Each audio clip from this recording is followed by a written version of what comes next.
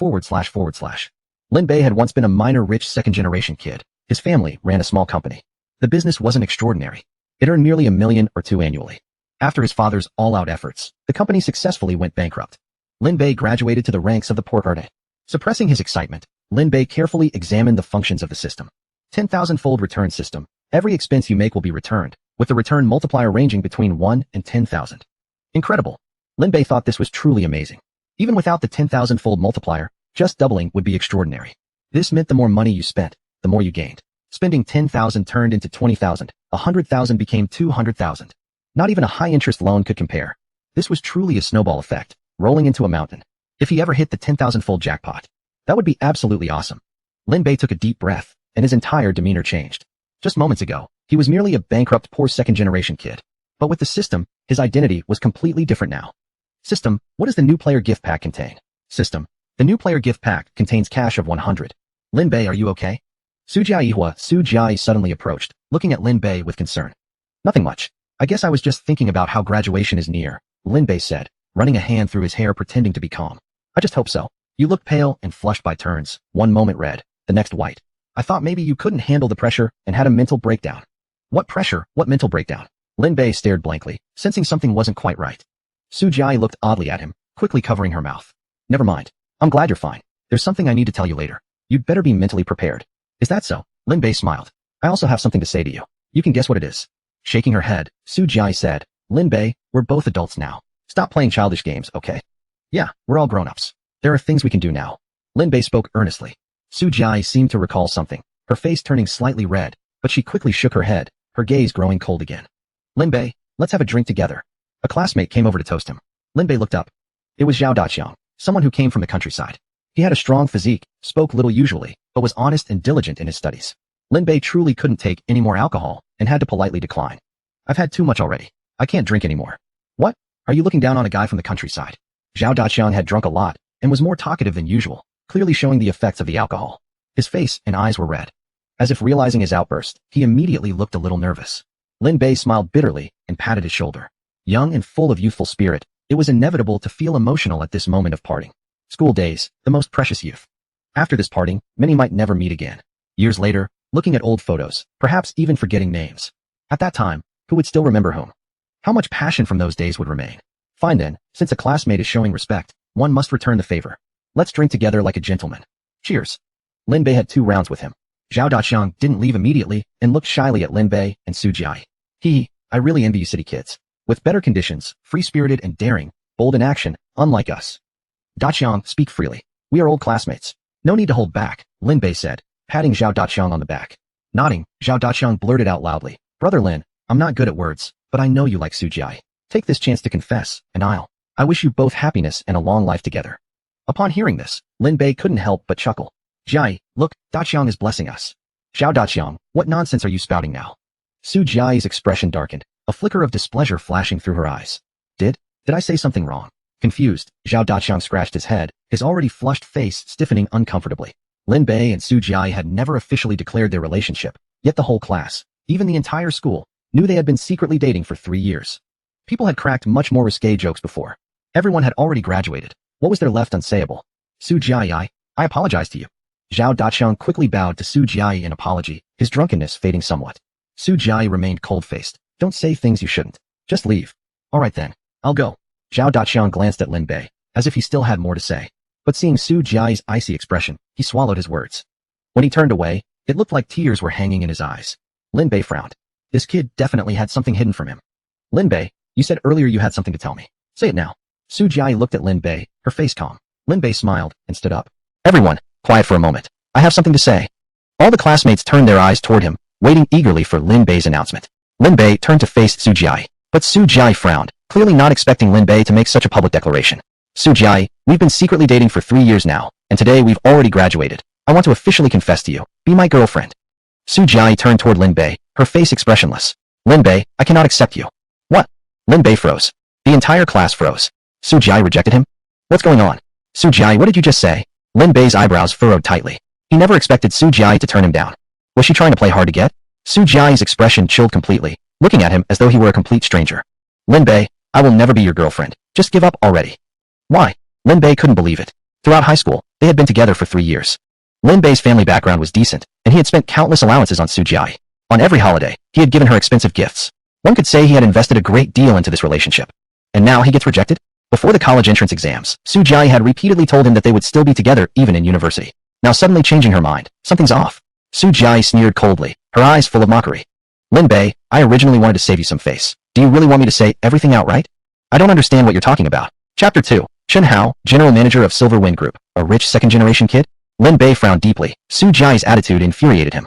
Still pretending? Fine, since you're shameless yourself, I won't bother saving your face anymore. Su Jiai raised her voice. Your family has gone bankrupt, and you still want to date me? What future can you offer me? Do you want to drag me into a pit of fire and make me repay your debts with you? Her words echoed throughout the hotel lobby. Expressions among their classmates varied. The atmosphere turned oddly tense. Lin Bay felt slightly curious. He had only learned about his family's bankruptcy just before this gathering. How did Su Jiai know about it? Well, that wasn't really important anymore. He hadn't intended to hide this from her either. He just hadn't gotten around to telling her yet. He never planned to rely on his family's money for his entire life. He would never be a freeloader. Su Jiai, there's something I must say clearly. Whether my family is bankrupt or not makes no difference to me. A real man doesn't rely on his family's wealth or live off his parents. He builds his future with his own efforts, making sure his loved ones live a good life. If you're rejecting me for this reason, I won't force anything. I must have misjudged you these past 3 years. Lin Bay's words rang firm and solid, gaining much approval. Zhao Daqiang was the first to stand by him. Lin Bay is right. Most of us in the class come from ordinary families without rich backgrounds. We will rely on our own hands to build careers and families. Yeah, depending on ready-made things only leads to running out eventually. Su Jiai, if you've known Lin Bay these past 3 years, you should know his character. His family's company going bankrupt is not his fault, nor should it limit his future. The boys voiced strong support. My mom and dad didn't even have a house when they first got together, and now look how well they're doing. What girls should value is a person's character. Supporting each other and building a future together, that's real happiness. Even many of the girls showed their support. You like him? That's your choice. But I, Su Jiai, will never waste my youth gambling on his uncertain future. That's final. Su Jiai dropped the microphone and prepared to leave. Lin Bay suddenly smiled. Zhao Daqiang quickly approached, fearing that Lin Bay might be emotionally overwhelmed. Lin Bay, are you okay? I'm fine. Never better. Lin Bay remained calm. Su Jiai, are you sure you won't regret this? Regret. Su Jiai had already begun walking away, but hearing his words, she couldn't help scoffing. What could I possibly regret about rejecting a broke, loser second-generation kid? Very well then. You may leave. I guess these past 3 years were just throwing food to a dog. Lin Bay smirked as he waved his hand dismissively. Lin Bay, watch your language. I, Su Jiai, owe you nothing. Sure, you spent a bit on me over these years, but it was your choice. I'm even generous enough not to ask you to compensate me for my lost youth. She scoffed coldly and walked away. Jiai, the party just started. We haven't even had dinner yet. Isn't it a waste to leave now? Lin Bay's family is bankrupt. If it were me, I'd have dumped him too. Don't worry about it. Yeah, who would want to stay with a poor nobody? He probably won't even afford a house in the future. The best electric scooter still can't beat a BMW. Isn't it more comfortable to cry in a BMW than bounce around on an electric scooter? Don't expensive yachts and villas sound great? Come, sit with us at this table. Several of her close female friends pulled Su Jiai to another table, far away from Lin Bay. Lin Bay, don't lose heart. When we enter university, work hard. Through your own efforts, you can still build a good life. Zhao Daqiang sat beside Lin Bay, worried he might be emotionally hurt, and patted his shoulder for comfort. No worries, I truly am fine. Lin Bay shook his head, not showing any sadness. In fact, he nearly wanted to laugh. Thankfully, he saw Su Jiai's true colors now, or else he wouldn't have known she was a gold digger and a two-faced girl. Yes, he really was bankrupt, but now he has a system. Every expense brings a reward between 1 to 10,000 times the value. With such a system in hand, he's practically invincible in the world. He's lucky he didn't tell her yet. Otherwise, he would have suffered even more loss. As the saying goes, the hardest times reveal people's true hearts. Lin Bay had learned this deeply today. Just then, a red Porsche suddenly pulled up outside. A man in a suit stepped out, holding a bouquet of flowers, and walked into the hotel. Ooh, who's that? He's so handsome, definitely the son of a wealthy family. If I had a boyfriend like him, I'd wake up smiling even from a dream. Hot gazes locked onto the man in the suit, as several money-obsessed girls flirtatiously tossed glances his way. The man in the suit scanned the hotel, locked eyes on a specific table, and walked over with a smile, holding out his flowers. Jiai, sorry I'm late. You're not upset, are you? Nonsense, Chen Hao. You managed to find time in your busy schedule to attend our graduation dinner. You're doing me a big favor already. How could I be upset? Su Jiayi stood up, tucking her beautiful hair behind her ear, her shy and pure appearance radiantly charming. What? So this is Jiayi's boyfriend. Chen Hao? I think I've seen you on TV. Don't tell me you're actually the general manager of Silverwind Group. The gold-digging girls at the same table swarmed around Chen Hao to flatter him. That's right. Chen Hao nodded with a slight smile, running his hand over his neatly oiled short hair, appearing modest yet slightly aloof. What? It really is you. Jiayi, such a handsome and rich boyfriend. Why have we never heard about him before? You're not playing fair, Jiayi. Are you afraid we'd steal him if we knew? Hello, Mr. Chun. I'm Hu Li, Jiayi's good classmate and best friend. Please take good care of her in the future. Hello, Mr. Chun. I'm Zhou Yan, Jiayi's closest friend. Is your company hiring? If possible, please consider me. I'm highly capable. Whatever you need, I can handle it. Once Chen Hao's identity was confirmed, the girls became instantly excited and rushed forward to ingratiate themselves. If they managed to get close to someone like Chen Hao, they'd never run out of money in the future. If Su Jiayi could enjoy such a privilege, why couldn't they? If she, Su Jiayi, can, why can't we? Just upon arriving, Chen Hao had already become the center of attention in the entire venue. This scene left many boys feeling extremely displeased. Chen Hao, general manager of Silverwind Group. A well-known rich second generation in Yinhai City, and that alone was enough to outshine everyone else in the room. This Chen Hao, fine, if he wants to take Su Jiayi away. But coming to our graduation party to show off is really despicable. If he had kept a low profile, I might have had some respect for him. But coming here like this, he's essentially slapping Lin Bay in the face. If I were Lin Bay, I would have rushed over and punched him in the face. Punch him? You clearly don't know Chen Hao's background. The Silverwind Group operates in multiple sectors, and rumor has it that he secretly employs a group of tough guys. There are few people in Yinhai City daring to mess with him. Chapter 3. Tonight's expenses are on me, young Master Chen. Wow, that's amazing. The boy who had just punched Chen Hao was scared pale. If Chen Hao had heard that remark, he would probably have a lot more than just a beating to worry about. After learning of Chen Hao's background, the other boys didn't dare to speak loudly anymore, afraid of catching his attention. Jiayi, I heard your ex-boyfriend Lin Bay is here too. Let him come out. Chen Hao asked with a smile. Chen Hao, why do you bring him up? He's got nothing to do with me anymore. Besides, he's just a new graduate. How can he compare to you, a business elite? Please don't meet him. Su Jiayi was somewhat embarrassed, not expecting Chen Hao to make such a request. It was Chen Hao himself who had told her about Lin Bay's bankruptcy, and that news had strengthened her resolve to break up with Lin Bay. But she didn't want Chen Hao to meet Lin Bay. She was afraid that Lin Bay might act rashly and provoke Chen Hao, which would harm her status in Chen Hao's eyes. What's there to be afraid of? I, Chen Hao, am the general manager of Silverwind Group. Would I really hold a grudge against a poor student? Who is Lin Bay? If you're a man, step forward. Chen Hao reached out and pulled Su Jiayi into his arms, shouting to the crowd. The hotel lobby grew tense with oppressive atmosphere. Too much oppression. The male students of Class 9, Senior 3, shared the same feeling and were so angry they trembled. Everyone involuntarily turned their gaze to Lin Bay. Lin Bay's eyes were cold, and a slight sneer hung on his lips. He didn't care about this gold-digging woman, but he would never tolerate the provocation from Chen Hao. Yet before he could speak, Zhao Daqiang rushed out. Chen Hao, what are you showing off? Just because you've got a little stinky money. Is having money so great? No matter how much money you have, we don't spend it, and now you're poaching my brother's girlfriend and showing off in front of us. You're pushing too hard. Let go of Su Jiayi and apologize to Lin Bay. Chen Hao looked at Zhao Daqiang with complete disdain. And what the hell are you? Another nobody vegetable? He couldn't keep Su Jiayi because he had no ability, and he should reflect on his own incompetence. You want me to apologize to him? Dream on. Chen Hao, you despicable. Zhao Daqiang shouted angrily. This is between him and me, it's none of your business. Get out of my way. Chen Hao shouted back. Oppressing my brother is the same as oppressing me, Zhao Daqiang. I can endure what he can endure, but not this. Boom. Zhao Daqiang rushed forward suddenly and punched Chen Hao straight in the chest. Zhao Daqiang, what are you doing? Lin Bei, was this your idea? I never thought you were such a petty person. Su Jiayi scolded Zhao Daqiang angrily, venting her rage on Lin Bei. Chen Hao dodged quickly and was not seriously hurt. But his eyes toward Zhao Daqiang turned icy cold. Dare to hit me, Chen Hao? You've got guts. Big brother Chong, don't act rashly. Let me handle my own matters. Lin Bei quickly walked over and restrained Zhao Daqiang, who was about to lose his temper.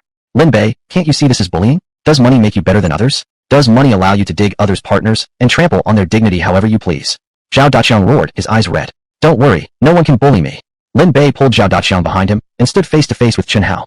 You're Lin Bei, Su Jiayi's ex-boyfriend? Chen Hao looked at Lin Bei with an amused expression. The general manager of Silverwind Group, Chen Hao. Lin Bei returned his gaze with disdain.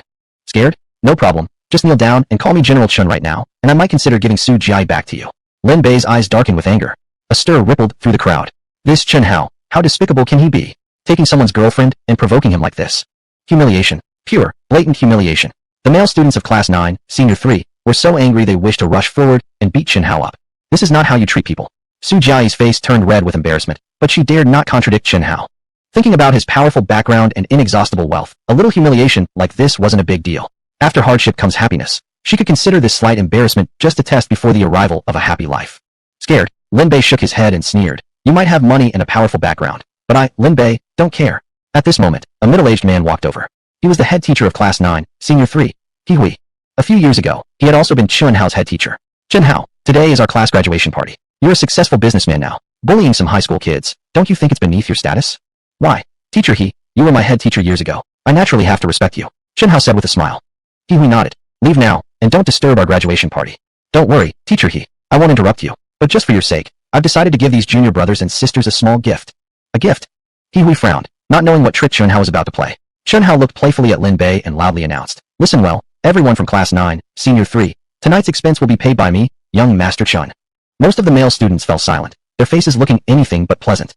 The girls wore complicated expressions, but the gold-digging girl sitting next to Su Jiai burst into loud cheers. Wow, young Master Chun is so generous. Is this what a second-generation rich kid can do? I'm in love, I'm in love. Since Mr. Chun is so enthusiastic, we won't hold back then. Hui frowned. Chun Hao, we're on a split-bill basis, we don't need your money. Who says it's not needed? Chun Hao smiled, then snapped his fingers, calling over a waiter. Mr. Chun, how can I assist you? Add 6 signature dishes to each table. Pick the most expensive ones in your restaurant. Also, add 2 bottles of Feimao and 2 bottles of 100-year Spanish red wine to each table. Open them right away and send them up. Right away, Mr. Chun, please wait a moment. Feimao, red wine, and top signature dishes are coming up. The waiter immediately placed the order on the ordering device. Chun Hao, why are you doing this? Hui's face looked particularly grim. In no time, more than 10 bottles of Feimao and red wine were opened and delivered, and the signature dishes for each table were successively brought out. Feimao's factory price is 1,499, but as soon as it enters the market, its price soars. The retail price at Inhai Hotel is 4,500 yuan per bottle. The 100-year Spanish red wine costs 4,999 yuan a bottle. Today's gathering for Senior 3, Class 9, had 6 tables total, meaning 12 bottles of Feimao and 12 bottles of red wine. The value of just these alcoholic beverages alone reached 114,000 yuan. Each table had 6 top signature dishes, costing over 3,000 in total per table, adding up to nearly 20,000 yuan. Adding in the initial consumption of 15,000 yuan, the total reached 149,000 yuan. Faced with this price, Hui turned pale. A consumption of nearly 150,000 yuan. He himself couldn't afford that much money. Even if it were split evenly, these students couldn't afford it either. Chun Hao seized this opportunity to proudly display his strength, leaving people speechless. Just look, what does rich and powerful really mean? What does a wealthy young master look like? This is Mr. Chen's strength. Jiai, I'm really envious of you. You found such a great boyfriend. Spending over 100,000 casually. Tell me, could certain people even do that? Dare they? Several gold-digging girls shouted loudly while casting sideways glances at Lin Bei, their faces filled with mockery. Chapter 4, Going Too Far. All the male students fell silent. The atmosphere was unbearably oppressive. Frankly speaking, not many of them had tasted Feimaos and red wine before, and they were also tempted. But the problem was, this was Chun Hao's way of showing off. Seemingly generous, but in reality, each toast felt like a slap across Lin Bei's face. It made all the other male students feel the same humiliation. This Chun Hao is getting more and more outrageous. He poached someone's girlfriend already, but now he even dares to flaunt his wealth and publicly shame Lin Bei. Is there no end to this? What can we do? That's just how rich people operate. Yeah, if you don't like it, we'll keep throwing money at you until you're forced to accept it. The male students sighed one after another. Facing Chun Hao's incredible extravagance, what else could Lin Bei possibly do? He probably had no choice but to swallow this humiliation. Chun Hao wore a triumphant smile on his face, clearly enjoying all the admiration from the money-worshipping girls. Seeing the frustrated expressions of the male students, his smile became even brighter. High above everyone else, dominating the entire room. This was the power of money. This was the strength of the wealthy. Don't like it? Then just keep swallowing your pride. Haha. Teacher He, you all enjoy yourselves. If the food and drinks aren't enough, keep ordering more. It's all on me. TSK. Lin Bei, you seem to be in a bad mood. Then drink more. Drink to forget your sorrows. Haha. But of course, I won't be paying for your expenses. Chun Hao suddenly changed tone and announced loudly. Swish, swish. All the classmates turned their eyes toward Lin Bei. The male students could especially empathize with this feeling. Even though Chun Hao wasn't directly targeting them, they still felt as if their faces were being sliced by a knife, burning with humiliation. If such humiliation fell upon them, they probably wouldn't be able to bear it and might even break down on the spot. It was just too damn offensive. Yet the other side had the wealth and arrogance to do as they pleased. Even if you weren't willing to accept it, you had no power to fight back. It was double the frustration, double the humiliation. This was pure, soul-crushing cruelty. Chun Hao really went too far. Step by step, crushing people mentally and spiritually. With just a wave of his hand, he spent over 100,000, crushing our entire class so we can't hold our heads up anymore. Whoever offends him will definitely suffer greatly. The male students suppressed their anger and became even more sympathetic toward Lin Bei. Chun Hao shifted his gaze and looked at another person. And you, I won't pay for your meal either. Both of you must pay from your own pockets. You bastard. Zhao Daqiang became furious. As a rural person who had experienced a hard and poor life, he didn't worship money. It was nothing big to miss this meal, but being slapped in the face and openly humiliated like this, he couldn't bear it anymore. Don't be impulsive, I'll deal with him. Lin Bei quickly grabbed Zhao Daqiang to prevent him from acting recklessly. Zhao Daqiang barely contained his rage, shaking his head silently. What Lin Bay had was just a tiny fraction compared to Chun Hao's wealth, and on top of that, he had gone bankrupt. How could he possibly fight back? This grudge looked like it could only be swallowed. What are you all still frozen for? Eat and drink, everyone. Hehe, do you think Chun CEO would miss such a small amount of money? He's just disgusted by certain country bumpkins who can't handle losing, right? Isn't that right, Chun CEO? The tablemates of Su Jiai, money-worshipping girls, poured oil on the fire, deliberately stirring up chaos. Chun Hao was in an exceptionally great mood. Ha ha ha, exactly. Chun Hao, don't care about such a small amount of money. I just want you all to understand. One who opposes me will never have a good outcome. You're Zhao Daqiang, right? I remembered that punch of yours. Considering teacher he's face, I'll let it go today, but I always take revenge. We'll settle the score properly another day. Everyone, enjoy yourselves, ha ha. Chun Hao waved his arms enthusiastically, hyping up the atmosphere. Seeing this scene, other diners in the hall also cast envious glances. Isn't that Mr. Chun from Infeng Group? How come he's here? He came to look for his girlfriend, apparently. I heard some presumptuous fool dared to compete with him, and look what happened. Humiliated publicly and severely humbled. Hehe, anyone who dares oppose Mr. Chun from Infeng Group is just asking for embarrassment. These young students don't know anything about the real world. Do they even understand what opposing Mr. Chun means? It means they won't find work in Inhai after graduation. They've never been bitten by the harsh society. Mr. Chun certainly taught them a valuable lesson today.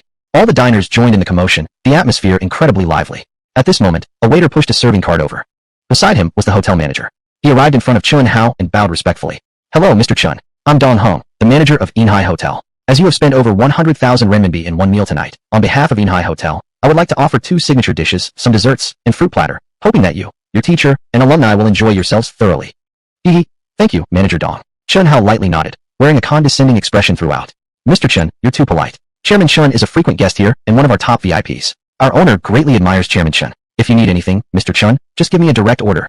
Dong Hong said with a beaming, fawning smile as he handed over his business card. Sure thing. Chun Hao accepted the card.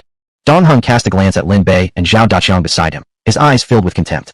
Mr. Chun, these two seem extremely disrespectful toward you. Should I have security throw them out? No need. Chun Hao waved his hand with a laugh. After all, this is Professor He's class, and it's our graduation dinner. Don't want to spoil the mood for everyone. Let them just watch us eat. Ha ha, very wise, Mr. Chun. Dong Hong gave Chun Hao a big thumbs up.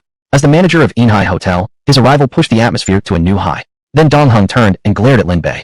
I'm warning you too, show some respect toward Mr. Chun. He is a VIP of our hotel. No one will be allowed to disrespect him within our premises. If you choose to ignore my warning and cause trouble, I'll have no choice but to have security throw you out. Zhao Daqiang gritted his teeth in anger. Dog acting tough behind someone else's back, pushing people too far. Lin Bei waved his hand. That's business for you. The rich make the rules. Ignore him. Exactly. You said it perfectly. The rich make the rules. Today, I, Chun Hao, am your god. Chun Hao laughed, his voice loud enough for the entire room to hear. So what? You think being rich makes you great? You're not the only one with money. Lin Bei coldly chuckled. Chun Hao had finished his show of superiority, and now it was Lin Bei's turn to strike back. Of course being rich is something to be proud of. I'm simply richer than you. If you don't like it, come bite me. It's not that I look down on you, but if you can pay for tonight's entire bill like I just did, I'll kneel down in front of everyone and count out to you, calling you my god. Or you can kneel down and count out to me, call me your god, and I'll cover your bill tonight too. Chun Hao, you're going too far. Professor He shouted angrily. Professor He, this is between him and me. You can't do anything about it. Chapter 5. This one's 100,000, you pay it. Chun Hao's face was full of disdain. He was confident Lin Bei didn't have the guts, so he spoke boldly. As soon as those words came out, the gold-digging girls at Su Jiai's table immediately started heckling. Lin Bei, aren't you Bufu with President Chun? Such a great opportunity, don't miss it. President Chun has already spoken. You're not scared to take the challenge, are you? Oh come on, I almost forgot. Your family went bankrupt. With what do you want to take him on? Hee, a poor rat is still a poor rat. If you don't count out to President Chun now, today you probably won't even get a meal. Lin Bei, you can't win against a big shot like President Chun. It's no shame for you to kneel down. Who knows, maybe he'll be so happy he'll bring your company back to life. Hurry up already. Chun Hao laughed loudly. I've already given you the chance. If you don't dare to accept the challenge and refuse to kneel, how can you still have the face to stay here? Why don't you just scram? Who said I'm afraid? I accept the challenge. Lin Bei shouted loudly. This is what you said. A cunning smile of triumph appeared on Chun Hao's face.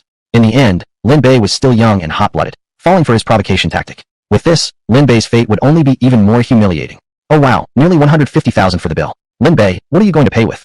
Just with that enthusiasm of yours. Probably won't work. Even if you sold all your blood, it wouldn't be worth 150,000.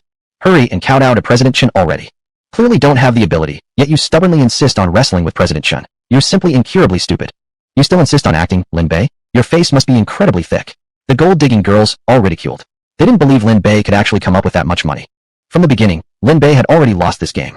Admit defeat? Hee, the game hasn't even started yet. It would be too easy for him to give up now. Chun Hao coldly smirked and waved his hand. Dong Hong came over sensibly, looking at Lin Bei with obvious disdain. You guys from class 9 of senior 3 altogether had 6 tables. The total expense is 149,000. If you think you can pay, please go ahead. 149,000? A bit little. Lin Bay slightly frowned. Too little? It's probably not only a little bit less, but way less than that, right? Dong Heng secretly sneered. Lin Bay asked, what's the total expense for the entire haul? The entire haul. Dong Heng was taken aback. What is this guy thinking? You can't even afford 149,000. Why are you asking about the entire haul? Even if I tell you, can you possibly pay it? That's none of your business. Hurry up and calculate the bill. Lin Bay said. After checking the back end of the order pad, Dong Heng's sneer deepened. The entire haul comes to 330,000. Do you think you can manage that? Still a bit little. Lin Bay shook his head. Zhao Daqiang beside him was already sweating from his forehead. Lin Bay, what are you doing? Have you gone mad? Zhao Daqiang couldn't believe Lin Bay, in anger, would dare to challenge a rich second generation like Chen Hao. Head teacher, He also sensed something was off. Lin Bay, did you drink too much? Where would you get so much money? Quickly admit defeat. I'll help mediate. Trust me. Lin Bay winked at the two men, his face full of mischievous laughter. Lin Bay, I didn't expect you to be this stupid. You truly disappoint me. Su Jiai shook his head with a cold smile, his face filled with contempt. He originally felt a little sympathy for Lin Bay, but now it was completely gone, replaced entirely by disdain. Lin Bay must have taken some wrong medicine to challenge Chen Hao like this. Don't you know your own weight? Competing with Chen Hao in wealth? Isn't that asking for death? Lin Bay suddenly looked at Zhao Daqiang. Daqiang, do you hear any dog barking? Dog barking? Uffed. Zhao Daqiang understood immediately, nearly bursting into laughter. You dare to mock me with a hidden insult while pretending to warn me. Since you're so confident, then bet already. Su Jiai's face turned icy. Lin Bei looked at Dong Heng. What's the total hotel expense today? The entire hotel. Dong Heng practically laughed out loud. Oh wow, not satisfied with the entire haul, now he's asking about the entire hotel. Fine then, since you're so tough, I'll tell you. Let's see how you're going to handle this. The total expense for the entire hotel today sums up to 1,016,000. Alright, I'll round it off for you, just $1 million. Can you afford this bill? Dong Heng looked at Lin Bei, his eyes filled with utmost contempt. Chen Hao also laughed. It seems I underestimated our rich guy Lin Bei. I didn't expect you to actually be so wealthy. Well then, if you can actually pay this $1 million bill, I'm willing to publicly eat 3 gene of dog shit. Promise? Lin Bei asked with a smile. What Chen Hao says carries immense weight. Great, it's settled then. Lin Bei laughed out loud, looking at Dong Heng. Pay the bill. Keep acting. Keep pretending. Excuse me, Honorable Mr. Lin, would you like to pay in cash or by card? Dong Heng wore a sneer across his face, eagerly waiting for the moment Lin Bei would finally fail to keep up the act and be utterly humiliated. No card on me. Lin Bei patted his pockets and shook his head. Ha ha ha ha, we all knew you didn't have it. What a joke. Did you see that? This kid's flat broke. Looks like his bluff's finally over. Lin Bei, are you going to get on your knees and apologize to President Chen yet? Call him master. The gold-digging girls all cheered, as if anticipating an excellent show. Security. Dong Heng waved his hand broadly, summoning several guards. He ordered them to prepare. The moment Lin Bei couldn't produce the money, they were to escort him to apologize to Chen Hao. In his eyes, there was no longer any doubt. Lin Bei had already lost, and was simply stubbornly clinging on. Keep a close watch on him. Don't let him escape. Prevent him from pulling any stunts. Don't worry, Manager Dong. This kid's not going anywhere. The security guards tightly surrounded Lin Bei. Lin Bei, when I knock them down later, you run fast. Zhao Daqiang whispered into Lin Bei's ear, crouching beside him. Lin Bei was barely able to suppress his laughter. What the hell is going on? Do I look like someone who would skip out on a debt? Never fear, just wait and enjoy the show. Enjoy the show? Zhao Daqiang nearly burst into tears. What show? Whose show exactly? The situation's this tense and you're still daydreaming? Head teacher He Hui was also extremely anxious. But he was already powerless. Lin Bei was insisting on carrying through with this bluff, and the boast was already beyond salvage. He could only try to mediate, hoping Chen Hao wouldn't humiliate Lin Bei too harshly. I didn't bring my card, so I'll pay by facial recognition. Lin Bei said. Pay by facial recognition? Dong Heng's already sneering face darkened slightly with irritation. Are you kidding? You're drowning and still pretending to be high and mighty? Fine. If you insist on acting, then I'll play along till the end. It's not like I haven't gone this far already. Dong Heng led Lin Bei to the cashier's counter, with the whole crowd following closely behind. Go ahead, Honorable Mr. Lin. Dong Heng could already picture the embarrassing scene of Lin Bei failing facial recognition. Chen Hao also wore a victorious smile on his face. The gold diggers waited eagerly for the spectacle, Su Jiai's face filled with mockery and icy laughter. Chapter 6, Spending $1 million, Shocking Everyone. The boys from Class 9, Senior 3, looked dejected. They could already picture the humiliation Lin Bei was about to face. Zhao Daqiang quietly grabbed 2 beer bottles, ready to fight. That was his best friend. No matter what, he couldn't just stand by and watch him be humiliated. Even if it meant climbing mountains of knives or walking through fire, Zhao Daqiang will do it. Lin Bei stepped in front of the payment machine screen for facial recognition. Beep. Face recognition failed. The prompt tone triggered an outburst of laughter in the crowd. That's strange. Lin Bei scratched his head, looking genuinely confused. You still want to pretend? Dong Heng shouted angrily, eyes wide. No card, couldn't even pass facial recognition. What more excuses do you have? Lin Bei, you lost. Can't you admit it? This is really boring. Are you even a real man? It's not shameful to lose to a rich guy like Mr. Chen. Just admit it already and stop wasting everyone's time. The gold diggers were stirring things up, and many curious diners joined in the commotion. Su Jiai wore a sneer on her face, shouting at the top of her lungs. Lin Bei, if you really can pay $1 million, I'll kneel down and crawl like a dog in front of everyone. Security, someone doesn't want to be polite, so let's help them be polite. With a big wave of Dong Heng's hand, 2 security guards stepped forward to restrain Lin Bei, while another prepared to force him down on his knees to kowtow to Chen Hao. Wait, which company made your facial recognition system? Lin Bei suddenly asked. The cashier replied. It's from Zfubi. Oh, Zfubi, that explains it. Lin Bei smacked his forehead and smiled. I should have used Weixin Pay. Please follow me. The Weixin Pay facial scan is over here. Please face the screen. Alright. Lin Bei followed the cashier's instructions and looked at the screen on the left. This million yuan was taken from the new user gift package gifted by the system. Once claimed, it was immediately withdrawn into his Weixin balance. Beep. Facial recognition successful. Payment of 1 million yuan completed. When the prompt sounded, the entire place fell silent. The silence was so absolute, even a falling needle could be clearly heard. After a moment of quiet, the entire venue erupted. A million. Oh my god, it actually went through. Lin Bei actually has 1 million? How could he possibly have so much money?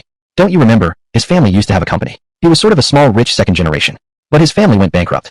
The entire class 9 senior 3 was stunned. Zhao Daqiang was breathing heavily, his eyes bloodshot. Lin Bei, you actually paid 1 million. It really went through.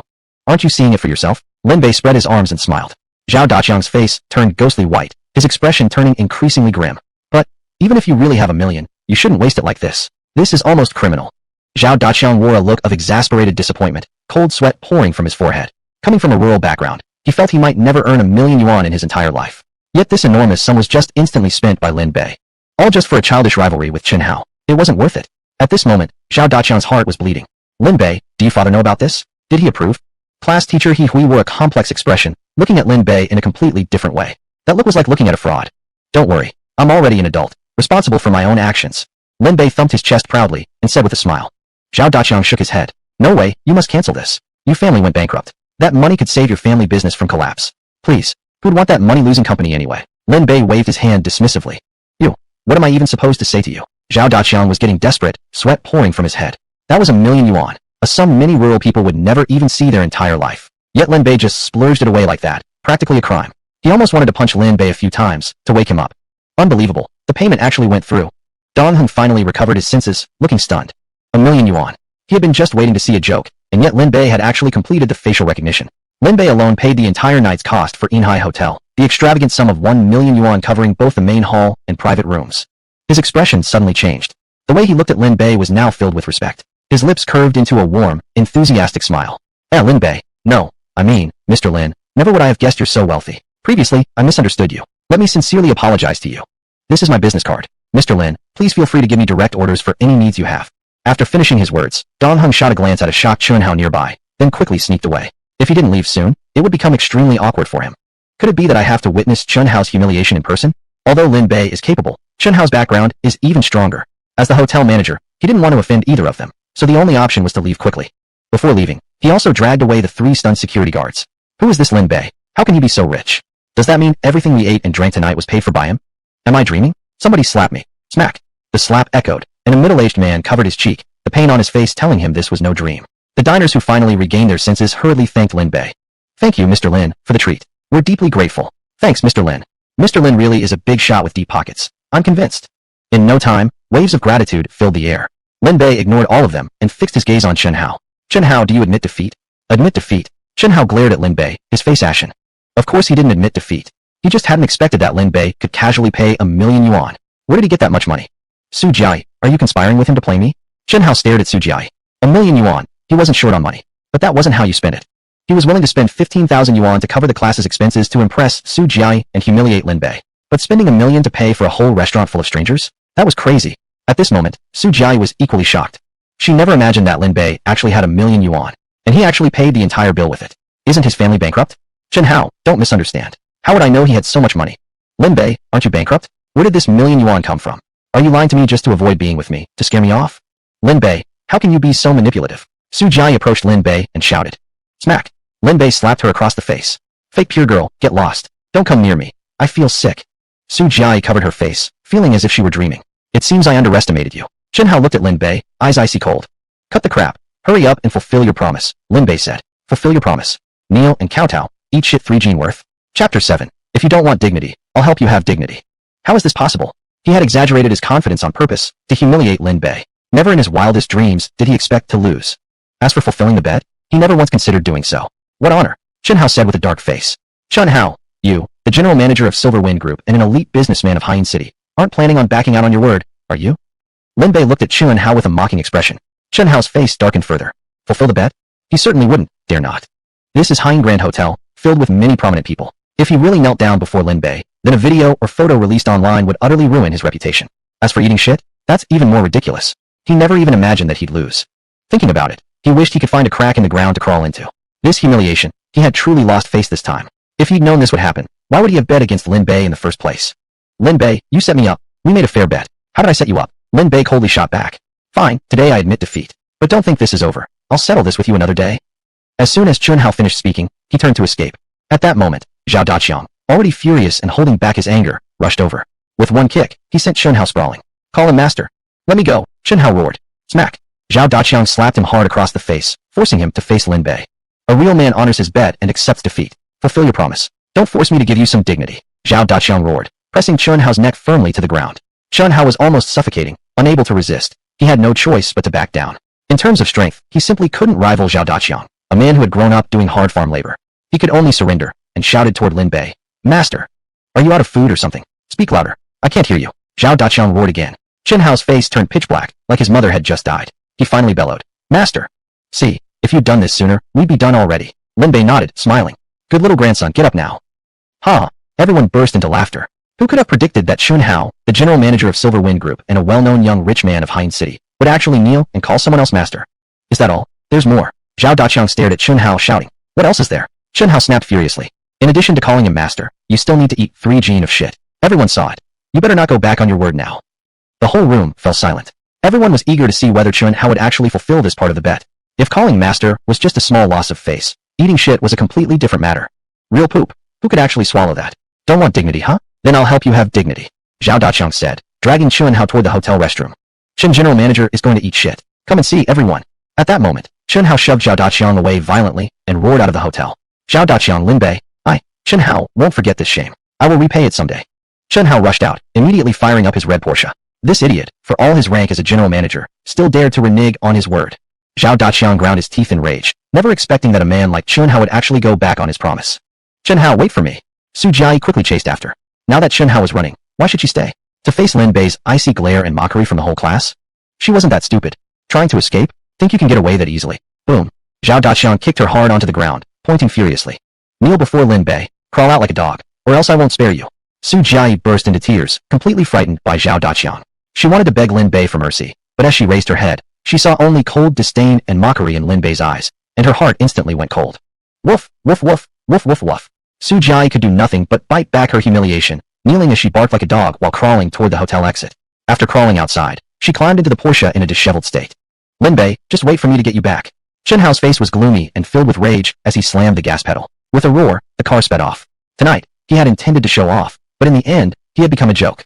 As general manager of the Silver Wind Group and a well-known young heir of Hein City, this humiliation was simply unbearable. Glancing at Su Jiayi beside him, fury burned in his eyes. It was all her fault he suffered such public shame tonight. Su Jiayi, it's your fault I was humiliated. I didn't expect it to go this far. Su Jiayi was in tears and helpless. Not only had she been humiliated in front of the entire class, but she'd also been slapped and terrified by Lin Bei's harsh treatment. It truly was a miserable experience. I don't care. You have to make it up to me tonight. How? How do you want me to make it up to you? Su Jiayi's heart pounded violently. Chen Hao sneered coldly and licked his lips. The presidential suite at Yinhao Grand Hotel is amazing. I've been so busy with company affairs lately that I've never really had the chance to enjoy it. Tonight, I'm going to indulge myself. The presidential suite. Su Jiayi was somewhat fascinated. She had never even seen a presidential suite before, and judging from the situation, there was no way she could refuse Chen Hao. Otherwise, she would definitely provoke his anger. She had already broken up with Lin Bei. If she angered Chen Hao too, everything would be lost. This opportunity must not be missed. At this moment, Chen Hao had already calmed down. He originally came to the hotel just to show off in front of Su Jiayi, but instead, Lin Bei stole the spotlight. For Su Jiayi, this was clearly a significant blow, which would affect her mood and Chen Hao's image in her eyes. But for Chen Hao, it was not a big issue. Jiayi, today's incident is not entirely your fault. I also underestimated Lin Bei's strength a bit. Su Jiayi nodded, while her stomach started growling. You're hungry, aren't you? I'm hungry too. Let's go have dinner first, then I'll give you a present afterward. What present? Su Jiayi asked curiously. Of course a luxury car. As my girlfriend, how can you go around without one? After buying you the car, we can go to the hotel. What? Chen Hao, you're so sweet. I love you. Su Jiayi was extremely excited, and all her previous gloom instantly vanished. Who cares about Lin Bei? Who cares about 1 million yuan? That's nothing. Chen Hao is giving away luxury cars like candy. Lin Bei, can you do that? Inside Yinhai Grand Hotel. Lin Bei, since he ran away, why didn't you chase him? Zhao Daqiang shouted impatiently. He had spent a fortune and barely defeated Chun Hao, only to let him escape like this? Although he knew Chun Hao would never keep his promise, seeing him flee still filled Zhao Daqiang with resentment. At this moment, Lin Bei ignored him completely, his eyes seeming somewhat vacant. He was communicating with the system, checking the return from his spending.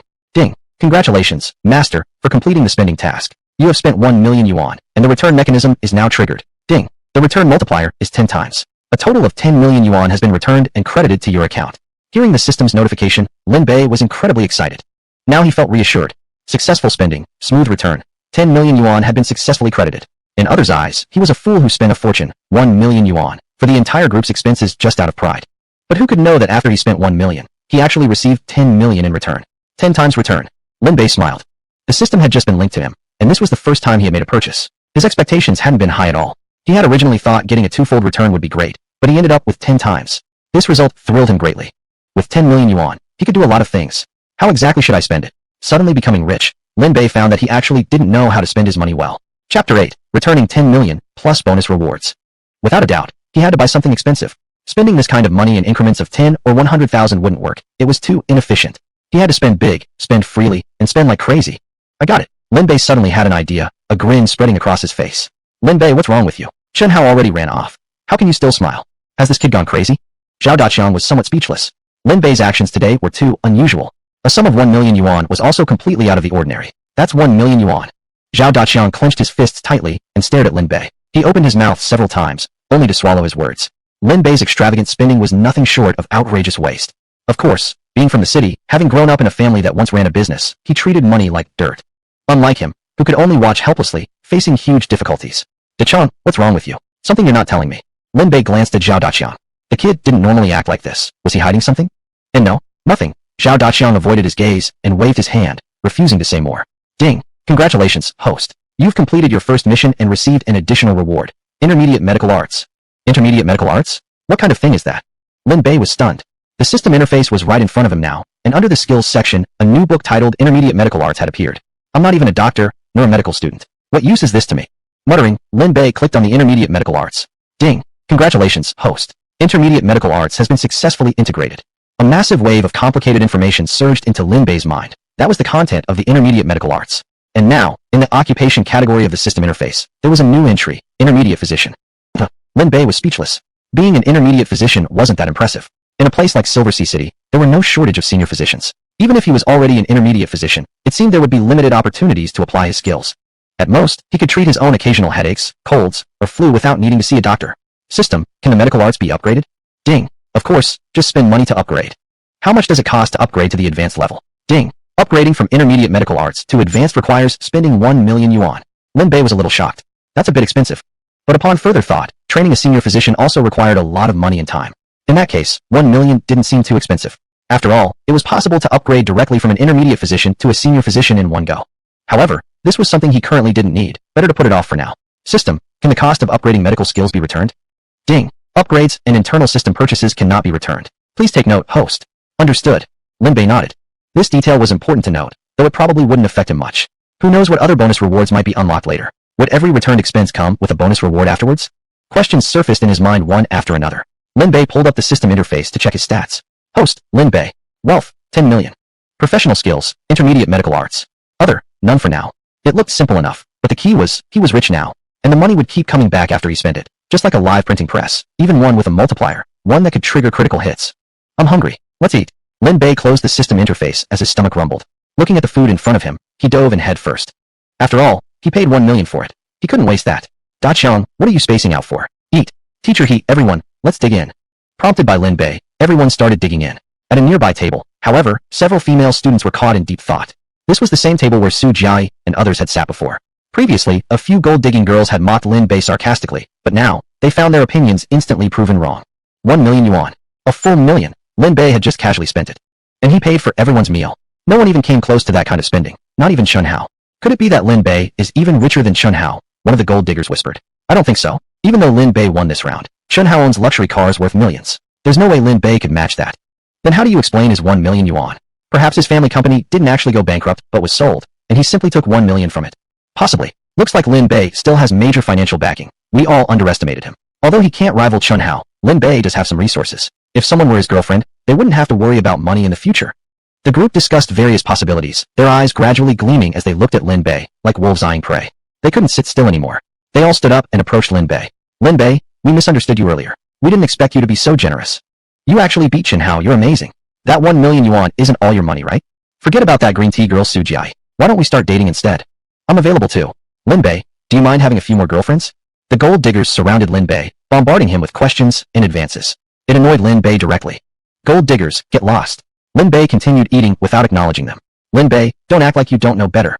My conditions aren't much worse than Su Jiai's. Dating you is practically doing you a favor. Even though you've got some money now, can you really compare to Chen Hao? You're just ungrateful. Seeing that Lin Bay still ignored them, they became furious and began mocking him. People shouldn't get too cocky. Yeah, Chen Hao is the real rich second generation, the true big shot. What are you exactly? Even if you had 1 million yuan, it's already gone. Aren't you just a penniless nobody now? Your family's small company probably sold for about 1 million, and you've already squandered it all. Your dad would kill you when he finds out, right? Maybe he got the money from winning the lottery. He just blew it all away. Must be heartbroken, right? Don't say that. Maybe the money was stolen or robbed. Right? Hurry up and check the news. Any recent major financial cases reported by the police. If there's something, you should report him immediately. It's probably related to him. Lin Bay was completely fed up. What are you barking at? What are you barking at? Get out. You're not welcome here. Just because you tell us to leave doesn't mean we will. Who do you think you are? We don't need this meal anyway. We can manage just fine without it. Girls, let's go. Go where? This food is too good to waste. Exactly. Now that we're here, why not eat for free? We're definitely staying for this meal. The gold diggers pushed shamelessness to the extreme, insisting on sitting back down and finishing the meal before leaving. Chapter 9. Take this meal and feed it to the dogs. Ugh, how shameless. Zhao Daqiang couldn't help but curse angrily. Just moments ago, these women had been groveling over Chen Hao and mocking Lin Bei, yet now they still had the audacity to stay and eat. It was so disgusting. Seeing that they weren't leaving, Lin Bei immediately called for Dong Hong. What can I do for you, Mr. Lin? Dong Hong asked politely, standing respectfully beside him. Go take the food from that table and throw it out to feed the dogs. And pour out all the alcohol too. Dong Hong was stunned. That was a meal costing more than 20,000 per table, and he wanted to feed it to the dogs? Why was Mr. Lin's thinking so unusual? Was this the joy of the wealthy? What are you hesitating for? Did you hear me when I said to take it out and feed the dogs? Lin Bei shouted. Yes, feed the dogs, feed the dogs. Dong Hong quickly called over the waiters and dumped all the food from that table into the dog cage in front of the restaurant. The few gold-digging girls hadn't even taken a bite before getting utterly furious. Look, he'd rather feed the dogs than let us eat. How infuriating. Is he saying we're worse than dogs? Lin Bei, you got your moment of glory and already forgotten who you are? Don't forget you've already offended Chen Hao. That guy never lets a grudge go. Just wait and see how he deals with you. Watching the dogs joyfully eating inside the cage, the gold-digging girls left, cursing all the way. Girls, I'm so hungry. Sorry, it's all because of Lin Bei. If it weren't for him, we'd have been enjoying our meal already. Never mind. I'm so hungry I can't stand it. Let's find somewhere to eat first. The girls began walking toward a street food stall nearby. Fine dining was off the table. They'd have to settle for something simple for now. Girls, where should we go after eating? How about the 4S store? I heard they just got a new batch of luxury cars. What's the point of looking? We can't afford them anyway. With my looks, isn't finding a rich guy easy enough? That's my dream, and I need to work hard to make it happen. Great idea. Me too. Inside the Silver Sea Hotel, Lin Bei finished his meal quickly. Is everyone done eating? Yes, Lin Bei, thank you. Lin Bei, today you handled it brilliantly. I saw Chen Hao's face turn green. Eating was never the point. The best part is seeing Chen Hao humiliated like that. This is definitely the most satisfying meal I've ever had. The classmates excitedly said goodbye to Lin Bei. Several pretty girls even insisted on taking photos with him, greatly satisfying his vanity. If it weren't for Lin Bei today, the entire Class 9 Senior 3 would have been embarrassed by Chen Hao. In their eyes, Lin Bei had already become a hero. Plus, he was handsome to begin with, and already quite popular among girls. After today's events, his popularity had soared even higher. Lin Bei, today you definitely avenged us all, but the other side is Chen Hao. His background is powerful, and having taught him for 3 years, I know his personality, someone who never forgets a grudge. In the future, you should be careful studying and working in Yin High. Teacher He Hui, their class advisor, earnestly reminded Lin Bei. Don't worry, Teacher He. One mere Chen Hao isn't even worth my attention. Lin Bei waved his hand and smiled, clearly unconcerned. He Hui silently sighed. Lin Bei was still young, full of youthful arrogance, unaware of the dangers in the world. If he continued like this, he would surely end up losing eventually, but since he had already said his piece, He Hui would stop here. In any case, just be careful. If you ever run into trouble, feel free to come to me. Although I'm just a poor teacher with limited ability, having been Chen Hao's advisor for 3 years, he should at least give me some face, He Hui added with a self-mocking smile. Thank you, Teacher He. Please take care on your way. Lin Bei escorted Teacher He to the hotel entrance, watching him leave along with the students. Lin Bei, I'm going back to my hometown. I might come back after a while. Zhao Daqiang stayed until the end to bid farewell to Lin Bei. Big Zhao, why are your eyes so red? Didn't you sleep well, or did you drink too much?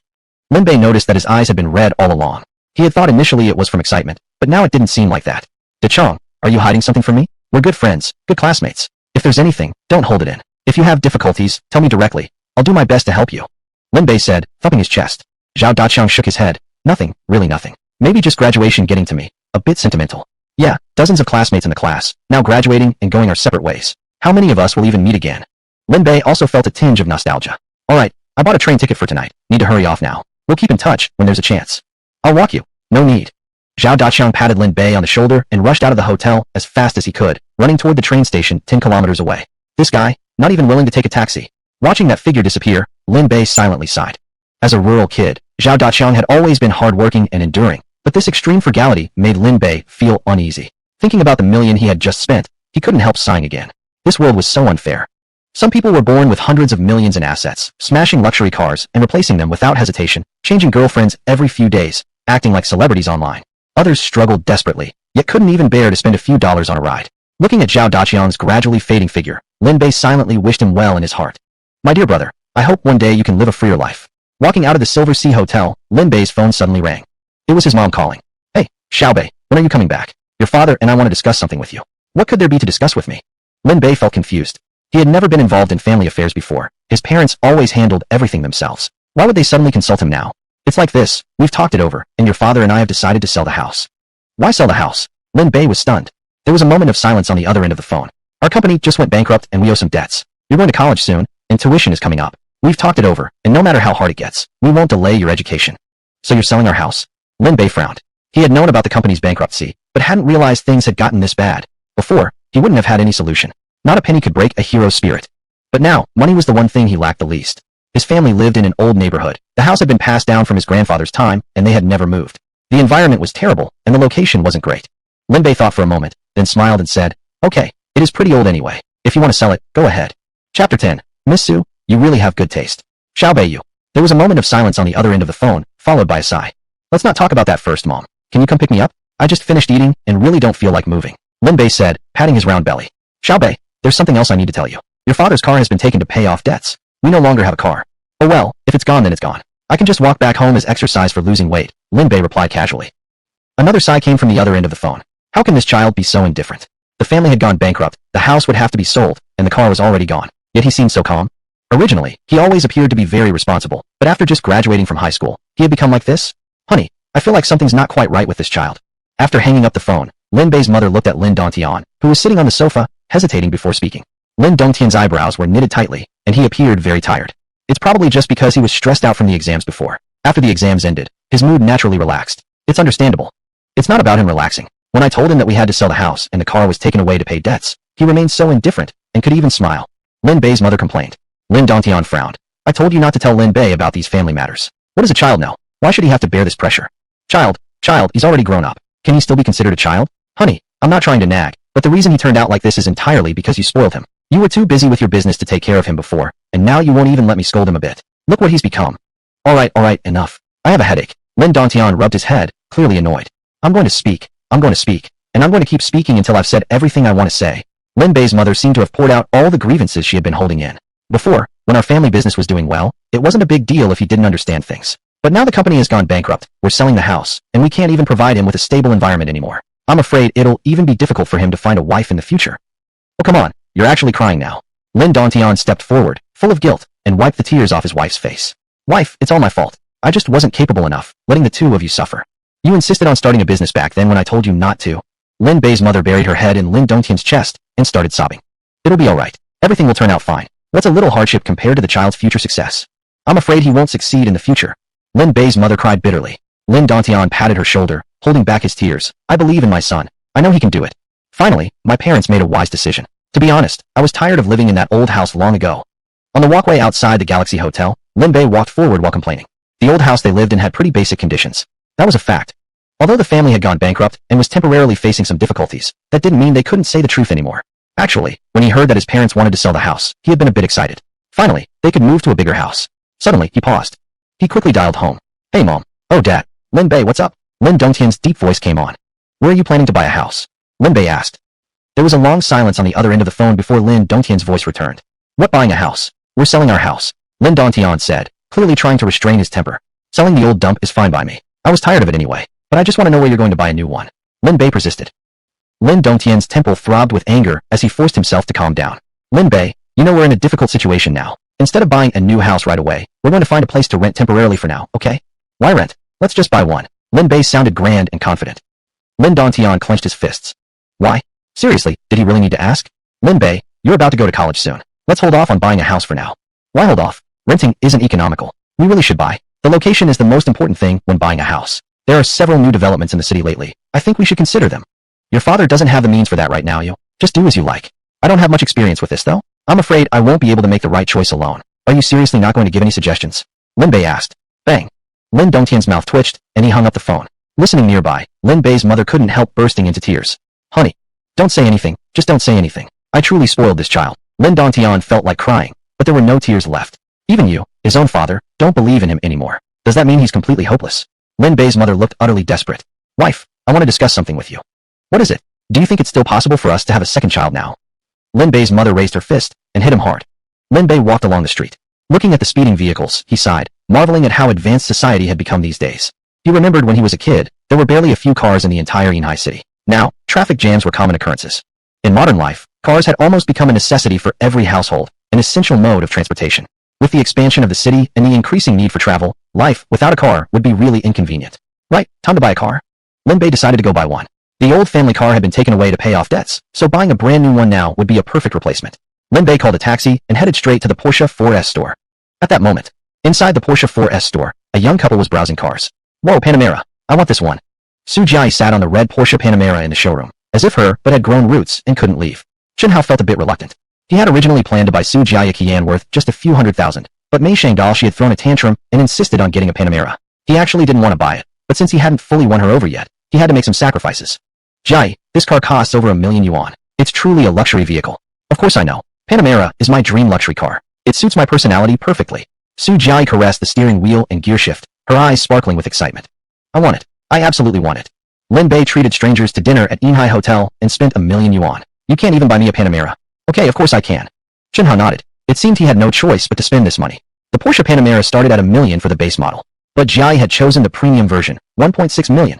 1.6 million for a Panamera? Miss Su, you really have excellent taste. Oh, how I envy you. With such a wealthy and generous boyfriend, Miss Su, you're truly blessed. Chapter 11. What a piece of junk, this Panamera. I want a 911. Several female salesgirls were circling around Su Jiai, flattery pouring from their mouths like waterfalls, as if she were the moon surrounded by stars. Beauty deserves a luxury car. At this moment, even Su Jiai herself almost felt like a big celebrity. The only thing missing at the scene might be a group of reporters and a flood of flashing cameras. Mr. Chun, please come this way to make the payment. Just as Chun Hao was about to follow the salesgirl to pay, a taxi suddenly pulled to a stop outside the Porsche 4S store. The door opened, and someone stepped out. It was Lin Bei. Lin Bei walked into the Porsche dealership and immediately spotted Su Jiai sitting on the Panamera, along with Chun Hao standing nearby. Oh, if it isn't you two. Lin Bei smiled. What a small world. Just finished having dinner, now meeting again here. Lin Bei, what are you doing here? Chun Hao looked at Lin Bei as though he were looking at an enemy, his eyes icy cold. Why, of course to feed you shit. Chun Hao clenched his fists, anger flashing across his face. Then he sneered. Hey staff, this person is here to cause trouble, and threatening customers no less. Why don't you kick him out? Upon Chun Hao's prompt, a male sales associate hurriedly approached. Sir, if you're not here to buy a car, please leave immediately, or I'll call security. And how do you know I'm not here to buy a car? Lin Bei smiled. You want to buy a car? The sales associate's face immediately changed into a warm, enthusiastic smile upon hearing that. At a 4S shop, each sale brought a significant commission. Since this man had come to buy, he was their money god. I'm Ma Guang, a sales associate here. Sir, are you interested in a particular model? If you haven't decided yet, I'd be happy to show you around the vehicles. The associate, named Ma Guang, tried to be overly friendly with Lin Bei. No need. Lin Bei declined with a shake of his head. I don't like you. Find someone else to serve me. I'll help you then. A young, sweet-looking female salesgirl stepped forward. Ma Guang's face immediately darkened. Originally, he might have had a chance at closing this deal, but because of his bad attitude, he had lost a large commission. He couldn't even describe how angry he felt. Stand back a bit. I feel sick looking at you. Lin Bei pointed at Ma Guang, signaling him to step back. Hello sir, my name is Wu Jia. You can call me Xiao Wu or Xiao Jia, and I'll introduce our car models to you. Good. Lin Bei followed the female associate to look at the cars. Unable to help himself, Su Jiai teased. Lin Bei, didn't you spend all your money at the Silver Sea Hotel? Where are you getting money to buy a car now? Chen Hao nodded. I know you're just here to piss me off. Too bad it won't work. This 4S shop only deals in cold hard cash, and you don't have any money. Trying to act cool here will only embarrass yourself. Darling, ignore him, hurry and pay. I can't wait anymore. Su Jiai urged Chen Hao to finish the payment. Lin Bei frowned heavily. Seeing this couple harmoniously ganging up on him made him almost want to vomit. He pointed at the car Su Jiai was sitting on and asked, what model is that? That's the Panamera, Wu Jia replied. Which version did she order? The lady has ordered the luxury version, 1.6 million renminbi, the female sales associate replied. 1.6 million? A smile crept onto Lin Bei's lips. The female associate quickly asked, "Did Mr. Lin also set your eyes on this model?" "Unfortunately, this store has only one ready car available, so I'm afraid." "You misunderstood. I only think that car is too low-end and not stylish enough for my taste." "What?" Wu Jia was taken aback. Calling a 1.6 million renminbi Panamera a junk that was too low class? What arrogance this man had. "Lin Bay, what did you say just now?" Su Jia started getting angry. "You may be mad at me, but do you really have to insult me like that? You mean this car's class is too low for my elegance? And who do you think you are? This is a Panamera, costing 1.6 million renminbi. Can you even afford it?" Su Jia's face was filled with mockery, laughing out of spite. "Jia is right. Lin Bei, how can you afford such a high-end luxury car?" Chen Hao sneered, waiting eagerly to see Lin Bei make a fool of himself. To get Su Jia's favor, he himself had put in quite an effort. Lin Bei's company went bankrupt, so he clearly had no more money to spend recklessly. The million spent at Silver Sea Hotel was likely the limit for Lin Bei. There was absolutely no way he could afford a 1.6 million renminbi Panamera. At this moment, the male associate Ma Guang had also regained his confidence. Taking this chance, he vented his annoyance at Wu Jia. "Wu Jia, did you really think you've already locked this commission in? Heh, did you hear that? He doesn't even have the money to buy a car, so your efforts are destined to be in vain." Wu Jia looked somewhat embarrassed. "Mr. Lin, don't take it personally. Even if you decide not to purchase a car, I will still serve you wholeheartedly and do my best to satisfy you, because that's my duty." "What a fool," Ma Guang scoffed. "You have very poor manners, truly annoying." Lin Bei pointed at Ma Guang, showing disgust. "Don't like it? Then come bite me." Ma Guang laughed mockingly. Lin Bei was just a customer, while the other was a sales associate at the 4S store. There was no way he could be controlled by him. Therefore, he was fearless. "Fine, you just wait." Lin Bei sneered and walked around the Panamera. "TSK, this car? It's too trashy, too low class. Even if you gave it to me for free, I wouldn't want it." "Su Jia, why are you buying this piece of junk? Are you going to drive it out to beg for food?" "You?" Su Jia was angered by his mockery, her face turning pale. Lin Bei walked toward Wu Jia. "Show me something more expensive, at least double the price of that one." "Above that price?" "Of course, sir, please follow me." Wu Jia led Lin Bei forward and stopped in front of another luxury car with an eye-catching design. "Mr. Lin, this is the Porsche 911, our store's flagship luxury model. The top-spec version costs 3.85 million renminbi. 3.85 million? Not bad. I'll take it." Lin Bei nodded. This was the most expensive luxury car in the store. Although the price wasn't entirely to his satisfaction, it was acceptable. "Very good, sir. Please come with me to sign the contract and make the payment." Wu Jia was both surprised and delighted. She had been about to give Lin Bei a full introduction to the exterior, interior, and engine specifications of the car, and had also prepared herself for the possibility he couldn't afford it. But she never expected him to agree so quickly. 3.85 million. "Lin Bei, are you really buying this?" Su Jia's expression immediately darkened. Regardless of whether Lin Bei could afford it, she had already lost interest in her Panamera. "Lin Bei, where are you going to get that kind of money?" Chen Hao's face twisted with ridicule.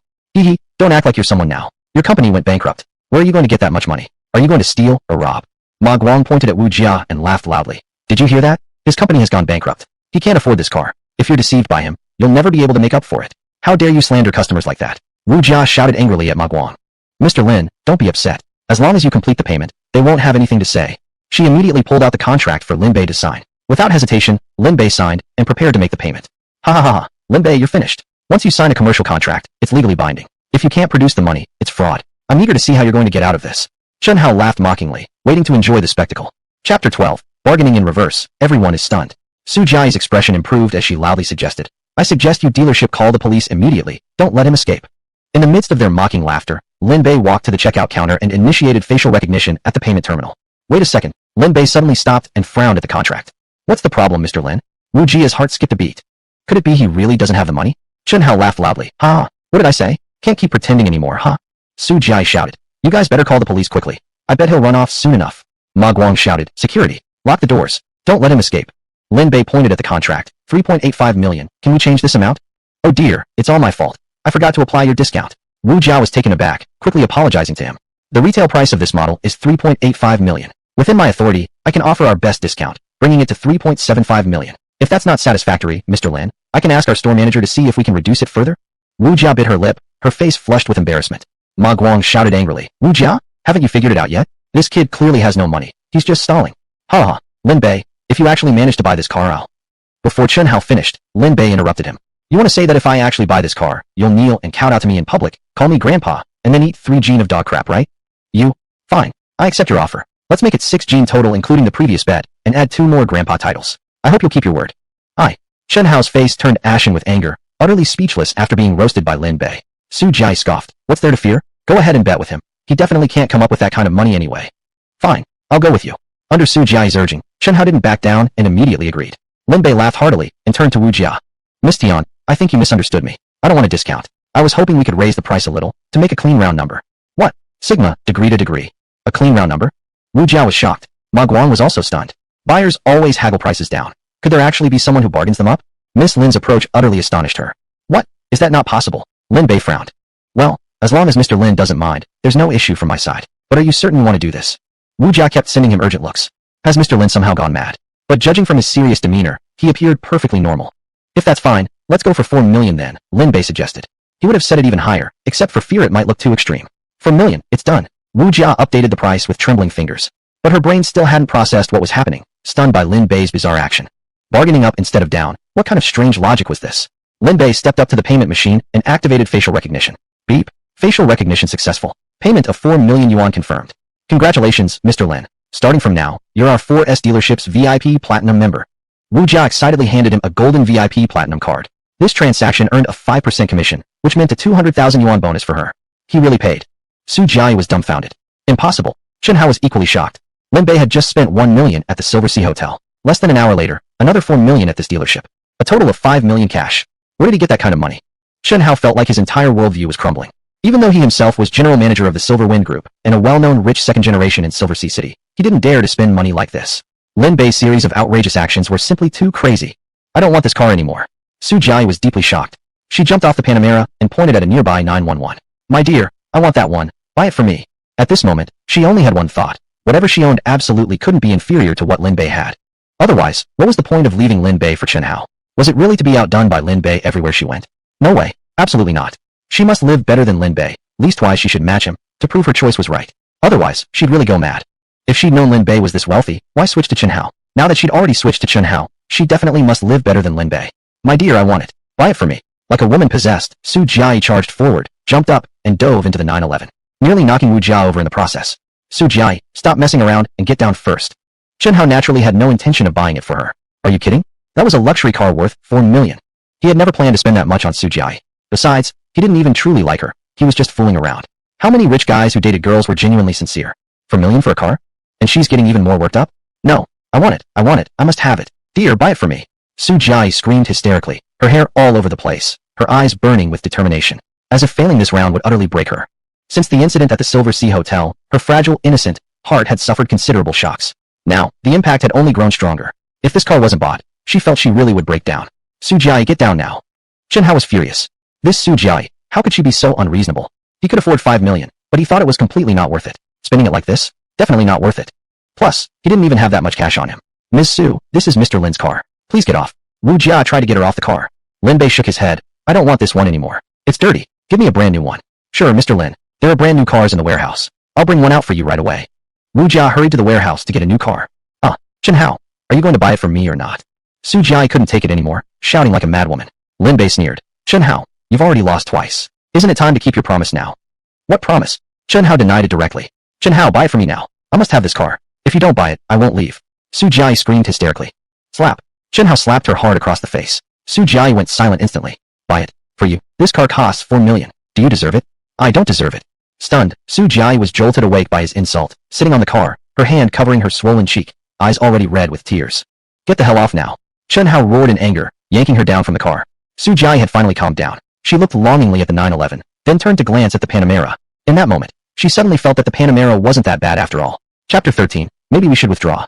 After all, it was a luxury car worth millions. Chen Hao, if it's not working out, maybe just buy it. Shut up. I'm not buying this piece of junk. Chen Hao grabbed Su Jiayi and stormed out of the 4S store, jumped into his red Porsche, and sped away with a heavy press on the gas. Losing to Lin Bei twice in one night left him burning with rage. He had wanted to buy a luxury car to impress Su Jiayi. Not only didn't he get the car, but he also ended up even more humiliated. How infuriating. Vroom. The red Porsche accelerated rapidly, heading straight for the Silver Sea Hotel. He had to vent all this frustration. Inside the Porsche 4S store, Lin Bei was watching the system's return notification. Ding. Congratulations to the master for successfully spending 4 million, triggering the return mechanism. Ding. Return multiplier is 8x. Total amount of 32 million has been credited. 32 million, added to the previous 6 million he had left, amounted to a total of 38 million. At this moment, Lin Bei had 38 million in cash. An 8x return wasn't huge, but it was decent. Only this time, there was no additional bonus. Judging from this, additional rewards must appear randomly and weren't guaranteed every time. At this moment, Wu Jia handed Lin Bei the brand new 911. Mr. Lin, should you need anything else in the future, please feel free to contact us. We will provide you with the best service possible. Thank you. Lin Bei accepted the keys and smiled at Ma Guang, who stood beside him. Hee Mr. Lin. Ma Guang, whose attitude had completely changed, now displayed a flattering smile. Come on, this customer had just bought a luxury car worth $4 million, and especially the way he haggled backward. It was unprecedented. In more than 10 years of selling cars, he had never met a customer like this before. He really had expanded his yanjie. Lin Bay smiled and said, "You're fired." Huh. Ma Guang was stunned, his face immediately darkening. Clearly, Mr. Lin hadn't forgotten his earlier mockery. This was retaliation. But as a seasoned old-timer in the 4S store, he wasn't afraid. Hee, Mr. Lin, you're too arrogant. Even though you're our store's VIP, you're neither the manager nor the boss. What right do you have to fire me? Feeling secure, are you? Exactly. This 4S store doesn't belong to you. What are you going to do about it? I really enjoy seeing your annoyed face when you can't do anything to me. That feeling is just too good. Ma Guang tilted his head and laughed, even winking at Lin Bay provocatively. He was even gesturing animatedly. Wu Jia frowned tightly. Ma Guang, hurry up and apologize to Mr. Lin. He's our most honorable guest. It will create a bad impression if things go up the chain. Ma Guang's face sank. Shut up, you bastard. You're nothing, cutting in on my sale and pretending to be innocent. You must be laughing behind my back, huh? Wanting to see me fall, huh? Let me tell you, I'm still solid here. Nobody can fire me. Call your store manager over. Lin Bay sat down on the nearby sofa, crossed his legs, and coldly smiled. Wu Jia had no choice but to call over the store manager and inform her of what happened. Hello, I'm store manager He Jialan. Mr. Lin, may I ask what you need? This guy has poor conduct and publicly humiliated customers. I demand that you fire him. Fire him. He Jialan hesitated. Ma Guang's character was indeed questionable, but he was an experienced salesperson with a decent record. To fire him directly was somewhat of a pity. Mr. Lin, if he offended you, I will personally apologize on behalf of the store, and he will apologize to you as well. Do you think that? No, this person must be fired. Lin Bay's gaze was firm and unyielding. But He Jialan was still hesitant. Lin Bay smiled. Suddenly, I don't want this car anymore. Return it. Mr. Lin. He Jialan's face changed slightly, clearly in a difficult position. This was a $4 million sale, even over market price, which could become a classic case and even earn praise from headquarters. If he returned the car, all of that would vanish. The 4S store could afford to sell one less car, but canceling a sale for this reason would leave a serious negative impact. Lin Bay looked at He Jialan and said coldly, "You can choose not to fire him, but I won't just return the car. I will go to the neighboring BBA every day and buy 10 luxury cars and line them up in front of your store for sunbathing." Gasping, He Jialan sucked in a breath of cold air. Now that's a ruthless person. The BBA showroom was right next to the Porsche 4S store, and the competition among the brands was fierce. If Lin Bay truly did that, it would cause immense negative impact to the Porsche store, and naturally customers would rush to BBA. And when that happened, her tenure as store manager would surely come to an end. At this moment, she deeply felt the meaning of a weak ant challenging a powerful force. The will of the rich, she just couldn't stand against. Ma Guang, you're fired. Store manager. Ma Guang's face turned pale instantly. Don't say anything else. You violated store rules by insulting a customer and caused serious damage to our reputation. I will reserve the right to pursue legal action against you for professional misconduct. Ma Guang dropped to the floor and burst into regretful tears. If he had known it would come to this, why had he bothered flattering Chun Hao and angering Lin Bei instead? Now he had lost his job completely, and probably couldn't even survive in the entire car sales industry anymore. At middle age, starting over from scratch in another profession would be too cruel. Mr. Lin, Ma Guang has been fired. On behalf of the store, I sincerely apologize and beg for your forgiveness. He Jialan was visibly anxious, trying hard to win Lin Bei's forgiveness and desperately avoid him going to BBA to park cars in front of their store as a humiliation. Fine, I've changed my mind. This car actually seems pretty good. I won't return it. Oh, and that sales consultant Wu Jia is very professional, with enthusiastic and considerate service. This kind of talent deserves to be prioritized and nurtured. Don't waste her. Mr. Lin, don't worry. Wu Jia works diligently and responsibly. I've admired her for a long time and was planning to promote her recently. After hearing what you said, I feel even more confident about trusting her. Wu Jia, starting tomorrow, you'll replace Ma Guang as sales supervisor. Thank you, store manager. No need to thank me. You should thank Mr. Lin. Thank you, Mr. Lin. Wu Jia was incredibly excited as she thanked Lin Bei. Hee, capable people must be given important roles. Your store manager isn't stupid. Otherwise, I wouldn't mind buying the entire 4S store or shutting it down. As Lin Bei walked out, he told Wu Jia. These words sounded like bragging, but Wu Jia dared not question them. After all, she had witnessed Lin Bei's entire performance.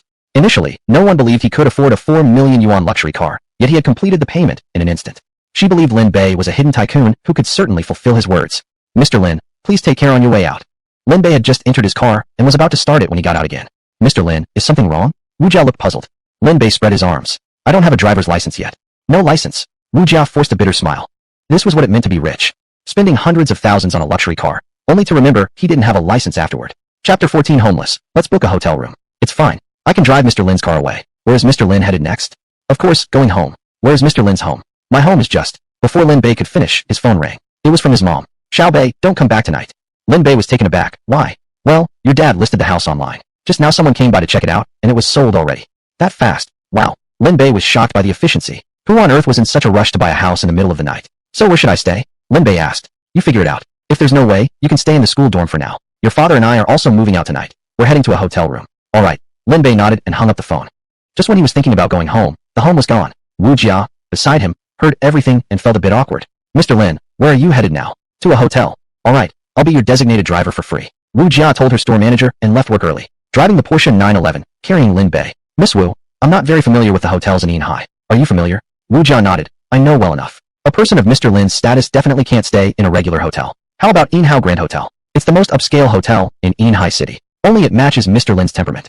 Alright, let's go there. Lin Hai nodded. This was the first time in his life he stayed at a hotel. Miss Wu, I have to admit this is my first time doing something like this, so I'm a bit nervous. I want to ask, what do I need to prepare for checking in a hotel room?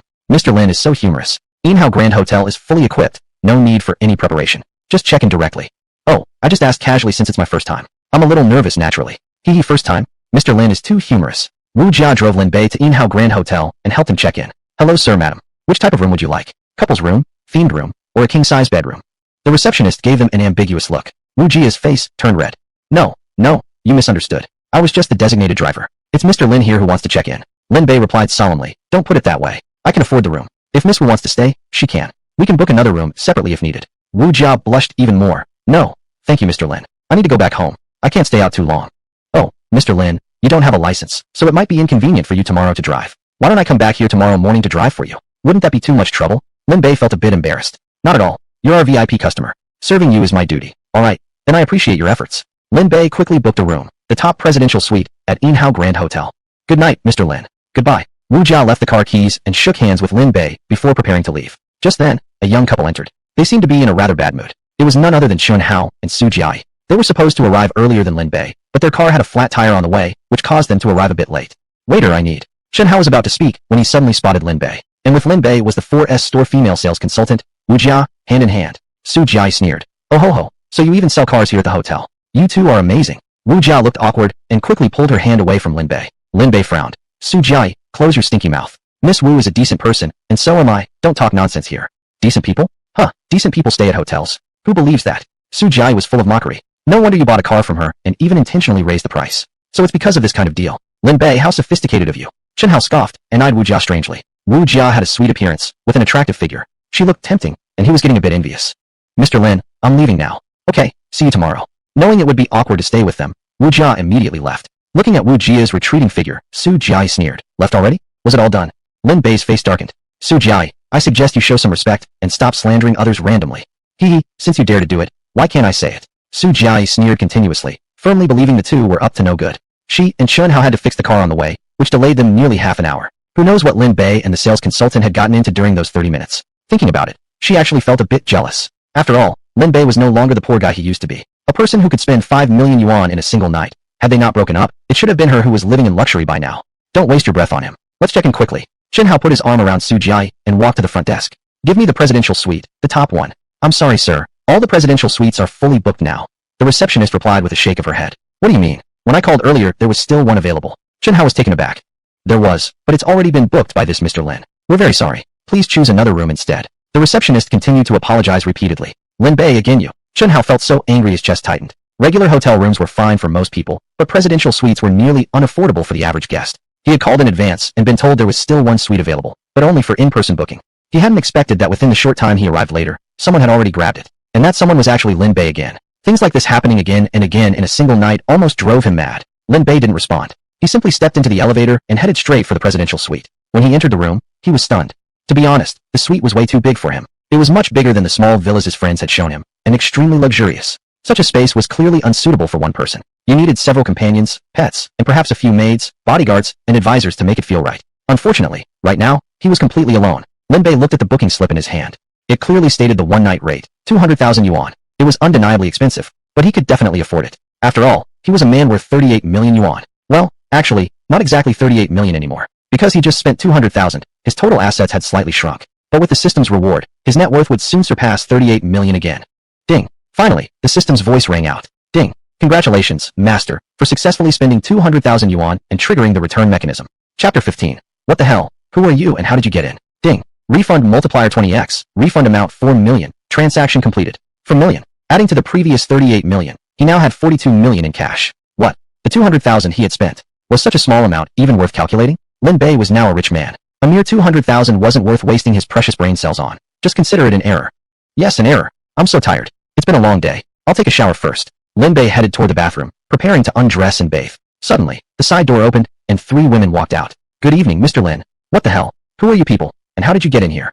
Lin Bay's expression changed instantly. He jumped backward in shock, eyeing them with caution.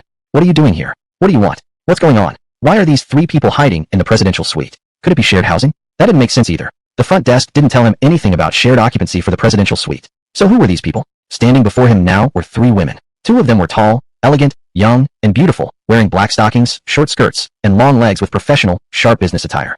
Beside them was a middle-aged woman in a bright orange vest uniform, still charming, belonging to the warm and pleasant type. What the hell? Such a lineup, such a configuration, mixing different ages and combining youth with maturity. What exactly were they up to? Hidden services in the presidential suite? Mr. Lin, please don't panic. We are the newly hired twin secretaries and cleaner. These are the VIP services included with the presidential suite.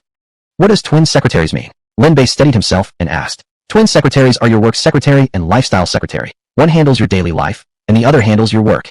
Mr. Lin, I hold doctoral degrees from China, Texas Tech, and Cambridge. I'm fluent in 8 languages and possess a wealth of professional skills across various industries. I can seamlessly take on any task you assign.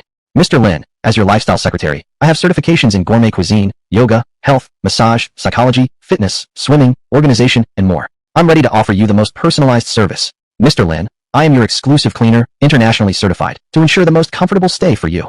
Before we joined, we all underwent comprehensive and rigorous health checks. There are no hidden illnesses, infectious diseases, and even the smallest tattoos or imperfections on our bodies are strictly forbidden. So you're saying the 3 of you are GPing without any flaws? Lin Bay asked instinctively. You could say that. Oomph, you didn't say it sooner. You scared me just now. Lin Bay said as he exhaled and patted his chest after understanding the situation. Needless to say, the configuration of the presidential suite was indeed exceptional. The staff and overall quality surpassed his expectations. Leaving everything else aside, this work secretary alone could easily hold a senior management position in many large corporations. The cleaner was in her 30s, elegant and refined, with an air of nobility, clearly not from an ordinary background. Quite the contrast to the youthful twin secretaries. All right, at least you explained everything properly, or I would have thrown you all out. Just kidding. A 200,000 a night presidential suite, allowing others to live freely like that would be a huge loss. Had they not given a thorough explanation and cleared up the misunderstanding, he'd already be ready to kick them out. Mr. Lin, let me help you bathe and change. This is awkward, isn't it? Lin Bay said, surprised. As your lifestyle secretary, I will offer you meticulous service and fulfill all your needs. Fulfill all your needs. This presidential suite was truly unlike anything else. I'm just going to take a simple shower, Lin Bay replied. Mr. Lin, even a shower can be ceremonial, combining massage, aromatherapy, and hydrotherapy. Simple, yet anything but basic. The lifestyle secretary smiled. All right, let's give it a try then. Mr. Lin, please rest for a while I prepare the water and call you when it's ready. Lin Bay sat on the luxurious leather sofa, waiting for her to finish filling the tub. You two can rest first. Yes, Mr. Lin. Please feel free to ask if you need anything. The work secretary and cleaner retreated to their own room. Mr. Lin, the water is ready. You can come in now. Okay, I'm coming in. Oh wow, the water feels a bit hot. It's the ideal body temperature. You'll get used to it soon enough.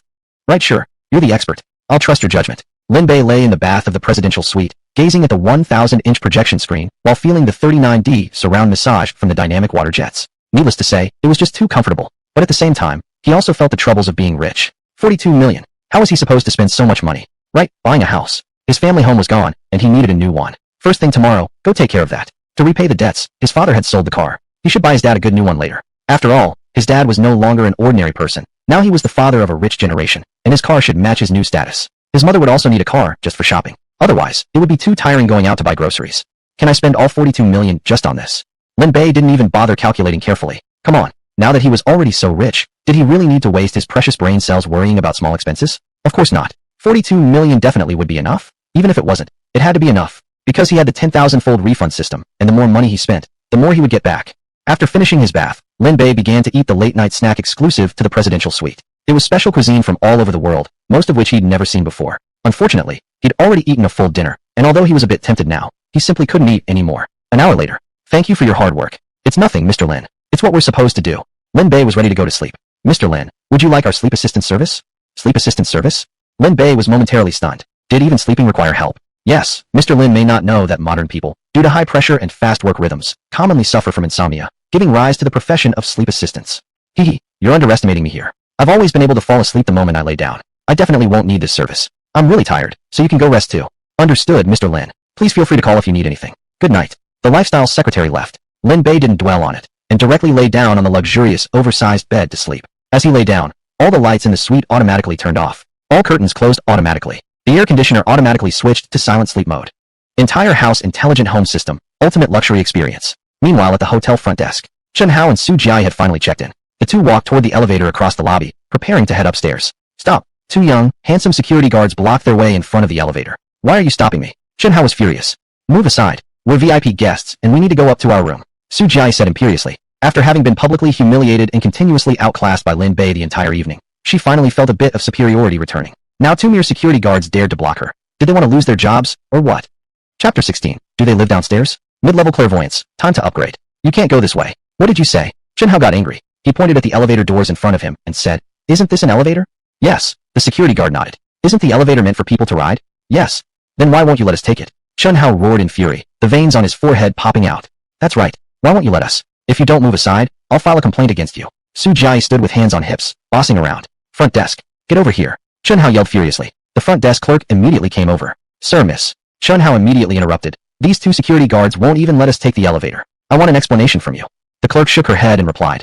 Sir, they did nothing wrong. You really aren't allowed to use this elevator. How absurd. Chen Hao was furious. If we can't use it, why did Lin Bei just take it earlier? Su Jiai shouted triumphantly, as if grasping the upper hand. The clerk shook her head and explained. You misunderstood. This is a private elevator for the presidential suite. It's under 24-hour dedicated security. Only guests staying in the presidential suite can use it. You booked a deluxe theme room, so you can only use the elevator across there. What? Chen Hao and Su Jiai both stood stunned. They turned their heads and saw that there was indeed another elevator across, but it was significantly smaller, and the design clearly looked a grade worse. I am the general manager of Silver Wind Group. My father is. Sorry, sir, but those are the hotel rules. Plus, the presidential suite has independent security. I can't be responsible for what might happen if you try to force your way through. The receptionist politely said, and then turned and left. Su Jiai clenched her fists and let out a scream. This night had been way too frustrating. Ever since she publicly broke up with Lin Bei, not a single good thing had happened to her. Now, after finally booking a room, she had the gall to be looked down upon when trying to use the elevator. That feeling was too humiliating. She hadn't felt this humiliated in her entire life. I don't care, Chen Hao. I want you to settle this for me. Don't worry. I'll definitely deal with him. Of course, Chen Hao wouldn't let Lin Bei off the hook. It wasn't entirely for Su Jiai, it was for himself. He was the general manager of the famous Silver Wind Group, and a well-known rich second generation in Silver Sea City. How could he have been embarrassed several times by some nobody? If this spread, how would he save face? He must retaliate, and double it. Lin Bei, I'm definitely going to make you pay. I will make you kneel before me, trembling. Chen Hao roared, and then led Su Jiai into the elevator leading to the deluxe theme rooms across. Soon, they arrived at the deluxe theme suite. After all the commotion tonight, both were in extremely bad moods, carrying a burning rage in their hearts. It's too hot. I'm going to wash up first. Su Jiai tossed her bag aside and entered the suite's bathroom directly. Chen Hao sat on the bed and opened his bag. Rustling. A bunch of bright red banknotes spilled out from the bag. Some were loose, others bound in bundles. There was at least 100,000 in cash. For Chen Hao, this was only a drop in the bucket. But laying out this amount of cash in front of Su Jiai would certainly make the beauty smile and help ensure a pleasant night. Meanwhile, in the presidential suite just one floor above. Ding. Congratulations, master, for earning the additional reward. Mid-level clairvoyance technique. Lin Bei, who had nearly dozed off, jumped straight up from his bed. Clairvoyance technique. The system, never disappointing. Clairvoyance technique. This thing was way more practical than some mid-level medical skill. You might not always get to use the medical skill, but this clairvoyance could come in handy anytime. With clairvoyance obtained, Lin Bei was no longer sleepy. How effective is this mid-level clairvoyance? Lin Bei immediately tried it out. What he saw next was quite surprising. Once the clairvoyance technique activated, the luxurious bed right in front of him instantly turned semi-transparent. He could clearly see every spring in the mattress. Looking further ahead, the wall opposite also became semi-transparent, slightly hazy. Even through this wall, he could see the furniture, the TV, and other items in the living room of the adjacent suite. After experimenting a bit, he gradually understood the power of the mid-level clairvoyance technique. It could see through walls, but only a single layer. The visual range was about a dozen meters or so. Although nowhere near the legendary ability to see 1,000 miles away, it was still pretty decent. I wonder what's above and below the presidential suite. A sudden thought struck Lin Bei as he lifted his gaze to the ceiling. The result shocked him. He saw a layer of ceilings, layer upon layer. Above the presidential suite seemed to be an attic floor. Lin Bei lowered his head, directing his vision downward. It was fine until he looked. Then he was immediately shocked. Whoa, whoa, whoa, whoa. In the layer below, someone was actually taking a shower. This is a bit awkward, isn't it? Lin Bei blushed deeply. He was a decent man. How could he do something like this? He was about to look away when he froze again. The person taking a shower. Why did she look so familiar? Lin Bei took another close look. Holy crap. It was actually her, Su Jiai. This was truly unbelievable. Lin Bei couldn't help but chuckle. Who would have thought that Su Jiai had booked a room directly below the presidential suite? Even less expected was to see such a scene. Needless to say, Su Jiai had an amazing figure. Where was Chen Hao? Lin Bei suddenly thought of Chen Hao. They had come together, and now Su Jiai was showering. What was Chen Hao doing at this moment? Lin Bei immediately got off the bed and walked into another room. Looking downward, he indeed saw Chen Hao, as expected. At this moment, Chen Hao was bare-chested, counting stacks of cash on the bed. Money? Cash. In an era where facial recognition payments were the norm, why was Chen Hao carrying so much cash on him? Did these rich guys actually prefer the feel of physical money? Lin Bay stroked his chin, deep in thought. Clearly, Chen Hao was getting impatient now. Is she done yet? Hurry up. Not yet. At least another half hour. Women are such a hassle. Chen Hao felt annoyed, but he could still wait for half an hour. Chen Hao, what if I didn't bring my ID card? Do you think that'll be a problem? What problem? I'm a regular guest here. It's safe. Anyway, we're just dating normally. What are you afraid of? That's right. Su Jiai stopped worrying and focused on lathering herself again. Still need another half hour? Lin Bei returned to his bedroom. Since he couldn't sleep anyway, he might as well supervise Su Jiai's shower. But the effect of the mid-level clairvoyance technique was indeed limited. After passing through one floor, the vision was very blurry. It was kind of like static on an old TV, or like a smartphone camera that couldn't focus properly. System, upgrade my mid-level clairvoyance technique. Ding. To upgrade the mid-level clairvoyance technique to advanced requires 1 million. 1 million only? Upgrade it. Lin Bei didn't hesitate at all. Chapter 17. A serious violation warning from advanced X-ray vision. $1 million? That's nothing. Was that even real money to him? It was just a string of numbers, and a short one at that. Ding. X-ray vision upgrade successful. 1 million in cash has been deducted. Ding. Congratulations to the host for upgrading to advanced X-ray vision.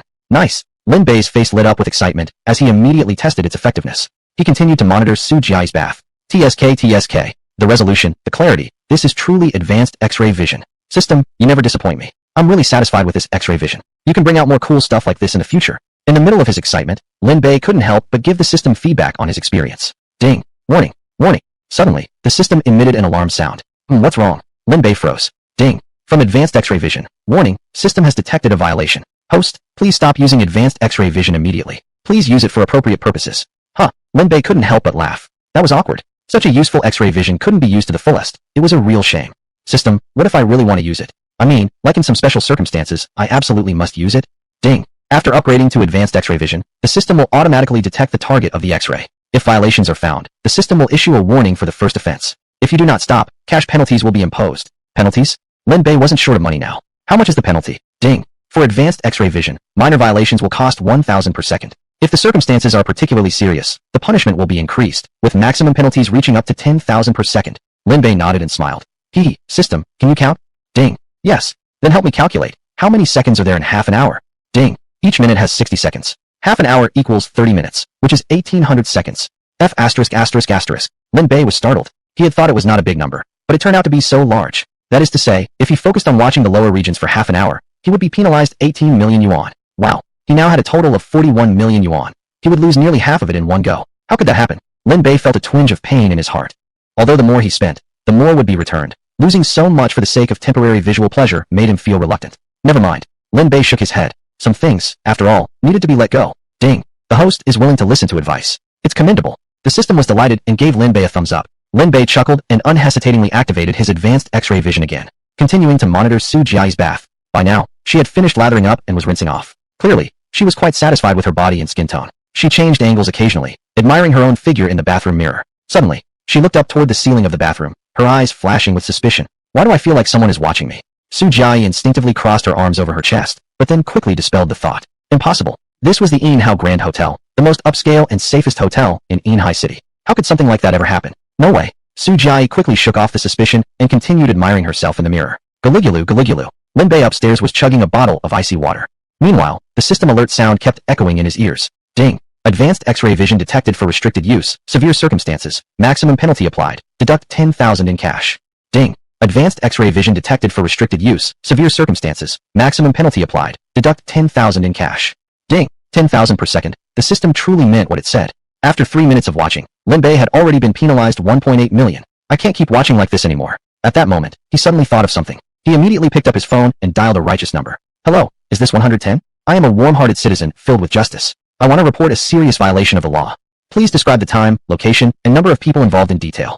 Okay, right now, in a VIP-themed suite of the Yinhao Grand Hotel, a man and a woman are currently engaged in illegal, unmentionable human transactions. Please come quickly and uphold justice. Received. This is a serious violation of the law and must be stopped and dealt with immediately. Fellow officers, please come quickly. The situation is getting out of control. I'm scared. Don't worry, we're moving in immediately. After hanging up, Lin Bei exhaled in relief. He had already called the police. What was left now was to wait for those two shameless people to be caught in the act. Su Jiai didn't have her ID card with her. It was Chen Hao who, using his VIP status, brought her inside. That, in itself, was already illegal. If he remembered correctly, Su Jiai's birthday was tomorrow, meaning after midnight. Before midnight, she wouldn't even be 18 years old yet. Those two violations alone would be more than enough to get Chen Hao into serious trouble. Lin Bei continued observing Su Jiai's bath while chugging icy water. He was hot. He was really freaking hot. Ding. Advanced X-ray vision detected being used for restricted purposes. Severe circumstances. Maximum penalty applied. Deduct 10,000 in cash. Ding. Host, please stop restricted activities immediately. Ding. Detected host performing a righteous act. Rewarded with 5 million in cash. Host, please keep it up and continue being a young man upholding justice. 5 million in cash. Lin Bay was stunned. I only made a single phone call to report a crime, and the reward is this huge. System ding. Performing a righteous deed is a just act that promotes positive energy. It must be strongly praised. Besides, can't a Shinchong be worth more than 2 cents? Worth it, definitely worth it. Lin Bay laughed out loud and gave himself a thumbs up. Righteous deeds deserve heavy rewards. This system was full of justice. System, you truly are the GOAT. Lin Bay checked his balance. The system had already deducted about 2 million, but with the 5 million reward added, his total had now reached nearly 44 million. System, can I report the same incident multiple times? Lin Bay felt as though he had just discovered a way to make a fortune. Right ahead, a golden mountain was waving at him. Ding. Repeated reports for a single event are invalid. It might even cost you money. Ding. The 10,000X return system is already amazing. Just keep spending Fong, dear host, and remember to keep your dignity. It really was a bit of a pity. Lin Bay shook his head in disappointment, as though he had missed out on an entire mountain of gold. Well then, if the system had such limitations, he couldn't push it beyond its will. He might as well be obedient and keep striving according to the system's rules. Ding. Detected use of advanced X-ray vision for restricted purposes. Deduct 10,000 in cash. Ding. Detected use of advanced X-ray vision. Lin Bay kept observing Su Jiai's bath, and without even noticing, had already downed 5 or 6 bottles of icy water. Yet, he was still burning up.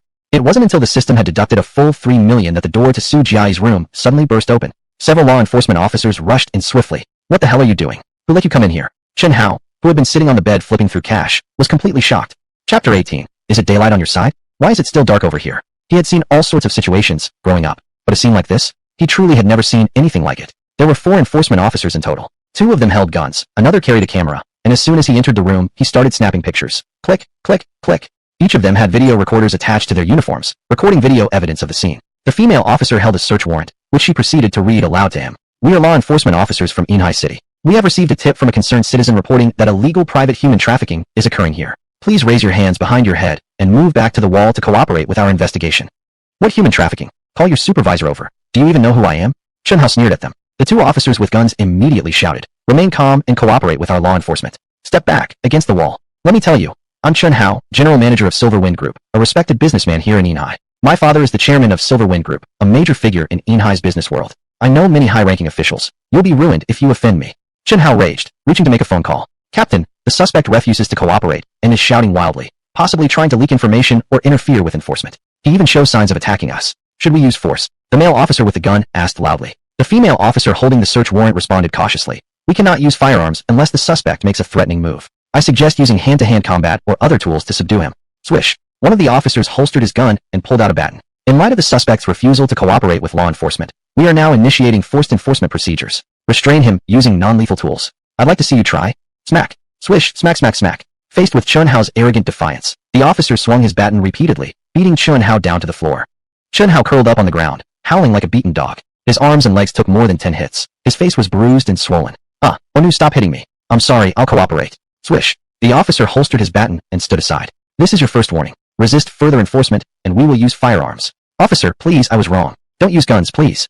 Chen Hao was scared out of his wits and hurriedly cried while moving to stand by the corner. At that moment, Su Jiai's voice came from the bathroom. Chen Hao, what's going on? Are you watching TV? What's on? Watching TV? Watching your mom's face. Chen Hao cursed inwardly, but dared not speak out loud. The female officer immediately knocked on the bathroom door.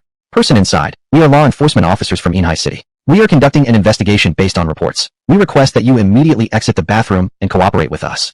Law enforcement squad. Su Jiai was stunned. Hadn't they just checked into a hotel room? How had they run into law enforcement? Suddenly, she remembered. She hadn't brought her ID card when checking in. Could they have found out because of that? Well, even if she was a bit at fault, it wasn't that serious of a violation. Everything could be clarified once they talked it through. Su Jiai hurriedly dried herself off and walked out wrapped in a towel. Officer, what's going on? Chen Hao, what happened to you? Seeing Chen Hao, bruised and battered, Su Jiai realized this might be serious. Stand against the wall and cooperate with our investigation. Please present your IDs. What? Can't do it. Captain, looks like the situation is worse than we thought. The officers, following procedure, asked for identification, but both failed to produce any. Initiate smart identity verification now. The female officer ordered. The officer with the camera pulled out a smart device and scanned both faces. Beep. Chen Hao, age 28, general manager of Silver Wind Group in Inhai. No criminal record. Beep. Su Jiai, senior year class 9, Inhai number 1 high school, recent graduate. Looking at the data from the identity check, the female officer fell into deep thought. Chen Hao, general manager of Silver Wind Group and son of a prominent entrepreneur, Yet you've sunk to such moral depravity, preying on innocent young women. Absolutely disgraceful, unforgivable.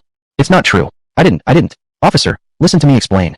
Chun Hao was sweating profusely, desperate to defend himself, but he was immediately ordered to shut up. Silence. Every word you say is being recorded by this recorder, and will serve as evidence in this case. And you? The female officer shook her head and sighed, looking at Sujiai. You're a young girl with no experience of the world. Why on earth would you do something so vulgar and disgraceful? Your parents would be heartbroken if they knew.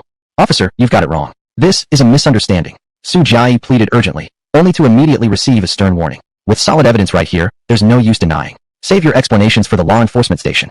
Collect the illegal funds and all items, and escort them back. Team, fall out. Yes, Captain. The officers cuffed both of them and escorted them out.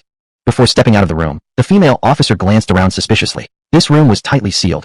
How could the informant have seen the illegal activity? Still, out of professional duty, she couldn't help but feel deep respect for that concerned citizen. Hats off to every citizen who dares to expose darkness. Achu, Lin Bay, who had been watching everything unfold from the presidential suite, suddenly sneezed violently. The female officer shot a confused glance at the ceiling before turning and walking out of the room. Finally, the farce had come to an end. Lin Bay lay on the bed in the presidential suite, laughing so hard his stomach hurt. Chun Hao, Sujiai, you two lovebirds can have a wonderful night behind bars. Lin Bay glanced at his system interface. His remaining assets totaled 43 million. Although some money had been deducted, thanks to the 5 million reward for civic bravery, his balance had risen back up. Good deeds bring good rewards. This night had truly been a fruitful one. Lin Bay fell asleep with a smile on his face. The next morning, Lin Bay was awakened by a phone call. Who is it? Hello, Mr. Lin. This is Wu Jia. Are you awake? I'm already at the hotel. Oh, Wu Jia, it's you. What time is it now? Has the sun come up? Mr. Lin, it's already 8:30 a.m. It's been bright outside for a while. That's impossible. Why is it still dark here? Wu Jia paused silently. A moment later, Mr. Lin, is it possible? You forgot to open the curtains? Huh? You're right. Lin Bei looked genuinely surprised. In front of the Porsche 911, Wu Jia felt slightly awkward. Of course, for someone rich, waking up naturally was normal, but for her, a regular working stiff, each day meant rising early and staying up late dealing with bizarre clients, enduring rivalry from colleagues, and suffering complaints from the boss. Wu Jia thought, did Mr. Lin sleep poorly last night? Or, would you like to rest a little longer while I wait downstairs? That wouldn't be good. Wouldn't it make you late for work? Lin Bei asked. No problem at all. It's my job to serve you. Wu Jia smiled. Chapter 19. Sorry, we only serve prestigious foreign guests. But in reality, she only meant it as a polite gesture, since she couldn't afford to waste the whole day outside. She had to go back to work at the store eventually. But Lin Bei didn't bother to be polite in return. No problem then. I guess I'll sleep a little longer. You can go wait in the lobby first. What? Mr. Lin. Bang. Lin Bei hung up the phone and went back to sleep. Finally, an hour later, Lin Bei arrived at the hotel lobby. Miss Wu, sorry to have kept you waiting. No problem at all, Mr. Lin. It's my honor to serve you. Wu Jia smiled politely. Mr. Lin, you haven't eaten yet, right? Maybe I can take you for breakfast first. Lin Bei nodded. You haven't eaten either, right? Wu Jia hesitated for a moment, looking a bit embarrassed. Indeed, she hadn't eaten. She had come as early as 7 just to pick him up. She only called him later because she was afraid of waking him up too early. Unexpectedly, she ended up waiting over an hour and a half, until 8:30 when she couldn't stand it anymore and finally called Lin Bei, only to find him still sleeping until 9:30. Mr. Lin, today's breakfast is on me. Where would you prefer to go? Wu Jia asked. No way I'm letting you pay? I made you wait so long. I feel terrible already. It's definitely my treat. Mr. Lin, you're too kind. Wu Jia didn't insist on paying. After all, for a wealthy man like Lin Bei, breakfast was nothing. If she kept insisting, it might even offend him. Besides, with her budget, she probably wouldn't satisfy his standards, and she'd risk making him upset with an unsatisfactory meal. Lin Bei himself wasn't exactly sure either. During his 3 years of high school, he had been too focused on academics to dine out often. The fanciest place he'd ever been to was probably Silver Sea Hotel the previous night. However, it wasn't suitable for breakfast since it only opened in the evening. Lin Bei pulled out his phone and saw an advertisement. Michelin, a brand new upscale restaurant. Let's go there. Sure, Mr. Lin. Wu Jia silently admired. Truly worthy of being Mr. Lin. Michelin was a high-end place, where only the rich went. With her income, she couldn't afford it even once. Thank goodness. She was glad she didn't insist on treating Lin Bei, or this situation would have become truly embarrassing. Wu Jia turned on the car's GPS navigation and followed the voice instructions to Michelin. Mr. Lin, watch your step on the stairs. The two entered the restaurant. At this hour, most people had already started work. The breakfast rush had long passed. So, no one was dining in the restaurant. Only two foreigners were eating with knives and forks at a large round table in the middle. That big round table looked expensive. Lin Bei estimated it must be similar to those found at Chinese restaurants on the roadside. It could seat more than 10 people. But now, only two foreigners occupied it. Lin Bei once heard that Michelin had always been an industry benchmark. Their service was top class. As one company boss put it, even the knives used by Michelin chefs for cutting vegetables were industry standard.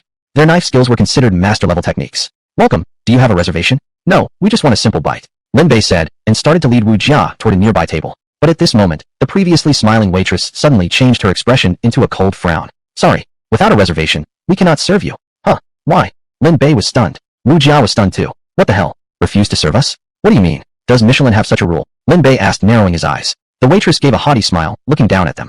Normally, we wouldn't refuse guests, but today is different. Can you see over there? There are 2 prestigious foreign guests currently dining. They are our VIPs. To avoid disturbing their meal, please leave. There are so many empty seats. How can Michelin do this? Wu Jia got angry, her face darkening. So you're telling me Michelin only serves foreigners? Lin Bay asked coldly. Not exactly, but you just happened to come at a bad time. We can't accommodate you today. Please leave quickly and don't ruin the pleasant atmosphere for our honorable foreign guests. So this is how Michelin treats its guests. Facing the waitress's arrogance, Lin Bay only smirked. He came to Michelin mainly out of curiosity. He wanted to experience the atmosphere of this international brand. He never expected such unfair treatment on his very first visit. Infuriating indeed. At that moment, something even more infuriating happened, something that both he and Wu Jia watched in fury. Chinese people, get out. Huh. Lin Bay frowned instantly. Right before their eyes, 2 men and a woman, 3 foreigners, walked in from the door and rudely pushed past them as they passed by. Hey, what are you doing? Wu Jia cried out in shock, nearly shoved to the ground. Lin Bay's face darkened. He was furious. First, he had been kicked out by Michelin, and now he was being shoved around by some foreigners. This was Yinhai City. This was on Chinese soil. How dared these foreigners act so recklessly? Apologize to her now. Lin Bay pointed at the foreigners and demanded they apologize to Wu Jia. You despicable Chinese, what did you say? Ha ha. Make us, the noble foreigners, apologize to this wretched Chinese woman? Are you kidding? The 2 foreigners pointed at Lin Bay, mocking him coldly.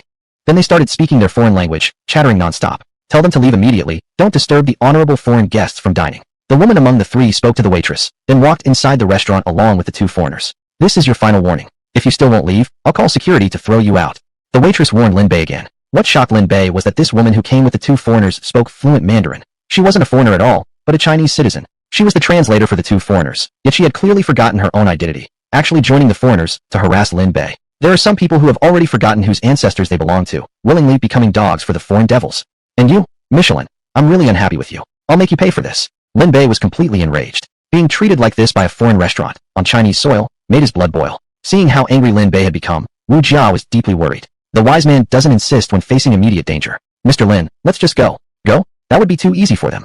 Lin Bay's eyes turned icy cold. Humph, I love how you despise me, yet can do nothing about it. If you've got the guts, come at me. The waitress pointed at Lin Bay defiantly, provoking him shamelessly. Chapter 20. I want to buy you out. You're about to pay for what you've done. Lin Bay arrived at the store entrance and stared coldly at the Michelin sign hanging above. At this moment, a strong idea surged in his mind. He wanted to buy this Michelin restaurant. Yes, take full ownership of it. With that, he took out his phone. Mr. Lin, what are you planning to do?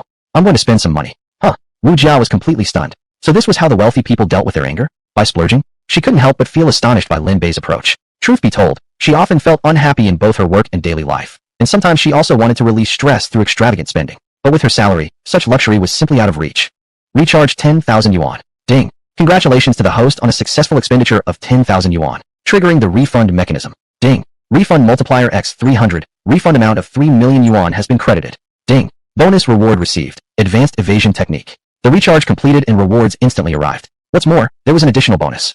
Advanced evasion technique? A mass of complicated information appeared in Lin Bay's mind, and his muscle definition subtly began to change. At this moment, he felt his body become much lighter, as if filled with a powerful vitality. After fully integrating the information, he understood the function of the advanced evasion technique. Primarily for avoiding danger and attacks, it was a defensive skill. For him, it didn't seem to offer much immediate benefit, but still, having such a skill wasn't anything to complain about. Beside him, Wu Jia had already been stunned. Unbelievable. He recharged 10,000 yuan at once. Regular people might recharge 50 to 100 yuan when topping up phone credit, maybe a couple hundred at most. Lin Bay, however, just casually added 10,000 yuan worth of credit. How long would it take him to spend that all? Wait. Wu Jia suddenly sensed some mysterious change within him. She noticed that Lin Bay's aura had become sharper. He now exuded a sort of nimble vibrance. Goodness, was this the power of consumerism? Spending 10,000 yuan gave someone such a refreshing and uplifting feeling. It was an immediate effect. Continue recharging, 10,000 yuan. Lin Bay kept going. Ding. Congratulations to the host on a successful expenditure of 10,000 yuan, triggering the refund mechanism. Ding. Refund multiplier x 500. Refund amount of 5 million yuan has been credited. Ding. Bonus reward received. Advanced Chinese cuisine technique. Advanced Chinese cuisine technique covers the 8 major culinary traditions of Hua country. Lin Bay's eyes immediately lit up. As complex information poured into his mind, his aura changed again, now radiating a mysterious charisma characteristic of master chefs. Equipped with the advanced Chinese cuisine technique, he had instantly become a versatile, expert-level chef. Michelin claimed to be superior to Hua cuisine, hailed as the highest standard globally, but in his eyes, it was utterly meaningless. In his heart, the visually stunning, fragrant, and exquisitely flavorful traditional Hua dishes were the true classic, forever the king of cuisine. An eternal god. Had the system sensed his thoughts to grant such a bonus? Was it preparing to assist him with this advanced Chinese cuisine technique? Needless to say, the timing of this bonus was absolutely perfect. Lin Bay was in high spirits. Continue recharging, 10,000 yuan. Ding. Congratulations to the host on a successful expenditure of 10,000 yuan, triggering the refund mechanism. Ding. Refund multiplier x 800. Refund amount of 8 million yuan has been credited. Ding. Bonus reward received. Divine Knife Mastery. Divine Knife Mastery. A surge of information merged into his mind, giving Lin Bay an array of skills in handling various knives. Combined with his culinary talents, the Divine Knife Mastery made his expert-level cooking even more masterful and efficient. And once again, his overall aura underwent a transformation. Mr. Lin. Wu Jia was shocked beyond words. Suddenly, she sensed an intense, sharp presence radiating from Lin Bay, as sharp and piercing as a blade. Goodness, was this the power of consumption? Could just spending several 10,000 yuan of credit really produce such effects? Lin Bei's aura was seemingly growing stronger by the second, like a cultivator in novels undergoing rapid cultivation breakthroughs within a short time frame. Strong, too strong. So this was the power of being rich. Wu Jia was deeply amazed and admiring. She longed to feel the same. Unfortunately, she lacked the means Lin Bei possessed. She herself spent less than 2 or 3,000 yuan annually on her phone bill. But Lin Bei, in under a minute, had already recharged 30,000 yuan. There was just no comparison. Mr. Lin, you truly live up to your reputation. Wu Jia was lost in admiration. Rich people truly have deep pockets and immense influence. Are you not going to leave yet? Security, throw them out. An impatient employee from Michelin had already called in the guards. Lin Bei smirked coldly. I'm going to buy your store. Buy our store? You. The staff burst into laughter. Is this kid out of his mind? Do you even know how much our restaurant is worth? At least 100 million yuan. 100 million yuan. An ordinary person couldn't earn that much in 10 lifetimes. Yet this man dared to claim he'd buy the place. How ridiculous. 100 million. Lin Bei scoffed. After several rounds of spending and refunds, his cash assets had already reached 59 million yuan. He was still short by a little less than half. But for someone like him with a 10,000-fold refund system, this was no pressure at all. Keep recharging. Lin Bei planned to recharge again. Just then, his phone suddenly beeped with a notification. Ding ding. Mobile customer service reminder. Abnormal recharge detected. To prevent telecom fraud and accidental operations, recharge service for this number is now suspended. We apologize for the inconvenience. Suspended. Lin Bei's expression darkened. He had recharged 30,000 yuan in a short period of time, and had actually hit the recharge limit. This wouldn't stop him from spending money. Looks like he'd need to find time to have a serious talk with the mobile company soon. Right now, though, he still needed to keep spending, because he didn't have enough yet to buy the restaurant. Wu Jia, give it to me. Give you what?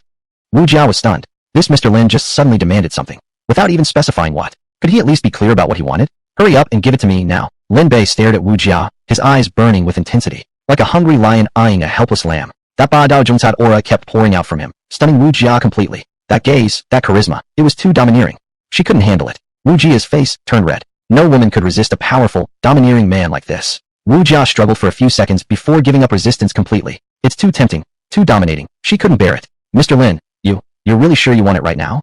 Yes, right now. Lin Bei stretched out his hand toward Wu Jia. Shouldn't we go somewhere else first? Wu Jia blushed, her expression shy yet slightly playful. No, right here. Hurry up and give it to me. Lin Bei reached his hand toward Wu Jia once again. Just give me the phone now. The phone. Wu Jia's body shuddered, and she instantly came back to her senses. Chapter 21. Complete recipes of lost ancient dishes. It turned out that what Mr. Lin was so eager to get was actually her mobile phone. Lin Bei snatched Wu Jia's phone and started operating immediately. Recharge 10,000 yuan. Unfortunately, since the maximum recharge allowed by the system was 10,000 yuan per transaction, otherwise he might have recharged hundreds of thousands or even millions at once. Ding. Congratulations. The host has successfully spent 10,000 yuan, triggering the return restriction. Ding. Return multiplier 600x. Amount returned 6 million yuan has been credited. Ding. Received additional reward. Complete recipes of ingredients for lost ancient dishes. A wave of complex information merged into his mind. Recipes and ingredient details for rare ancient dishes. And they were all long-lost secrets. Lin Bei's eyes lit up. Lost recipes meant supreme secrets, one of a kind. With this, he could create flavors no one else could. Keep recharging. Another 10,000 yuan. Ding. Congratulations. The host has successfully spent 10,000 yuan, triggering the return restriction. Ding. Return multiplier 1000x. Amount returned 10 million yuan has been credited. Ding. Received additional reward. Divine Ancient Tea Art. Divine Ancient Tea Art. A complete set of tea ceremony techniques instantly appeared in Lin Bei's mind, covering teaware, tea rituals, water selection, tea selection, brewing methods, and more. Not enough yet. Keep recharging 10,000 yuan. Lin Bei's assets had already reached 75 million yuan, but he was still nearly 30 million yuan short of acquiring this restaurant. But this would be the last recharge from Wu Jia's phone, since after this, the recharge protection system would be triggered. Thus, he was hoping for a critical return bonus this time. Ding. Congratulations. The host has successfully spent 10,000 yuan, triggering the return restriction. Ding. Return multiplier 10,000x. Amount returned 100 million yuan has been credited. Ding. Received additional reward. Ancient Imperial Court Cuisine Recipes. 100 million yuan. Lin Bei was ecstatic. This return had triggered a 10,000x critical bonus, directly giving him 100 million yuan. His total assets had now reached 175 million yuan. Buying Michelin was now absolutely within reach. Furthermore, he had received the ancient Imperial Court Cuisine Recipes, something countless food experts and diners dreamed of. These recipes documented delicacies of ancient emperors. Many of them had never been disclosed to the outside world. Although nowadays many restaurants claim to serve imperial cuisine, they were often mixed in quality and far from authentic. Lin Bay checked the series of bonus rewards gained from the recharges. Advanced Chinese cuisine skills, divine knife techniques, complete recipes of ingredients for lost ancient dishes, divine ancient tea art, ancient imperial court cuisine recipes. This was an entire, top-tier configuration of classic Chinese culinary culture. And not just any, but the highest spec version possible. System, are you telling me to open the most authentic Chinese restaurant possible? Lin Bay was thrilled. At first, he had just wanted to buy this Michelin restaurant to get some revenge. But now, he knew exactly what to do with it afterward. He would turn this Western-branded restaurant into the most authentic ancient-style traditional Chinese restaurant. He would open the single most amazing Chinese restaurant in the entire world. System, I want to buy this Michelin restaurant. Ding. Acquisition mode activated. The system will complete all procedures for the host. Ding. Spent 100 million yuan to complete the acquisition. The Michelin restaurant is now under the host's ownership. Ding. Congratulations. The host has successfully spent 100 million yuan, triggering the return mechanism. Ding. Return multiplier 30x. Amount returned 3 billion yuan has been credited. Ding. Received additional reward. Divine investment techniques. Divine investment? What nonsense. When spending brings you returns like this, what investment can compare? System, what use is a useless skill like this to me? Lin Bei shook his head and ignored the additional reward outright. To him, there was nothing better than a system where he could spend money and still gain more. He didn't need any kind of investment strategy. After this return, Lin Bei's total assets had already reached 3,075 million yuan. Now a billionaire beyond doubt. He hadn't even eaten breakfast yet, but had already become a billionaire. The feeling was as amazing as if he had truly become a billionaire. Extremely exhilarating. Wu Jia, do you have any interest in becoming the manager of this restaurant? Wu Jia was taken aback. What was this? Become the manager of this restaurant? Mr. Lin, are you not thinking straight? They were just trying to kick us out not long ago. How can I become the manager? It looks like you're not interested. Well, I can't force you then. Seeing Wu Jia's hesitant expression, Lin Bei felt a little disappointed. It seemed she didn't really want to, so he wouldn't push her. Well, he would have to think about finding a new manager later. Just then, 2 security guards rushed over. The waitress pointed at Lin Bei and Wu Jia. It's them. Throw them out, far away. I'd like to see who dares. Lin Bei shouted fiercely, instantly scaring the security guards. Are you kidding? In his own restaurant, could he still be driven away by outsiders? You're fired. Pack up and get out, right now. Lin Bei pointed at the waitress. Me? Fired? Uffed. The waitress burst into laughter. I don't even know I'm fired. Who do you think you are? You don't joke like that. What's wrong with this kid? I'm not joking. Call your manager out here to see me. Do you think you can just see our manager whenever you want? Who the hell do you think you are? The waitress mocked him with a scornful expression, clearly uncooperative. Lin Bei turned to Wu Jia. Must be tired. Didn't even get breakfast yet. It's all my fault. Let's go inside and rest a bit. Mr. Lin. Wu Jia was extremely embarrassed. They had just called the guards to remove us, and now we're going inside to sit down? However, before Wu Jia could refuse, Lin Bei grabbed her hand and dragged her straight into the restaurant. Stop right there. The guards moved to stop them. You two are fired too. Lin Bei pointed at the 2 guards with an intimidating demeanor. The 2 guards were momentarily stunned by his aura. Boss. That look, that demeanor, definitely a badao jungca. Neither of them dared to make a move. They couldn't afford to dejoy him severely either. Otherwise, a month's salary of 2,000 yuan wouldn't even cover medical fees if something happened. Thus, Lin Bei led Wu Jia confidently inside, and sat down at a luxurious dining table. Huh? How come they came back in again? That waitress. Why haven't these 2 damn Chinese people been driven away yet? Hurry up and throw them out. The 2 foreigners pointed at the waitress and shouted furiously. Wu Jia felt a little scared. After all, those 2 were quite big, their demeanor fierce and intimidating. They clearly didn't look like decent people. Don't be afraid. On my territory, it's them who should be leaving. Lin Bei sneered coldly, waved his hand, and pointed at the group of foreigners. All of you listen up. You're not welcome here. Get out now. Proud Chinese bastard. Looks like you're refusing a face when offered. This is our place to dine, not somewhere you're allowed to enter. If you don't leave now, we're going to use force.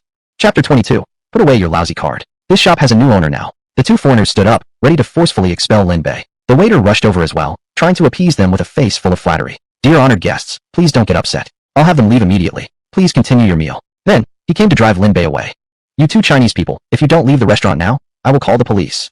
Slap. Lin Bei slapped him straight across the face, stunning him on the spot. Call your store manager out to see me. Right now. You dare hit me? The waiter held his swollen face, looking at Lin Bei in fear. Just then, the restaurant store manager, a middle-aged man, walked out from the back. Seeing the manager appear, the waiter happily rushed over. Manager, this guy is causing trouble in the restaurant, and even hit me. Call the police and have him removed. Calm down, let me handle it. I'll give you a proper explanation. The manager patted the waiter's shoulder and came toward Lin Bei. He had just received notice that this restaurant was acquired by a mysterious tycoon for 100 million. In other words, this shop now had a new owner. Faced with this sudden situation, he himself was still a bit stunned. Looking at Lin Bei sitting at the luxurious table, then at Wu Jia standing beside him with an outstanding aura, he suddenly seemed to understand something. He immediately approached Lin Bei with extreme caution. Sir, I am the store manager. May I ask your honorable? I am Lin Bei. Lin Bei? So you are the Mr. Lin they mentioned. The manager was shocked. Sure enough, his guess was correct. This mysterious tycoon in front of him was the new owner of the restaurant. The way he looked at Lin Bei immediately turned extremely respectful. His posture also became remarkably humble. Mr. Lin, I am the store manager AI Yong. You can just call me Xiao AI. Please feel free to give me any instructions. Lin Bei looked at him and nodded slightly. This manager indeed had some insight. He casually pointed at the waiter and the 2 security guards. Fire them. Immediately. What? AI Yong was stunned. The staff members were all assigned specific duties. Firing the waiter and 2 guards would certainly affect the operation. Mr. Lin, maybe we should find replacements first before letting them go? No need. Fire them immediately. Alright, I understand. AI Yong nodded with a smile, then turned around with a cold expression at the waiter and 2 guards. You 3 are fired. Pack your things and get out, immediately. Manager, why? This Chinese man has been causing trouble in the restaurant and disturbing those foreign VIPs' meal. We were just about to maintain order. Why did you fire us? Still confused, the waiter and guards questioned him. AI Yong sneered. Let me just tell you, our store has just been acquired. Do you know who the new owner is? Who? It's him. Mr. Lin. What? It's him. The waiter turned pale, and the 2 security guards were also shocked. They never expected that the one who bought the restaurant was actually the very person they wanted to expel. Lin Bei. I don't need to say more, right? Hurry up and leave before you anger the new owner. The 3 wanted to cry but couldn't, leaving the restaurant in disgrace. Mr. Lin, they have been fired. Any other instructions? Have these damn foreigners get out of here. Lin Bei pointed at the diners. AI Yong whispered. Mr. Lin, driving them away might affect our business. How about waiting until they finish eating? Manager AI, didn't you understand my words? Lin Bei asked coldly. Right. I'll have them leave immediately. AI Yong realized he had spoken too much and dared not look directly at him. The look in Lin Bei's eyes was simply too imposing, too intimidating. He couldn't bear the sharpness of that gaze. Besides, when the new owner has clearly said to remove them, why should he, a minor manager, bother to be considerate? Did he really treat the shop as his own just because he earned a monthly salary of several 10,000? AI Yong silently mocked himself, then walked up to the foreigners. Gentlemen, please stop eating immediately and leave the store. The foreigners were stunned. You lowly Chinese, what did you just say? Who gave you the courage to drive us away? They looked at AI Yong brazenly.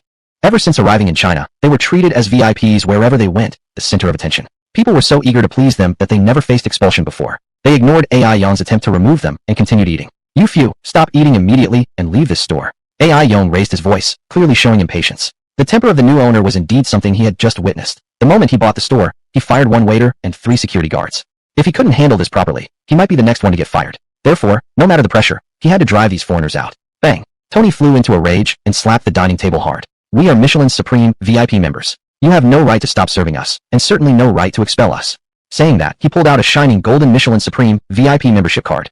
AI Yong frowned. As the store manager, he naturally knew the weight of this card. It was a Supreme VIP card from Michelin, globally limited in quantity, each with a unique number. People who owned such a card usually had very high status and background. Exactly the kind of people he couldn't afford to offend. Thinking this, he turned his head to look at Lin Bei.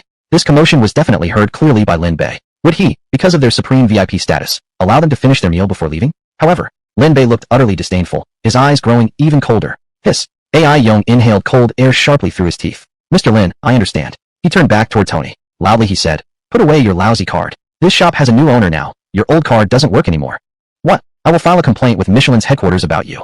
Tony was furious, waving his VIP card at AI Yong, shouting. Merlin was also furious as well. According to their usual experiences, even on Chinese soil, once they entered a Michelin branch, they felt like they were back in their homeland. They were treated like kings, receiving the highest privileges. But now, they were being expelled, and even their Supreme VIP status was completely ignored. It was truly infuriating. Stop all this damn nonsense. Get out now. AI Yong also became impatient. Since becoming the manager of this restaurant, he practically had to bow and scrape to these foreigners every day. He had always taken a low posture, yet these people never showed any self-awareness. Whenever even slightly displeased, they'd lash out at the waiters. They'd frequently summon him out to reprimand and insult him to his face. He had been fed up for a long time, but it was only because he received a generous salary that he had endured it all. Now, with Lin Bei taking over, he was done swallowing this bird crap once and for all. Chapter 23. The store worth 100 million is shut down just like that. Enough. I've had enough. I won't tolerate it anymore. *****ing foreigners. You piece of European trash. Get out. This place doesn't welcome you. Slap. Lin Bei grabbed the VIP Platinum card and threw it straight out of the door. Chinese guy, I'll report you to the Michelin headquarters. On Chinese soil, no one dares to offend us honored VIPs. You will pay for this.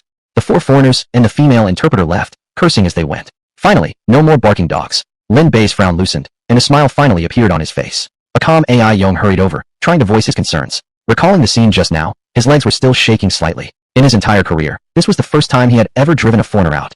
Now that it's over, where had that courage even come from? How had he dared to do that? Mr. Lin, incidents like today's must never happen again. Otherwise, it will severely damage the store's reputation and ruin our business. The biggest problem now is their complaint. Once a Michelin Platinum VIP reports to the headquarters, we will be heavily penalized. Besides financial penalties, there might be required reforms later on. At worst, we might even lose our franchise rights. Michelin's policies were extremely strict. They charged massive management fees every year, and every complaint could result in fines. While it felt satisfying in the moment, ultimately, there would be a cost, a clear loss. Losing the franchise would be like cutting off the financial lifeline of this store forever.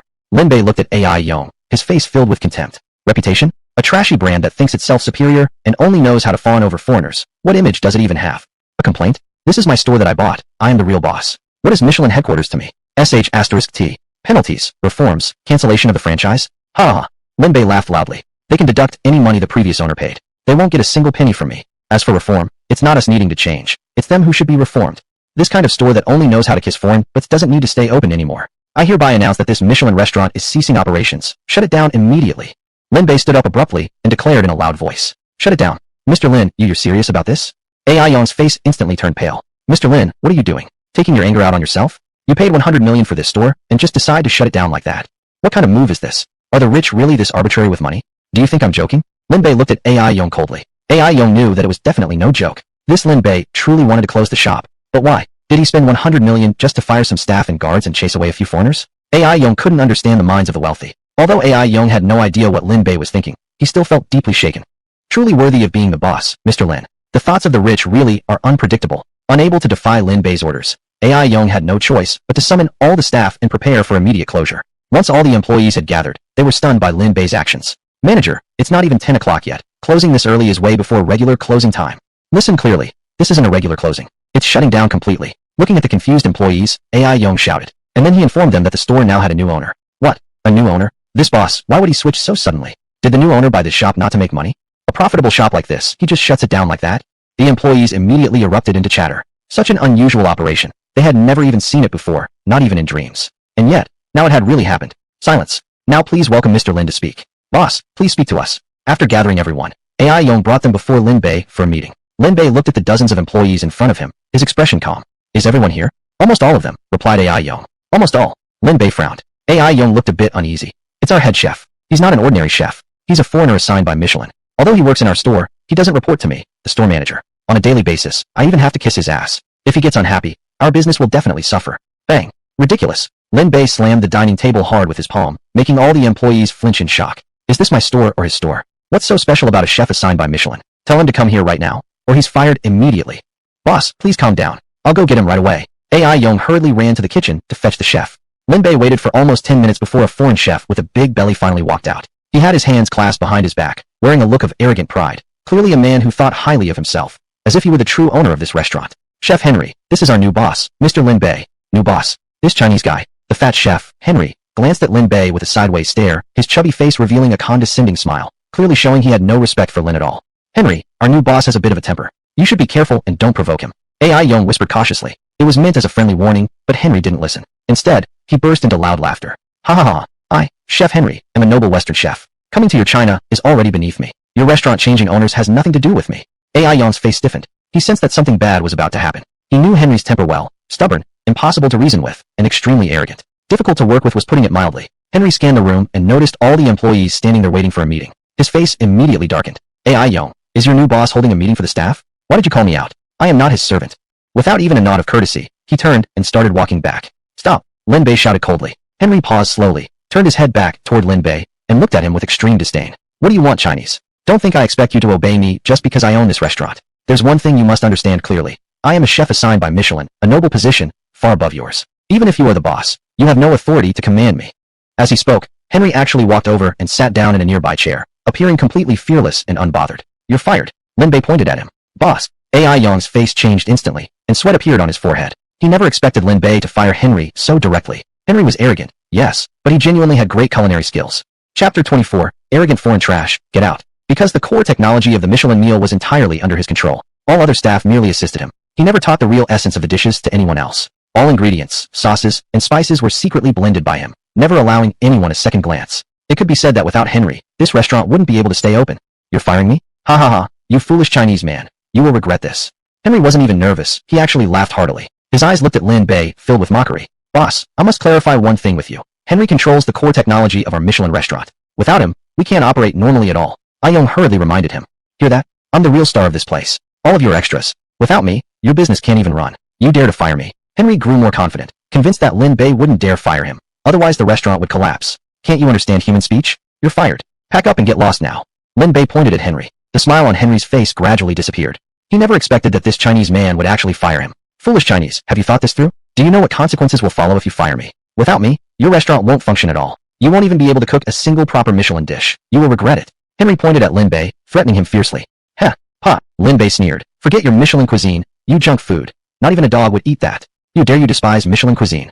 That is the most noble, most refined cuisine in the world. How dare you belittle it? Lin Bay laughed out loud. These barbarians dare lecture the Chinese, a nation with thousands of years of culinary tradition, about food, other than messing around with butter, bread, and lettuce leaves. Do you even understand anything else? Arrogant foreign trash, get the hell out. You will regret it.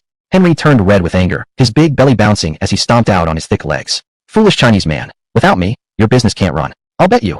You will regret it tomorrow. But if you want me back, you'll have to pay double. No, triple my salary, and beg me on your knees. Suddenly Lin Bay's expression changed, and he covered his nose. What's that smell? Boss, what's wrong? Ayong was alarmed. It's smelly, really smelly. What is this smell? Did we raise animals in the store? Lin Bay asked. Animals? Ayong looked at Henry and suddenly understood. Looking embarrassed, he said, Boss, it's not an animal smell. It's Henry's body odor. Uft.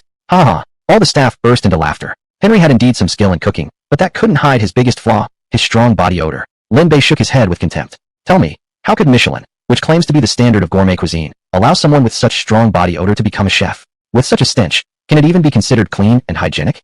Can the food he makes really avoid being tainted by that odor? Or perhaps those foreigners who think they're superior just love this kind of smell? Uft. Ha ha ha. The staff exploded in laughter again. Ayong laughed so hard his stomach hurt. Henry, face flushed red with embarrassment, walked out of the restaurant. Almost stumbling at the door, he wished he could find a crack in the ground to hide in. What a relief. Since working here, they had always been treated like dogs by those foreigners, and they had felt so stifled. They had never felt this relieved and joyful like today. One could say that Lin Bay's series of bold actions allowed them to vent all their frustrations. Great job, Boss Lin. So satisfying. After the laughter died down, Ayong started feeling anxious.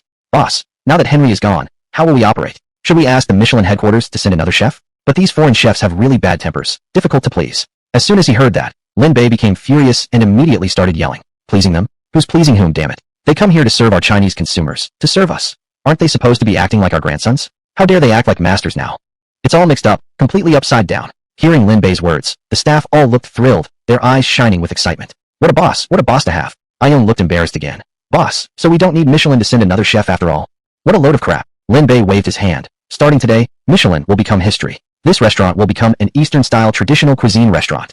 What? An Eastern-style restaurant? The staff looked at each other in silence, the atmosphere growing awkward. Ayong hesitated, wanting to speak but holding back. To be honest, there were many Eastern-style traditional cuisine restaurants in Inhai City, some of which were doing quite well. But none of them could match Michelin. Without exception, all were crushed by it. Michelin was like a towering mountain pressing down upon the entire culinary world of Inhai, making traditional Eastern cuisine suffocate under its weight. That feeling was simply unbearable. Because of this, the Inhai Traditional Cuisine Association had even organized a large-scale competition. Its purpose was to select 10 top-level traditional dishes to compete against Michelin's offerings. The idea was great, but the traditional dishes selected from the event were ruthlessly crushed by new dishes Michelin had developed.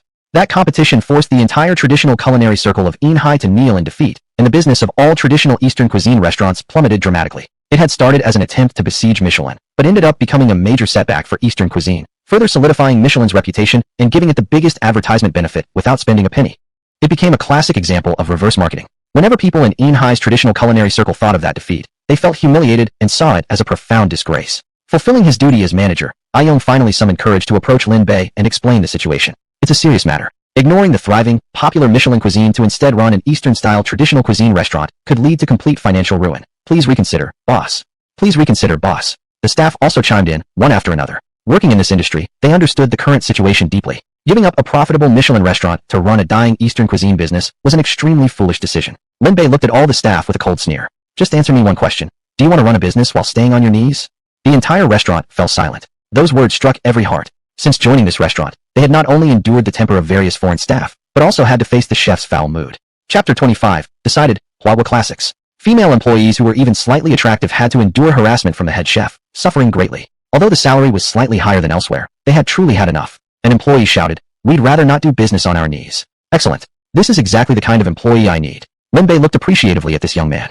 What he wanted was precisely this kind of bold spirit. This young man possessed responsibility and potential. Too much praise from the boss. I'm just expressing my true feelings. I've long despised those arrogant foreign chefs acting as if they're superior, but I've had no choice but to endure. But today, seeing the boss here, I know that dawn has finally come. Very well said. This is the kind of employee I want. What's your name? Boss, my name is Hyung. Good. Starting from now, Hyung will be promoted to dining room manager, replacing the person who was fired earlier. Lin Bay laughed loudly and immediately entrusted Hyung with a significant position. Everyone cast envious glances. Thank you for the boss's recognition. Hee-young was extremely excited. He hadn't expected that merely expressing his heartfelt thoughts would lead the new boss to value him so much. From a mere worker, he had instantly become the dining room manager. Seeing this situation, Ai-young naturally dared not oppose it, because he discovered that the boss was a person full of justice, national pride, and decisive action. Still, after calm consideration, he felt there were big problems ahead. Boss, I support any decision you make, but out of duty as the store manager, there are some things I must say, Ai-young spoke. Go ahead, Lin Bay nodded. He wasn't someone who couldn't accept opinions either. He was willing to listen to others' views. Moreover, through brief interaction, he found this manager was relatively responsible. Boss, what exactly did you see in this restaurant that made you purchase it? Ai-young asked. Lin Bay laughed heartily. In front of the classic cuisines passed down for thousands of years in our glorious Huahua nation, what value does this place even have? Ai-young looked embarrassed. Well, it indeed made sense said that way, and he couldn't bring himself to argue. However, classic cuisines were one thing. The current dilemma of Huahua's culinary scene was another matter entirely. Trying to rival the thriving Michelin-starred cuisine using classic traditional dishes would likely be unrealistic. As for how to run the restaurant, boss, what's your plan moving forward? Ai-young asked. Lin Bay loudly declared, immediate closure for renovation. I want to transform this establishment into a Huahua Classics traditional cuisine restaurant. Ai-young's face changed immediately. Boss, doing this would directly lead the Michelin company to revoke our franchise qualifications. We won't get back the $2 million we've already paid in franchise fees. No need for foreign complaints this time. News would spell disaster the moment it reached Michelin. $2 million? A mere pittance. Let them deduct it if they want. Ignore them. Alright then. Ai-young had figured it out. Nothing would change what Boss Lin had decided. Even 9 oxen pulling together wouldn't budge him. Since he had made up his mind firmly, there was no need to persuade him further. But boss, even if we want to change the name and appearance, we don't necessarily have to insist on traditional food. Western-style cuisine is mainstream now, an unstoppable trend. Insisting on traditional dishes might lead to major losses. Ai-young bravely said. Lin Bay patted his shoulder. I know you have the store's interests at heart, but I must tell you too, the new restaurant will definitely not lose money. Moreover, it will ignite a storm of traditional cuisine in Inhai City, and even become a sensation across the entire culinary world. Great, boss, you've spoken well. What a relief. Upon hearing Lin Bay's passionate declaration, all the staff members became enthusiastic and inspired. Ai-young, as a veteran insider, could only silently sigh. This boss Lin was simply too young, rich perhaps, but completely unfamiliar with the market. Though his words were exciting just now, achieving that in today's environment dominated by Western trends would essentially be next to impossible. Profit or loss isn't your responsibility. Just carry out my orders. Yes, boss. Ai-young no longer said anything else because he simply couldn't change Lin Bay's mind. Immediately contact the best renovation company in Inhai. I want the restaurant renovated into a classic Huahua style in the shortest possible time, with full transformation and upgrading. The new restaurant will be called Huahua Classics. The full name will be Huahua Classics, Grand Panorama of Eastern Traditional Cuisine. As soon as he finished speaking, the entire staff erupted into enthusiastic applause. Great! What a grand name. Huahua Classics, Grand Panorama of Eastern Traditional Cuisine. Just for this name alone, we must give the boss a thumbs up. The atmosphere in the restaurant reached a peak of excitement. Looking at the energetic and commanding Lin Bay, Wu Jia was deeply shocked. Before this, she had simply perceived Lin Bay as a wealthy person who liked to spend money and indulge in luxury. Unexpectedly, Lin Bay also had such a passionate side. You never cease to amaze me, Mr. Lin. It's nothing really. I just can't stand those foreign devils acting arrogant and badal, like they own the place on our own soil. I want them to understand one thing clearly. This is Huahua's land. Here, the people of Huahua are the masters. If they behave themselves, we won't bully them. But if they think they can overstep their bounds, I, Lin Bay, will never allow such bad habits. We Huahua people won't tolerate that kind of attitude either. Mr. Lin, that was beautifully said. Wu Jia gave him a heartfelt thumbs up. Mr. Lin, you told me earlier that you can drive, but you just don't have a license, right? Wu Jia suddenly asked. That's right. In that case, I can help you get a license. It will make your travel much more convenient in the future. Wu Jia offered. Although Lin Bay could afford a driver, there were times when he inevitably needed to drive himself, and having no license wouldn't work. Is that possible? Lin Bay asked. No problem at all, as long as you actually know how to drive. Leave everything to me. Alright then, I appreciate your help. Lin Bay nodded in gratitude. He realized he had already taken up so much of Wu Jia's time, so he felt a bit guilty. Immediately, he instructed the staff to bring her something to eat, a freshly prepared Michelin-level breakfast. Wu Jia, since Huahua Classics isn't officially open yet, please endure eating a not-so-refined foreign junk meal for now. Lin Bay said with a smile. Mr. Lin, you're too modest. Wu Jia waved her hand repeatedly. Endure? Not at all. This was actually her first time trying Michelin-level cuisine. Honestly speaking, there was a reason why such food was so popular. Because it really was excellent. Or was that what annoyed Lin Bay? He had never denied the class and value of such delicacies. What truly annoyed him was the foreigners' double standards, their hypocrisy, arrogance, and condescending attitude. They were just outsiders, yet they insisted on behaving like they were superior. If we don't teach them a lesson and let them face reality, they really will start believing their own nonsense. Mr. Lin, I'm done eating. Alright then, I've kept you long enough. You should hurry back to work. If your boss blames you, contact me immediately, and I'll handle it. Lin Bay said.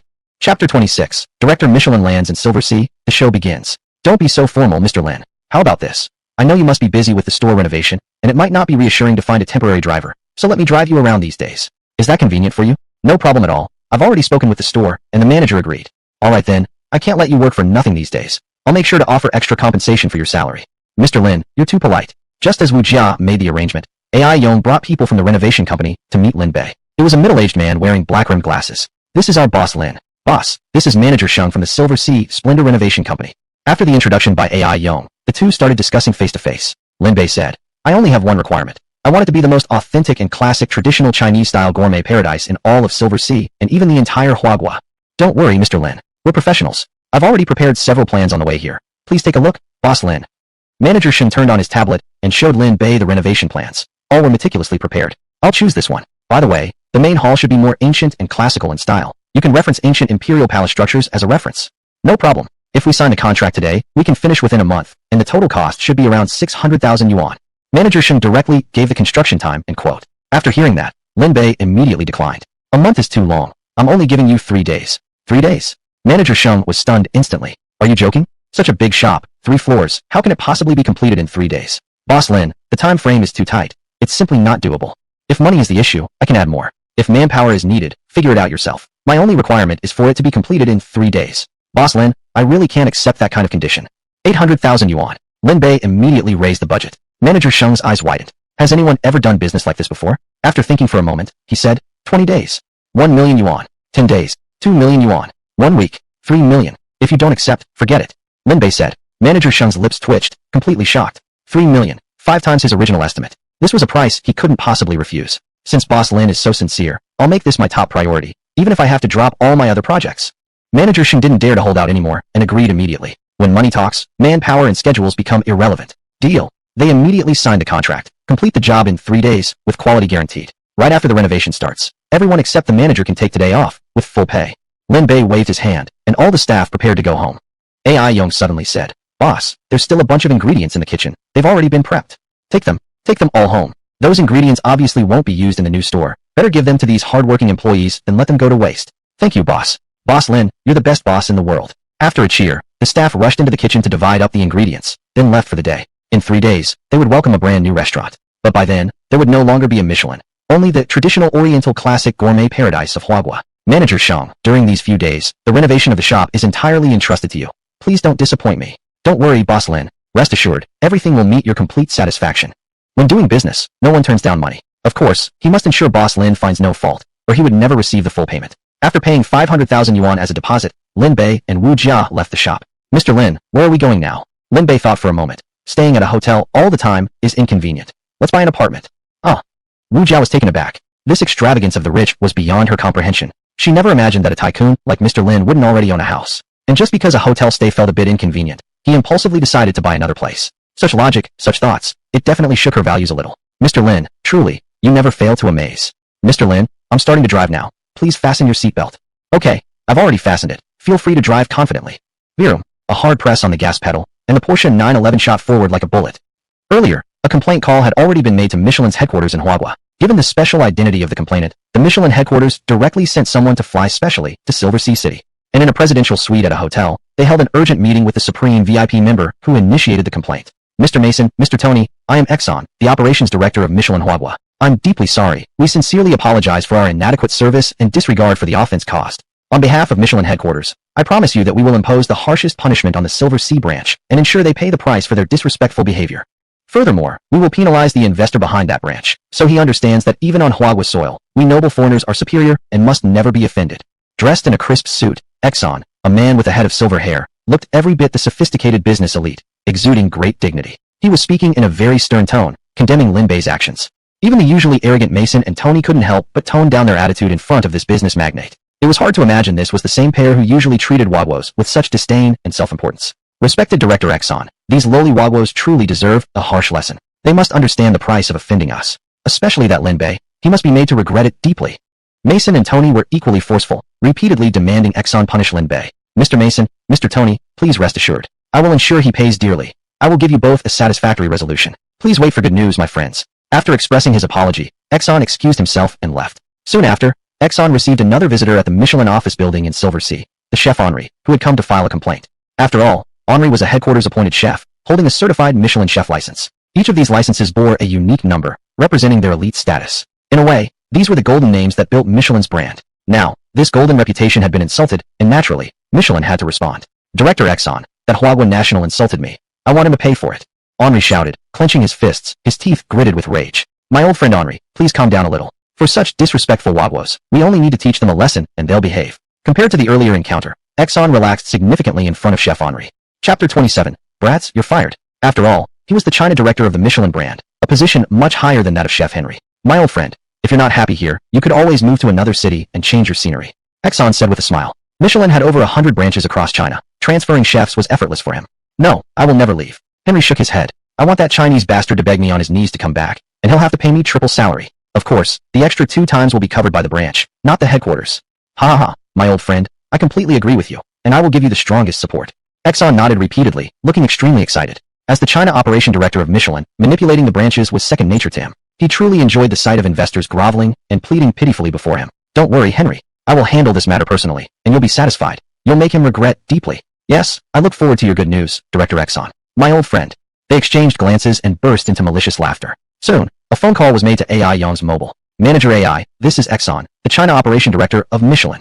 Director Exxon, hello. AI Yong answered the call, his expression turning grim. A direct call from Director Exxon must mean bad news. Looks like the headquarters had already received complaints. Today's incident must have enraged them greatly.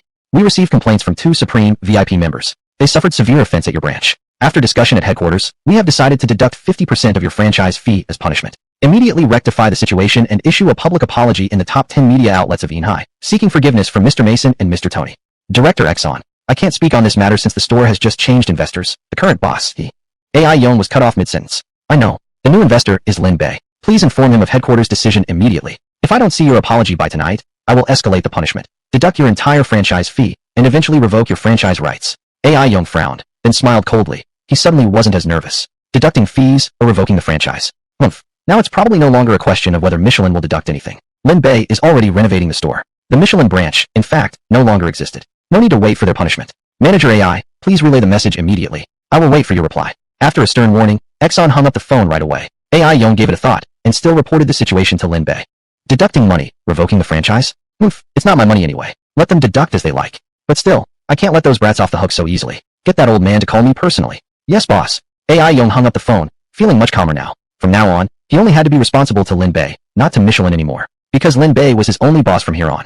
Yet, he wondered about the performance of the newly established Chinese culinary classic spectacle, how well it would do, and how long it could last. Thinking of this, AI Yong couldn't help but feel deeply worried. Then he dialed Exxon's number. Director Exxon, our boss Lin says you need to call him directly. After telling him the number, AI Yong hung up immediately. Exxon was quite upset, yet still dialed Lin Bay's number. Mr. Lin, this is Exxon, the China operation director of Michelin. AI Yong should have already informed you of the disciplinary decision against your branch, so I won't repeat the details. But I must remind you one thing. We will not change the assigned chef. Your head chef remains Henri. How you get him back is your problem. We will not interfere. Please negotiate privately with him. Stop. Lin Bay interrupted impatiently. Brat, this restaurant now belongs to your grandpa, so listen carefully. Deduct whatever money you like, but the franchise status you needn't cancel. It's over now. I, your grandpa, hereby declare, you're all fired. Piss off. Bang. Lin Bay slammed the phone down right after the curse. Beep, beep. Inside the Michelin office building, Exxon was furious, his face flushed bright red. Since becoming operation director, he had always been held high in esteem, flattered and flattered, with everyone scrambling to please him. But now, after getting such a humiliating slap from Lin Bay, his anger boiled over. Like an enraged old lion, he roared. Deduct the full franchise fee from the Yinhai branch, and revoke their franchise rights immediately. Revoke all authorizations, cease all cooperation. As of now, there is no Michelin branch in Yinhai anymore. The Michelin headquarters issued a direct order, and the Yinhai Michelin branch was immediately abolished, and the announcement was made to all media outlets right away. Henri was shocked when he saw the news on media. He immediately called Exxon. Exxon, my old friend, is it really true that the Yinhai branch has been cancelled? Yes, Henri. I'm very sorry about the Yinhai branch situation. But, what about my job? Who will pay my salary? Don't worry, my old friend. In a few days, I'll arrange a new position for you. Perhaps a new branch will soon replace the old one. You won't be unemployed. Thank you, Director Exxon. I don't want to leave this city. If possible, I hope to work at the new branch. My old friend, just wait for good news. Exxon hung up the phone and immediately started planning the procedures for a new branch. Lin Bay's branch had been cancelled, but the big cake of Yinhai City could not be abandoned. With Michelin's golden brand name, there would certainly be no shortage of new franchisees. Sure enough, before the recruitment announcement for the new store was even released, the Michelin headquarters phone lines were already flooded with calls from eager applicants. Exxon issued instructions immediately to begin the preparations for the opening of the new branch. Dihao Yiping sales office. A Porsche 911 parked in front of the entrance. Lin Bay and Mu Jia stepped out of the car. Mr. Lin, we've arrived at Dihao Yiping. What's this property like? This is a newly built upscale residential community in Inhai City. It offers the finest residential buildings in the entire city, with top-notch security, property management, and all kinds of supporting facilities. Its villas are the most luxurious in Inhai, and those who live there are all top-tier tycoons of this city. Let's go inside and take a look. Lin Bay and Wu Jiao walked into the sales center's grand hall. In front of the giant property model, a female sales consultant warmly greeted them and began introducing the community's details. Mr. Lin, Miss Wu, Dihao Yiping currently has ready-to-move-in units in several different floor plans, all of which are highly popular. If you two have a preferred layout, we recommend you sign the contract right away to avoid missing this excellent opportunity. The sales consultant's name was Lily. She was dressed in professional attire, wearing black stockings with long legs, and was extremely attractive. Chapter 28, causing trouble right from the start. First, show us the ideal layout. Sure, please take a look over here. As Lin Bay was viewing the property, a mother and daughter nearby had already set their eyes on him. The young woman was dressed up flamboyantly, while the middle-aged woman exuded the aura of a sharp-tongued commoner, typical of an outspoken woman in the prime of life. Lin Bay, what a coincidence. You've already graduated from high school, right? Are you here looking for a summer job? The young woman looked at Lin Bay with a clearly fake smile. Auntie, cousin, so lucky to run into you.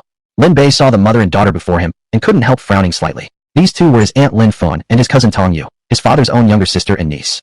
The two families should have been very close, but due to certain reasons, their relationship was actually quite poor. Lin Fun looked at Lin Bay, her eyes filled with mockery. Lin Bay, I heard your family just went bankrupt. That must be tough for you. Other kids' summers are for traveling, watching shows, and enjoying themselves, while you're forced to work. It must feel pretty suffocating, right? Your parents doted on you so much. How could they bear to send you out to work? TSK, but what can you do? Who asked them to go bankrupt? Isn't that right? Lin Bay's face immediately darkened. She was bringing up precisely what she shouldn't have. As soon as they met, the mother and daughter team had started causing trouble. But since the other party was family elder, out of respect for her status, he had to restrain himself after all.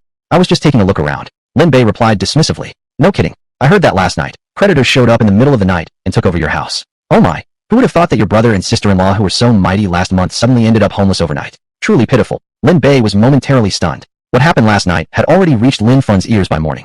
These rumors sure traveled fast as hell. Hee, it's not that serious. The other party just urgently needed the house, so my parents moved out directly. It was just an old house anyway. There's nothing worth holding on to. Covering her mouth, Lin Fun sneered. Lin Bay, you might be able to fool outsiders, but don't try to put on an act in front of me. Not to mention, if your parents had lent me the money last time, even if you went bankrupt now, at least there'd be a place to retreat to, right? But see, when someone's in bad luck, no one can hold them back. Originally, I wanted to help you a bit, but Mei Shangdao you'd rather lose all your money than lend me any. You have to admit, this is just the bad luck you brought on yourselves. Lin Fun's sarcastic words made Lin Bay furious beyond words. Everything she said was twisting the truth completely. Lin Bay's father was the eldest son in the family, always honest and dependable, and for years had been supporting his married younger sister. The Lin Fun family had taken so much advantage of them, yet never repaid a penny of what they took. Even worse, instead of showing gratitude, Lin Fun became increasingly greedy. Last month, Lin Fun had said she needed to borrow money to help her daughter prepare for her marriage, and casually asked for 500,000. Lin Dongtian had really struggled to scrape together such a large amount, so he had first borrowed from every corner and managed to give her 100,000. Despite that, she still cursed Lin Bay's parents, spreading rumors and smearing them publicly. Yesterday when the company went bankrupt, Lin Bay's father had no choice but to ask Lin Fun to lend them a small amount for emergency. Not only did Lin Fun refuse to give any money, she started shouting various unkind words. It was as if the debt wasn't on her family, but on Lin Bay's parents instead. Lin Bay, still a student, had originally no desire to involve himself in adult matters, yet now that he had coincidentally encountered her, Lin Fun still insisted on causing trouble for no reason. It enraged Lin Bay. Seeing Lin Bay's changing expression, Wu Jia hurriedly tugged at his clothes. Mr. Lin, stay calm. Huh. Lin Bay forced himself to suppress his inner fury. With a cold face, he said, Auntie, you're just a senior family member, or else with that kind of crooked mouth, I'd definitely make you pay for it. Oh, what? Are you threatening to hit me, you little brat? Come on, hit me if you dare. Lin Fun, emboldened, directly stepped closer to Lin Bay, fully aware he would never dare to lay a hand on her. Mr. Lin, let's focus on viewing the house. Why bother with someone like her? Wu Jia could see it clearly. This was a real shrew. It would be better not to hit her. The moment she was touched, she would probably lie down and accuse him of assault. Forget it, continue the viewing. After thinking about it, Lin Bay sneered and ignored her. Mr. Lin, were you satisfied with the layout we just saw? The sales consultant hurriedly asked, pointing to the apartment layout nearby. Oops, this is a 200 square meter flat. How can a family that went bankrupt afford it? Lin Fun, standing nearby, poured oil onto the fire. Hearing this, the sales consultant couldn't help but feel awkward. Mr. Lin, Lin Bay shook his head. This layout just isn't suitable for me. What a joke. Saying it's not suitable for you when clearly you can't afford it. Can't even buy it. Mom, stop talking. After all, he's my cousin and your nephew. His family just went bankrupt, and his parents are homeless now. Please don't provoke them. What if they lose their minds and come to crash at our place, mooching off us? Tong Yu tugged at Lin Fun's arm with a fake smile, seizing the chance to mock Lin Bay. Ah, right. I absolutely won't allow them to come stay with us and sponge off us. Lin Fun dramatically patted her chest in exaggerated fear, speaking loudly, as if intentionally, trying to be overheard. This whole scene drew attention from everyone in the sales hall. Strange, curious gazes fell upon Lin Bay. Yet no one knew that being shameless and mooching off others was actually the specialty of Lin Fun and her daughter. Tong Yu gave Wu Jiao a once-over, smirking ambiguously. Lin Bay, didn't expect you'd be so good at picking up girls. You've barely graduated high school and already got yourself a girlfriend. Wonder what this girl sees in you. Maybe she's into you because you're now a broke second-generation failure? Ha ha. Shut up. She's my friend, not my girlfriend. Watch your filthy mouth. Lin Bay snapped angrily at Tong Yu, who simply looked more provoked and didn't back down one bit. Mr. Lin, let's continue viewing the property. Your valuable time shouldn't be wasted on them. Yeah, let's see the house. Lin Bay thought for a moment, realizing Wu Jia was right. Given his current situation, why should he stoop to their level and waste time bickering with these people? He resumed discussing the apartment layout with the sales consultant. Mr. Lin, if large open concept layouts aren't suitable for you, are you thinking of choosing something more compact, yet functional instead? No, too small. I want something bigger. Something bigger? The sales consultant wore a slightly awkward expression. Based on what Lin Fan implied, this man's family had just gone bankrupt, unable to afford even a large open-plan apartment. Yet he still wanted something bigger? Still, as a sales consultant, professionalism was required. Mr. Lin, if you're looking for something bigger than an open-concept layout, then that would be our premium villas. Exactly. Let's look at the villas. With a sweep of his arm, Lin Bay pointed straight at the villas section on the model display. At this moment, Lin Fun and Tong Yu burst into laughter. Lin Bay, you've really got to be more down-to-earth. You can't even afford a small apartment, yet you're looking at big villas. It's absolutely ridiculous. We're different. We just signed a contract for a 130 square meter 3-bedroom, 2-bathroom apartment. The down payment alone was hundreds of thousands. The two of them began bragging, flaunting their signed contract. Chapter 29. You want to buy a $450 million villa? Have you been traumatized? In reality, all their down payments had been accumulated through loans from Lin Bay's family. Lin Bay followed the sales consultant to the front of the villa community. Mr. Lin, I'm very sorry to remind you, but we only have one villa left, and it's the top tier one among all the villas, so... The sales consultant pointed at the Emperor Villa located at the pinnacle location of the villa complex, her face embarrassed, hesitating as if she had more to say. Clearly, Lin Bay, whose family was bankrupt, couldn't afford this villa. By saying that, she was reluctantly reminding him so that things wouldn't get too awkward later. Great, we'll take it. Mr. Lin, the sales consultant was stunned, momentarily unable to react. Wu Jiao was also shocked. Was Lin Bay really choosing this one? As the top-tier community in Yinhai City, the cheapest villa in Dihao Pin started from several $1 million. A better one could easily go over $100 million. The villa Lin Bay had his eyes on was the pinnacle residence of the entire villa community, a true emperor villa. It probably couldn't be bought for even $100 million. Just having purchased Michelin, did Lin Bay really have enough funds left to buy this colossal emperor villa? Mr. Lin, that. The sales consultant stammered, momentarily at a loss for words. She didn't know how to explain to Lin Bay. Compared to Wu Jia, she was even more worried about Lin Bay's financial capacity. This was the pinnacle of villas, not a 2-bedroom worth tens of thousands, nor a multi-million-dollar flat. Is there any problem? Lin Bay asked. No problem. Well, Mr. Lin, the total price of this villa is $450 million. Trying not to shock Lin Bay too severely, the sales consultant deliberately softened her tone and spoke quietly. $450 million? Speak louder, I didn't catch it clearly. Lin Bay scratched his ear and replied. Before the sales consultant could even answer, Lin Fun had already burst out. Loudly rushing forward, she shouted at Lin Bay. $450 million. Lin Bay, have you finally heard it clearly? $450 million, yes. Lin Bay nodded calmly. Lin Fun laughed louder and louder. Ha, Lin Bay, are you scared now? This is 450 million yuan, not 4.5 million. Even 4.5 million you wouldn't be able to afford.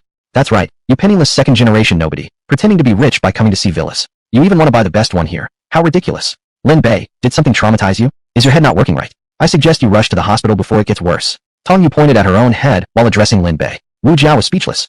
You're at least related to him. How could you treat Mr. Lin like this? Shut up. It's none of your business what happens between our families. You whore, get lost and stay away. Lin Fun and Tong Yu cursed Wu Jia furiously, their attitude outrageously arrogant. Out of respect for Lin Bei, Wu Jia refrained from confrontation and merely held back her anger. Looking at the mother and daughter, Lin Bei was secretly overjoyed. They firmly believed he couldn't possibly afford such a price, so they were pouring all their mockery into the situation. But they had no idea, he was now a billionaire. However, that wealth would soon seem insignificant because he was about to splurge for 150 million yuan to buy the crown jewel of Dihao Pin.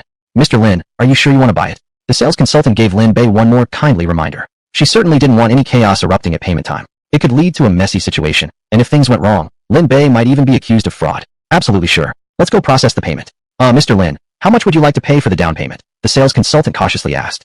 Down payment? I'm paying the full amount. The full amount? Wow. The sales consultant was completely stunned. A buzz of surprise erupted in the entire sales center. The crown jewel worth 450 million was being purchased in one go. Lin Bei, have you gone mad? Where do you even get so much money? Mother and daughter Lin Fun and Tong Yu lost their cool. They were scared stiff by Lin Bei's claim, but soon scoffed coldly again. Clearly, Lin Bei couldn't afford this and was only putting on an act. Yet while pretending to be wealthy might be fun for a moment, when it came time to pay with no money ready, everything would change. If the sales office called the police, Lin Bei would be charged with fraud. These days, fraud was a serious crime. 450 million would put him behind bars for life. I didn't expect you to be so hot-headed. Lin Fun sneered continuously, secretly thrilled by the situation. Lin Bay, you're still young. Why not study something worthwhile instead of resorting to fraud? Do you even know how long you'll be sentenced for such a crime? You might end up spending your entire life in jail. Ha! Mocking Lin Bay endlessly, mother and daughter couldn't feel more delighted in their hearts. That full payment, Mr. Lin. Are you sure you want to pay in full? The sales consultant was already sweating in her palms. Paying in full for a villa wasn't unheard of, but even at DHowe such cases were extremely rare. A sum that could easily reach tens of millions. Nobody could just casually pull that off. Did Lin Bay really have it? Don't waste time. Take me to make the payment. Alright, Mr. Lin, please follow me. The sales consultant seemed to gather enormous courage, clenching her teeth as she led Lin Bay to the finance counter on site. Yet as she walked, she felt as if stepping on cotton, constantly sensing an unreal feeling. If this deal truly went through, just the commission alone would nearly reach 10 million. 10 million. With one deal alone, she could live comfortably for 10 years. Thinking about it still felt unreal. If Lin Bay had been a middle-aged man with a receding hairline, or a boss with a golden chain around his neck, he might seem more credible. But he looked under 20 years old. Hell, according to Tong Yu, he was a high school graduate who had just finished school. Where did he get so much money? Sir, will you pay by transfer or in cash? Facial scan. Facial scan. The financial officer looked awkward. Sir, large transactions cannot be completed via facial recognition. It must be paid through cash or bank transfer. I see. Just wait a second. Lin Bay directly pulled up the system panel and communicated with it. System, how should this transaction be paid? Ding. Everything can be handled by the system on behalf of the user. Please just confirm, master. Confirm. Ding. System transferring. Transfer complete. 450 million yuan paid successfully. Please confirm receipt, master. It's done already. Lin Bay said to the financial officer. What? The financial officer was immediately stunned. What was that? What do you mean done? What kind of logic was that? The sales consultant was also frowning. Mr. Lin, this is a transaction involving 450 million yuan. This is extremely serious business. Please don't joke around. What joke? Only 450 million. Is that really worth me joking with you? Seeing that Lin Bay didn't seem to be faking at all, the sales consultant felt slightly uneasy. She quickly urged the financial officer to check the account. The financial officer checked through the system. Nothing. Chapter 30, Money Not Received? Lin Fun and her daughter are thrilled. I'm sorry, Mr. Lin, but we haven't received the payment you mentioned. Really? Lin Bay was also stunned. The system clearly indicated the payment had gone through. System, what's going on? Ding. Host, don't worry. The transaction has been completed. However, due to the large sum, both the bank and merchant will have a confirmation process. Actual receipt might be slightly delayed, but at the fastest, within minutes, and at the longest, an hour.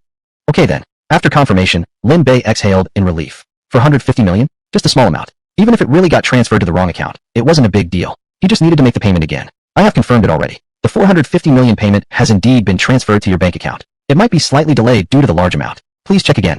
Lin Bay told the accountant. Alright, Mr. Lin. Please wait a moment while we verify. The accountant began to check nervously. This amount was too large for them to casually confirm without caution. Otherwise, if they offended such a wealthy man, it would be quite troublesome. After all, by purchasing this villa, Lin Bay had become the top VIP of the entire DHowe residential complex. Even if the CEO of DHowe Properties came in person, he would have to wear a smile and serve him carefully. Lin Bay, stop pretending already. Wake up, everyone. He doesn't have any money at all. He's just a broke second-generation loser. Don't let him fool you. Lin Fun and Tong Yu shouted again. They had never believed Lin Bay had money, and now they were even more convinced of it. He's a fraud. A huge fraud. Hurry and call the police. Don't let him cheat you. The two screamed desperately, causing an uproar in the sales hall. A few minutes passed. The accountant, who had been repeatedly verifying the account, suddenly stood up and looked seriously at Lin Bay. Seeing this atmosphere, mother and daughter immediately became excited. Haha, I told you it wasn't there.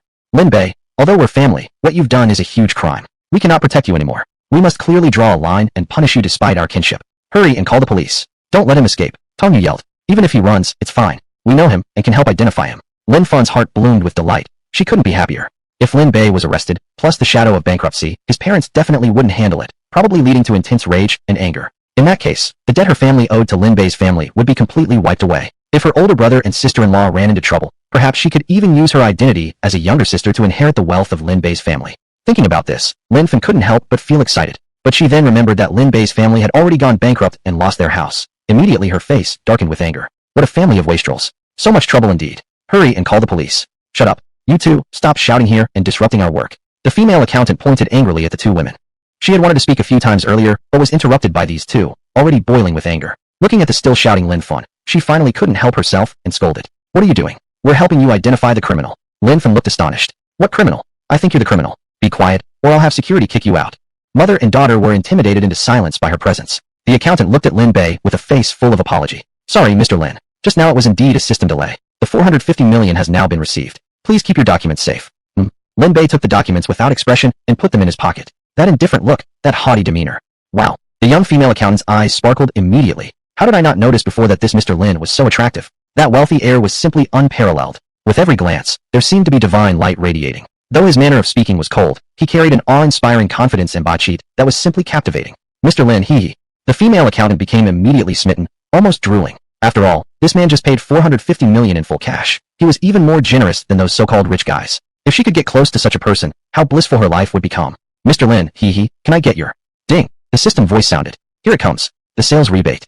Ding. Congratulations, host, for successfully spending 450 million. Rebate mechanism triggered. Ding. Refund multiplier x10. Refund amount, 4.5 billion. Now credited. Ding. Additional reward obtained. Emperor Art, 36 marvelous skills. With the 4.5 billion rebate credited, Lin Bay's total assets reached 7.125 billion. But what interested him more was the Emperor Art, 36 marvelous skills. What kind of thing was called marvelous skills? He had only heard of crafty and luxurious skills, but never anything called the 36 marvelous skills. What was this thing used for? Emperor Art. Turns out it was an ancient imperial secret technique. The kind of thing emperors practiced in the palace. Definitely nothing simple. He didn't have much time now, but he had to find a chance to study it carefully. Lin Bay smiled mysteriously and brought his thoughts back to reality. Ignoring the accountant who was still starstruck, he gestured for the sales consultant to show him the house.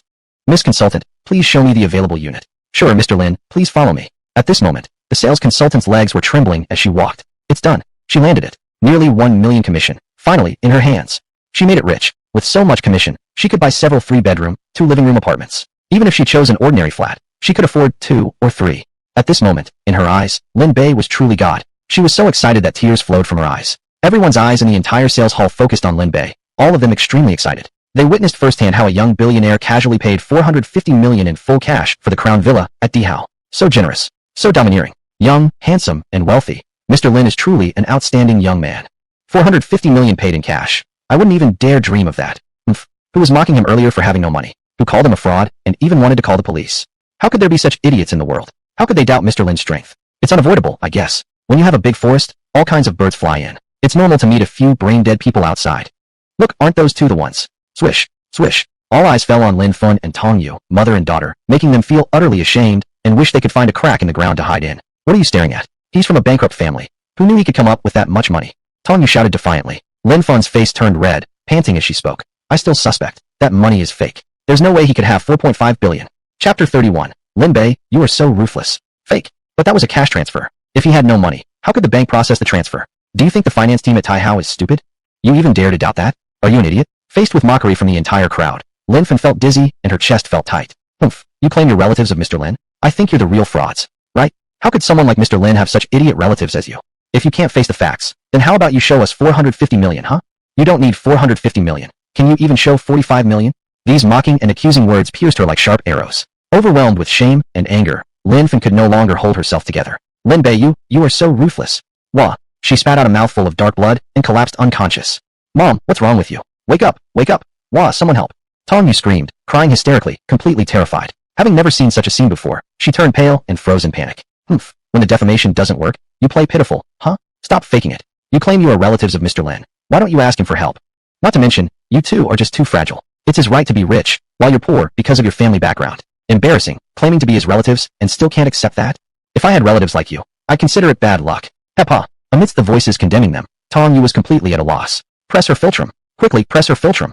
Employees from the sales office rushed over to provide emergency aid. They didn't want to deal with this mother and daughter, but they feared any death-related incidents even more. This was the sales office after all, the newly launched luxury residential project, where such incidents were the most taboo. After some vigorous pinching, Lin Fan finally came to.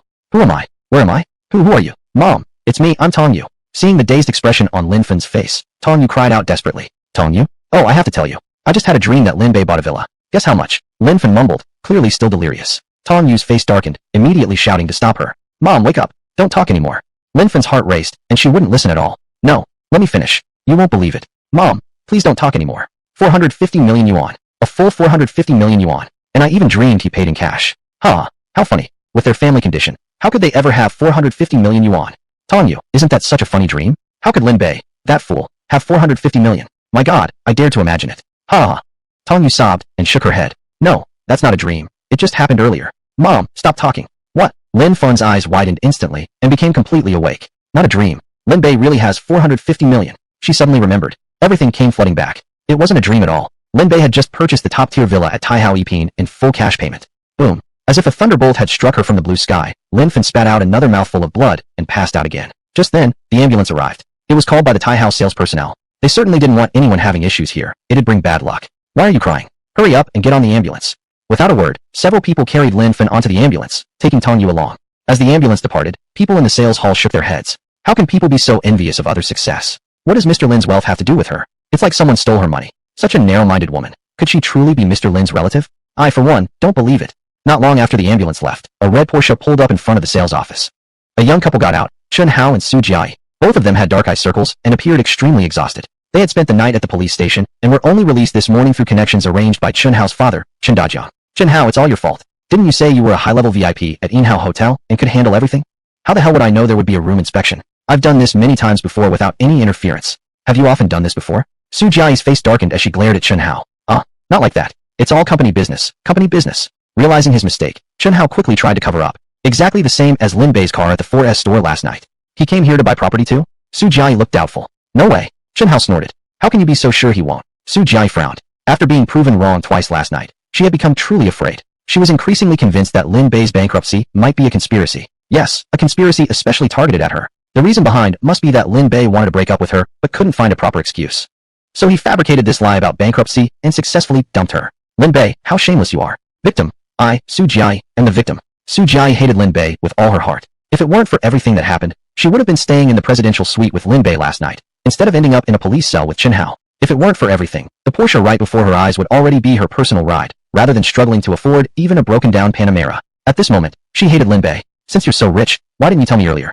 If I had known you were this wealthy, why would I ever turn to Chun Hao? Su Jiai clenched her fists, so furious that her face turned pale. Never mind him. Let's go check the property. Cheer up. I'm going to give you an incredible gift later. Incredible gift? Just how incredible? At the word gift, Su Jiai's eyes sparkled with excitement. You'll know soon enough. I guarantee you'll be so excited you can't sleep for 3 whole days and nights. Really? Su Jiai became so excited she started drooling. Since Chun Hao said it like that, this gift must definitely be something extraordinary. Meanwhile, in the core area of Taihao Yiping Villa District. Mr. Lin, this is your residence. Wow, so big, really so big. Wu Jia, who had come along, was completely stunned. The other villas they had passed along the way had already been quite large and impressive, yet none could even compare to this imperial-level villa. Big. Too big. Super big. That was the immediate feeling. The villa was enclosed by a massive wall. It didn't look like a private residence, but more like a giant factory. Mr. Lin, you truly have excellent taste. This is even grander in person than it looked on the model display. Chapter 32. 2 million for the renovation? Demolish it all. Wu Jia couldn't help but admire in sincere awe. In his heart, he kept marveling. Following Lin Bay had really broadened his horizons. Yeah, not bad I guess. Lin Bay nodded calmly. This villa was indeed enormous. But if only one person lived there, wouldn't it be somewhat inconvenient? Mr. Lin, are you satisfied with the exterior appearance of the villa? The sales advisor proudly asked. It's okay. Let me see the inside. Lin Bay nodded. The sales advisor opened the door and led him inside. As soon as they entered the courtyard, Wu Jia was stunned again. Majestic rockeries, luxurious fountains, a massive swimming pool, and a spacious parking lot. Alongside stretched a row of over a dozen attached garages. There was even a dedicated barbecue pavilion, a basketball court, and a tennis court. Every imaginable facility was present. So luxurious. Lin Bei briefly looked around and walked into the interior of the villa. Mr. Lin, please allow me to show you around the interior decoration. All right. Lin Bei remained expressionless. Mr. Lin, the decoration cost alone for this villa is nearly 2 million yuan. 2 million? That's outrageous. Wu Jia exclaimed in shock, instinctively covering his mouth. Lin Bei didn't seem affected at all. That's right. Decoration alone cost nearly 2 million. Of course, the renovation comes free of charge and doesn't require additional payment. The sales advisor stated proudly. A top-tier villa naturally deserved luxurious decoration. Among the entire villa compound, this king of buildings had the most premium decoration. Wait, you said the renovation cost how much? Lin Bei scratched his ear and asked. Nearly 2 million yuan. All materials used are the best, environmentally friendly and harmless. The decorating style was jointly designed by 7 designers from Germany, Italy, France, Austria, and several other European countries to lead international trends. Stop. What the hell is Germany, Italy, France, Austria? Who even are these nobodies? Are the houses they designed actually livable by humans? The sales advisor froze. Wasn't everyone nowadays obsessed with foreign stuff? But Mr. Lin here seemed unusually opposed to it. What she assumed was an advantage had instead turned into a liability. She was extremely surprised. The pride on her face vanished instantly, replaced by awkwardness. Mr. Lin, this cost was entirely borne by Dihao. There will be no additional charges for you. The sales advisor earnestly explained, afraid that he might have misunderstood something. Demolish all of it. What? The sales advisor was stunned. You didn't hear clearly? Tear all of it down. Mr. Lin. The sales advisor felt dizzy. Mr. Lin had quite a temper. The 2 million renovation, a masterpiece by 7 international designers. Just like that. He wanted to demolish it? Wu Jia was also flabbergasted. A villa elaborately decorated, and he wanted to destroy it all? What was Mr. Lin trying to do? Lin Bei was furious. This is my house. Who authorized you to decorate it for me? Have this. The sales advisor was completely taken aback. What Lin Bei said seemed wrong somehow, yet she couldn't quite point out the flaw. After all, he had paid the money. Fine, the renovation was done, but you chose my least favorite style. Were you trying to upset me deliberately? Mr. Lin, no, it's not like that. Don't explain. Tear everything down. Otherwise, I'll cancel the purchase. Cancel the purchase? The sales advisor nearly fainted. A 450 million king of buildings was the golden jalpar for Dihao Prestige. It had finally been sold after such a long time, and the buyer even paid the full cash up front.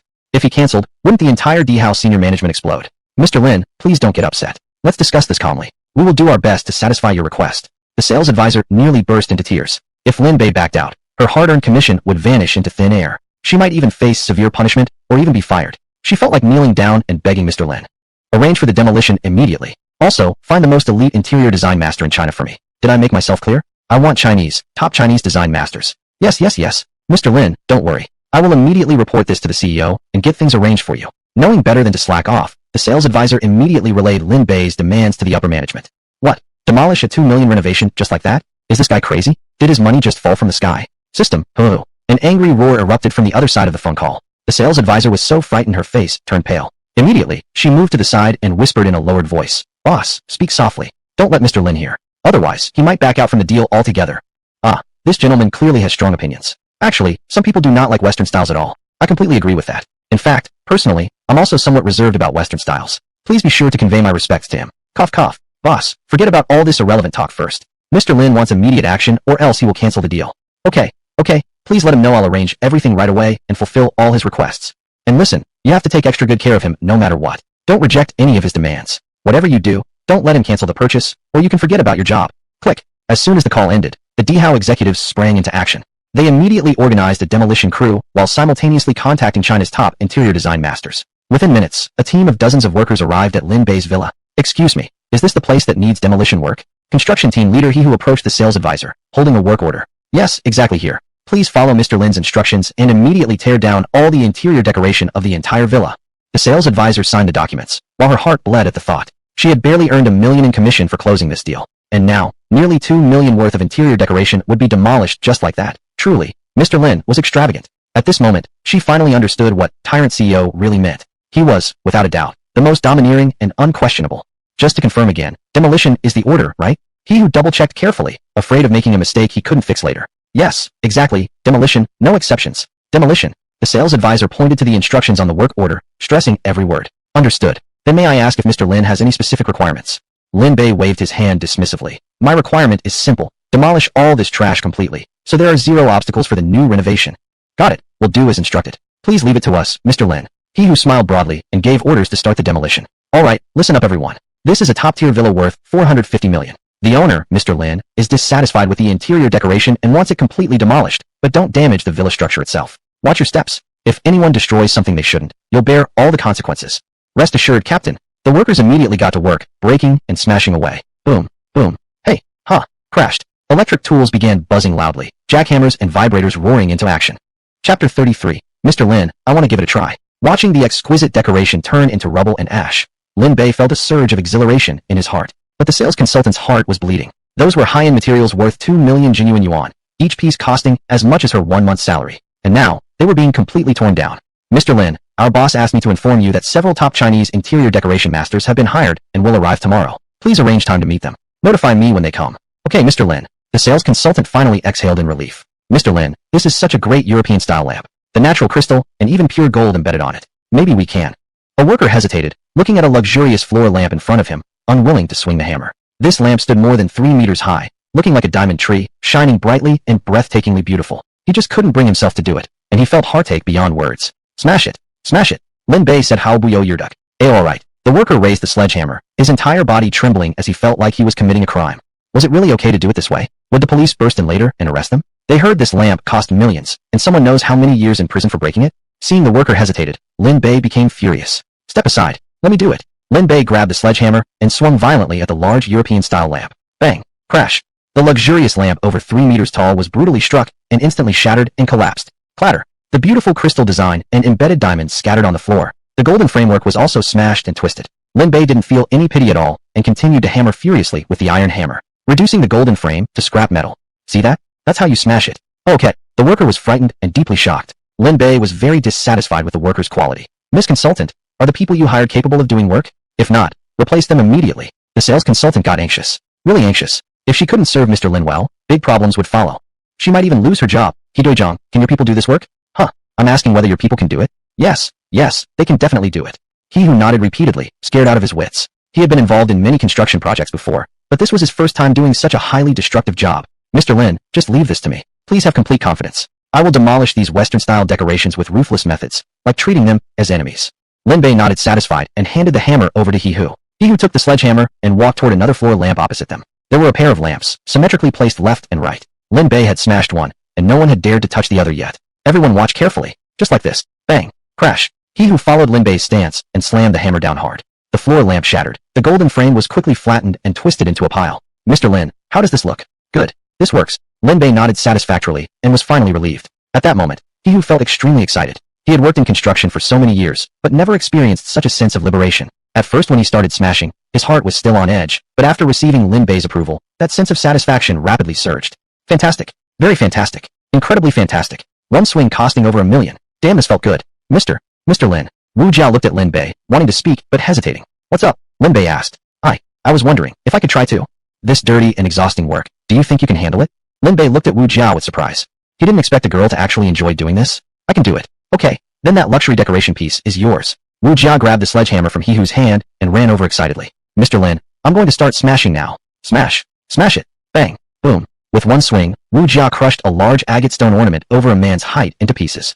Her heart pounded excitedly, feeling even more thrilling than riding a roller coaster. Awesome. Too awesome. Extremely awesome. One swing worth over $1 million. Damn, this felt too good. Seeing Wu Jia swinging the hammer energetically, the sales consultant couldn't stay still anymore. Mr. Lin, you also want to smash something? Yes, I do. Alright then. That Spanish Imperial Jade wine cabinet over there, it's all yours. Thank you, Mr. Lin. The sales consultant rushed over, grabbed the sledgehammer from Wu Jia's hand, summoned her courage, and smashed the hammer onto the wine cabinet over 2 meters tall. Boom. The wine cabinet collapsed, shattering all over the floor. The sales consultant cried out excitedly, ruining things recklessly, oh so recklessly. But damn, it felt so good. This feeling was just too awesome. I can't hold back anymore. Awesome, so awesome Yarunaji. The young and pretty female sales consultant happily raised her hands and jumped up excitedly, screaming. This feeling was even more thrilling and exciting than entering a horror house. Mr. Lin, thank you for giving me a different life experience. Sales consultant He Lily returned in front of Lin Bay, saying with extreme excitement. This feeling cannot be matched by any kind of team building or outdoor activities. Mr. Lin, I also thank you for this special experience that has given me a new understanding of life. I now understand what it means to fall apart and rebuild, what it means to pick up and let go, what it means to burn one's boats, and what it means to break boundaries. Wu Jia came in front of Lin Bei, expressing her inner feelings. Mr. Lin, thank you. The two spoke in unison and bowed deeply to Lin Bei in gratitude. Lin Bei was stunned. What was that? What the hell was going on? He didn't think so much about it. These two girls were so interesting, imagining so many meanings. He was truly impressed by these sneaky folks. Alright then, as long as you're happy. Lin Bei waved his hand with an awkward expression on his face. Mr. Lin, the scene will be a bit chaotic later. Please step aside for now to avoid being accidentally injured. He who came over to remind. Okay then, do a good job, don't let me down. Lin Bei, Wu Jia, and the sales consultant were ready to leave. Mr. Lin, please wait. Please, absolutely wait. Several workers wearing extremely plain clothes approached. Their skin was darkened by years of hard labor, clearly being frontline construction workers. Do you have something to say? Lin Bei didn't treat them differently, because they were frontline workers. On the contrary, he really admired people like them, because the dirtiest, the most exhausting, and the most dangerous work was done by them. They were the city builders, the creators of beautiful homes. Without them, skyscrapers wouldn't have built themselves. Mr. Lin, today's event made us realize that our work, no matter how ordinary the position, has its meaning. Ordinary yet great, nameless but noble. We're doing the least noticeable jobs, yet we can shine the brightest. In the past, we felt that in front of money, we were nobodies. We were once self-doubtful, complaining, and even giving up on ourselves. Now, everything has changed. The migrant workers became more and more inspired, their eyes gradually shining with light. Chapter 34. A down payment of 100 million? Lin Bei, can you believe it? Today, you've shown us that money and luxury are nothing in front of our hammers. We are the most ordinary people, with ordinary hands and tools, yet we can smash money and all kinds of luxury. Mr. Lin, your presence has made us no longer ordinary and mediocre. Mr. Lin, we get it now. You've helped us understand. Mr. Lin, thank you. With shining eyes, several migrant workers paid their respects to Lin Bei. Lin Bei's face turned solemn as he stood upright and shouted loudly. Salute to the greatest laborers. The migrant workers were moved to tears. Then, Lin Bei, Wu Jia, and the sales consultant left the villa and walked back toward the sales hall. Mr. Lin, I never expected that you'd also be a philosopher. Wu Jia looked at Lin Bei with admiration as she walked. Earlier, she had thought Lin Bei was just impressive and bold, but now she realized he also had great wisdom, as if he were a true philosopher. Lin Bei smiled as he waved his hand. Many small things in life actually reveal philosophy. Really? Then why didn't we notice it before? Wu Jia and the sales consultant looked at him in admiration, like students listening to a master's teachings. Lin Bei smiled and said, everyone has eyes capable of seeing philosophy, but some people are better at discovering it. while others never think about it. As long as you observe carefully and reflect deeply on even the smallest matters, you will surely gain something. Just like a piece of paper, which has two sides, front and back. Life is also like this. It has positive aspects and negative sides. If you only focus on the negatives, you'll feel lost, helpless, or even lose your way. But hope, which you may think doesn't exist, is always there on the positive side. Oh my God, Mr. Lin, you're so philosophical. You must be an expert in philosophy, definitely. Wu Jia and the sales consultant held their hands to their chests, eyes sparkling with adoration. The three soon returned to the sales hall. At that moment, a shrill scream suddenly rang out in the hall. Oh my God, did I hear right? This gift you're giving me, is this really it? Oh, yes, baby, you heard me right. This gift is really for you. Oh my God, isn't this too expensive, Omega? How could it be? Anything given to you is worth it, no matter how precious. I love this gift so much, darling. You're the best. The one shrieking was none other than Sujai. Right now, accompanied by Chun Hao, she was gazing dreamily at a giant house on the model display. Seeing Sujai so excited, Chun Hao finally felt a sense of relief from his frustration. Ever since last night, he had been publicly humiliated by Lin Bay 3 times, which filled his heart with suppressed anger. Now, finally, he could breathe easy. Sales consultant, which unit did you have in mind, Mr. Chen? A female sales consultant in her 30s approached and asked with a smile. This one, I'm buying it. Following the direction of his finger, the sales consultant immediately froze. Chun Hao was pointing at the crown jewel villa of the entire upscale community. Chun Hao, you're the best. I love you. Seeing Chun Hao act immediately, Su Jai couldn't help but shriek again. Her scream nearly pierced everyone's eardrums, even causing the surrounding glass windows to vibrate. Ha, it's nothing. Just a villa. I have more than enough money. I'm Chun Hao. Chun Hao pounded his chest, exuding a bold confidence that drew countless envious glances. In reality, though, he didn't actually have the confidence to afford it. This villa was actually a purchase commissioned by his father. The one who really wanted to buy this villa was his father, Chun Dajiang, chairman of Silverwind Group. The reason he sent Chun Hao here was both to relieve his son's frustration and to show Su Jai the power of wealth from a prominent family. Yet to others, Chun Hao claimed it was an extravagant gift he gave Su Jai. I'm so happy. Chun Hao, choosing you was the best decision I've ever made. Right? Could that poor guy, Lin Bay, ever offer you this kind of life?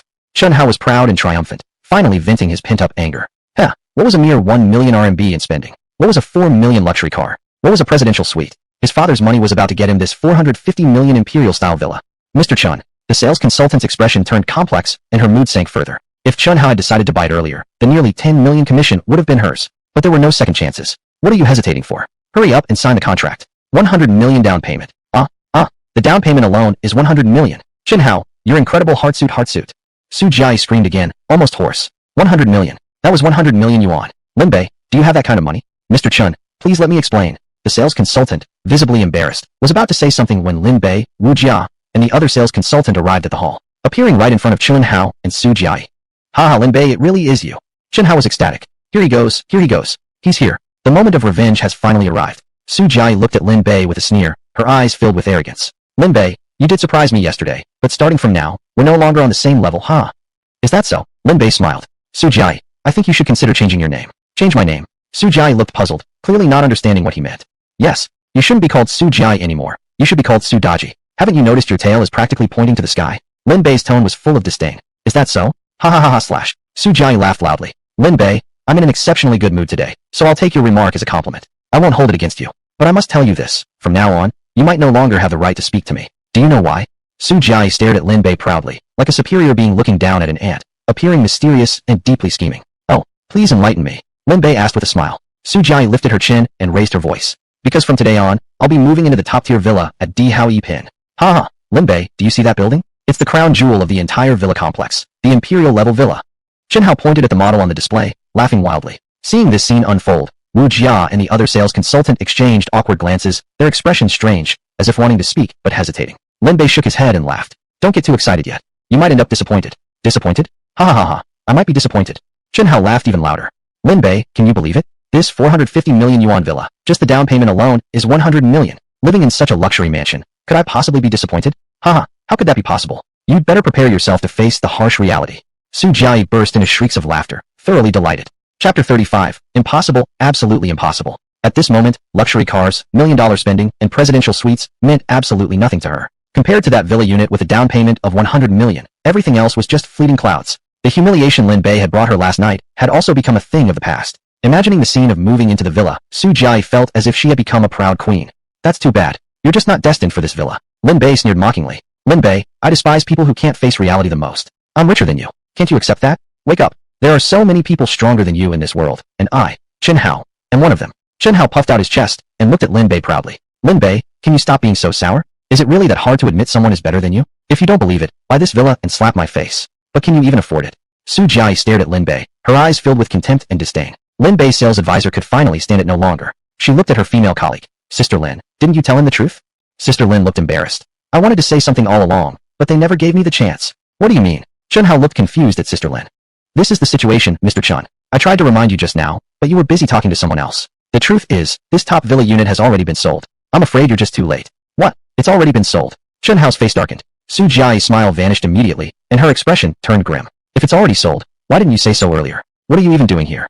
Chun Hao immediately vented his anger on Sister Lin. Sister Lin nearly burst into tears with Hichek. It was clearly their fault for not giving her the chance to speak, yet they turned around and blamed her. But she didn't dare argue with them. After all, as a salesperson, enduring some pressure was normal. There was no use blaming someone else for being impolite and ignorant.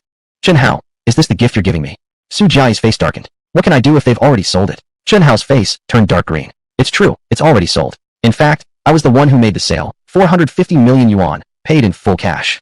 The sales advisor beside Wu Jia spoke with a smile and even winked at Sister Lin. Sister Lin closed her mouth wisely and simply smiled without responding. 450 million yuan, paid in full cash. Who was that bull? Chun Hao was shocked. Su Jia was stunned. The down payment Chun Hao's father had prepared was merely 100 million yuan. Someone paid the full amount outright. This gap was just too big. Who bought it? Who was this powerful buyer? The two anxiously questioned them, eager to know who the owner was. Sister Lin stayed silent. The two looked at the sales advisor facing them, then turned their gaze toward Wu Jia. Is it her? Su Jia guessed. I get it now. I know who it is. Chun Hao suddenly relaxed and pointed at Wu Jia, saying, if I'm not mistaken, the one who bought the villa must be the boss behind Wu Jia. You mean the boss behind the Porsche 4S store? Su Jia asked. Exactly. Paying 450 million yuan up front for such a luxurious villa, this boss definitely has that capability. Oof, if it's really him, then it's fine. After all, the boss of the Porsche 4S store was already a billionaire. It was completely normal for him to be rich. Su Jia patted her chest, exhaling in relief. As long as it wasn't Lin Bay. It could be anyone, just not Lin Bay, and it couldn't possibly be Lin Bay either. Well then, Lin Bay, do you have anything else to say? Su Jia sneered, looking at Lin Bay as if looking at a poor nobody. Do you think this villa is really that impressive? Lin Bay smiled. Su Jia burst into loud laughter. You're still trying to save face? A villa worth 450 million is definitely impressive. Too bad some people might never even have the chance to live in one for their whole lives. Su Jia laughed mockingly again and again, her eyes filled with ridicule and contempt.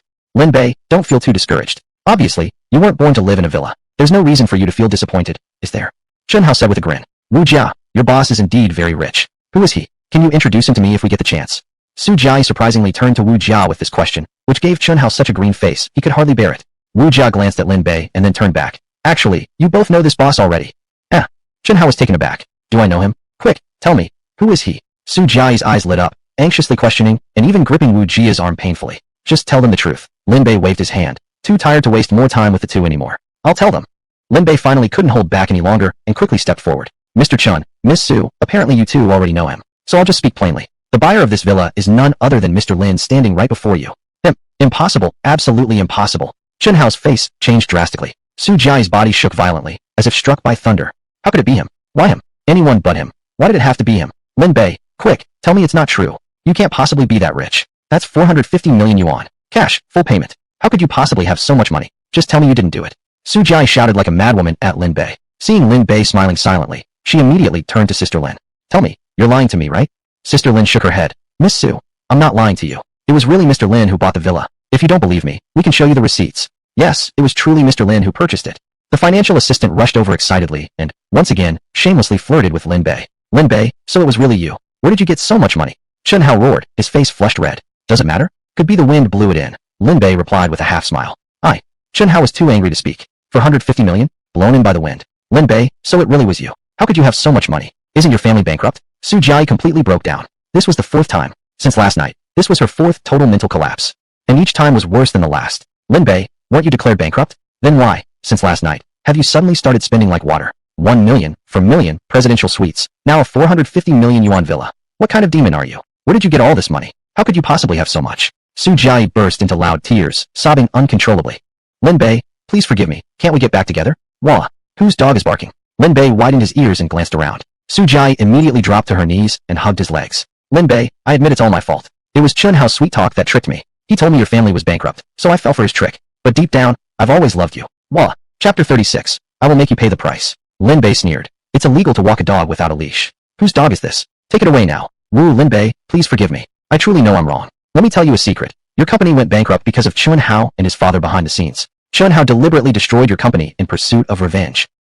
Lin Bei kicked Su Jiai aside and glared at Chun Hao with eyes sharp as knives. So it was all you're doing, Chun Hao. The business his parents had worked their entire lives to establish was ruined by the schemes of Chun Hao and his father. You bitch. You actually betrayed me. You were the most enthusiastic one when we came up with the plan. Chun Hao's face turned dark with fury. You deceived me first. You told me Lin Bei's family was bankrupt, but clearly he's extremely rich. It was you who tricked me. You had ill intentions. Su Jiai screamed furiously, and the two started fighting like dogs tearing at each other, spitting saliva in each other's face. She knew there was no going back. Why had she listened to Chun Hao's nonsense in the first place? She regretted it so much she wished she could bang her head against a wall. If not for last night's incident, she might have been the mistress of that 450 million yuan mansion. But now, everything was gone. She could only look up at that 450 million yuan mansion. That mansion, weighing on her heart like a mountain, the palace of an emperor. Who exactly would be the mistress of that luxurious house in the future, comfortably living there? Whoever it was, it certainly wouldn't be her. This reality was more painful than being killed. She was regretful beyond words. So regretful she felt like exploding. Sitting on the ground, she slapped her own face hard. I'm despicable. I'm stupid. I'm a pig. Why did I have to believe Chun Hao? Ah, wah wah. Chun Hao's face darkened further, turning from anger into a sinister chill. He stared at Lin Bei, chuckling mockingly. That's right, I did it all. So what? Your father didn't have the ability to protect the family business. You're blaming me for it. Don't misunderstand me. With your small little company, I could destroy it with just a spit. And for my father to personally handle it. You should feel lucky. Chun Hao openly provoked Lin Bei with extreme arrogance. Scumbag. Monster. Slap. Lin Bei slapped Chun Hao across the face. Chun Hao cried out in pain, flying 3 meters back, spitting out blood, several teeth knocked loose. Lin Bei, please forgive. Get out. Bang. Lin Bei kicked Su Jiai flying. What a despicable woman. If it hadn't been for her, his father's company wouldn't have run into all this trouble. She knew about Chun Hao's conspiracy yet intentionally concealed it, throwing herself into his arms instead. Now, seeing that he had bought the villa, she was crawling back to beg mercy. She fully displayed her gold-digging, two-faced abilities to the maximum. Shameless to the extreme, her heart deserves punishment. I will make you pay. Lin Bei pointed furiously at Chun Hao and Su Jiai. This matter would not end here. That would be too easy on them. Infone Group, Chen Dajiang, right? Your doom has arrived. Wait for me. Chun Hao stumbled and scrambled out of the sales hall, opened the red Porsche's door. Crying and screaming, Su Jiai rushed out, trying to jump into the car forcibly. Get out, you bitch. Bang. Chun Hao kicked her to the ground and drove off. Su Jiai fell to the ground sobbing, filled with regret. Inside the sales hall, envious eyes stared at Lin Bei, and many young, pretty girls were whispering and pointing at him. This Mr. Lin is so handsome. Not only handsome, more importantly, he's so rich. He paid the full 450 million for a luxury villa without even blinking. Simply too impressive. If only I had a boyfriend like this.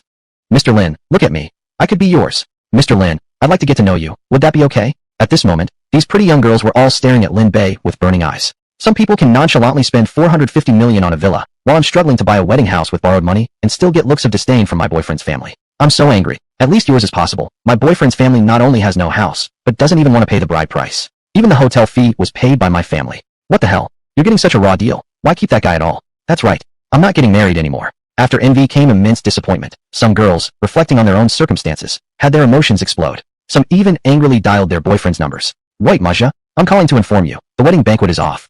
Wait, this is song wrong. You don't need to bring the bride price anymore. No need to buy a house either. This wedding, I'm not having it. And this wasn't even the most extreme case. The craziest was a group of young couples who had originally come to look at houses. In this emotionally heated atmosphere, they broke out into immediate arguments on the spot. Damn it, look at him, buying a 450 million yuan mansion without hesitation. And you can't even get a 45 square meter 2-bedroom apartment. How did I end up with you? You didn't even ask me to buy a villa or a luxury flat. Couldn't you at least manage a small apartment of 70 or 80 square meters? But do you have that much? Can't even scrape together a down payment of a few 100,000 yuan. Have your family been eating shit for the past few decades? Break up with me. Smack, smack, smack. Bouquets of flowers were thrown to the ground. Several young couples broke up on the spot, leaving the sales hall in tears. The dumped male partners had red eyes, teary yet unable to cry. Some of them called home with tears in their eyes. Dad, Mom, no need to book the hotel, no need to prepare the dowry anymore. We're not getting married anymore. Dad, Mom, just return the money we borrowed.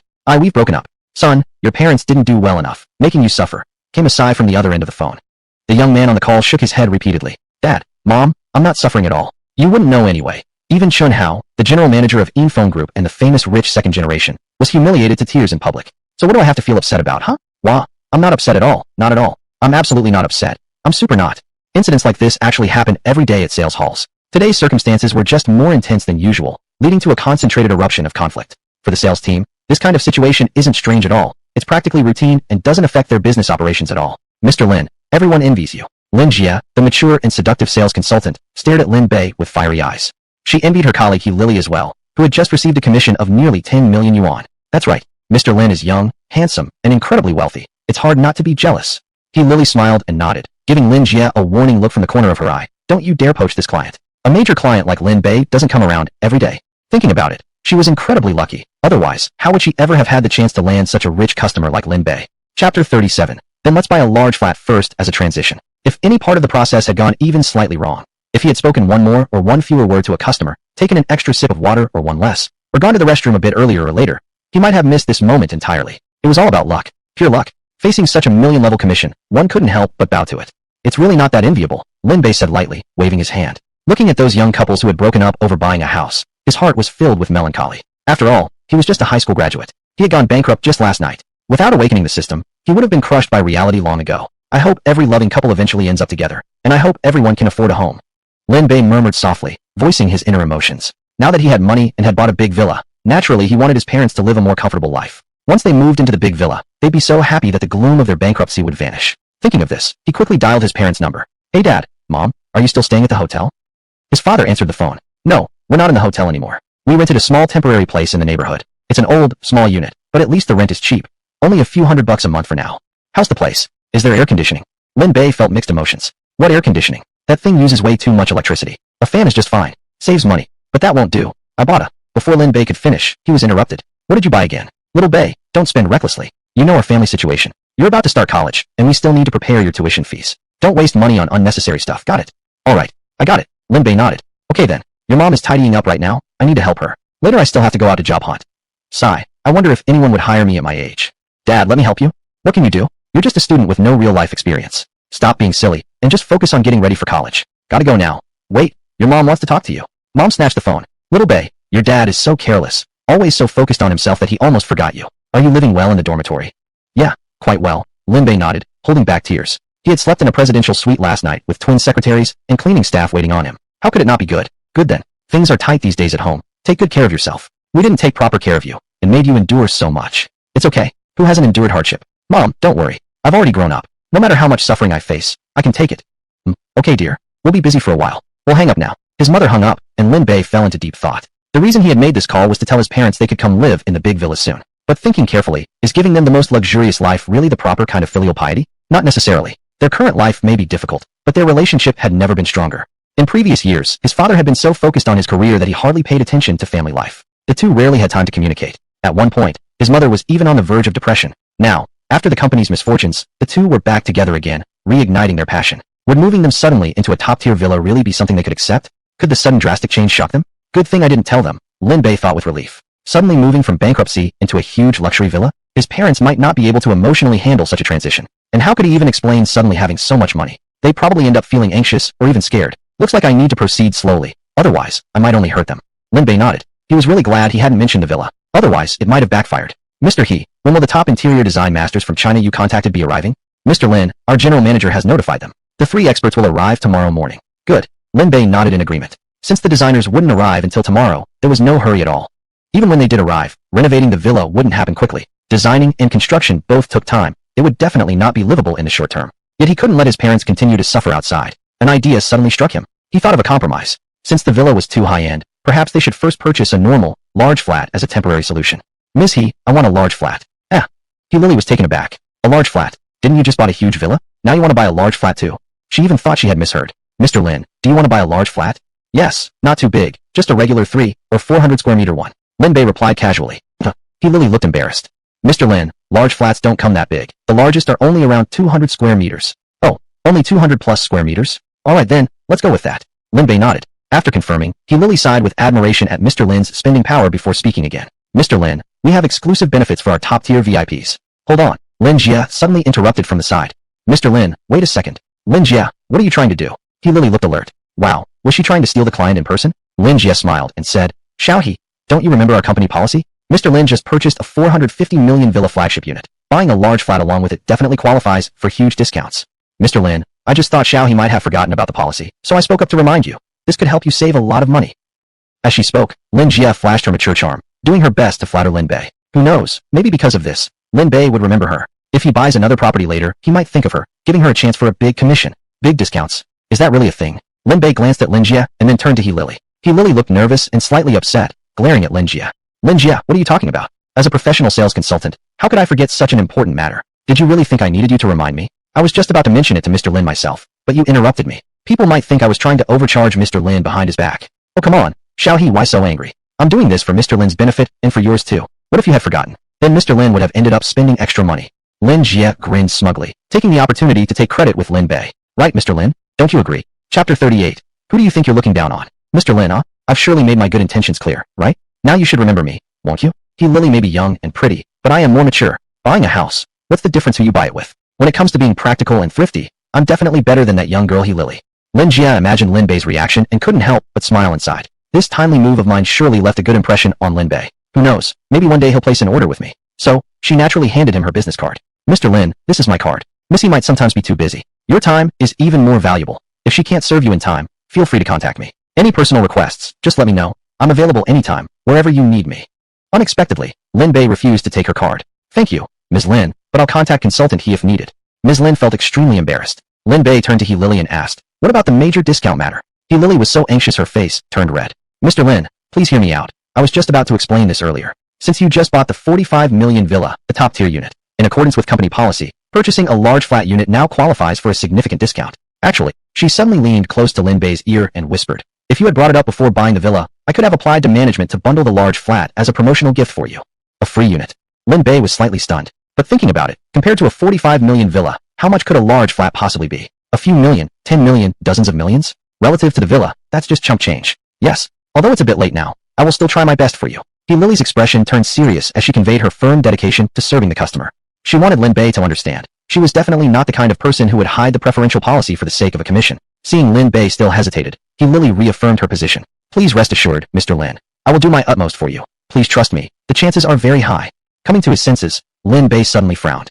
Free gift? Isn't that just limiting his spending? Who do you think you're looking down on? Lin Bay said loudly. Who asked you to give it for free? Just a single large flat. Am I not able to afford it? Are you questioning my spending power? What?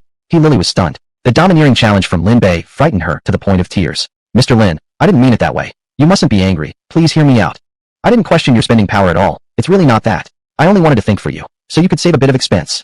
Mr. Lin, I know you're rich. I really didn't doubt your financial capability at all.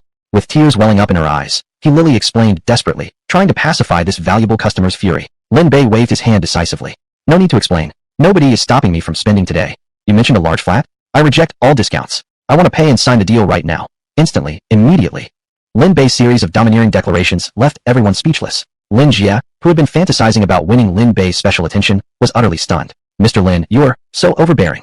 Is this the domineering CEO aura? Is this the style of the rich? Wow, totally convinced, from the bottom of my heart. Beside her, Wu Jia sighed deeply. Mr. Lin, you never fail to impress. She once again witnessed Lin Bay's Badao Zhongcai demeanor. Though still shocked, she had grown quite used to it. Obviously, He Lily and Lin Jie did not understand Lin Bay very well. Otherwise, they wouldn't have done something that upset him.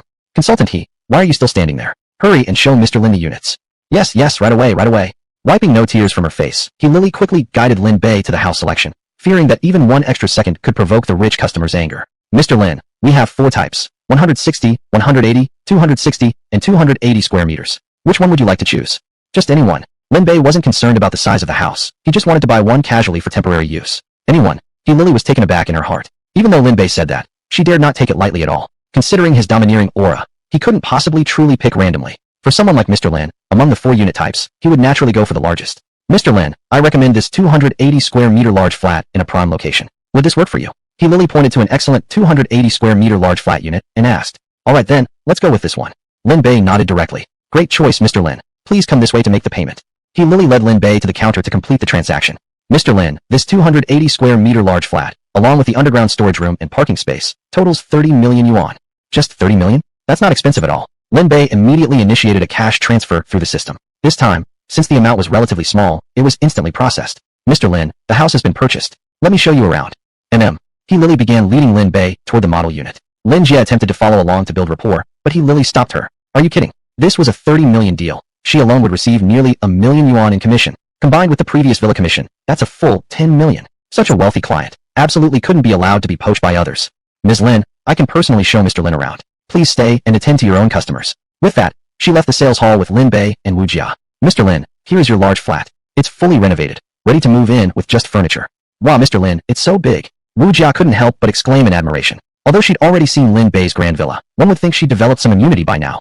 Yet it still couldn't diminish the visual impact of this large flat. After all, the layout of a villa is somewhat complicated, while a large flat completely exposes every inch of space right before your eyes. That vast openness in one glance, along with the sleek floor tiles reflecting a sense of refined luxury, was as if they'd stepped into a high-end ballroom.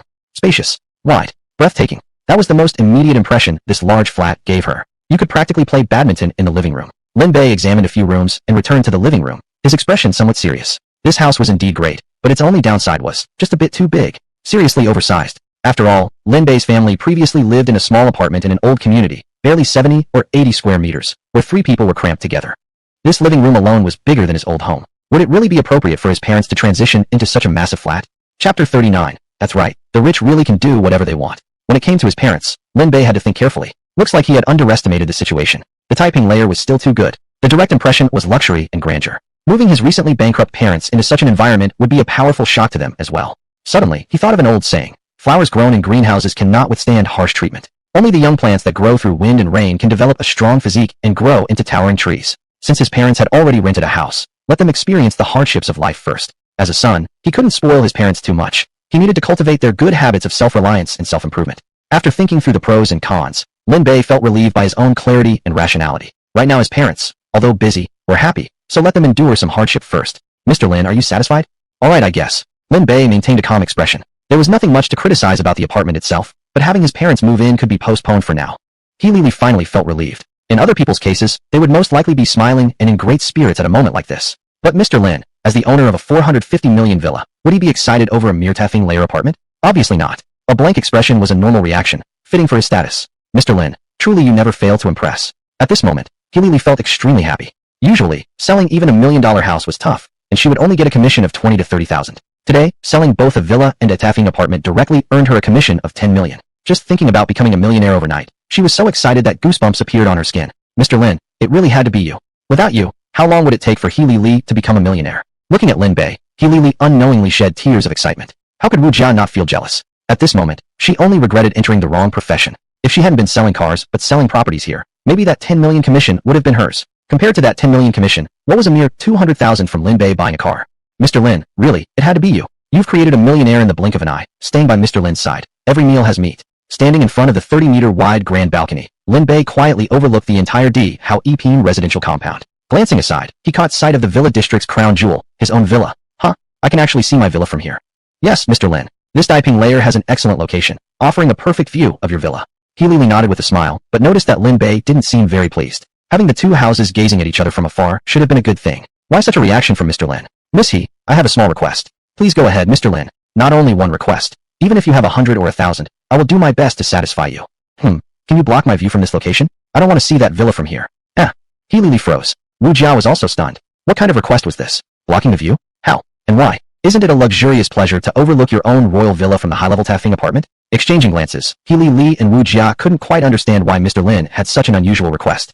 Mr. Lin, may I humbly ask, what brought you to this request? Healy Lee asked cautiously. Blocking the view? That wouldn't be easy. With around 1,000 meters between them and the taffing apartment being on the higher floors, how could one block the view? Obstruct the sky itself? Lin Bei thought for a moment and said, you may not understand. When I'm living a simple life in this taifing apartment, I want to return to peace and quiet. I don't want to see that villa every so often. It might disrupt my mood. Simple life in the taifing apartment? Return to tranquility? He himself was a villa owner, yet he didn't wish to see his villa from here? Exchanging another glance, Healy Lee and Wu Jia kept Lin Bei's words in mind. Truly Mr. Lin, truly the young billionaire. Even his ideas were so unique and enigmatic that they left people puzzled. Is this the state of mind only the wealthy can reach? Now we understand. However she tried, Healy Lee could not come up with a good idea. Because the taifing apartment had such a prime location, and the villa stood out clearly among the others. From the balcony, it was practically impossible not to see it. Mr. Lin, it's my fault for being so dumb. I really can't think of a good way to block your view. Perhaps I can report your request to our superiors, and let them try to find a solution. Such trouble, never mind then. Seeing her look so troubled, Lin Bei dropped the request. Because he had also realized that this request was indeed somewhat difficult. Healy Lee immediately felt relieved. Mr. Lin's commission wasn't that easy to earn. If he had insisted, how was she supposed to fulfill his demand? Thinking about this issue gave her a headache. With her limited brainpower, there was no way she could figure it out. And now, with just a few words, she had avoided a lot of trouble. She felt extremely fortunate. After everything was done, the three of them left the taifing layer. Mr. Lin, where shall we go next? Lin Bei checked his watch. It's already 12 o'clock. Let's go get something to eat. Wu Jia immediately started the car. Mr. Lin, I'll drive fast, so please fasten your seatbelt. She pressed the accelerator, and the Porsche 911 sped off. At that moment, the system voice notification sounded. Ding. Congratulations, host, for completing the spending mission. You have spent 30 million, triggering the return mechanism. Ding. The return multiplier is 3600x. A total of 108 billion yuan has been returned to your account. What the hell? If it weren't for the seatbelt holding him down, Lin Bay would have jumped out of his seat. Wu Jia immediately hit the brakes. Is something wrong, Mr. Lin? Was I driving too fast and made you uncomfortable? No, I'm perfectly fine. Keep driving. Okay. Alright then. Wu Jia maintained her speed and continued driving. Lin Bay looked at the system interface displayed before his eyes, his mood extremely excited. 108 billion. This time, purchasing the Taifeng apartment triggered a 3600x critical hit, returning 108 billion. His total assets had now reached 115.095 billion. A billionaire. 100 billion level billionaire. He was now one. Although he was never short on money, before this, he had only had assets totaling slightly over 7.1 billion. Receiving over 100 billion at once still thrilled him. After all, the difference between a few billion and 100 billion level billionaire was huge. It wasn't even on the same scale. How could he not be excited? Wu Jia, you've worked hard today. To show my appreciation, I've decided to come back to your store another day and buy another car. What? Wu Jia was instantly stunned. She nearly turned the steering wheel sideways. Is this how one shows gratitude? She was getting business performance and a bonus commission handed to her. Mr. Lin, truly you never fail to impress. Undeniably, when it came to certain things, the rich really could do whatever they wanted. Chapter 40, Special Skill Reward, Advanced Crisis Warning. Mr. Lin, that's unnecessary. I've already received your commission. Serving you is part of my job. You don't have to go out of your way to buy a car just to thank me. Lin Bay firmly insisted. No, we must buy a car. Well. Wu Jia didn't quite know what to say. She was well aware of Lin Bay's style. Back when he bought the large apartment, Lily had tried to get him a discount, but he scolded her harshly. He had ranted about how that decision affected his shopping experience and questioned his capability. It showed that Mr. Lin had quite a temper and strongly disliked being doubted. Perhaps, this is simply how the rich did things. Realizing this, she certainly dared not refuse him anymore. Alright then, Mr. Lin, whenever you're coming, please give me a heads up beforehand so I can prepare well and properly receive you. Wu Jia said earnestly. Whether or not to buy a car was a minor matter. Properly receiving Mr. Lin was the top priority. Mr. Lin couldn't be treated carelessly. If he got angry, he might even buy the entire dealership. Ding. Received an additional reward. Special skill, Advanced Crisis Warning. Ding. Received an additional reward. Martial Arts skill, Intermediate Tai Chi. Seeing these two additional rewards, Lin Bay was momentarily stunned. Advanced Crisis Warning? Intermediate Tai Chi? Both skills were extraordinary. Since childhood, he'd been fascinated by martial arts and immortals, yearning for the day when he could become a martial arts expert capable of leaping across rooftops, or even become an immortal soaring through the skies and vanishing into the earth. Now he finally obtained Tai Chi. This was the traditional and classic martial arts masterpiece of Huagua. As the skill fused with him, a complex and mysterious stream of information flowed into his mind. At the same time, a subtle transformation took place in Lin Bei's demeanor. A unique aura of Tai Chi surrounded him, radiating a refined and otherworldly air. Tai Chi, Intermediate Tai Chi. His muscles, bones, and even blood and energy had all undergone slight changes in this moment. In this moment, he felt like a true expert. Intermediate Tai Chi wasn't like the kind of exercise done by the elderly in public parks. It was real martial arts. He couldn't wait to find a martial artist to spar with. But now, Wu Jia was driving, so he could only hold back for now. Advanced Crisis Warning. What kind of thing is that? From its literal meaning, it seemed to be some sort of alert or omen regarding danger. Although in a society ruled by law, ordinary people rarely encounter real crises. Still, one could never deny its usefulness. It's always better to be prepared than caught off guard. The Advanced Crisis Warning didn't change his physical body, but instead implanted a special intuitive sense within his mind. However, this intuition had not yet been triggered. Just then, Wu Jia drove through a crossroads. The traffic light ahead was green. Several cars passed through the intersection ahead in sequence, everything appearing perfectly normal. The Porsche 911 followed closely behind, about to rush past the zebra crossing, the road ahead clear. Wu Jia stepped on the accelerator, preparing to speed through. At that moment, Lin Bei suddenly felt every hair on his body stand on end, overwhelmed by a powerful sense of danger. Ding! Crisis incoming. Dump truck from the left side. Master, please stop immediately. Simultaneously with hearing the voice, Lin Bei looked toward the left, but saw no dump truck. At the left junction, all vehicles were waiting at the red light. But the system wouldn't deceive him. He shouted immediately. Wu Jia, hit the brakes, now. Lin Bei roared. Brake. Wu Jia was startled and slammed hard on the brakes. Squeak screech. With a sharp, ear-piercing grinding sound, the Porsche 911 screeched to a halt right before the zebra crossing. Tires rubbed against the ground, leaving behind a long black rubber trail. Smoke had even risen from the friction. Boom. Crash. Just as the 911 stopped, a dump truck came roaring from the left, brushing past the front bumper of the Porsche 911, rushing through the intersection before crashing heavily into the central divider of the road. Wu Jia was so frightened that she burst into tears and screamed nonstop in the car. That was too close. Lin Bei also broke into a cold sweat. If it hadn't been for the crisis warning, the consequences would have been unimaginable. This skill couldn't have arrived at a more appropriate time. Mr. Lin, how did you know there was a car coming? After regaining her composure, Wu Jia's face was still pale. She had been driving carefully enough, not having noticed any danger at all. How could she possibly understand how Lin Bei, sitting in the back seat, had detected it? Intuition. Yeah, intuition. Lin Bei explained. Of course, he couldn't tell her it was a skill provided by the system. Even if he had, she wouldn't have believed it. Mr. Lin, your intuition just saved my life. Don't mention it. We are in the same car, sharing the same fate. There's no need to distinguish between you and me. Lin Bay waved his hand, secretly feeling relieved inside. Just moments ago, he had thought that this crisis warning ability seemed useless, but now it had already proven its value. What was wrong with that dump truck? It was so reckless and dangerous. I'm calling the police. Wu Jia immediately called the police. Meanwhile, the dump truck driver had miraculously survived the crash but was bleeding from the face and had already exited the deformed driver's cabin. He was shouting something about brake failure and overloading. Lin Bei shook his head speechlessly. Obviously, this was not a deliberate attack, just a pure coincidence. Let's go, we still have lunch to eat.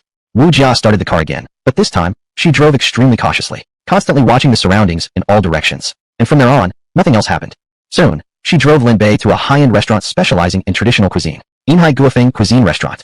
Mr. Lin, this restaurant is the best Eastern food restaurant in Yinhai City. Let's go inside and take a look. Lin Bei was currently working on the Huagua Traditional Cuisine Grand Tour. It was quite necessary to experience the quality of the dishes and service here.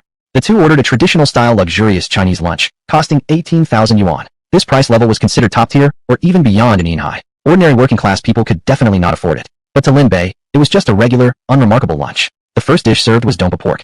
Dompa pork, also known as red braised pork or dompa-style stewed pork, was a famous traditional delicacy originating from Maishan and the Jiangnan regions.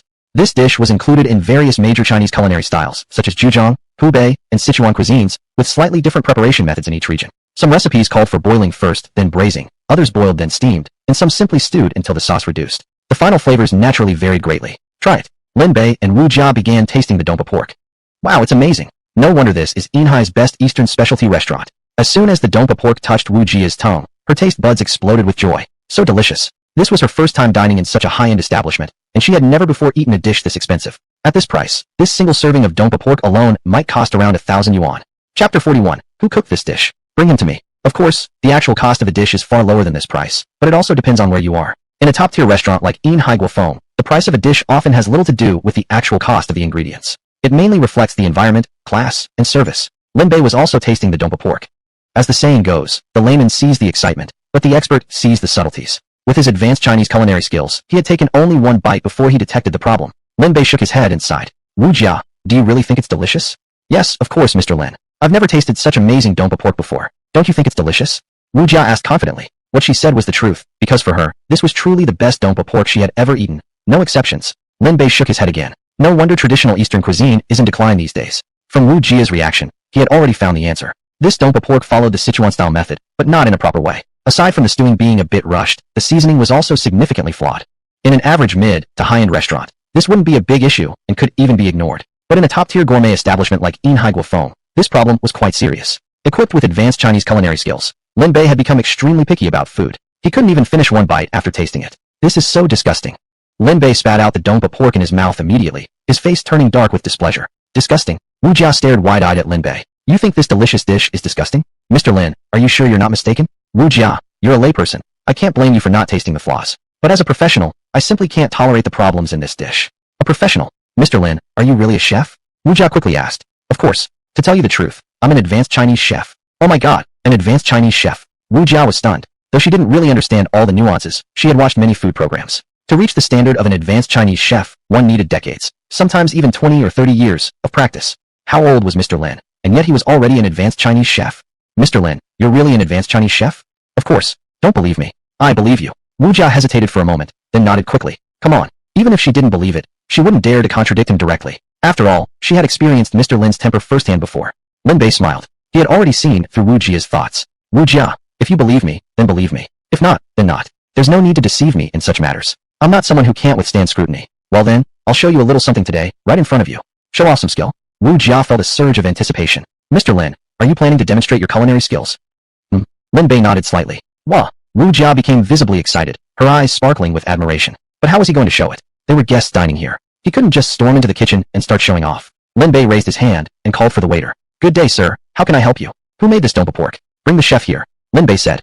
Upon hearing this, the waiter immediately wore a proud expression. Dompa pork. That was Yinhai Guofeng's signature dish, and its chef was a famous cook they had hired at great expense. Many customers came here specifically for this dish. Many, after tasting it, immediately wanted to tip and personally thank the renowned chef. This had happened many times and was already passed around as a story of pride. This guest was clearly also satisfied and wanted to meet the famous chef he had longed to see. Thinking this, the waiter felt a sense of honor on behalf of the restaurant. Thank you for praising our chef's work, sir. However, our chef is quite busy and can't personally meet every guest. We sincerely apologize for that, but I will certainly pass on your appreciation to the chef, the waiter said proudly. This immediately left Lin Bei at a loss. What are you talking about? When did I express appreciation for your chef? And you still dare to be proud after ruining such a classic dumpa pork? Stop, stop, stop! Lin Bay quickly interrupted. At this level, you're still proud of your dumpa pork? This dish is terrible, it's barely edible. Bring your chef here immediately. I want to personally guide him. The waiter was shocked. Is this guy serious? He looked barely like a high school student, and yet he dares to say he'll guide our renowned chef? Sir. The waiter hesitated, barely holding back the urge to vent his thoughts. You might not know, but Mr. Lin is an advanced Chinese chef. Wu Jia quickly reminded him. He's an advanced chef? The waiter was stunned again. Such a young advanced chef. Did he start learning cooking from the womb? Seeing Lin Bei's calm expression, the waiter didn't dare to question or argue. No choice, the customer is God. He could only call someone. Sir, please wait a moment. I'll go get someone right away. After reaching the kitchen, the waiter told the story, and the entire kitchen exploded. How old is this guy, and what level is he at? What? 17 or 18 years old, looks like a high school student, and claims to be an advanced chef? Are you sure you didn't get it wrong? This has to be some kind of joke, right? Hearing what the waitress said, the kitchen staff were utterly shocked. The chefs were all getting goosebumps. Such a little punk with barely any experience dares to challenge a famous chef? He really doesn't know his place. Haha, someone actually dares to question Master Gu's skills. He probably doesn't even know that our Master Gu is from none other than Su Dompa's hometown. When it comes to dumpa pork, if Master Gu says he's second in In Hai, nobody would dare claim first. Don't bother with him. Let him go cool off somewhere else. At this moment, Gu Jinkuan was meticulously simmering dumpa pork in the kitchen. Hired by In Hai Guofeng restaurant at great expense, dumpa pork was both his signature dish and his absolute specialty. The preparation of dumpa pork required precise timing. It must be handled methodically and calmly. Rushing would never produce a quality dish. After hearing the request relayed by the waiter, his reaction remained extremely calm. A high school kid around 17 or 18 dares to call himself an advanced Chinese chef and dares to say my dumpa pork isn't good enough. Yes, Master Gu. I think he's probably just bragging. Maybe he watched some cooking videos online and said this just to show off in front of his girlfriend. Compared to Lin Bei, the waitress was far more afraid of offending Gu Jinkuan. If she offended Mr. Lin, at worst she might be scolded and have some wages docked. But if she offended Master Gu, she might lose her job altogether. Therefore, she spoke very carefully in front of him. He only tasted a few bites and said it was bad? Gu Jinkuan asked casually. Chapter 42. Top Chef Gu Jinkuan. Don't talk nonsense if you don't understand. One bite, and he spit it out. He said. The waiter hesitated, his face turning grim. What did he say? He said the dish is barely edible. Gu Jinkuan's face darkened immediately. A high school student dared to be so arrogant? Dared to call his signature dish barely edible? It seemed he really needed to teach the kid a lesson. Take me to see him. We'll go to. Gu Jinkuan followed the waiter to the private room where Lin Bei was sitting. Several other chefs trailed behind him. Master Gu, this is the guest. The waiter pointed at Lin Bei. Kid, you're saying my dumpa pork isn't good, even barely edible? Gu Jinkuan looked over Lin Bei with a smiling expression. He had indeed been slightly annoyed earlier, but now, his anger had vanished. This young man in front of him was even younger than his son. Why bother with such a child? He watched Lin Bei with interest, waiting for his reply. Before Lin Bei could react, Wu Jia was already stunned. Looking at the towering Master Gu, she covered her mouth in shock. What's wrong? Gu Jinkuan looked at her, slightly puzzled. Lin Bei also found her reaction strange. What was going on? Wu Jia took a breath, her face filled with excitement as she stared at the man. Your Master Gu Jinkuan, the top chef of Silver Sea? Exactly, that's me. Gu Jinkuan nodded and smiled, maintaining a composed demeanor. What? It's really you. I've seen you many times on food programs before. I never thought I'd actually meet you in person. Wu Jia was clearly excited. She was a real foodie who regularly watched cooking shows. She had seen Gu Jinkuan featured more than once. It's just, you look a bit different from how you appear on TV, but your voice still sounds exactly the same. Seriously, the moment I heard your voice, I could almost taste the delicious aroma of food. Wu Jia clasped her hands together, stars gleaming in her eyes. Someone like Master Gu was nothing less than a blessing for foodies. Mr. Lin, this is Gu Jinkuan, Silver Sea's extremely famous top chef. He's a regular guest and judge on food programs. He's very impressive. Wu Jia hurriedly whispered to Lin Bei in a lowered voice. Lin Bei nodded understandingly, finally grasping her reaction. So Master Gu indeed had some skills, but what did that have to do with him? After all, the dish he made was simply too bad. Did you cook this dumpa pork? Lin Bei asked. Yes, anything wrong? Gu Jinkuan asked. There are problems, and not just one. Lin Bei said seriously, pointing at the dumpa pork. First, your cooking technique was off. Second, there was an issue with the ingredients. Third, the seasonings were also off. Gu Jinkuan listened attentively at first, but when Lin Bei finished, he shook his head and burst into laughter. Young man, if you don't understand, just don't talk nonsense. I've been making dumpa pork for almost 30 years. I can make a perfect dish with my eyes closed. I can tell the doneness by smell alone. The ingredients and seasonings were personally chosen by me. Do you think I wouldn't know if there was anything wrong with them? Young man, do you even know who Master Gu is? He's the best dumpa pork chef in all of Silver Sea. He was born in the hometown of Su Dompa himself. In Silver Sea, when it comes to dumpa pork, if he claims second, nobody dares claim first. Just watched a few videos and read some recipes, and now you think you're qualified to show off? You're just a joke in front of real professionals. Several chefs who came along laughed mockingly at Lin Bei. One of them pointed at Wu Jia and chuckled. We understand the urge to impress your girlfriend, but don't go making things up. Don't pretend to be an expert in front of Master Gu. You're just displaying your ignorance in front of the master.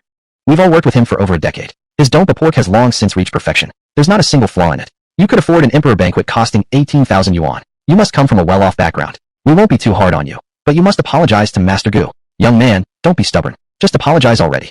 The group remained full of confidence, insisting that Lin Bay should apologize. They were all top chefs in Silver Sea's culinary world, experts in the field of cooking, trying to show off in front of them. This young man truly had the nerve. The flattery from his colleagues left Gu Jinkuan feeling extremely satisfied. Now he didn't even need to say much himself. Any rational young person should know to sincerely apologize to him by now.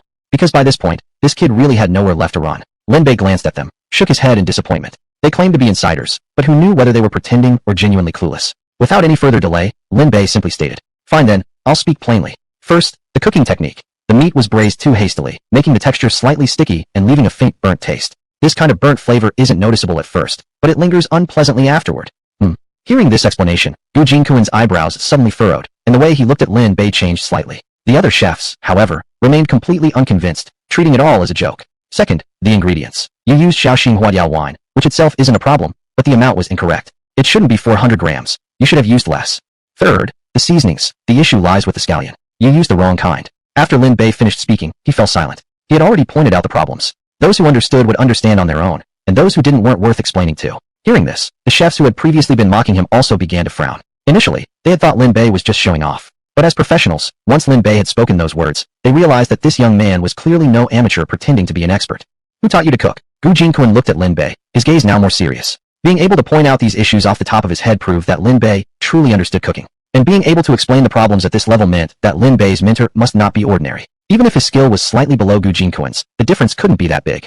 Whoever it was had to be an experienced, highly skilled traditional Chinese chef. Chefs of that caliber were all registered in the Chef Association. Most of them were well known to each other. Just who was this young man's teacher? Self-taught. Lin Bay answered casually. Teacher? He didn't have any damn teacher. His advanced chef skills came from the system, okay? If he had a teacher, it should technically be the system itself. What? Self-taught? Gu Jinkuan's face darkened, and his colleagues also turned grim. Self-taught? What kind of joke is this? Do you expect us to believe that? This kind of nonsense might fool outsiders, but in front of true professionals like them, it was absolute nonsense.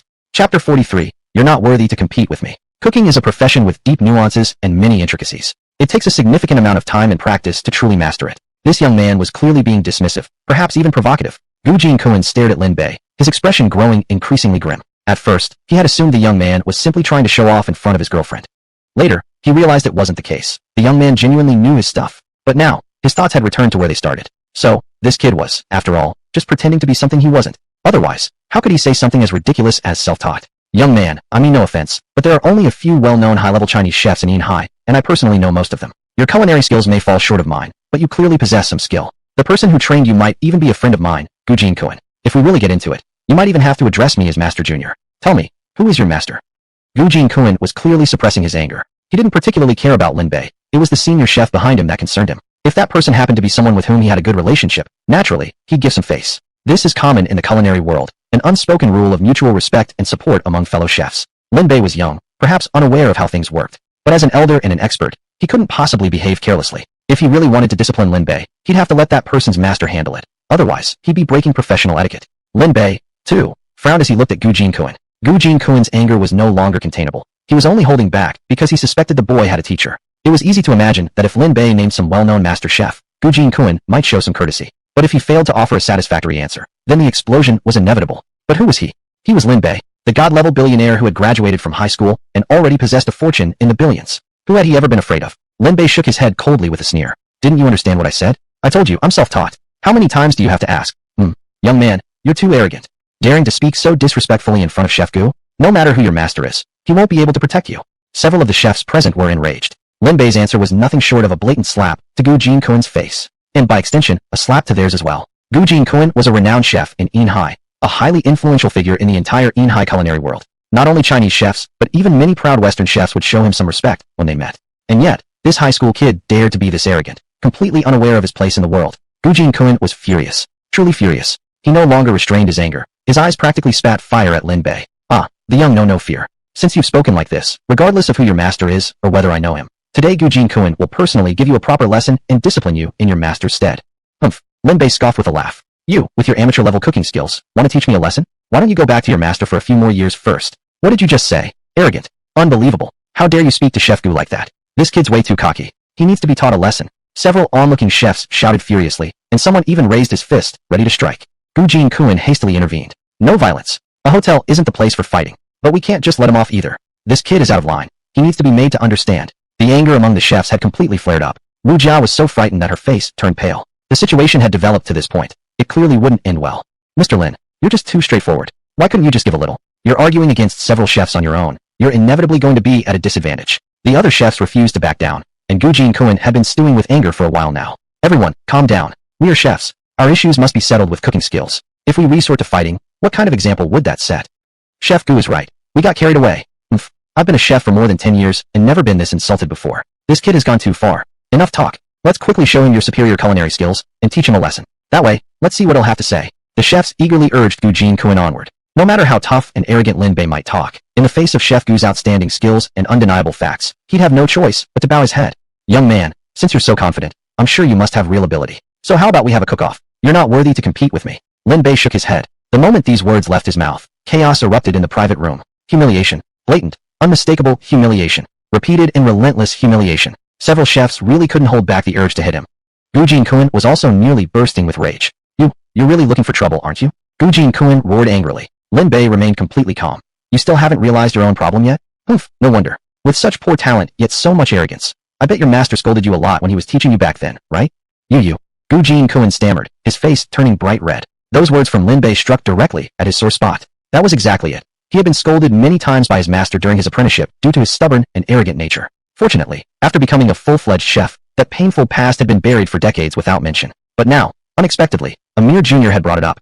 Yet in the Inhai culinary circle, this was practically an open secret. Hearing Lin Bay's words, several chefs wore strange expressions on their faces, and an awkward silence fell over the room. Forget it. With your talent, you wouldn't even begin to understand this part. Let me just be plain and direct. First, the issue of fire control. Do you even know where the problem lies? Lin Bay asked. I've been making dumpa pork for decades, and my skills have reached absolute perfection. In the past decade or so, my fire control has even reached its pinnacle, flawless and wu-ka-talsi.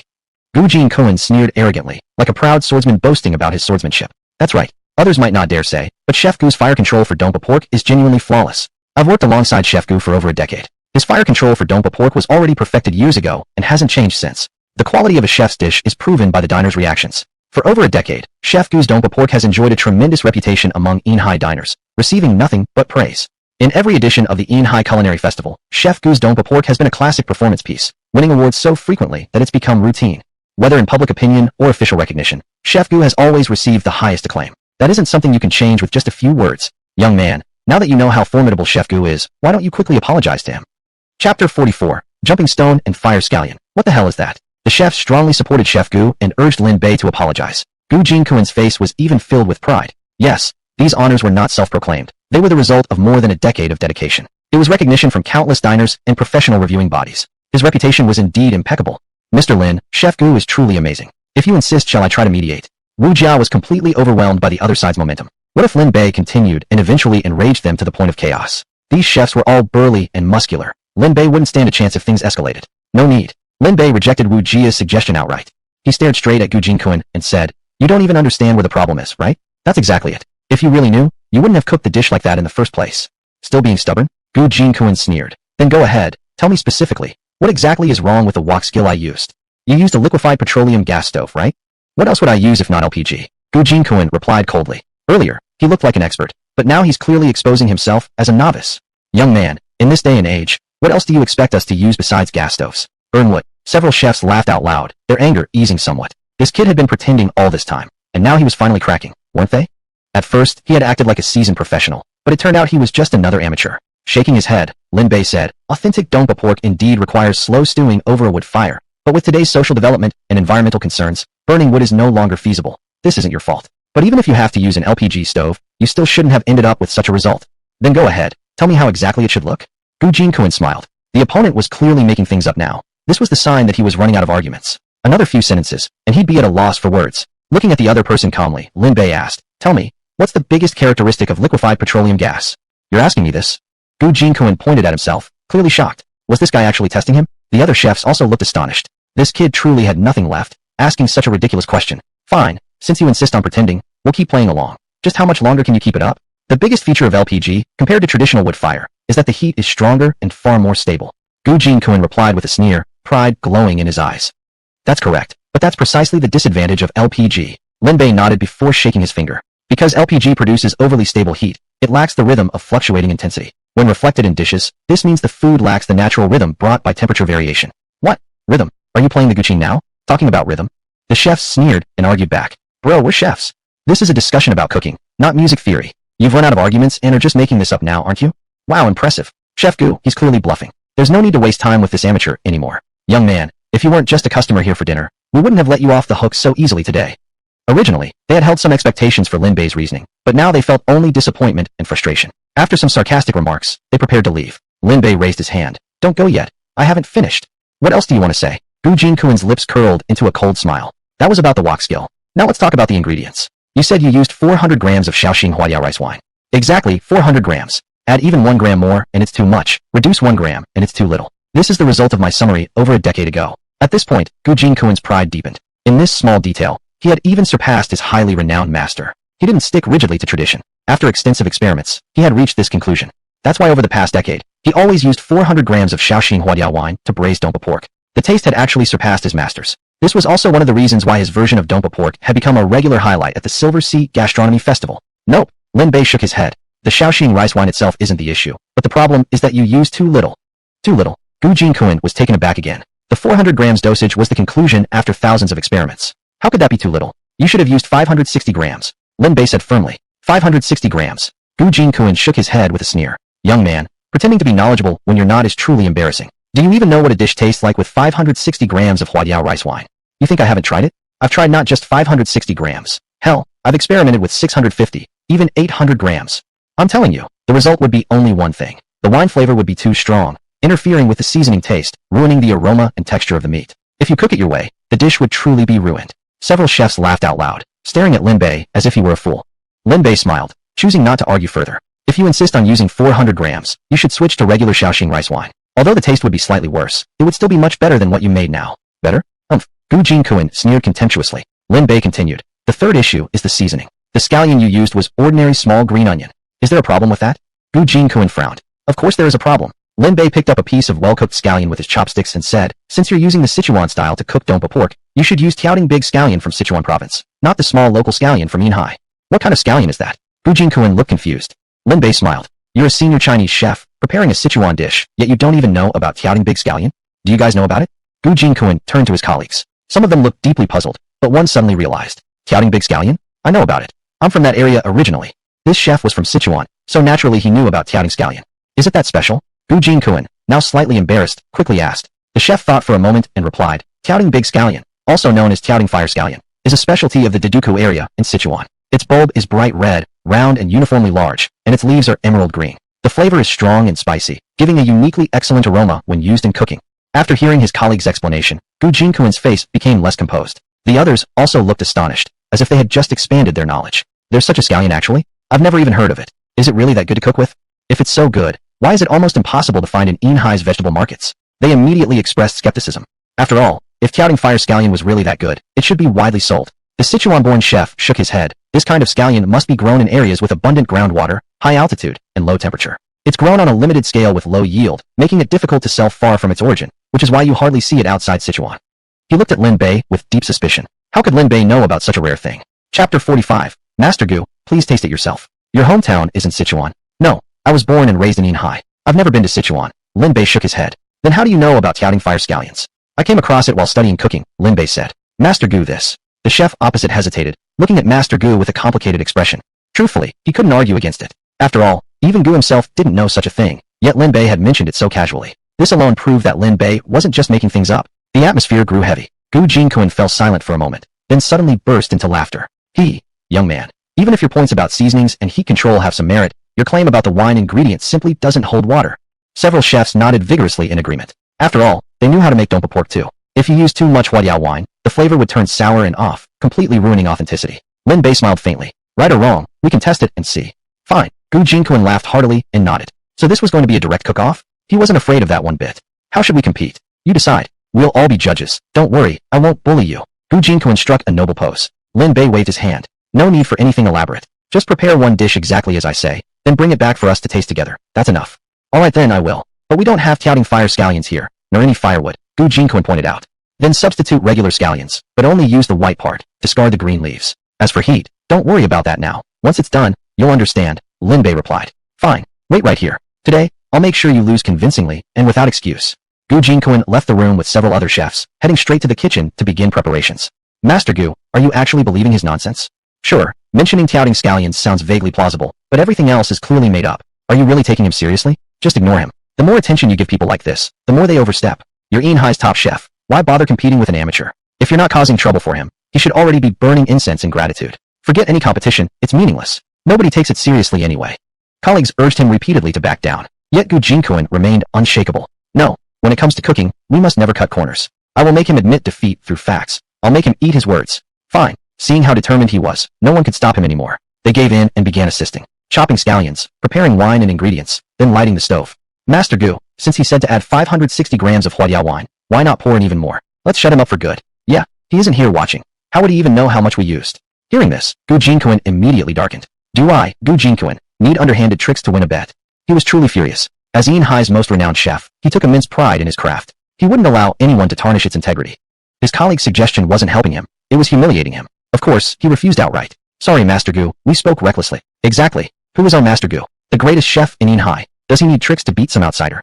He'd win blindfolded. Time passed. The dompa pork finished stewing. Let's go. Make him admit defeat proudly. Carrying the pot of stewed meat, Gu Jinkuan returned to Lin Bay's room surrounded by fellow chefs. Young man, the dompa pork is ready. Any last words? It's still not too late to apologize and admit you were wrong. Otherwise, things are going to get very awkward. Daring to challenge Master Gu's culinary skill. Who does he think he is? The group formed a circle, exuding an air of smug superiority. Gu Jinkuan wore the confident smile of a victor. Throughout the stewing process, he'd closely monitored the aroma. By scent alone, he was certain this version tasted far worse than his own. In truth, he'd already won. Open it and taste it yourself, Lin Bay said with a smile. Not giving up yet. After coming this far, still trying to save face? Fine, let's make you lose beyond denial. Gu Jinkuan and the others quickly lifted the lid off the pot. A wave of fragrance instantly filled the air. This smell seems a little different. The group exchanged glances, puzzled. What's there to rush about? Of course flavors shift slightly as the dish cools after cooking. That's perfectly normal, Gu Jinkuan declared calmly, urging everyone to pick up their chopsticks and taste. Young man, join us. Gu Jinkuan gestured toward Lin Bay. No thanks. Lin Bay declined with a shake of his head. This dish was better than the one Gu Jinkuan had made earlier, but it still didn't meet his ideal standard, so he had no interest in tasting it. Mr. Lin, may I? Wu Jia asked shyly, her face flushed with embarrassment. Go ahead. Lin Bay nodded. Wu Jia immediately picked up her chopsticks and joined the other chefs in sampling the dish. A moment later. This taste. How is this possible? Am I imagining things? It feels like. The chefs hesitated mid-sentence, the atmosphere growing awkward. Feels like what? Gu Jinkuan held his chopsticks, not yet having taken a bite, but seeing the reactions of the others, he began to feel uneasy. They exchanged glances, then looked toward Gu Jinkuan. Ahem. Chef Gu, perhaps you should try it yourself. Oh, judging from their attitude, Gu Jinkuan sensed something was off. Fine. Let me taste exactly what kind of dompa pork an amateur's random instructions could possibly produce. Gu Jinkuan picked up a piece of the braised pork and put it into his mouth, chewing slowly. Almost instantly, he froze. His eyes widened in shock as he stared at his colleagues beside him. Yet at that moment, none of them paid any attention to him. They were all using their chopsticks to keep scooping meat from the pot. This. Gu Jinkuan's expression darkened as he turned sharply toward Lin Bay. Delicious, Lin Bay asked with a smile. Gu Jinkuan's lips twitched. He desperately wanted to say it wasn't good, but he couldn't utter those words, because his integrity as a chef forbade him from lying. At this very moment, he had to admit, this version of dompa pork really was better than his own. No, something must be wrong. Gu Jinkuan prepared to pick up another piece for careful tasting, but he found that the meat in the pot had already been completely snatched up by his fellow chefs. All gone. Wu Jia had managed to grab just one piece. The rest had been devoured entirely by the others. Wow, Chef Gu, your skills are truly unmatched. This dompa pork is absolutely delicious. Even better than the previous one. Wu Jia savored the lingering flavor, praising enthusiastically. Yet she failed to notice the increasingly grim look on Gu Jinkuan's face. The other chefs nearby also looked rather embarrassed. I refuse to believe this. I'll try this other one again. Gu Jinkuan pointed at the dish in front of Lin Bay, one prepared strictly according to his own original method. Alright, this must be amazing, since it's made by Chef Gu. The chefs all extended their chopsticks. They had tasted Gu Jinkuan's dompa pork many times before, but this time, they were stunned. This meat is so hard to. The moment they took a bite, several of them couldn't even finish chewing. Compared to the pot just tasted moments ago, this one clearly fell short. The difference was obvious. Is it bad? Gu Jinkuan voiced out what his colleagues wanted to say, but dared not utter. Angry, he picked up a piece with his chopsticks and took a personal taste. He couldn't even finish one bite himself. The texture and flavor. How did it get this bad? Gu Jinkuan wore an expression of astonishment. Lin Bei didn't find it strange at all. After all, the previous one was truly exquisite. Anything that followed would naturally taste inferior by comparison. Is this pot really that bad? Gu Jinkuan's face darkened as he looked at the other chefs. He wanted their honest opinions and wouldn't let personal feelings dictate the conclusion. Everyone exchanged helpless glances. How were they supposed to answer this? To say it was delicious would be a lie. To say it was bad tasted, that would offend Chef Gu. You tell me. Gu Gu Jinkuan glared at Wu Jia with a black expression. Chef Gu, do you really want me to speak honestly? Wu Jia looked awkward. Tell the truth. Fine, I will. Wu Jia sighed, shaking his head. Chef Gu, let me speak fairly. Previously, this dompa pork wasn't bad by itself, but compared to the second one, both the flavor and texture show obvious differences. Clatter. Gu Jinkuan dropped his chopsticks onto the table, his face alternating between red and white with embarrassment. You all won't tell me the truth? Gu Jinkuan stared at his colleagues, furious. Chef Gu, we were just trying to save you a little face. Save what face? We are chefs, right? Is cooking a matter of saving face? Speak. All of you tell me the truth. I want to hear the truth. Gu Jinkuan roared. Fine, we'll tell the truth. Chef Gu, honestly speaking, the second dompa pork really is much better than the first. If we consider the first one as top grade, then the second one is superlative. Looking at Gu Jinkuan, the others voiced their genuine opinions. Thump. Gu Jinkuan plopped down onto the chair behind him, his already flushed face now covered in embarrassment, beads of sweat rolling down. As a top chef in Yinhai, he had always believed his cooking skills were superb, unmatched by anyone. But today, defeated by a mere unknown youngster, he felt utterly humiliated. Seeing Gu Jinkuan severely shaken, the chefs quickly tried to console him. Chef Gu, actually, the first batch of dompa pork wasn't that bad either. It's still edible. Yeah, not that bad, just slightly inferior to the second batch. Enough, Gu Jinkuan bellowed, cutting off his flattering colleague. Loss is loss. I, Gu Jinkuan, have never been too cowardly to admit defeat. The chefs fell silent, their expressions extremely awkward. Gu Jinkuan had always been proud and overconfident. No one would believe such a thing as publicly admitting defeat could actually happen to him, and his opponent was merely a high school student. Gu Jinkuan breathed heavily, remaining like this for quite a while before he finally calmed down somewhat. He looked at Lin Bay and gave a bitter smile. I'm defeated. After decades of being a chef, I've finally been bested today. Please tell me who your master is, so I can be thoroughly defeated. At this moment, every chef's gaze at Lin Bay had completely changed. What kind of background did this person have, that a few words alone enabled him to produce dompa pork that easily surpassed Gu Jinkuan? Who exactly was his master? Lin Bay waved his hand with a smile. As I said, I'm self-taught. I don't have any master. Really self-taught? Yes. Lin Bay asserted solemnly. You me?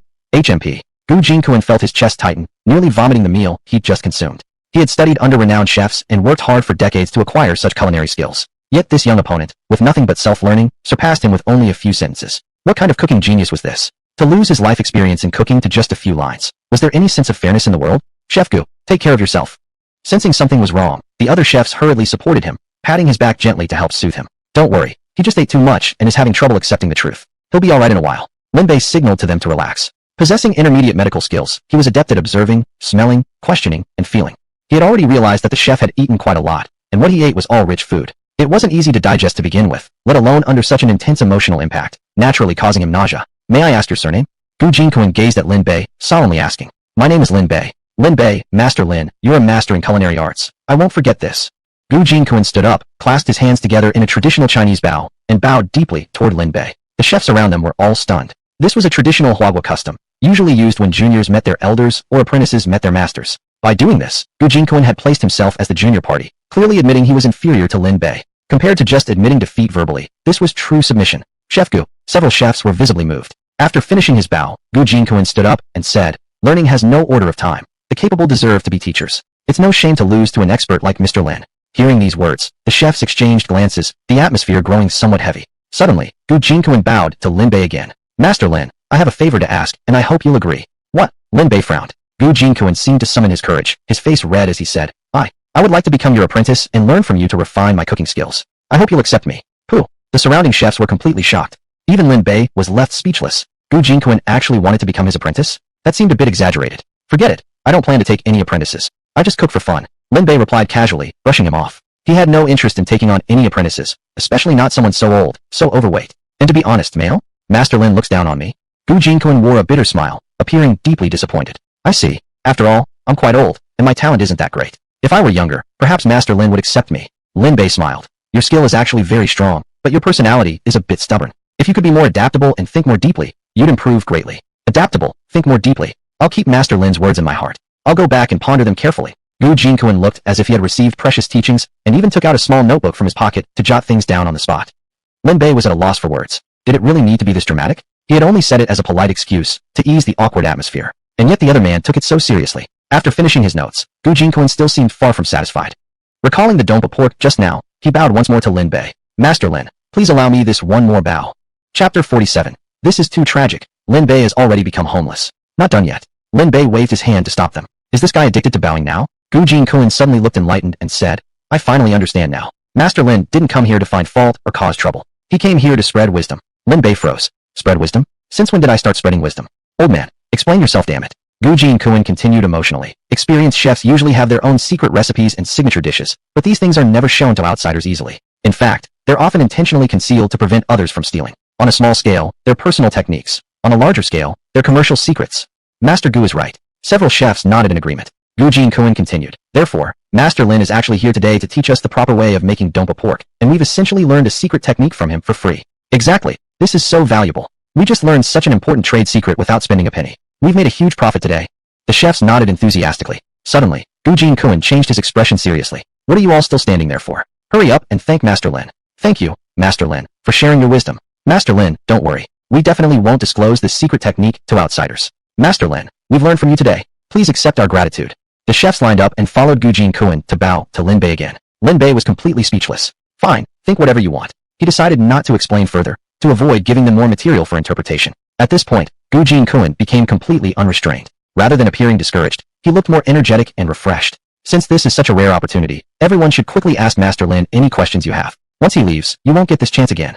That's right. Master Lin, these other dishes were made by us. Would you please tell us what issues there are? We understand this might involve your secret techniques again. If you really don't want to share them, we won't push. If you require payment, please feel free to name your price. The chefs bent forward like apprentices, respectfully asking Lin Bay for advice. Lin Bay looked at the dishes on the table, shook his head, and sighed. These dishes all have some issues, but I don't feel like pointing them out one by one. You can figure them out yourselves later. I'm hungry. You can all go. After speaking, Lin Bay directly picked up a Chinese wrap with sauce and started eating it. Compared to those fancy dishes, the wrap was simple and unpretentious, leaving little room for criticism. Seeing him eat only the wrap while ignoring the expensive dishes worth thousands, everyone was shocked. But the next moment, their eyes lit up. The wrap. Master Lin is eating the wrap. What does this imply? It means the wrap must be more appealing to Master Lin than all those famous dishes. With Master Lin's exquisite culinary skills, his taste is certainly extremely picky. Yet he favors this wrap? Incredible. So incredibly incredible. Mr. Lin, we won't disturb your meal anymore. Welcome Mr. Lin anytime to our restaurant. We'll take our leave now. Master Gu and the other chefs felt like they had found a treasure and hurriedly excused themselves. After walking out of the room, they excitedly began discussing. Who made that wrap? It was Old Wong. He's been making wraps for decades, and he really knows his stuff. Winning over Master Lin's taste. Who knew Old Wong was so talented? Gu Jin-kun nodded repeatedly. Starting tomorrow. No, starting right now, we'll list Old Wong's wraps as our restaurant's gold standard specialty and promote it heavily. Understood. Mr. Lin, you truly are amazing. Who'd have thought you're not only wealthy, but also an expert Chinese chef? Do you have any more hidden talents? In the room, Wu Jiao looked at Lin Bay with admiration. Lin Bay was eating his vegetable wrap and a few pieces of braised free-range chicken. After finishing his meal, he prepared to leave. When he looked at the table, he was startled. Wu Jiao hadn't even eaten much. It turned out she had been watching his competition with Master Gu and hadn't eaten properly. Mr. Lin, are you full now? I'm full, but you haven't finished eating yet. Please continue. No, that's fine. Let's go. Wu Jiao didn't dare waste Lin Bay's time. She heard that for rich people, every minute and second was worth thousands of yuan. Just having dinner with Lin Bay was already a privilege. She dared not let him waste time waiting for her. That won't do. No problem, Mr. Lin. I already ate enough just now. Wu Jiao insisted, suppressing her hunger, though her stomach couldn't help growling loudly. But no matter what, she refused to stay and continue eating. Then, maybe we can order some more food and take it with us? Lin Bei asked. Wu Jiao drove for him early in the morning. He couldn't possibly let her go hungry. No need, Mr. Lin. But if it's possible, can I take these dishes to go? Fine. If you don't mind that they taste bad, take them all. Thank you, Mr. Lin. Wu Jiao was extremely excited. Bad taste. What bad taste? Even though Lin Bei didn't think much of these dishes, to her, they were delicacies fit for an emperor. After all, this was an imperial meal costing 18,000 yuan, the most luxurious food she had ever eaten in her entire life. She wanted to bring it back and share with her co-workers, and also take some home for her family, so they could taste imperial cuisine too. After packing up the entire table of dishes, the two got into the Porsche 911. Wu Jia continued driving. Mr. Lin, where are we headed? Where to? That was indeed a question. Lin Bei fell into deep thought, his expression turning solemn. Go to the villa? No good. The villa was currently being renovated, and the new renovation plan wouldn't begin discussion until tomorrow. Who knew how long it would take before he could move back in after that?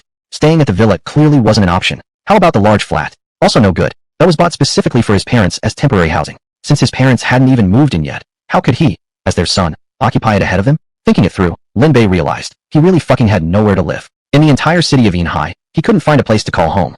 How pitiful. Lin Bei felt so incredibly wronged. As the thought struck him, a bitter feeling surged from deep inside. Lin Bei almost teared up. He was merely a high school student, and his life hadn't even truly begun yet. Yet he was already facing such hardship. Homelessness. Heaven. Someone please have mercy on this child. Mr. Lin, what's wrong with you?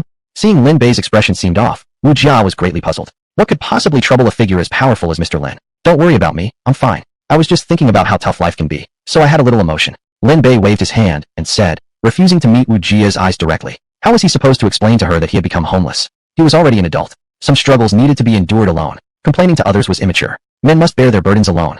Chapter 48. Take a good look. This is the real Zaitalamo. Mr. Lin, please relax a bit. Although your strength is extraordinary, everyone in life will encounter some difficulties. If you're willing to talk about it, perhaps I can offer some suggestions. No matter what embarrassing needs you have, I will do my best to help. Embarrassing request? Not really.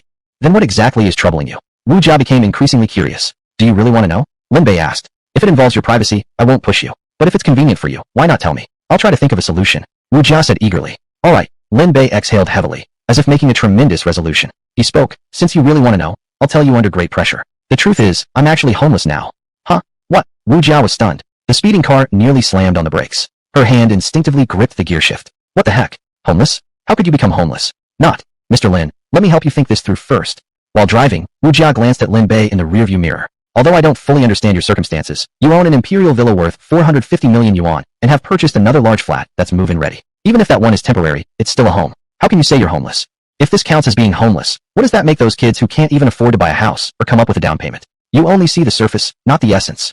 Lin Bei shook his head. The essence? Wu Jia looked bewildered. What essence? Lin Bei sighed and began counting on his fingers. Look, first of all, the villa hasn't been renovated yet. It's still a half-finished product, and no one knows when it'll be livable. Then there's that big flat, which was meant for my parents as a temporary arrangement. Even though they haven't moved in yet, how can I just occupy it like a cuckoo bird?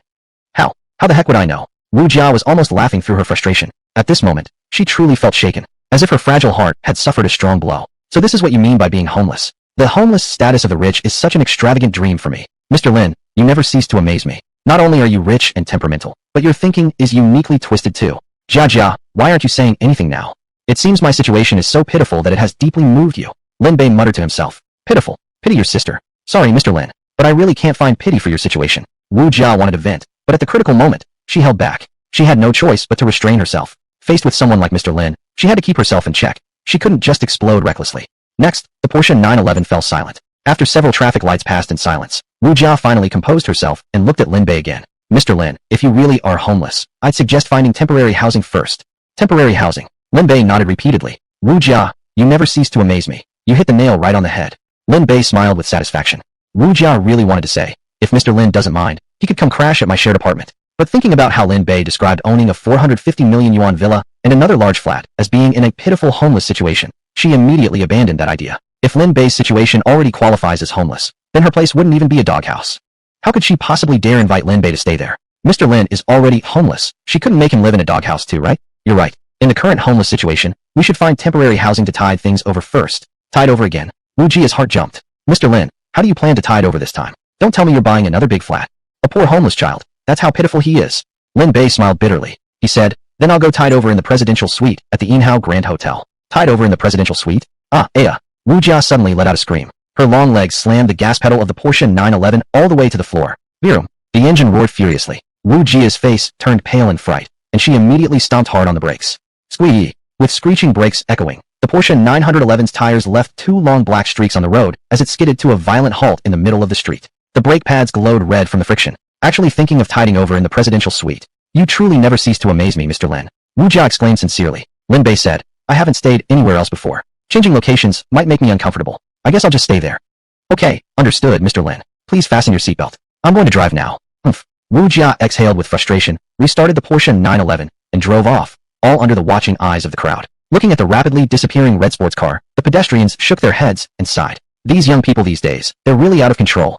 Yeah, driving recklessly like that, so disrespectful. No wonder the car slammed on the brakes just now. Well, you know, the youth have high energy. It's understandable. Man, I really envy these young people. Driving isn't enough for them. They have to rush to a hotel room. Where do they get so much energy from? A balding old man, one hand resting on his waist, and the other holding a thermos, stared at the red floating substance inside before defiantly taking a big sip. You might have misheard, my friend. They didn't just say any ordinary hotel. They said the presidential suite at the Inhao Grand Hotel. The presidential suite. I heard it costs 200,000 yuan per night. My god, 200,000 yuan. That's almost enough for my down payment on a house. Who is he anyway? How can he afford to be this extravagant? He can afford a sports car worth several million yuan. Do you really think money's an issue for him? The crowd was thrown into a prolonged uproar. Meanwhile, on the adjacent road, a black Zaidalamadawi aggressively stepped on the accelerator and chased after them. The driver was a guy with a yellow mohawk, wearing a mischievous grin. After hearing the crowd's chatter, he declared he had to follow them for the excitement. Someone tried to reason with him. They're driving a Porsche 911 worth several million. They're even booking the presidential suite. What's the point of a regular green-plated car like yours trying to keep up? Hearing that, the yellow-haired guy flew into a rage. Green-plated car. Look closely for me, will ya? This is a Zaidalamadawi. Do you even understand what Modaway means? What kind of weird name sounds like Bean and Mung Bean? The bystanders sneered. The Mohawk guy roared furiously. Take a good look, you jerks. This is a Zyda Modaway, an elite electric luxury car, not some cheap gasoline junk like yours. Chapter 49, Special Skill, Tianyinsha. Does this car have autonomous driving? Can it keep driving even when the driver is asleep, and automatically brake and avoid obstacles? Is that possible? Porsche 911. Yellow Hair shouted furiously, scaring the onlookers into retreating, some of them turning pale. Autonomous driving? Automatically brakes and avoids obstacles? Even while sleeping? My god, is this thing reliable? What if it fails to brake and hit someone? What if it doesn't hit a person but crashes into a bridge pier? That's terrifying. Faced with the crowd's skepticism, Yellow Hair was already beyond furious. Impossible. Absolutely impossible. You rural hicks have never seen high-tech, have you? Let me tell you, this is the latest technology from the US, absolutely reliable. It can brake in time and be 100% safe no matter what obstacles it encounters. Daring to doubt the black technology of the US? You truly are outdated and ignorant. You peasants are not worthy of talking to me. Yellow Hair jumped into the car, slammed the gas pedal, and drove off chasing the Porsche 911. Bang! Down the road ahead. The Porsche 911 was speeding forward, and as a professional sales consultant at the 4S store, Wu Jia's driving skills were exceptional. Meanwhile, sitting in the car, Lin Bay wore a blissful expression on his face, because he heard the familiar system prompt sound. Ding! Congratulations, master, for successfully spending 18,000. The return mechanism has been triggered. Ding! Return multiplier is 1,000 times. 18 million returned, and already in your account. Ding! Additional reward obtained. Tianyinsha skill. Receiving 18 million just from a meal. Lin Bay was already numb to such small amounts. He couldn't even be bothered to calculate that his assets had already reached 115.11298 billion. How boring. So boring. The 18 million wasn't even enough to shift the decimal point. Why does the world even have small change? Wouldn't it be better to have only whole numbers? Compared to this petty change, Lin Bay was more interested in the additional reward. Tianyinsha. With the skills integration, Lin Bay's eyes immediately lit up. Tianyinsha was a special skill used to query target information, somewhat similar to a well-known online encyclopedia. But compared to that online encyclopedia, it was much more convenient and powerful. Ding! Tianyinsha can query target information, including but not limited to people, animals, organizations, groups, objects, etc. It can peer into the target's secrets and expose unknown facts. Ding! Due to potentially involving certain inconvenient to reveal private details, please use with caution, master. Use with caution. Is there any penalty? Lin Bei asked. Would it be like advanced dou shisu, which once used in certain situations, would trigger violations and deductions? Ding! No, Tianyinsha is not like X-ray vision. There will be no punishment. Please use it with a clear conscience, the system replied. With a clear conscience, mumbled Lin Bei. Lin Bei patted his own chest and confidently smiled. Someone like him, who has a conscience, should have no problem using this skill. How exactly do I use Tianyinsha? Ding! Just target the object or speak its name and you can use it, the system answered. Lin Bei was overjoyed. So you mean anyone or anything I see or even think about can be used with this skill? Ding! In theory, yes. Tianyinsha is very powerful. Please explore its features by yourself, master. Excellent. Lin Bei excitedly rubbed his hands together and directly spoke the name of someone he despised. Tianyinsha, I want all the information on Chun Hao within a minute. Ding. No need for a minute. I'll give it to you right now. Ding. Chun Hao's information is as follows. General Manager of Yin Phone Group in Yinhai City, 28 years old, no criminal record. Family relations. His father, Chun Dejiang, Chairman of Yin Phone Group in Yinhai City, a veteran business tycoon in Yinhai with assets worth tens of billions.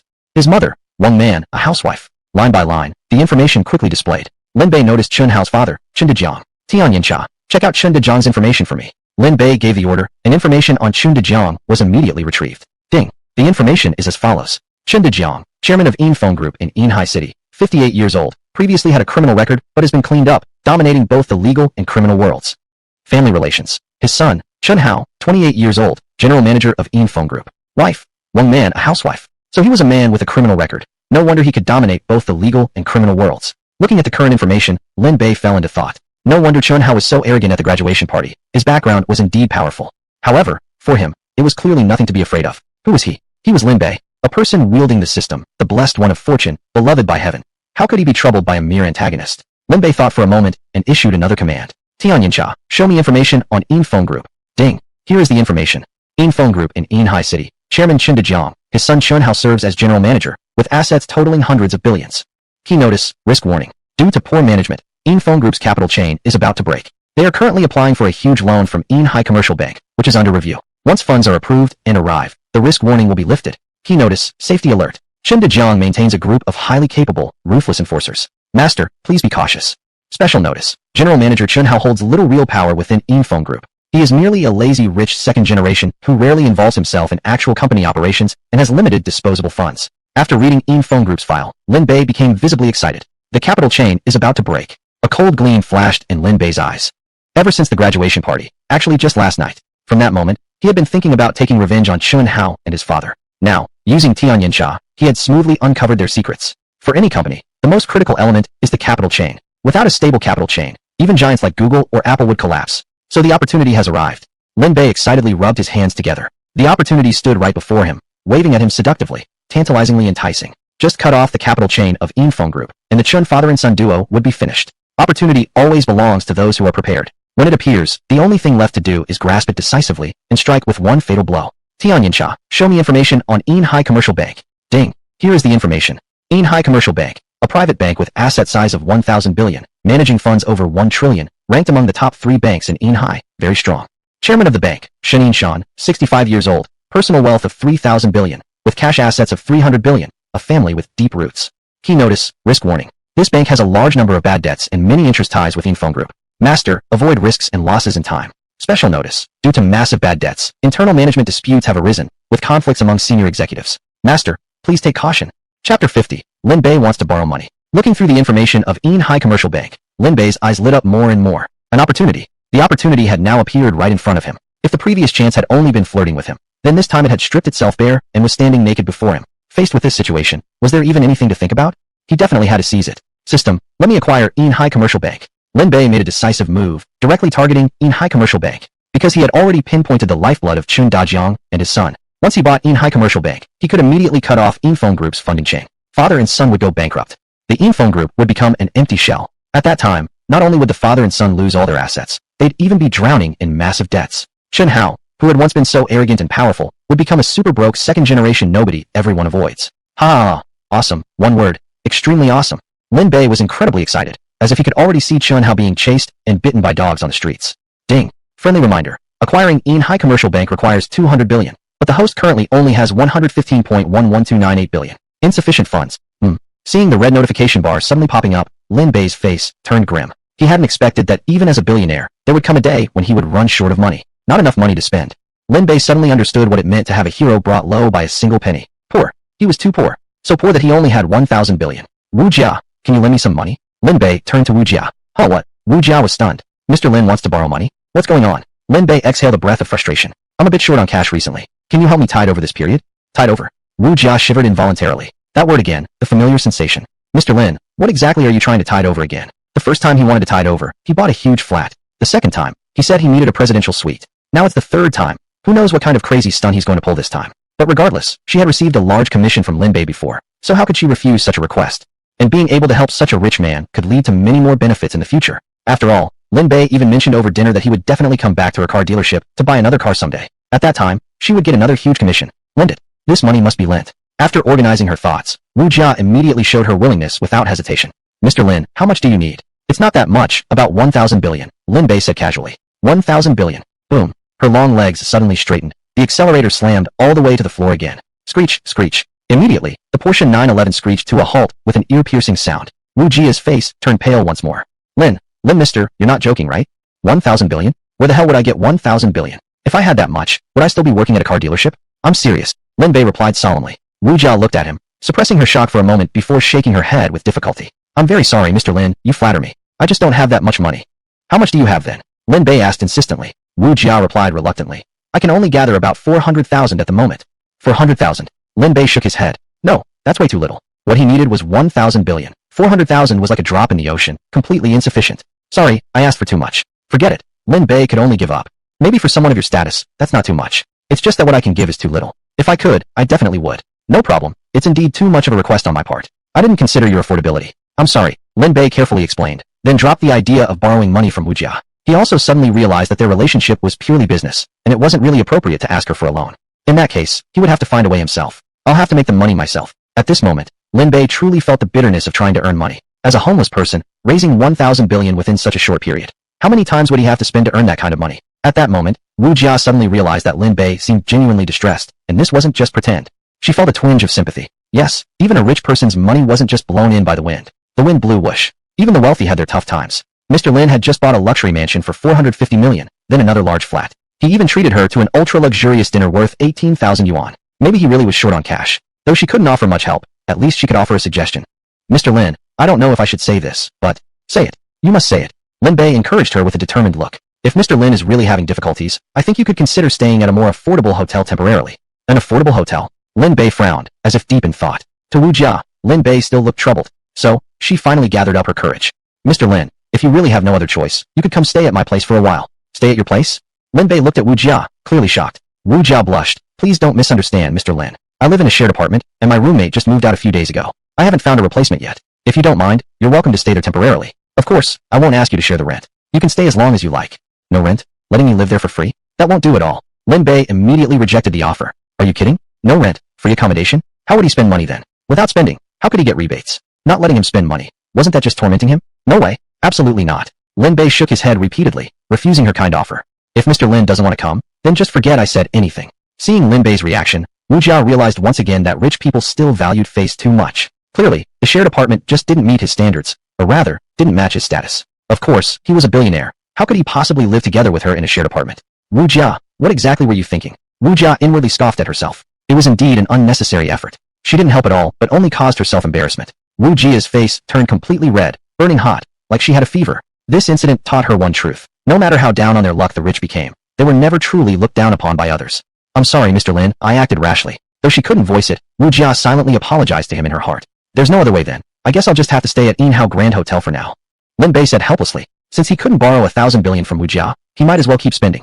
Chapter 51. When even the brakes don't work, this is the so-called divine car, Shaitla? Okay. Wu Jia wore a bitter smile on her face. As expected, his earlier judgment was correct. The foundation of the wealthy truly remained unfathomable. He says he's in trouble, yet still heads straight for the presidential suite. That's Mr. Lin for you. Mr. Lin, please fasten your seatbelt.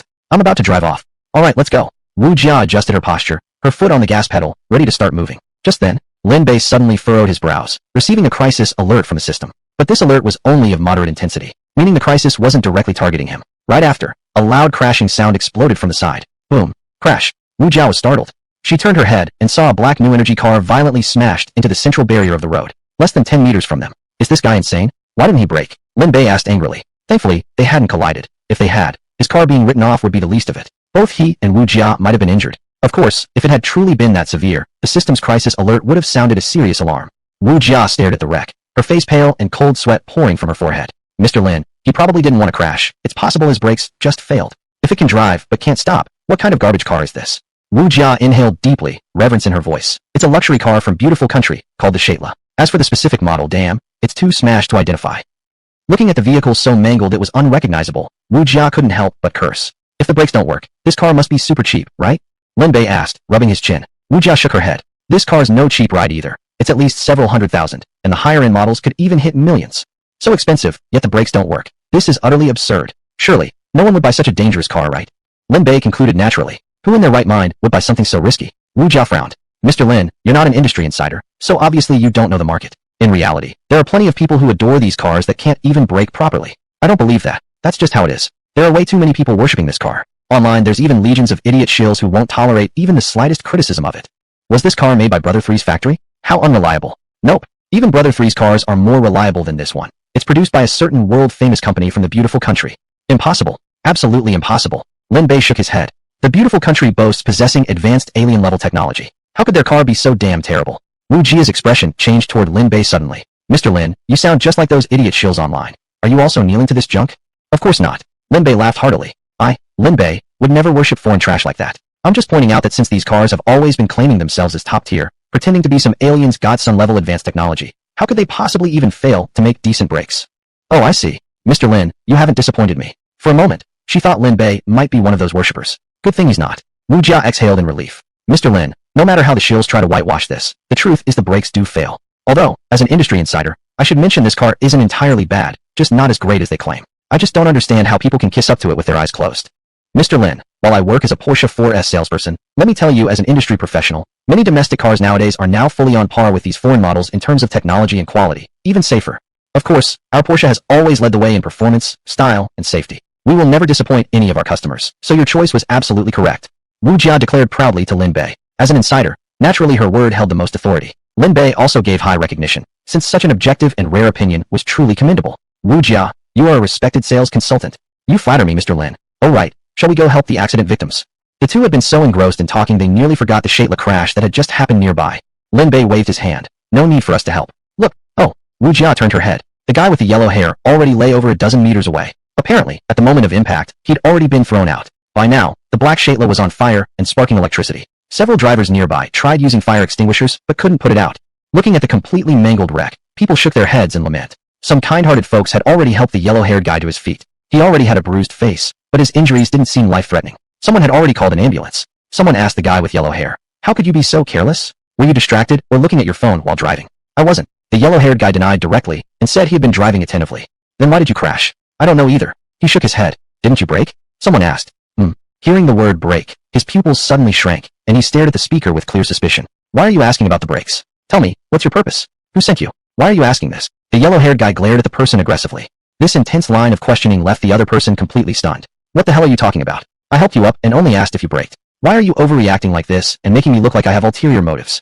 The yellow-haired guy sneered. "Humph, don't think I don't know what you're up to. Trying to smear the black technology of my adopted country? Not a chance." "What? What adopted country? What black technology? Who even are you?" The onlookers became angry. What this yellow-haired guy was saying made absolutely no sense. Not only did he not thank the people who helped him, he actually slandered them like some insane person. Had he hit his head too hard? "Oh, this looks like a Shetla from the beautiful country. Hey, yeah, it really is. This car isn't cheap at all. They say it has smart driving and automatic braking. It's amazing." Recognizing the wrecked car, some people couldn't help praising it. At this moment, the yellow-haired guy seemed to have received great news, completely forgetting his injuries. He proudly stood in front of everyone. "That's right. This is none other than the legendary Shetla. But wait, if it really is this car, then why did it crash? Shouldn't it have automatically braked and stopped?" Someone raised doubts. "What did you say? What the hell did you just say?" The yellow-haired guy's expression instantly changed. Faced with skeptical gazes from everyone, he finally couldn't hold it anymore. To protect his idol and keep worshipping this so-called divine car in his heart, he could only make up a reason by force. Chapter 52. I've been driving for decades, and now I need to be taught by this? Let me tell you the truth. It's not that the brakes didn't work or the autonomous driving system had a problem. It's because I deliberately drove onto the divider curb.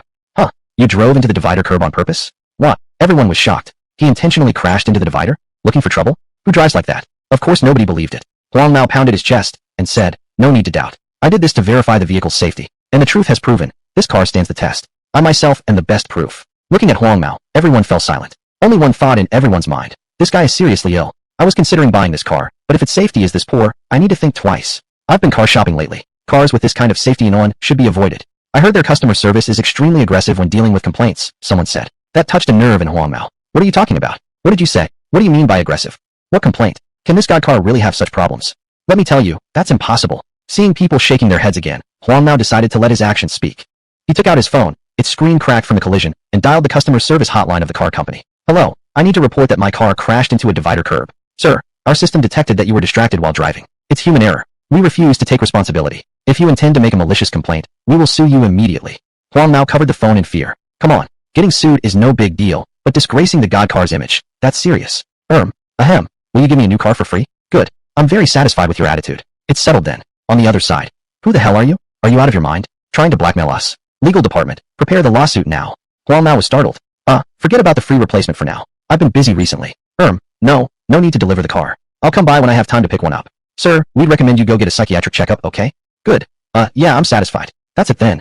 Huang Mao quickly moved the phone away, his expression slightly awkward, but he still looked at everyone proudly. What do you think? Is their service bad? Full of human warmth. Can any of these local companies reach this level? This kind of vibe. Facing his gaze, people shook their heads again. Huang Mao didn't notice that he hadn't hung up the call yet. The phone was still connected, and his finger accidentally turned on the speakerphone. Right then, a stern voice came from the other side of the line. "Mr. Huang Mao, owner of the vehicle, we are preparing to sue you for your extortion. Please keep your phone accessible and be ready to receive a court summons." The sound played out loud for all to hear. Everyone looked stunned. Huang Mao's face went stiff. He hurried to end the call, but panicked, dropped the phone into the grass on the divider strip. The voice continued from the other end. "Director, any instructions?"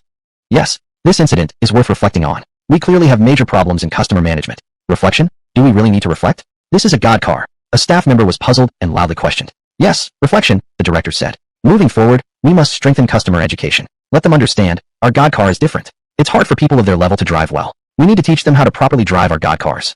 "Oh, I thought you meant actual reflection and an apology, director." How could that be? Even if there's a problem, it's always the user's problem," the director chuckled. "Exactly. We are the world's leading black tech car, after all," the staff said proudly. The director's tone grew more serious. "The lack of proper customer education is truly heartbreaking. From now on, this becomes our top priority. No delay. Director, rest assured, we will act immediately." Bang. Finally, the call ended. Huang Mao found his phone, but everything had already been played aloud. There was no hiding it now. The crowd immediately erupted. What the hell? Customer management? Customer education? I've been driving for decades, and now I have to take lessons from this car. I paid for a car, not to buy a dad. Do I actually need this car to teach me? Damn, what crap car is this? I'm blocking it immediately. They insulted someone but still pretend to be high and mighty. This guy must be an idiot too. Grumbling, everyone walked away. Huang Mao stood frozen on the spot, burning with rage. F***K, we can't lose our faith. So he called the customer service hotline again. Hello, why are you calling again, Mr. Huang Mao? Are you here to cause trouble again? No, don't misunderstand. I'm calling to apologize to you all, Huang Mao quickly said, nearly dropping to his knees. Apologize to us? The customer service agent was slightly taken aback. Yes, I, Huang Mao, want to apologize. Earlier, I misspoke and scared you all. I'm sorry, it's all my fault. Mr. Huang Mao, it's not a huge issue really. We were just quite upset. It's enough that you understand and apologize. We can consider dropping the lawsuit. The customer service agent's tone visibly softened. Huang Mao shook his head. No, an apology alone isn't enough. I must undergo self-customer education. I'm not like those low-quality people who just make trouble. As a premium user of the God car, I educate myself. Mr. Huang Mao, your quality is truly admirable. You really command our respect. The customer service agent laughed heartily. No, I still need to improve. To prove my sincerity, I've decided to forfeit all services for this car. You mean, you're not going to repair it? Exactly. And I'm going to buy a brand new car as well. Mr. Huang Mao, wait. Let me explain. Due to back-end data records showing extensive damage, your old car can't be traded in for a discount. That's important. Did you understand clearly? Of course. As a premium user of the God car, how could I possibly make such a disgraceful request? I'll naturally buy a new one at full price. Mr. Huang Mao, your integrity is so noble. If all our customers were like you, our job would be so easy. Too kind. I'm not doing nearly enough. I hope to provide even better service experience next time.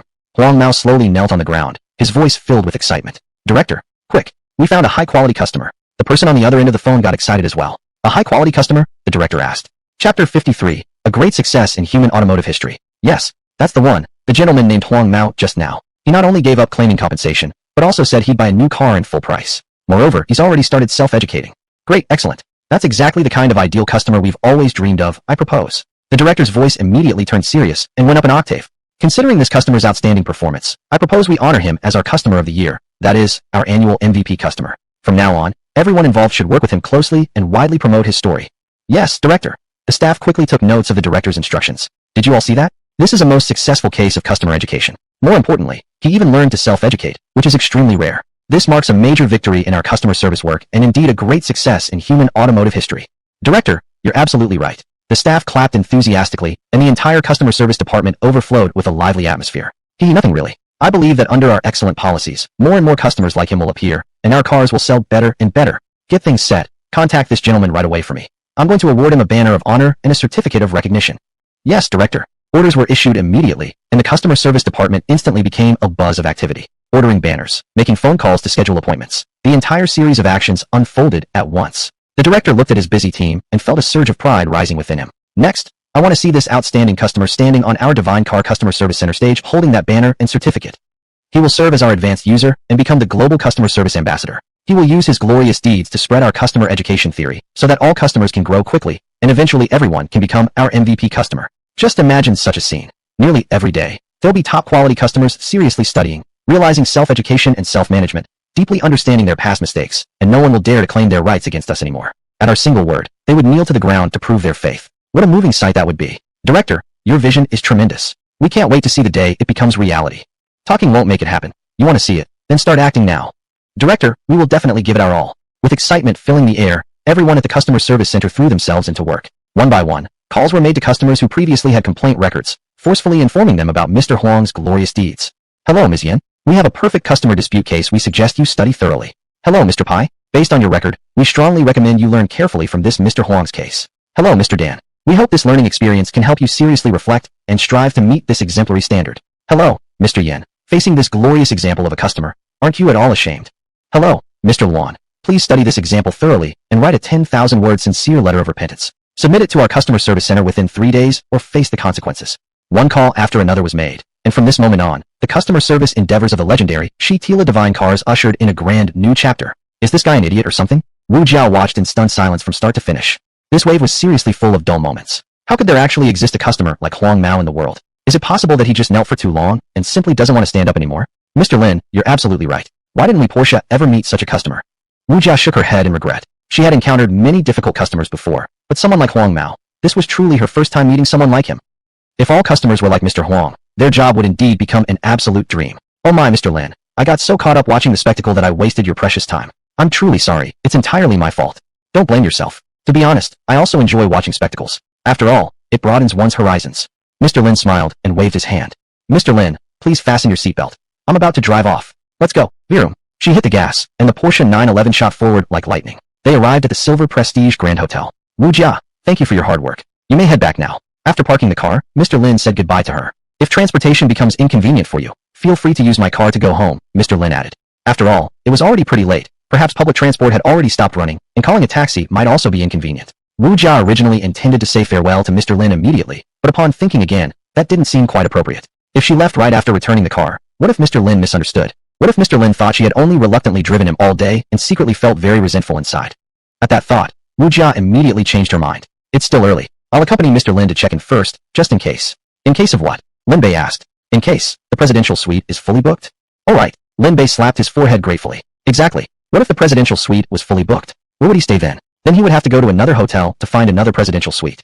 And since he didn't have a driver's license, he would trouble Wu Jia to drive again. Wu Jia, you really are brilliant. You always think things through so thoroughly. Lin Bay praised her. Mr. Lin, you're too kind. It's just my duty. Please don't feel embarrassed at all. Thank you. Lin Bay expressed his gratitude and walked with Wu Jia into the hotel lobby. Ah, Mr. Lin, welcome back again. The beautiful receptionist recognized Lin Bay immediately. After all, young and handsome CEOs like him were rare, and he had left a deep impression on her last night. Mr. Lin, may I ask what kind of room you'd like to check in today? The receptionist asked with a smile. Do you really need to ask? Of course the presidential suite. Wu Jia quickly answered. Because she could already imagine Lin Bay's furrowed brows. What kind of room could Mr. Lin possibly stay in? Only the presidential suite, of course. That was exactly what they had come for. Who needed to ask? Would someone who stayed in the presidential suite last night stay anywhere else today? The receptionist nodded to Wu Jia with a smile and said, all right, Mr. Lin. Let me check you in. Lin Bay thought for a moment. How about the same room as yesterday? I've already stayed there last night. I might not get used to another room. No problem at all, Mr. Lin. Your check-in has been completed. You may go in now. With a smile, the receptionist handed over the room key card. Then she turned to Wu Jia. Miss, please also present your ID card. My ID card. Wu Jia froze. Of course. Nowadays, we need to register both parties' IDs when checking in. The rules are pretty strict recently. Last night, a couple without proper identification was reported by a concerned citizen for suspected human trafficking and taken away by the enforcement team.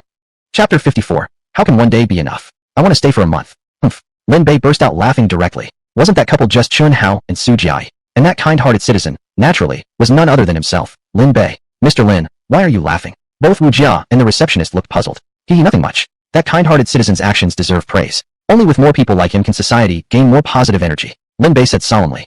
Miss Receptionist, you misunderstood. I'm just Mr. Lin's driver, here to drive for him. I don't need to check in with him. Wu Jia hurried to explain. Oh, that's how it is. I'm sorry for the misunderstanding. It's nothing. Glad we clarified it. I don't mind personally, but I cannot let Mr. Lin suffer such injustice. Wu Jia nodded. It was fine if she suffered a little misunderstanding, but she couldn't possibly let Mr. Lin be treated unfairly. He was a young billionaire tycoon after all, with somewhat of a bad temper. Who knew what might happen if he got angry? Mr. Lin, you can go back to your room now. I'll be leaving. Wu Jia prepared to leave. Wu Jia, just take my car. No need to take a taxi. Mr. Lin, really, there's no need. It's not too late yet. Taxis are convenient. I'll come early tomorrow morning to drive for you.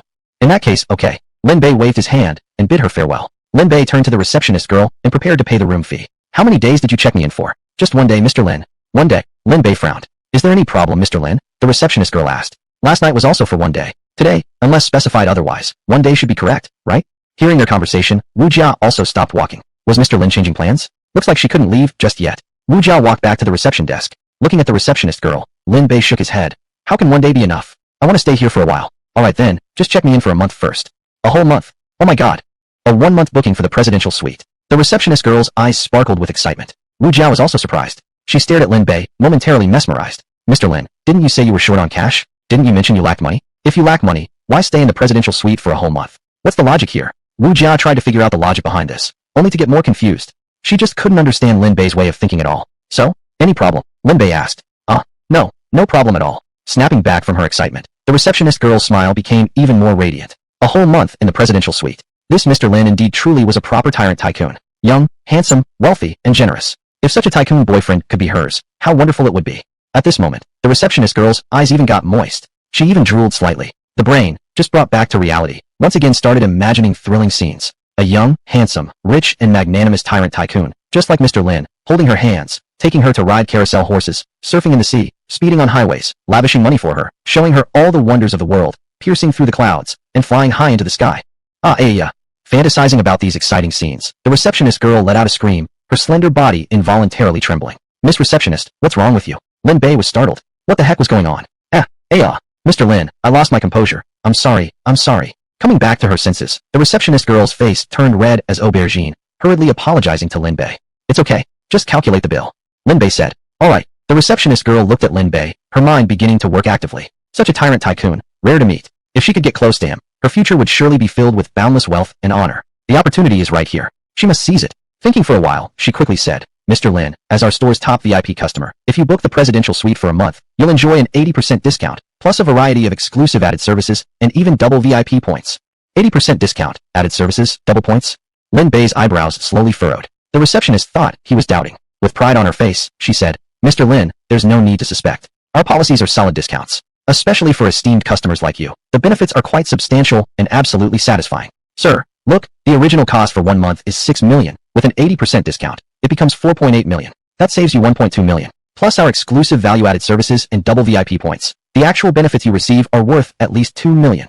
The receptionist's pride was clearly visible. With such a generous discount, no wealthy person would refuse. The consumption experience would be greatly enhanced. She was sure Mr. Lin must also be very pleased. And since she was the one who suggested it voluntarily, he would naturally look at her differently. Perhaps there would be some interaction next. Make me satisfied? Lin Bay's face turned dark. Save so much money for me, and you say that makes me satisfied? Miss Receptionist, do you even know you're ruining someone here?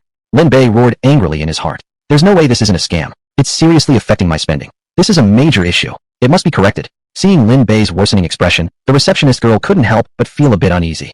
That shouldn't be the case. Could it be that even with such a huge discount, Mr. Lin still isn't satisfied? To avoid offending this top VIP customer, the receptionist had no choice but to grit her teeth and prepare to take a bold step forward to offer an even bigger discount. After all, there were some special preferential policies specifically designed to address certain customers' unique needs. These weren't normally announced to the public. They only came into play when dealing with some high-value clients who were difficult to satisfy. Thinking of this, the receptionist took a deep breath and looked at Lin Bay solemnly. Mr. Lin, you don't need to say anything. I understand, I get it. You understand? Lin Bay was taken aback. Yes, I understand. The receptionist girl said with a look of deep emotion. A top VIP like you, young, handsome, rich, and generous, definitely won't be impressed by ordinary discounts. Lin Bay frowned even harder. The receptionist girl forced a bitter smile. Mr. Lin, I was too hasty. I thought that discounts which satisfied other rich customers would also satisfy you, so now. Lin Bay's expression grew even darker. Because he had already guessed her reaction, even anticipated what she would say next. Mr. Lin, in view of our work oversight, I am immediately activating the top VIP special care clause to secure for you a huge 60% discount. 60% off. Oh my god, Wu Jiao was greatly shocked. Chapter 55. Who are you looking down on? Cancel all the discounts for me. 60% off. That was almost a 50% discount. The original 6 million room fee dropped to 3.6 million in an instant. It saved the price of a luxury car. In someone else's case, they would be ecstatic right now. But she, who knew Lin Bay's personality well, knew something bad was about to happen. Mr. Lin, Wu Jia felt something was wrong and tried to calm Lin Bay in advance. However, Lin Bay's anger had already erupted. What nonsense. This is outrageous. Lin Bay roared, directly scaring the receptionist stiff. Lin, Mr. The front desk girl was completely confused. Why was Mr. Lin even angrier with a bigger discount? Who do you think you're looking down on? Who asked for your discount? What 80% off, 60% off? What added services? Do I look like the kind of person who needs your discounts? Can't I afford this tiny bit of money? Lin Bay shouted furiously. The front desk girl was directly scared into tears. Wah, it's my fault. Please calm down, Mr. Lin. I'm so sorry. Wah, I didn't understand your consumption habits. I was careless. I sincerely apologize and beg for your forgiveness. Wah, the girl at the front desk was pale with fear, heart pounding, and kept apologizing to Lin Bay. Wu Jia shook her head and sighed deeply. This girl at the front desk was just too young, not knowing how dark and slippery the road can be. She had actually seen similar scenes several times before. The most obvious one was at the sales center of T. Howie Pin. The sales consultant, Ms. Lin, wearing black stockings with long legs and a mature aura, had tried to flirt with Lin Bay under the name of a discount promotion. But instead of flattering him, she had only received a fierce scolding and a cold rejection. The girl at the front desk had made the exact same mistake. She had judged Mr. Bazong Lin's spending power using her limited resources and values. This was bound to provoke Mr. Lin's anger. Lin Bay stared at the girl and shouted, "Listen carefully. I don't want any 80% off, 60% off, or whatever added services. The room fee is what it should be. Charge me normally." "Why yes. Right away, Mr. Lin." "Oh." The girl covered her mouth, forcibly holding back her tears, nodding repeatedly. She certainly wouldn't dare assume anything or say anything else carelessly again. Otherwise, if Mr. Lin got truly angry, there might be no way to recover. And cancel all those double points too. Do I even need your double points? Don't insult me. Lin Bei shouted loudly. The girl at the front desk replied nervously and fearfully. "Lin, mister, the double points are automatically added by the hotel system. It cannot be manually cancelled." "Cannot be cancelled manually? Then forget it. I won't pressure you." Lin Bei waved his hand and stopped caring about the issue of double points. "All right, Mr. Lin. The total room fee is 6 million. Please make the payment."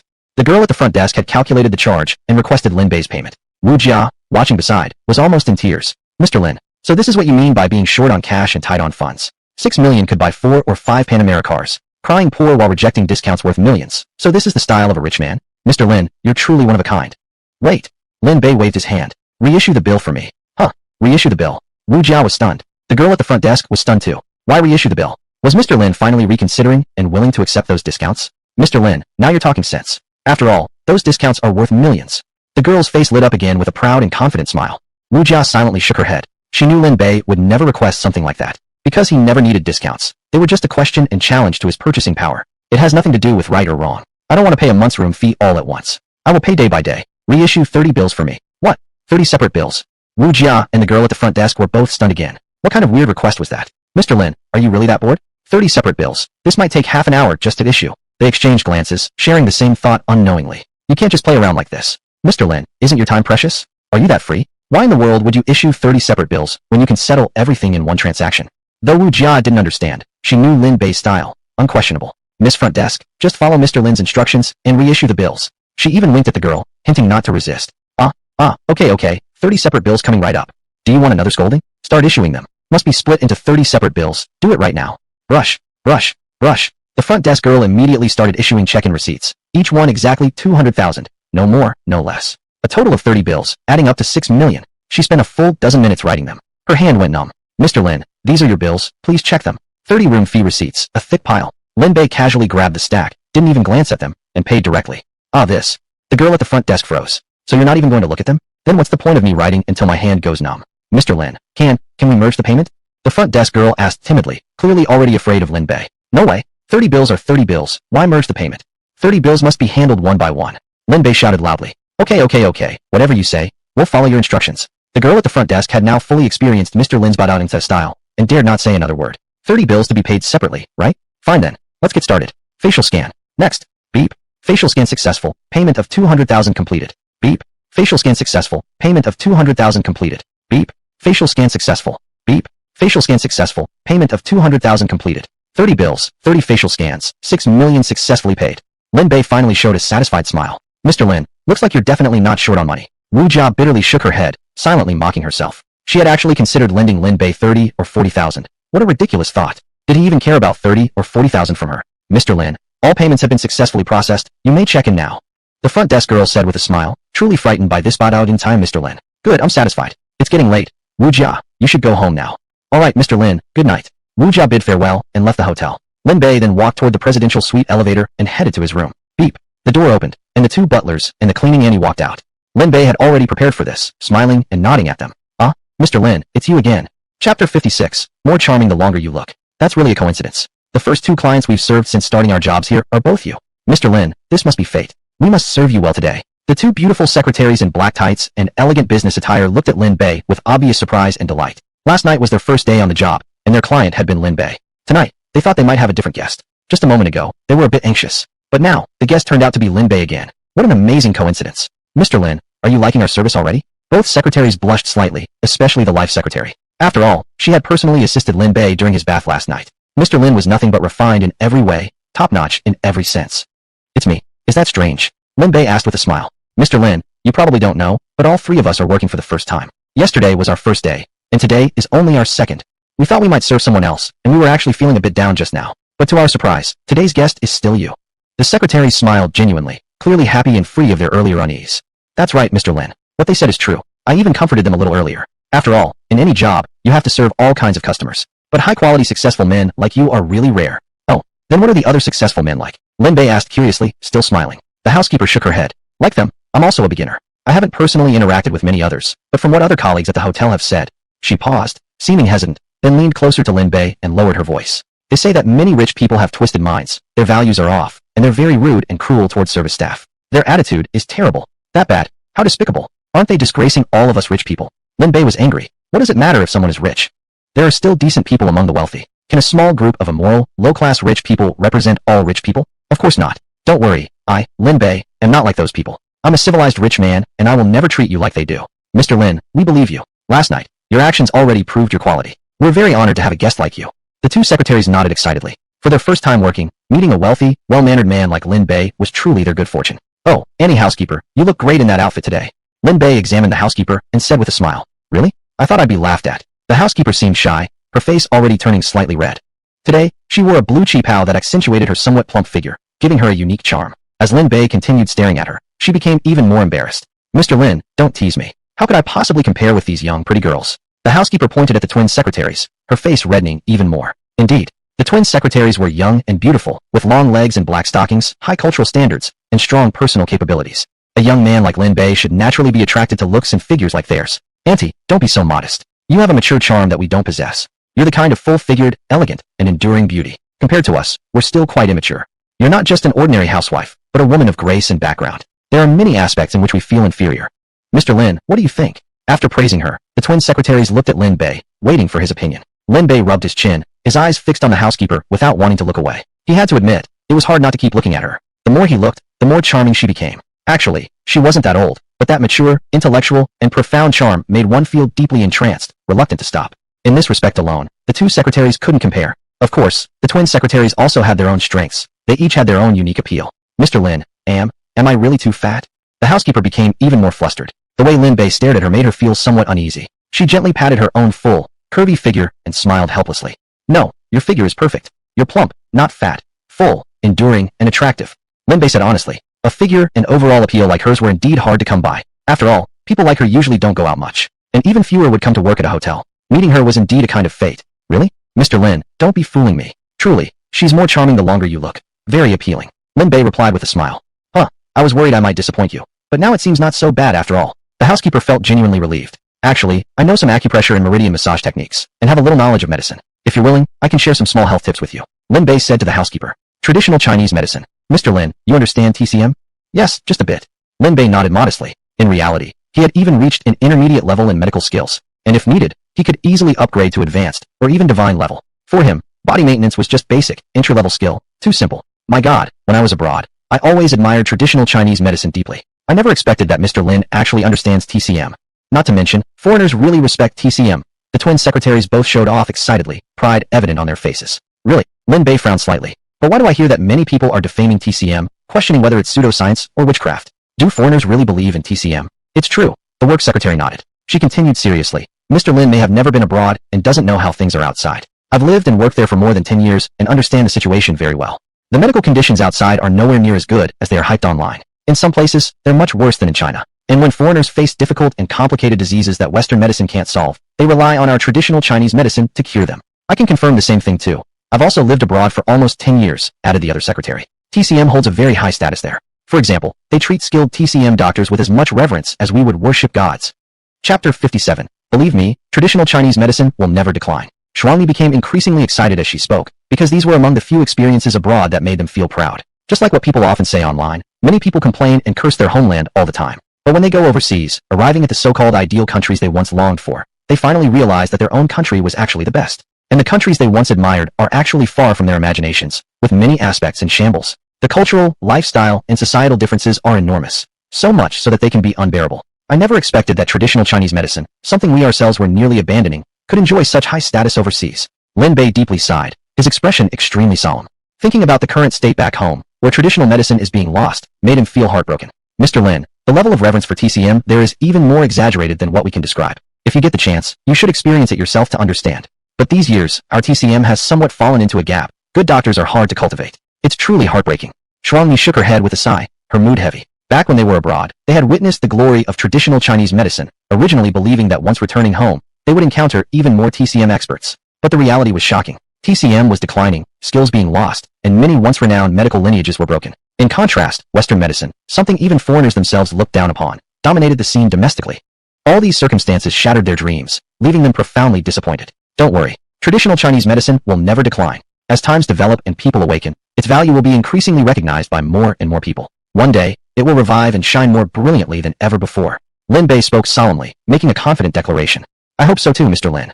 We can't wait to witness such a grand scene. Shuangmi's emotions surged, her eyes reddening and tears forming in her eyes. Traditional Chinese medicine. This ancient medical system, passed down through thousands of years in Huagua, has kept generations of Huagua people alive throughout history. Under its protection, the people of this land have survived countless great calamities. In a way, it's like a mother to the Huagua people, safeguarding the nation's continuity for thousands of years, standing tall and enduring. Yet now, in this age of technological advancement, many see it as superstition and witchcraft. Such behavior is nothing short of forgetting one's roots, a grave sin. Traditional Chinese medicine. The cleaning auntie also became teary-eyed. Looking at Lin Bay, she seemed eager to speak, but held back. Actually, her maternal family used to be a renowned ancient TCM family, but due to some misfortunes, the medical knowledge was lost from their lineage. Thinking of this always filled her with grief, unbearable sorrow. Mr. Lin, if that day truly arrives, please, be sure to let me know. As she spoke, tears already streamed from the cleaning lady's eyes. Lin Bei handed her a tissue, gently wiping her tears and comforting her warmly. Believe me, traditional Chinese medicine will not decline. It will revive in the near future, comprehensively rejuvenated. Lin Bei's declaration rang firm and resolute, lifting Shuangmi and the cleaning auntie's spirits, pulling them out from despair. At that moment, Lin Bei appeared solemn and dignified.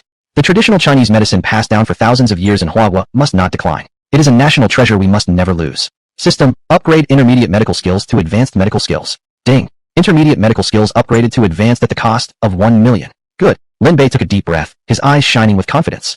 An advanced traditional Chinese medicine master. He had now become an advanced TCM master. His understanding of medicine had reached an entirely new level. At this moment, looking at Shuangmi and the cleaning auntie, all three of them appeared radiant and extremely healthy. Of course, there was still significant room for improvement and conditioning. Oh, Mr. Lin, I got so caught up in all this, wasting your valuable time. I'm sorry. The work secretary suddenly became aware and felt deeply remorseful. Mr. Lin, I'll go draw you a bath for later. The life secretary quickly went to the bathroom to prepare the water. Mr. Lin, the room has been tidied up for you. If you have any other needs, please do not hesitate to let me know. The cleaning auntie spoke gently. I don't need anything else for now. You can go rest first. Lin Bei waved his hand. All right, Mr. Lin. Please call me anytime if needed. The cleaning auntie returned to her room. When she opened the door, Lin Bei noticed a tight yoga outfit at the foot of her bed, damp with sweat. Clearly, she had just finished exercising. Wait a moment. Lin Bei called her back. Mr. Lin, is there anything you need? You're doing physical training, and quite intensely too. Mr. Lin, how did you know? The cleaning lady was extremely astonished. She was wearing a slit cheapao dress, and there was no sweat on her body. How did Lin Bei know she had exercised, and quite intensely? Lin Bei pointed at the yoga outfit in her room, and said with a smile, if I'm not mistaken, you're probably trying to lose weight through exercise, right? Mr. Lin, you really are amazing. I never thought you'd figure it out. The cleaning auntie felt a little shy, and the calm expression on her face turned red again. It's nothing really, but I must remind you that for someone your age, being slightly overweight is actually the most ideal. Blind weight loss is not advisable, and may even affect your health. Really? The cleaning auntie was taken aback, her expression turning awkward. Yes, I'm not lying to you. Every age group has its own physical characteristics. You can't blindly pursue so-called outer beauty while neglecting the inner quality of life. Lin Bei reminded her seriously. Mr. Lin, no wonder you're a medical expert. Others have also tried to persuade me before, but what they said never quite convinced me. But what you just said really touched my heart. The cleaning auntie nodded, deeply convinced by Lin Bei's words. Actually, she didn't really want to lose weight either. It was just that nowadays, from the young to the old, everyone followed the weight loss trend, treating slimness as beauty. It seemed as if being slightly overweight was a crime. But in reality, being thin had its advantages, and being fat had its own beauty. It was natural to be slim where appropriate, and fat where appropriate. Only things naturally created could be truly beautiful. There's actually a lot more to it, but I don't have time to talk to you about it today. Maybe another time. Another time. Mr. Lin, how long will you be staying here? The cleaning auntie looked eagerly, clasping her hands on her chest like a young girl with a romantic crush, gazing at Lin Bei. It's hard to say about the future, but I'll stay temporarily for a month. Month? Great. The cleaning auntie exclaimed excitedly. Then realizing she had lost her composure, her face turned bright red. Lin Bei was going to stay here for a month. A whole month. With this, she would have plenty of time to interact with Lin Bei and engage in deep conversations. Chapter 58. Although I'm a work secretary, I also know how to live. Remember, don't blindly go on a diet again. If you lose weight, you won't be beautiful anymore. Lin Bei reminded. Yes, Mr. Lin, I'll remember. The cleaning aunt returned to her room and threw the yoga outfit straight into the trash bin. Damn that dieting. Damn that yoga. Today, this old lady finally understood. A person should embrace the charm appropriate for her age.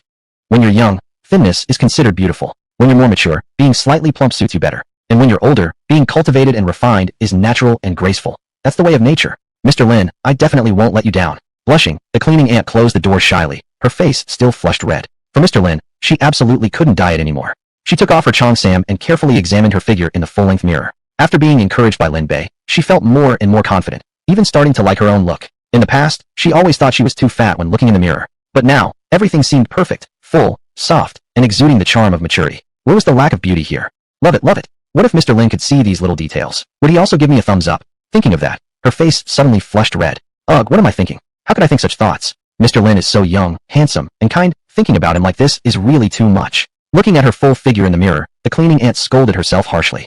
So what if she has a good figure? What difference does it make if her proportions are perfect and she looks so charming? There are gender differences. There are some things that shouldn't be shown to Mr. Lin. Thinking of that, she suddenly felt incredibly disheartened. She felt like she had missed a chance to be appreciated. If not for these barriers, if only they could talk openly to each other, that would have been wonderful. Stop. I can't keep thinking like this. I must stop. The cleaning aunt noticed her thoughts drifting further away, so she quickly stopped herself. If she kept thinking like this, she might cross the line. She would never allow herself to offend Mr. Lin like this. Splashing sounds filled the bathroom as the life secretary had already filled the tub and was testing the water temperature. Mr. Lin, the bath water is ready. Please come and check the temperature. Wait a moment, I still have something to do. Lin Bay replied from the living room. His work secretary approached. Mr. Lin, please feel free to give me any work instructions, and I will assist you to complete them. That's right, you're an overseas return high-level talent with 3 doctoral degrees, an elite indeed. I actually have some issues I need your help with. Of course, Mr. Lin. Please don't hesitate to instruct me. Miss Xiao, the work secretary, sat across from Lin Bay, taking out a small notebook ready to take notes. Lin Bay looked at her, and then checked the time. Oh, it's getting late. I should take a bath now. Maybe we can talk tomorrow. Mr. Lin, given your position, every single task is important. On a small scale, it's about your own career. On a larger scale, it may affect the livelihoods and quality of life for many ordinary people. So, no matter how small the work, we should never neglect it. We can handle the work while you bathe. Really? Lin Bay asked. Mr. Lin, although I'm a work secretary, I also know how to live. Okay, Lin Bay nodded. Don't hide it from me. I have rich life skills, and I will definitely satisfy you. Great, come along then. Lin Bay walked toward the bathroom, and his work secretary followed closely. Xiao Gao, Mr. Lin still has some work to complete. I will take over tonight's bathing duties. Yes, Miss Xiaoqi, please be sure to satisfy Mr. Lin. After a brief exchange, Xiao Gao, the life secretary, left the bathroom. Now, Xiaoqi, the work secretary, would fully take over the rest. Splashing sound again filled the space. Mr. Lin, is the water temperature okay? Yes, perfect. It's the ideal human body temperature. Lin Bei began to take a bath. Work secretary Xiaoqi took out her pen and started writing notes. Mr. Lin, which work matters would you like to handle? In detail. First, tomorrow morning I need to meet with 3 top designers in Huagua at the Dai Yipan restaurant regarding the villa renovation matters. Second, I need to handle a huge acquisition plan. Third, in 3 days' time, I have to handle matters related to the restaurant. Xiaoqi quickly took down the notes and organized them clearly. Mr. Lin, is that all? There's more. Lin Bei added. Tonight, I also need to process 30 incoming asset transactions of various amounts, along with the corresponding additional rewards. After finishing the notes, Xiaoqi was directly stunned. 30 incoming assets of various amounts? Mr. Lin, your work is really heavy. So many affairs. Who can physically keep up with that? No problem. I just want you to note them down for me so I can deal with them conveniently. Lin Bei replied. Okay, is there anything else you'd like to add, Mr. Lin? Oh right, there's one more thing. Lin Bei said. Fourth, find time to go to the Porsche 4S store to buy a car, but that's not particularly urgent. Alright, I've finished recording all the tasks. If you need, Mr. Lin, I can handle everything for you.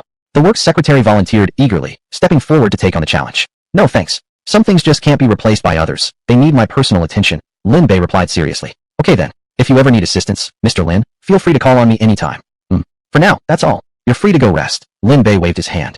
That won't do at all. The works secretary shook her head quickly. Mr. Lin, you've only just started bathing. I still need to take over from the life secretary and give you a back scrub and a massage.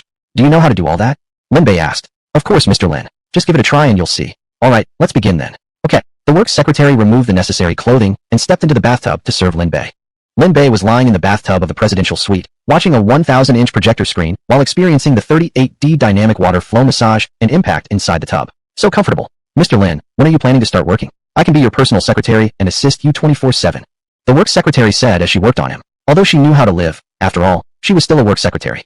Work was her real duty. Never should life interfere with her responsibilities. I'm already working, Lin Bei replied. Mr. Lin, you're working while taking a bath. The work secretary blinked her beautiful eyes in feigned surprise. She was right here, tending to him in this large bathtub. How could she not know whether Mr. Lin had any actual work to do? Mr. Lin, that lie of yours wasn't even a little convincing. But as the saying goes, sometimes it's better not to point things out. So she played along with a pretend surprise, perfectly matching Lin Bei's little act. Yes, I can manage both work and life without interfering with either. Lin Bei smiled and patted the work secretary lightly on the back. Beep beep beep. No more act. This is the author calling in. I need tons of 5-star reviews and lots of updates urged. Dear readers, can you help me fulfill this wish? Thank you all so much. Hot pepper.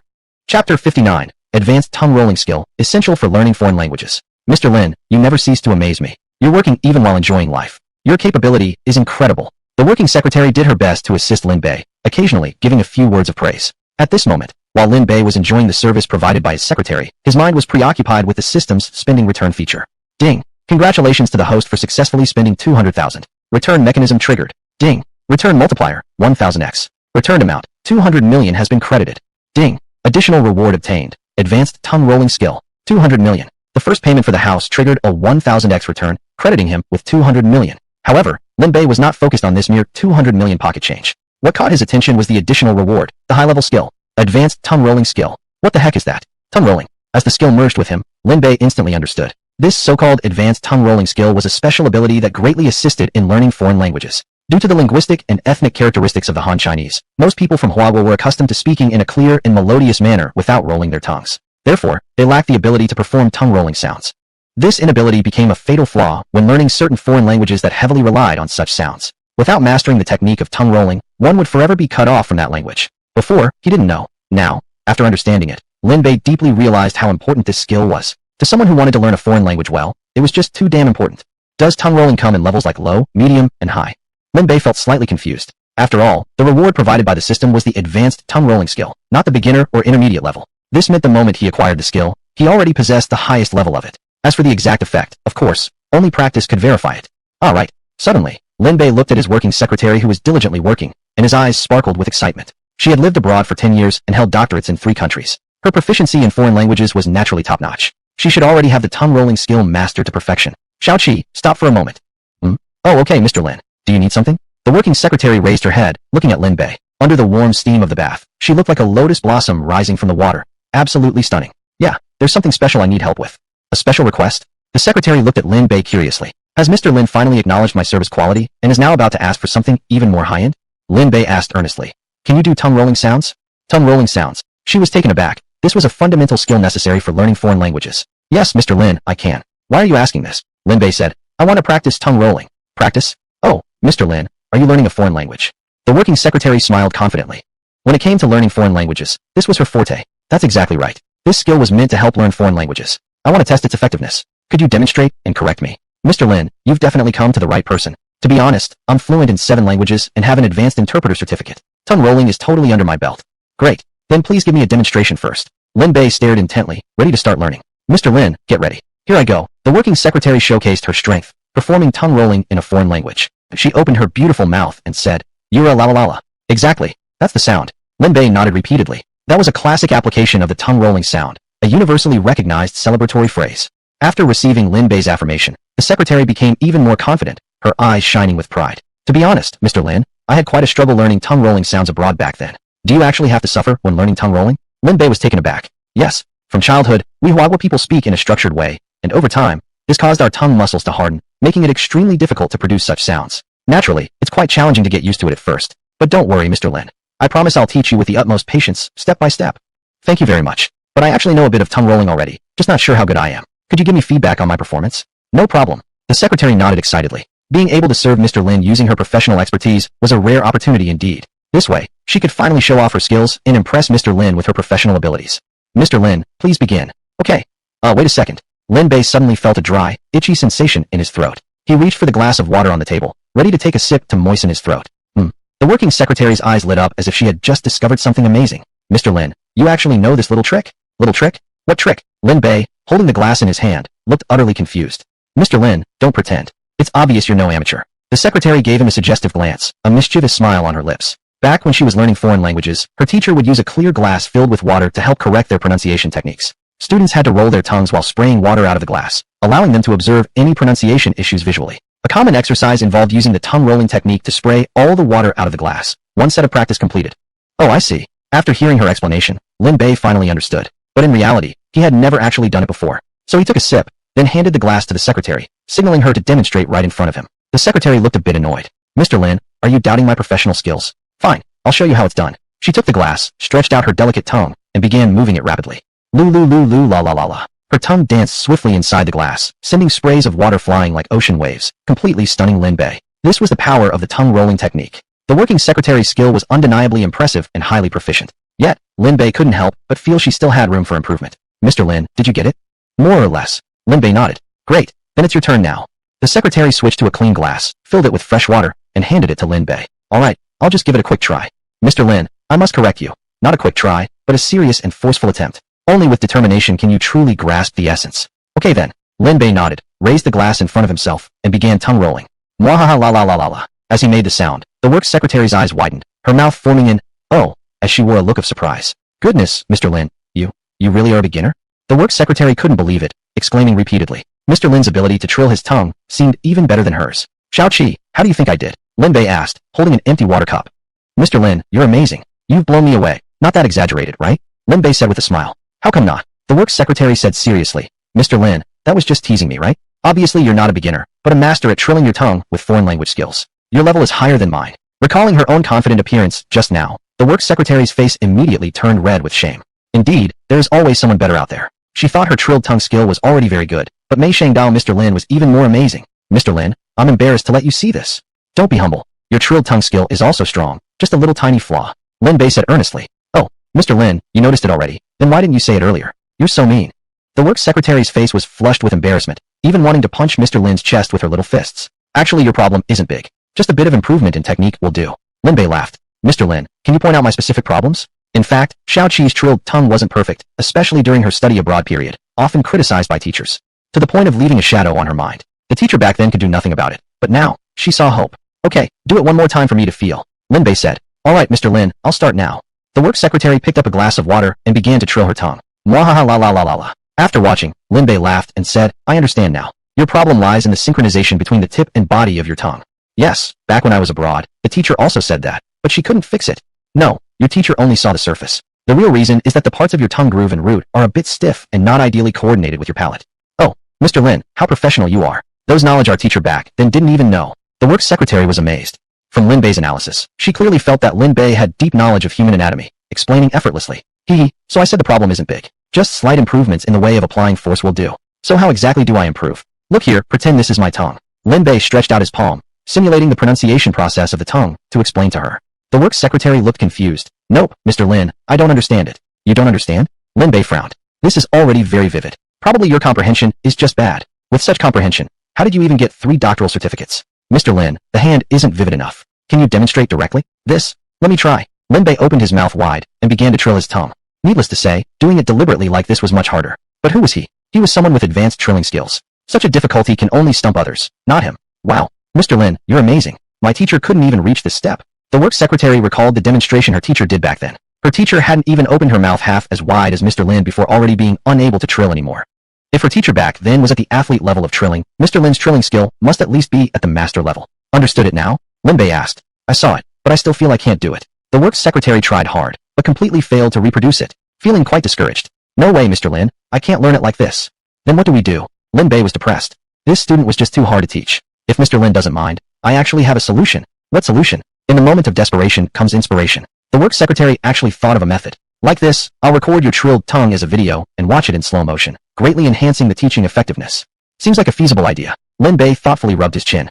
But looking at the cup in his hand, it felt too small, probably emptied in just a few flicks. Mr. Lin, switch to a bigger one. The work secretary brought over a large cup filled with water. Then she took out her phone, aiming it at Lin Bei, ready to film. Let's give it a try then. Lin Bei nodded and began to demonstrate the trilled tongue with this large water cup.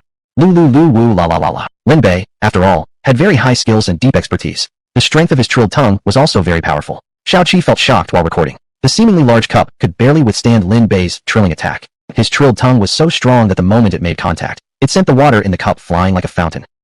Mr. Lin, your skill is too strong. The video is even showing after images. The work secretary covered her mouth in shock. Should I go slower so you can capture it clearly? Yes, please. Thank you for demonstrating again. Xiao Qi took her phone and prepared to film again. Lin Bei slowed his movements by half, but it still wasn't enough. Although Xiao Qi filmed with great focus, she realized Lin Bei was still too fast. The teaching effectiveness remained unsatisfactory.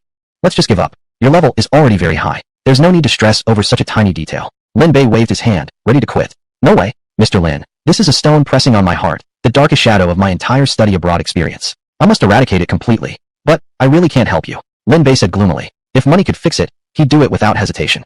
But this wasn't the kind of problem that money could solve. Mr. Lin, I still have one more idea, the work secretary said. What is it? That is. The work secretary leaned close to Lin Bei's ear and whispered her plan. The rubber band method. Is that really going to work?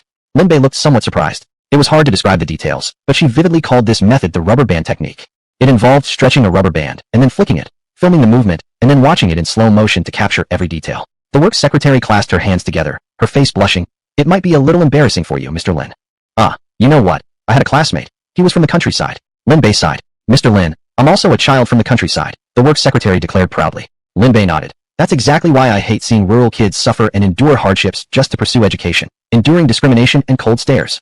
You're so right. The work secretary deeply related. Recalling the hardships she'd endured before, her eyes turned red. Chapter 61. Press F to enter the tank. So no matter what, I must teach you and correct your tongue rolling problem. Mr. Lin, thank you. Let's begin. Okay. Next, Xiao Qi untied the new hair tie she had just bought, pulled out the elastic inside, stretched it with her fingers, and held it in front of Lin Bei. Lin Bei immediately began to demonstrate. Lu la la la la la. Bong bong bong bong bong bong bong bong. After a series of popping sounds, Lin Bei leaned tiredly against the bathtub wall. Mr. Lin, I get it now. I found my problem. I've learned it. Xiao Qi shouted excitedly. Lin Bei wiped away the saliva from his mouth and nodded with satisfaction. After this interactive lesson, Xiaoqi's problem was finally corrected. Xiaoqi, it seems your comprehension is quite high. I underestimated you before. Mr. Lin, your skill with the rolling tongue is too amazing. I was completely stunned. After this practice session, Xiaoqi's mouth had gone stiff, but her heart was thrilled. Because this interactive teaching completely corrected her rolled tongue issue. The shadow left from her past was completely gone.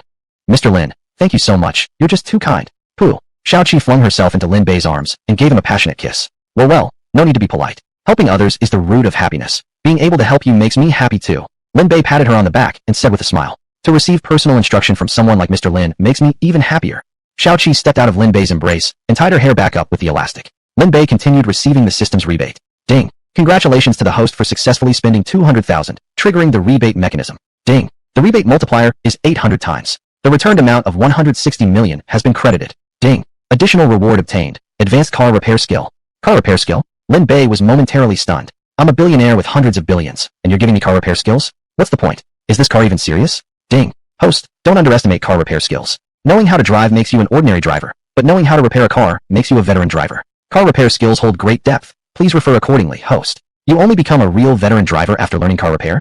Advanced car repair holds such depth? As the skill merged, a flood of complex information flooded into Lin Bei's mind. Terms like display, headlights, sound card, audio system, steering wheel, seatbelt, lubrication system, interior, ambient lighting, massage seats, wheels, chassis, fuel injectors, fuel lines, engine, exhaust pipe, radiator, and many other advanced professional terms.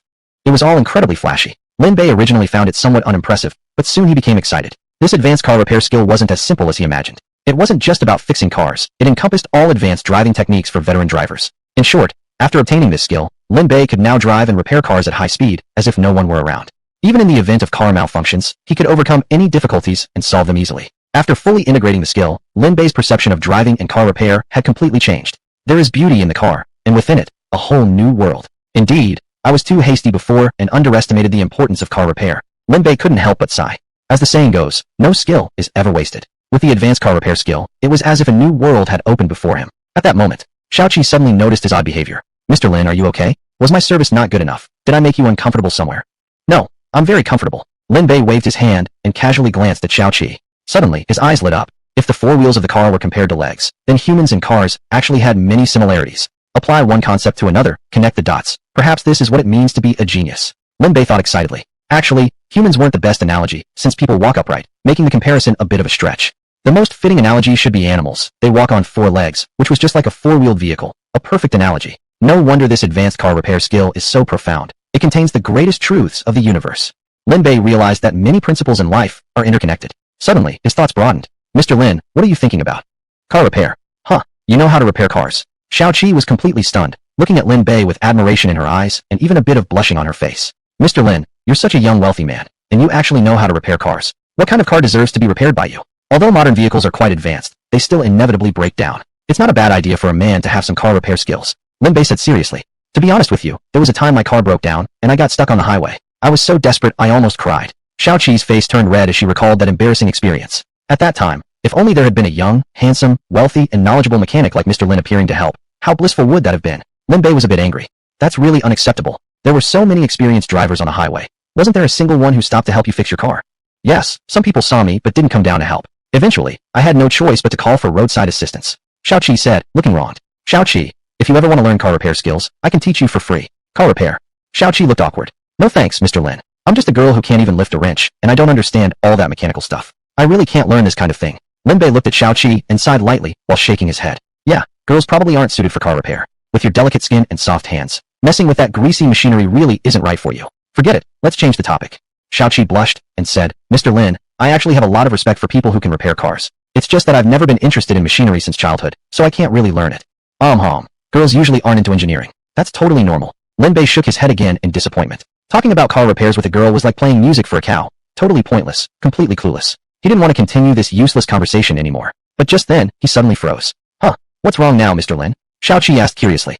I can even fix tanks. Lin Bei blurted it out unconsciously, his eyes suddenly gleaming with excitement. Fix tanks. Seeing Lin Bei's nearly exaggerated reaction, Xiaoqi was shocked again. Her face turned as red as an eggplant. Mr. Lin, truly worthy of your reputation. You can even repair tanks. But at the mention of tanks, she couldn't help but sigh. Tanks were huge, extremely heavy, and moved on two tracks, completely different from regular cars. Compared to a tank, any ordinary car seemed like a child's toy. With her slim and delicate build, She was definitely not suited for anything like a tank. I'm really sorry, Mr. Lin, but I know I would disappoint you on this one. Kid, that's a tank. A king of land warfare, every man's dream. Lin Bay raised his fist and mimicked the action of firing a tank cannon, his eyes already glowing. Seeing Mr. Lin's expression, Xiaoqi felt deeply impressed. Sure enough, a man's words are always tricky. Everyone talks about how cool sports cars or motorcycles are. But in reality, tanks are their true love. Lin Bei remained enthusiastic as he looked at Xiaoqi and asked, "Do you know how to get into a tank?"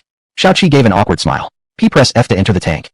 Chapter 62, Advanced Magician Skill, Producing an Elephant from a Bathtub. Wrong. Lin Bei laughed and shook his head. That's just how it works in games. A real tank is divided into several roles such as commander, driver, gunner, and loader. Modern main battle tanks usually have 3 to 4 hatches, and the crew must enter and exit from different hatches. Xiaoqi was stunned. From different hatches? Mr. Lin, are you saying it takes several people to operate a single tank? That's right. Tanks are such complicated machines. How could one person handle it alone? Of course, it takes a team to operate. Lin Bei said excitedly. Mr. Lin, you never cease to amaze me. Though Xiaoqi didn't fully understand, she felt deeply impressed. Mr. Lin's expertise is truly impressive. Alright, no more talk. I need to get back to work. I hope one day I can get my hands on the latest tank model and really enjoy it. Lin Bei cheered enthusiastically, waving his fist in the air while Xiaoqi continued watching in astonishment as he received another return reward. Ding. Congratulations to the master for spending 200,000. The return mechanism has been triggered. Ding. Return multiplier is 100x. A total of 20 million has been credited. Ding. Additional reward obtained. Perfect memory skill. The 20 million was completely ignored by Lin Bei. Perfect memory. Not bad. This is the typical prodigy skill seen in movies. He had always longed for it as a child. If he had possessed this ability back then, he surely would have become one of the top students in China. Of course, it's not too late even now, since he had just graduated high school and would start college after summer vacation. With a perfect memory, becoming an outstanding student would be a piece of cake. Ding. Congratulations to the master for spending 200,000. The return mechanism has been triggered. Ding. Return multiplier is 2000x. A total of 400 million has been credited. Ding. Additional reward obtained. Advanced Magician Skill. 400 million was credited to his account.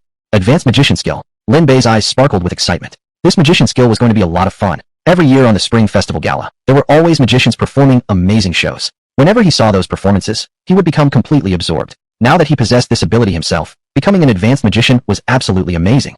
After the skill was integrated into him, Lin Bei saw the world differently. Every ordinary object he used to see every day seemed to hide strange secrets and could potentially be used for magic tricks. Xiaoqi, what's your favorite animal? Animal. Xiaoqi thought for a moment. I like elephants the most. Why is that? Lin Bei asked curiously. Among so many animals, why did Xiaoqi choose elephants? Because they're steady, broad-minded, and majestic. Plus, they have long trunks and big ears. When it's scorching hot in summer, their ears can be used to fan themselves. Their long trunks can spray water to cool down too.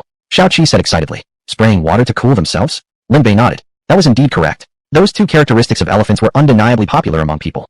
Mr. Lin, why are you asking about this? Lin Bei smiled mysteriously. Close your eyes. I'll perform a magic trick for you. You do magic tricks too, Mr. Lin? Xiaoqi immediately opened her eyes wide in surprise and curiosity. Don't believe me? Hurry and close your eyes. You'll know soon enough. Yes, Mr. Lin. Xiaoqi immediately cooperated by closing her eyes, crossing her arms over her chest, and waiting expectantly. Magic! Lin Bei snapped his fingers. A splash of water appeared between his legs, and then, suddenly, an elephant appeared inside the bathtub. But the elephant he produced left him somewhat embarrassed. This couldn't really be called an elephant. It was more like a baby elephant. Splash! The little elephant glanced at Lin Bei, then dove straight into the deep end of the bathtub. Lin Bei reached out, only to grasp thin air. The sound of water woke Xiaoqi from her anticipation. Seeing the startled and embarrassed expression on Lin Bei's face, Xiaoqi covered her mouth and burst into laughter. Hee, Mr. Lin, you're just teasing me, right? From the looks of it, Lin Bei must have messed up the trick. It failed. But it's fine. She had never really believed Lin Bei was a real magician in the first place, so this was all just for fun. Also, Mr. Lin and Xiaoqi were both in the same bathtub. It's impossible to produce an elephant out of thin air. Failed. Not quite. It was just a limited success. A limited success? Xiaoqi didn't understand. In the next moment, she saw Lin Bei reach deep into the bathtub with his hand, directly targeting the area beneath him. Mr. Lin, you how naughty. Suddenly, Xiaoqi recalled a funny children's drawing. A little boy took a marker and drew on himself, producing a lifelike elephant. The highlight was that the trunk really could spray water, though in a rather improper manner. Looking at Lin Bei's movements, it was clearly the same idea. Xiaoqi shyly covered her eyes, leaving only big gaps between her fingers to peek through. Splash! Lin Bei fumbled around in the bathtub for a while before finally grabbing the little elephant. He pulled it out of the water. Look, what is this? Oh, an elephant. It's really an elephant. Xiaoqi let go of her hands, completely stunned. From the bathtub, Lin Bei had actually pulled out a real elephant. Mr. Lin, where did you get such a small elephant? I just conjured it up. Lin Bei was a bit angry. Who did she think he was looking down on? He said he could turn into an elephant. So he could. Did she think he was just playing around? Is this elephant real? Of course it's real. Although it's a bit small, it's a genuine elephant. If you don't believe me, touch it. Lin Bei held the baby elephant in his hands and extended it toward her. Won't it bite? Xiaoqi was somewhat afraid. Don't worry, it's too small to bite anyone. Then I'll try. Xiaoqi took the baby elephant but the little thing immediately started hopping in her hands, swinging its trunk, and spraying water. Cough, cough, cough. Xiaoqi wasn't prepared and got sprayed right in the face. Trumpet. After spraying water, the baby elephant raised its trunk and let out a roar. Although the sound wasn't very loud, it was exactly like an elephant's roar from television. Finally, she believed this was truly a real baby elephant. Wow, Mr. Lin, how did you do that? Xiaoqi looked at Lin Bei, eyes filled with sparkling admiration. I'm a magician. Making an elephant appear is second nature to me. Lin Bei said proudly. Wow, Mr. Lin, you're amazing. Xiaoqi stared at him with worship in her eyes. Mr. Lin, can you give this little elephant to me? Of course. Oh, Mr. Lin, you're so nice. Thank you. Smooch, smooch, smooch. Xiaoqi excitedly threw herself into Lin Bei's arms, planting several kisses in a row. Mr. Lin, can you transform into other things too? Of course I can. Wait, I'll show you right away. Do I need to close my eyes again? No need. Lin Bei confidently blew a puff of air into his hands, then plunged them into the bathtub and stirred around. Then, out came a magical object. Look, what is this? Xiaoqi looked at this strange object and asked in surprise.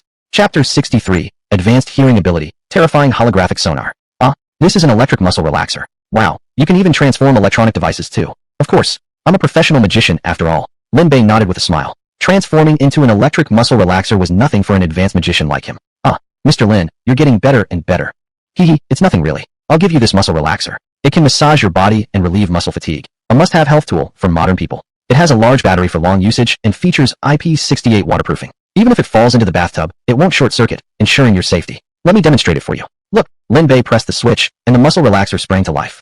Thud, thud, thud, thud, thud. Thud, thud, thud, thud, thud. The muscle relaxer rapidly vibrated as it activated, producing a rhythmic buzzing sound. You try it. Okay. Xiaoqi placed her cheek against it, feeling the powerful vibrations, and excitedly gave a thumbs up. Do you like it? I love it so much, Mr. Lin. You're amazing. Pop, pop, pop. Xiaoqi jumped into Lin Bei's arms and showered him with enthusiastic kisses. Just a small electric tool. No need to be so excited. Lin Bei waved his hand casually while continuing to receive return rewards. What interesting skill reward would come next? Ding. Congratulations to the master for spending 200,000, triggering the return mechanism. Ding. Return multiplier of 5,000x. 1 billion has been credited to your account. Ding. Additional reward obtained. Advanced hearing ability.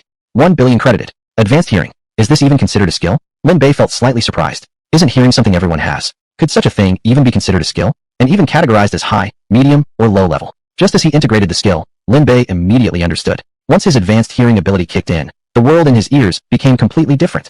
For example, the sound of the water in the bathtub now formed an incredibly complex model in his mind. Every ripple, every movement direction, speed, and scale of water flow became clearly visible in his mind's eye. Holographic sonar map. Yes. Thanks to the powerful sensing of his advanced hearing, the complex water movement in the bathtub directly formed a holographic sonar map inside his mind. You don't know until you see it. And once you see it, you're amazed. In the water flow model visualized in Lin Bei's mind, there were at least tens of thousands of distinct currents moving in complex, irregular patterns. So powerful, Lin Bei was shocked. Wow. Compared to photographic memory, magician skills, or car repair abilities, this advanced hearing ability was the truly amazing skill. His ears could actually function like a sonar system. Mr. Lin, what's wrong? Mr. Lin, what's wrong? Wrong?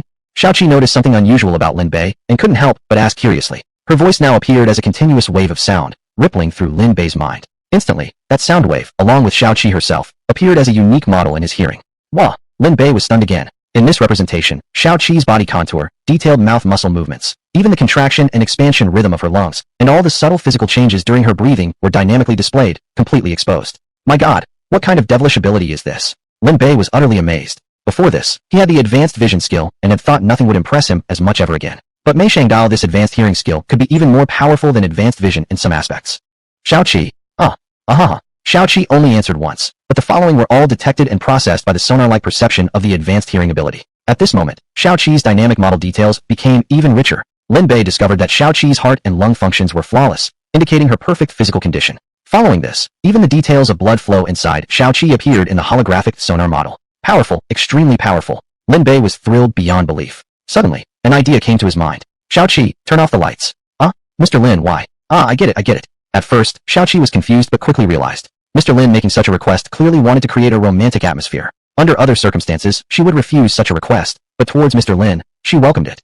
After all, Mr. Lin was young, handsome, wealthy, and possessed a variety of extraordinary skills. Such a man was truly a rare treasure. Splash! Xiaoqi quickly stood up from the bathtub, like a lotus rising from water, stepping out with her smooth long legs, hurriedly turning off all the bathroom lights. Lin Bei immediately closed his eyes and began sensing the room with his ears. Once the light disappeared, his vision was temporarily shut off. At that moment, his advanced hearing ability began to play a powerful role. Countless tiny sounds entered his ears, outlining a dynamic holographic sonar model in his mind, as if countless stars were rapidly lighting up. The sound of Xiao Qi's wet bare feet stepping on the anti-slip tiles, the subtle noise of her soles touching the floor. Droplets trickled down from her hair, flowing past her clean neck, over her well-shaped chest, past her slim waist, down her firm buttocks, along her long legs to her feet, finally falling onto the floor. Plus the sound of her breathing, the rhythmic beating of her heart, and the pulse flowing through her body. All these countless details were transformed into a holographic sonar image reflected in Lin Bei's mind. Amazing, absolutely amazing. Lin Bei burst into laughter, extremely excited. Hearing Lin Bei's excited voice, Xiao Qi couldn't help but feel shy. Blushing, she walked toward the bathtub with charming steps. Mr. Lin, this is my first time. Ha ha ha ha. Okay, turn on the lights. Lin Bei's loud laughter drowned out Xiao Qi's words. Turn on the lights? Xiao Qi froze. Ha ha. Turn on the lights. I still have work to continue. Lin Bei said with laughter, not noticing Xiao Qi's embarrassed red face. Not daring to delay Lin Bei's work, Xiao Qi hurriedly turned the lights back on, then returned to the bathtub, blushing as she continued serving Lin Bei. This test brought Lin Bei immense satisfaction. With the advanced hearing skill, even in a pitch-black environment where you can't see your fingers, he could still possess extraordinary sensing ability. The moment anything moved, even slightly, he could instantly create a holographic dynamic sonar map through the reflection and refraction of the sound. What if there's no sound? Then just create some. Duh. For example, snap your fingers or blow a breath. Right. Suddenly, a thought occurred to Lin Bei. How large is the effective range of the advanced hearing skill?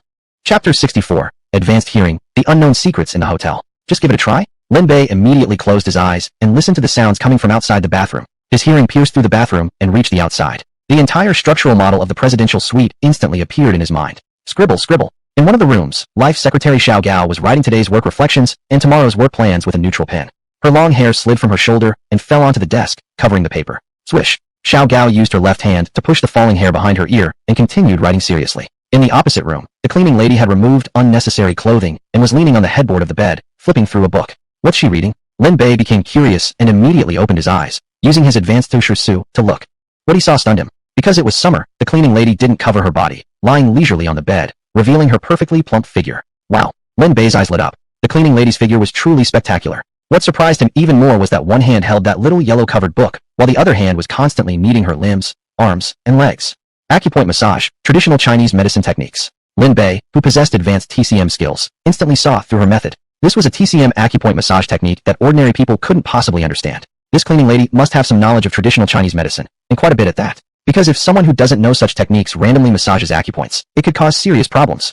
Suddenly, ding, detected advanced Su being used for restricted purposes. Please stop this violation, or cash will be deducted. Ding. Detected advanced Su being used for restricted purposes. Deducting 10,000 yuan cash. Ding. Detected advanced Su being used for restricted purposes. Deducting 10,000 yuan cash again. The system alerts suddenly rang, snapping Lin Bei out of his fantasy. Reluctantly tearing his gaze away, Lin Bei focused again on the book in the cleaning lady's hands. He noticed it was a palm-sized handwritten notebook, clearly very old. From the cover to the pages, everything had turned yellow. With such an ancient appearance and being handwritten, this must be her personal treasure. In China's history, many TCM techniques were passed down secretly and were difficult for outsiders to access. The small notebook in the cleaner's hand might very well be one such item. Lin Bei closed his eyes again and continued expanding his hearing outward. The architectural model appearing in his mind kept expanding, extending in all 6 directions, up, down, left, right, front, and back. Lin Bei's focus stopped at a room downstairs. Faint, interrupted sounds came from within, as if someone was exercising. Still working out this late? What great stamina. Lin Bei couldn't help but praise. But running in slippers isn't safe. It's easy to fall off the treadmill. Hearing the sound of slippers on a treadmill, Lin Bei couldn't help but think. Darling, I'm going to speed up. Go for it. Let's see who can run faster. Suddenly, the running sound grew louder, and the frequency increased. Lin Bei couldn't help but feel excited. At this speed and rhythm, they might be able to sprint 100 meters in under 10 seconds. Looks like it's a couple of top-level athletes. The exercise ended quickly, followed by a deep silence. After intense exercise comes profound fatigue. One must rest properly to relieve muscle tiredness. Clearly, this was a pair of highly skilled athletes. Soon, Lin Bei noticed another sound from a different room. His presidential suite was on the 9th floor, and that sound came from a room on the 8th floor, more than 10 meters below. Ugh, you're so naughty. A woman doesn't love a man who isn't a little bad. Wait, if you don't go home so late, won't your wife suspect something? What if? Don't worry, she's working overtime tonight. She'll be all night.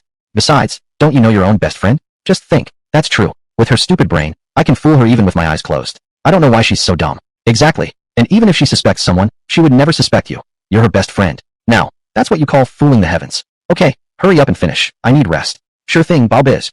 The sounds from this room made Lin Bei look unsettled. Then, immediately afterward, he heard another voice from a room on the 7th floor, directly below this one. Let me go, you idiot. I already told that bastard I'm working overtime tonight, and I have to stay up all night. Overtime again. That excuse has been used so many times already. How can he still believe it? He definitely doesn't believe it, the woman replied. Then isn't that dangerous? The man immediately became nervous. What are you afraid of? Let me tell you, he actually couldn't be happier. Why? Hee hee. I'll bet you he's now in some hotel room having a great time with my best friend. Your own best friend is trying to steal your man? Oomph. That lowlife. I know every single time they meet, but I just pretend to be clueless. Why? Are you an idiot? If I don't pretend to be dumb, how could they be so wild and free? And if they can't enjoy themselves, when would I have time to meet you? Oh, I see. You really are so smart, baby. Hee hee. This is called playing along with their scheme, appearing foolish while actually being wise. The sounds coming from the room became a bit intense next. Without any apparent reason, the two suddenly started fighting. Lin Bay couldn't help but sigh. In modern society, with the fast work pace and heavy life pressure, people tend to easily develop aggression. A slight misunderstanding can quickly escalate into physical violence. Sure enough, just a moment ago they were having an animated conversation, and now they suddenly started fighting. Inside the presidential suite, Lin Bay couldn't help but raise his thumb in admiration. Excellent use of the decoy tactic, truly playing their game while staying wise in disguise. Hee hee, you two are truly the equal match, like the dragon and the phoenix facing off. There were still other sounds coming from the surrounding rooms, but compared to this pair of dragon and phoenix, those were simply ordinary and unremarkable. After this test, Lin Bay discovered that the range of the advanced hearing skill could practically cover the entire hotel. In other words, he could hear sounds from within 200 to 300 meters. If in a quiet environment, it might even reach farther. He was very satisfied. He stopped using the advanced hearing ability and continued to receive the system's cashback rewards. Ding! Congratulations to the host for successfully spending 200,000 yuan, triggering the cashback mechanism. Ding! Cashback multiplier 1x, amount returned 200,000 yuan, has been credited. That's it. It's over. The sixth round of cashback was completed, and Lin Bay froze. 1 times cashback. Since obtaining the system, this was the first time he had received the lowest possible multiplier. Although it was still not a loss, it unavoidably felt quite disappointing. System, you really did it. Lin Bay couldn't help but complain. Chapter 65, The Mysterious Reward, Lucky Juice. Ding. Host, there's no need to be nervous. The system's refund multiplier is naturally set between 1x to 10,000x. Any multiplier within this range is perfectly normal. However, after the system upgrades, the maximum refund limit will be further increased. Host will also have the chance to obtain supercritical returns that exceed limits, as well as mysterious additional rewards. The system's voice was filled with temptation, like Eve enticing Adam. Supercritical, mysterious additional rewards. Lin Bay immediately became excited. That meant even greater returns, and unimaginable mysterious rewards. Fine, Lin Bay nodded. He was already a billionaire with hundreds of billions. Would he care about such a small multiplier now? Of course not. Was 200,000 still considered money to him? Not even a fraction of a fraction. How can I upgrade the system? Lin Bay asked eagerly. Ding. System upgrade versions will be randomly returned within additional rewards. Please, host, always stay alert after every purchase. Random returns? Meaning it's uncertain when it will arrive. How frustrating. But the more frustrating it was, the more eager Lin Bay felt. System, you're really encouraging me to spend recklessly. Ding. Isn't that exactly what I'm doing? The 10,000-fold return system was originally designed to encourage the host to spend money. The more money you spend, the stronger you become. Isn't the feeling of buying and buying simply amazing? Amazing. Of course amazing. Lin Bay laughed out loud. Who wouldn't want to feel like this? Which host wouldn't want a system like this? Ha ha ha ha. System, you're really something. I will definitely spend like crazy, and strive to upgrade as soon as possible. Lin Bay glanced at the system interface. His total current assets were 116.90616 billion. He still had a long way to go before collecting the 200 billion needed to acquire the Silver Sea Commercial Bank. But who was he? He was Lin Bay Hao, the one and only with the 10,000-fold return system. Wasn't it simple for him to make money? All he had to do was keep spending. Time to go all in. Lin Bay continued to receive the system's returns. Ding. Congratulations, host, on successfully spending 200,000, triggering the return mechanism. Ding. Return multiplier, 1000x. Returned amount, 200 million, has been credited. No additional reward. Ding. Congratulations, host, on successfully spending 200,000, triggering the return mechanism. Ding. Return multiplier, 2000x. Returned amount, 400 million, has been credited. No additional reward. Ding. Congratulations, host, on successfully spending 200,000, triggering the return mechanism. Ding. Return multiplier, 3000x. Returned amount, 600 million, has been credited. No additional reward. Ding. Congratulations, host, on successfully spending 200,000, triggering the return mechanism. Ding. Return multiplier, 4000x. Returned amount, 800 million, has been credited. No additional reward. The following returns continue to increase steadily from 1000x, until finally reaching a 10,000x jackpot. However, in these 10 returns, totaling 11 billion, there wasn't a single additional reward. This method of returns left Lin Bay stunned. 10 returns, and not a single additional reward? System, are you messing with me? That's just not how you play. He was really not happy with it. Lin Bay was angry. Ding. Host, stay calm. Additional rewards are originally extra gifts. Whether they appear or not doesn't really affect anything. But those weird and unique skills are truly powerful. I want more, the more the better. Lin Bay protested.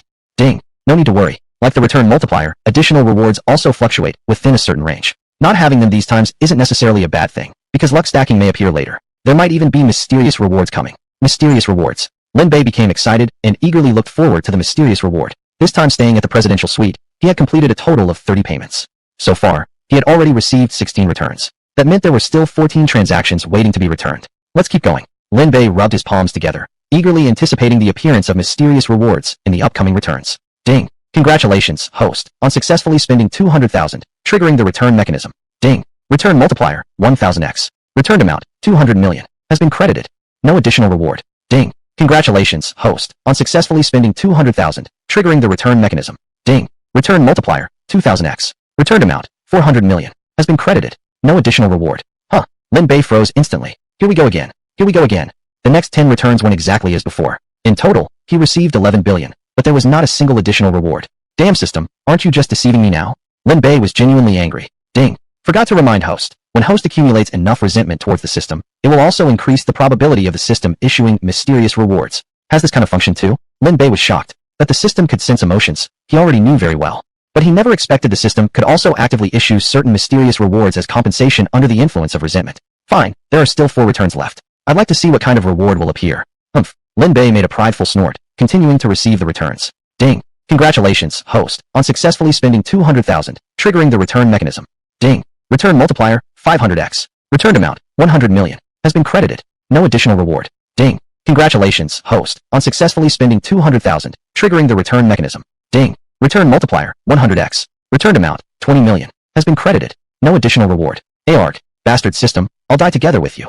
Lin Bay was on the verge of exploding with rage. What kind of crap return is this? Still no additional reward. System, I'm truly furious. Ding. The host's anger has reached the critical level. The next return will definitely trigger an additional reward. The reward items will be adjusted according to current accumulated emotion value. Please, host, please be prepared to receive it. Here it comes, it's coming. Lin Bay opened his eyes wide, staring at the system pop up. Ding. Congratulations, host, on successfully spending 200,000, triggering the return mechanism. Ding. Return multiplier, 1x. Returned amount, 200,000, has been credited. Ding. Obtained additional reward, lucky juice. Lucky juice. So this is the mysterious reward? An image of a bottle of juice appeared before Lin Bay's eyes. It looked exactly like Minute Maid orange juice. He quickly grabbed it and carefully examined the description that popped up.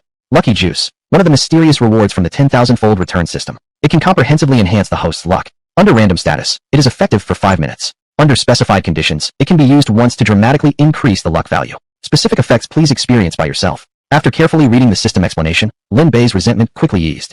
From the description, the effect of this lucky juice was indeed a bit miraculous. Under random status, it could enhance luck for 5 minutes. Under specified conditions, though only effective once, it could greatly increase the luck value. One could say, both usages were very powerful. But as for exactly how effective it was, he'd have to try it first to know. Chapter 66, a 10,000-fold critical hit combined with lucky strike, 200 billion returned. The moment of excitement was finally here. Lin Bay twisted open the cap of the lucky fruit juice and prepared to drink it. Mr. Lin, where did you get this juice from? Xiaoqi instantly recognized that this was not a beverage provided by the hotel. Besides, it was labeled lucky fruit juice, and she couldn't see any brand name clearly. It only vaguely resembled member juice. Lin Bay smiled. Did you forget I'm a magician? Of course, I conjured it up. Ah, that makes sense now. Mr. Lin, you're amazing. This juice looks so cute. Is it tasty? You'll know once you try it. Galigulu. Galigulu. Lin Bay tilted the bottle and chugged it all down in one go. Xiaoqi became so envious her saliva started flowing. Just by looking at Mr. Lin's reaction, it must be super delicious.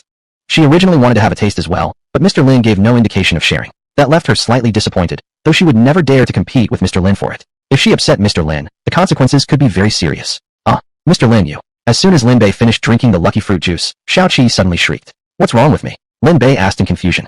Mr. Lin, your aura seems to have changed. My aura changed? Lin Bay knew immediately that the effect of the lucky fruit juice must be taking place. This indicated that the juice had already started working. At the same time, a selection dialog appeared before his eyes. Ding. Important notice from lucky fruit juice. Please select the lucky mode, the first being random mode, lasting 5 minutes, during which any action the host performs will be blessed by lucky values. The second is specified mode, allowing you to designate a certain target or thing, and all the lucky value contained in the juice will be assigned to that target for a one-time effect. The text in the notification matched exactly what was described in the instructions. Lin Bay pondered for a moment and promptly selected specified mode. Ding. Lucky fruit juice entering specified mode. Please designate the target. The target can be any person or object, or even a real-life wish. Without hesitation, Lin Bay voiced his desire. I wish to obtain a sufficient sum of money in the next refund so I can complete an urgently needed high-value purchase. Ding. Received host's input. Bestowing lucky values. After the voice of the lucky fruit juice sounded, the final one among the 30 refunds was triggered. Ding. Congratulations, host successfully spent 200,000, activating the refund mechanism. Ding. Refund multiplier x 10, 000, refund amount 2 billion. Ding. Earned a 100x lucky critical hit, refund amount boosted to 200 billion. Amount credited. Ding. Additional reward acquired, king level fruit, slice skill. Here it comes. Finally, A 10,000x critical hit combined with a 100x lucky critical strike. Combined, these two multipliers produced a final refund amount of 200 billion. Ha ha ha. Excellent. Absolutely brilliant. Lin Bay was overjoyed. Just this one critical hit refund provided him with sufficient funds. He could now pursue his urgent objective. Wait, what's this additional reward? King level fruit slice skill. Isn't that a gaming skill? What use do I have for this skill? Back in the day, Lin Bay often played fruit slice, though his skill was rather mediocre. His best ever score had been around 600 to 700 points. But with the king level fruit slice skill gradually integrating into him, he slowly raised his right hand, and a gleam of sharpness flickered in his eyes. At that moment, his 5 fingers began to tremble rapidly. The speed was so great that blurry afterimages began to appear. Mr. Lin, your hand. Xiao Qi was stunned, unable to suppress another shriek. Mr. Lin's right hand was shaking so fast it made her anxious. What on earth was going on? Don't be afraid. I'm just practicing my fruit slicing. Fruit slicing. Xiao Qi's eyes lit up. Fruit slice was a favorite game among many girls. Some even took their skill in this game as a primary condition for dating. For instance, if someone couldn't score above 1,000 points, they need not even apply. Mr. Lin, I've played this game too, and to be honest, I'm really good at it. I can score over 900 points. So high. Lin Bei was amazed. In the past, he barely scraped 700 points. Xiao Qi, being a girl, reaching more than 900, was really quite impressive. She must have trained countless days and nights to achieve such a level. Mr. Lin, what's your highest score? Xiao Qi asked curiously. Back then, about 700 or so. Lin Bei answered, calming his rapidly vibrating right hand with indifference. Mr. Lin, you're lying. Xiao Qi, of course, didn't believe him one bit. Judging from Mr. Lin's speed and rhythm, he had definitely scored far beyond 1,000. Mr. Lin, let's have a match, okay? How do you want to play? Just like this. Xiao Qi opened the fruit slice game on her phone. Alright, you can go first. Lin Bei smiled. With the king-level fruit slice skill, was he afraid of a simple challenge? Still, he wanted to see for himself. Could this pretty girl really reach 900 points as she claimed? He had expected her to make a mistake, but instead, she astonished him. Immediately, Xiao Qi held the phone with her left hand and began swiping the screen furiously with her right index finger, sounds of consecutive hits coming one after another. Wow, so impressive. Xiao Qi, your hand speed is amazing. Lin Bei couldn't help but give her a thumbs up. This level of skill absolutely outclassed his former self. Ding. The final score was 980. What do you think, Mr. Lin? I'm amazing, right? Xiao Qi excitedly showed off to Lin Bei. This was her personal best. It should at least put some pressure on Mr. Lin. Xiao Qi, your hand speed truly surprised me. Now it's my turn. Lin Bei took the phone and tapped the start button. The next moment, Xiao Qi's mouth opened wide into a perfect O shape. Right in front of her, Lin Bei's fingers swiped across the screen at an unbelievable speed, leaving after images. Swoosh, swoosh, swoosh, swish, swish, swish. Xiao Qi was completely stunned. As Lin Bei's fingers moved, she let out shriek after shriek. Hey, Mr. Lin, you're incredible. With such a high level, how could I ever match up? Xiao Qi kept screaming in shock. Lin Bei's fingers continued to flicker nonstop. At first, he used his index finger, then switched to the middle finger, followed by the ring finger and little finger. Eventually, he even switched to his thumb. Hey, Mr. Lin, you can use all 5 fingers. You're even better than professional players.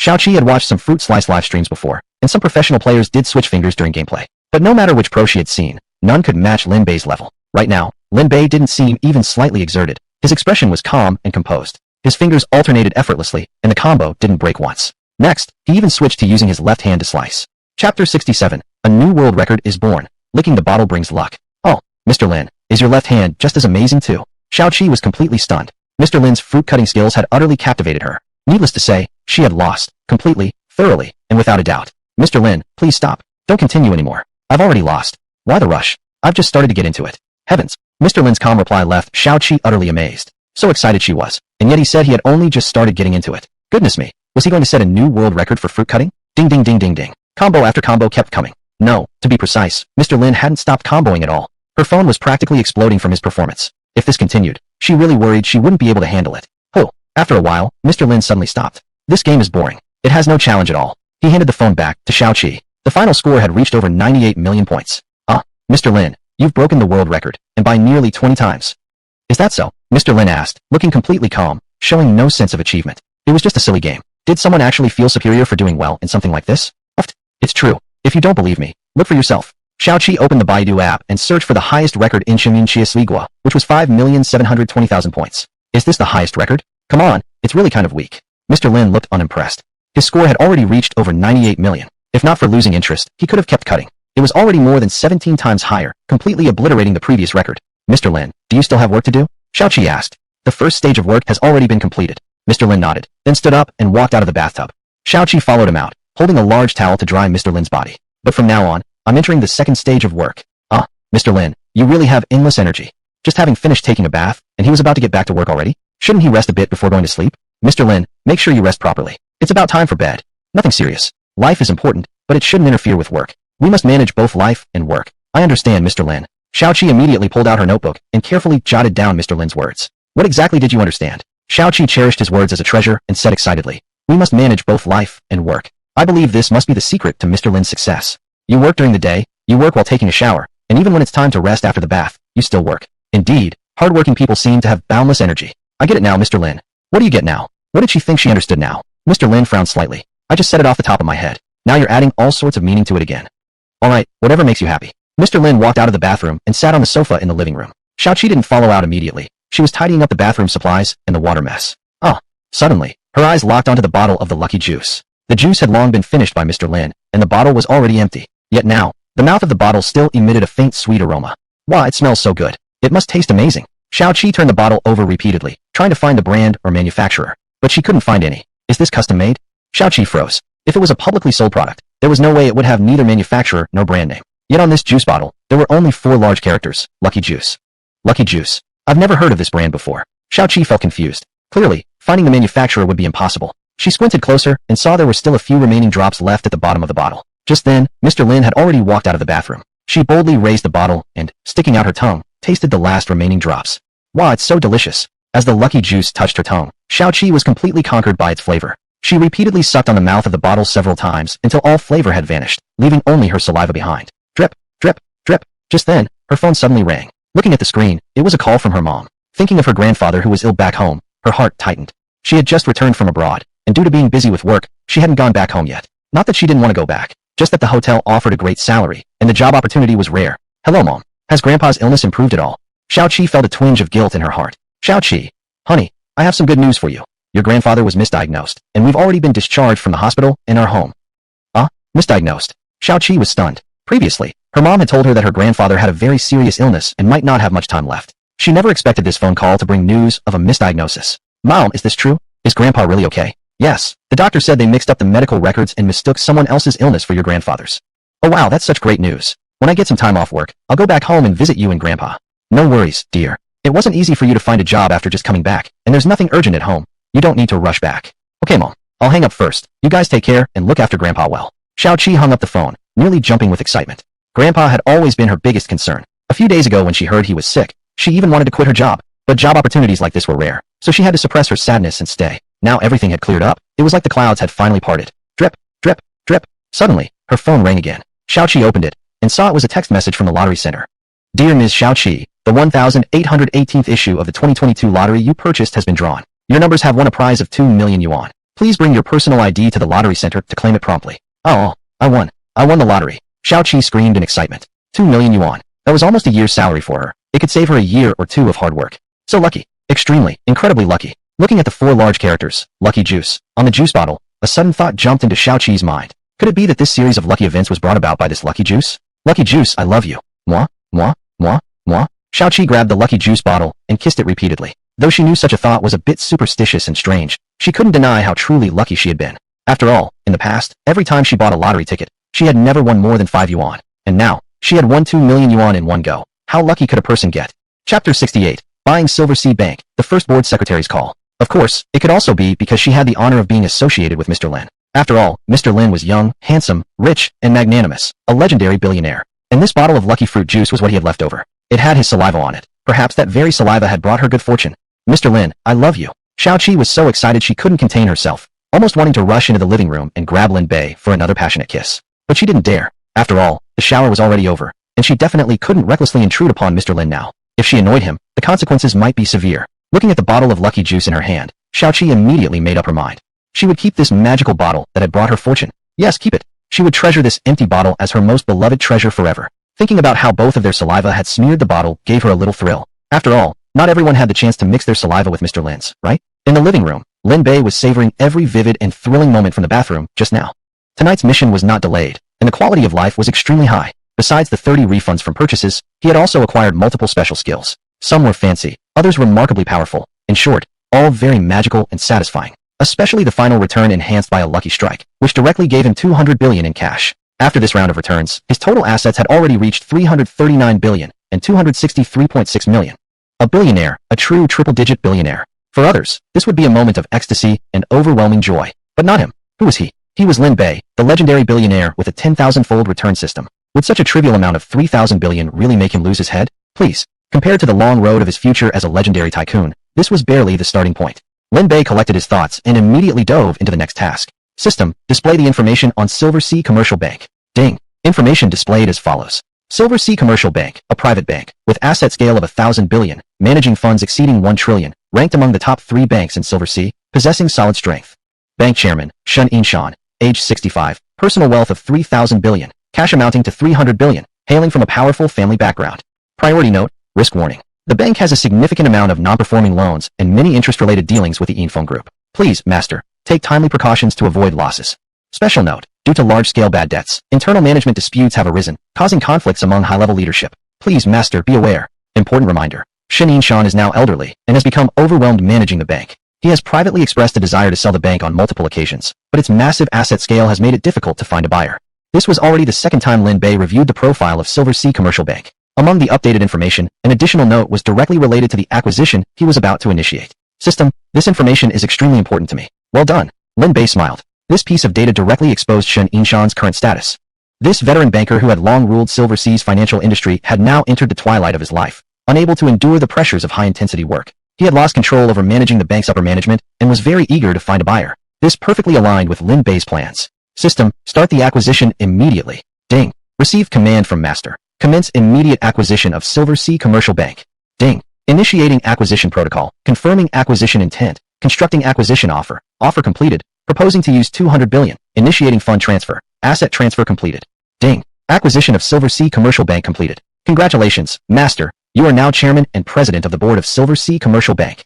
The system worked with astonishing speed, completing the entire acquisition in a swift series of professional offers. Good. Lin Bay exuded the aura of a triple-digit billionaire. From this moment on, he was no longer an ordinary high school graduate. He had become a financial giant in Silver Sea, a banking titan capable of stirring the business world with a single wave of his hand. But was he proud? No, certainly not. Who was he? He was Lin Bay, the legendary tycoon. After the acquisition, Lin Bay's cash assets had decreased by 200 billion, leaving him with a balance of 139 billion and 263.6 million. But this investment wouldn't go to waste, because a return was on the way. Wonder how much will be returned this time. Lin Bay was full of interest, eagerly awaiting the imminent return. It was an incoming call from an unknown number. After answering, a sweet yet sophisticated mature female voice came through the phone. Hello, this is the duty center of the board secretary's office of Silver Sea Commercial Bank. I'm Shin Shin-sue, the first board secretary of Silver Sea Commercial Bank. May I ask if you are Mr. Lin Bay, our new chairman and president of the board? Board secretary. In other words, the personal secretary to the chairman. This was an official call from Silver Sea Commercial Bank. It indicated that the bank's senior management had already learned about the acquisition and the change in the chairman's identity, and were now reaching out to make contact. It's me, Lin Bay replied calmly. Even through these simple words, his air of a legendary tycoon naturally radiated. Despite the distance of half the city separating them, Shin Shin-sue on the other end still felt her heart race, sensing the immense presence of this overlord. It's me. Just two plain and unembellished words, yet they exuded the calm and poised aura of a new chairman, an unshakable king who didn't even need to raise his voice to command authority. When she first received the notice of the acquisition, she had felt somewhat uneasy, imagining who the new chairman might be. Would he be able to manage the bank's upper management, where appearances were harmonious but the waters ran deep with undercurrents? Now, half of her worries had already lifted. Indeed, compared to the aging former chairman Shun In-shan, the new chairman surpassed him greatly, both in presence and authority. Over the phone, she could almost feel herself being overwhelmed by his pressure.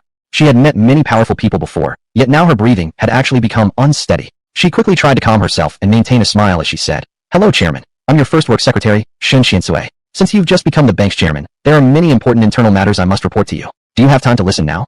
With a financial institution as large as this bank, senior staff were often on 24-hour standby. Especially for major matters like an acquisition or ownership change, action couldn't wait until the next workday. Every second counted. Contact and communication had to be made immediately with the key person involved. That's precisely why Shin Shin-sue, at an hour when most people would already be asleep, Javier dialed Lin Bay's number without hesitation. I'm busy. I don't have time to listen to your report now. Let's schedule another time. Lin Bay replied expressionlessly.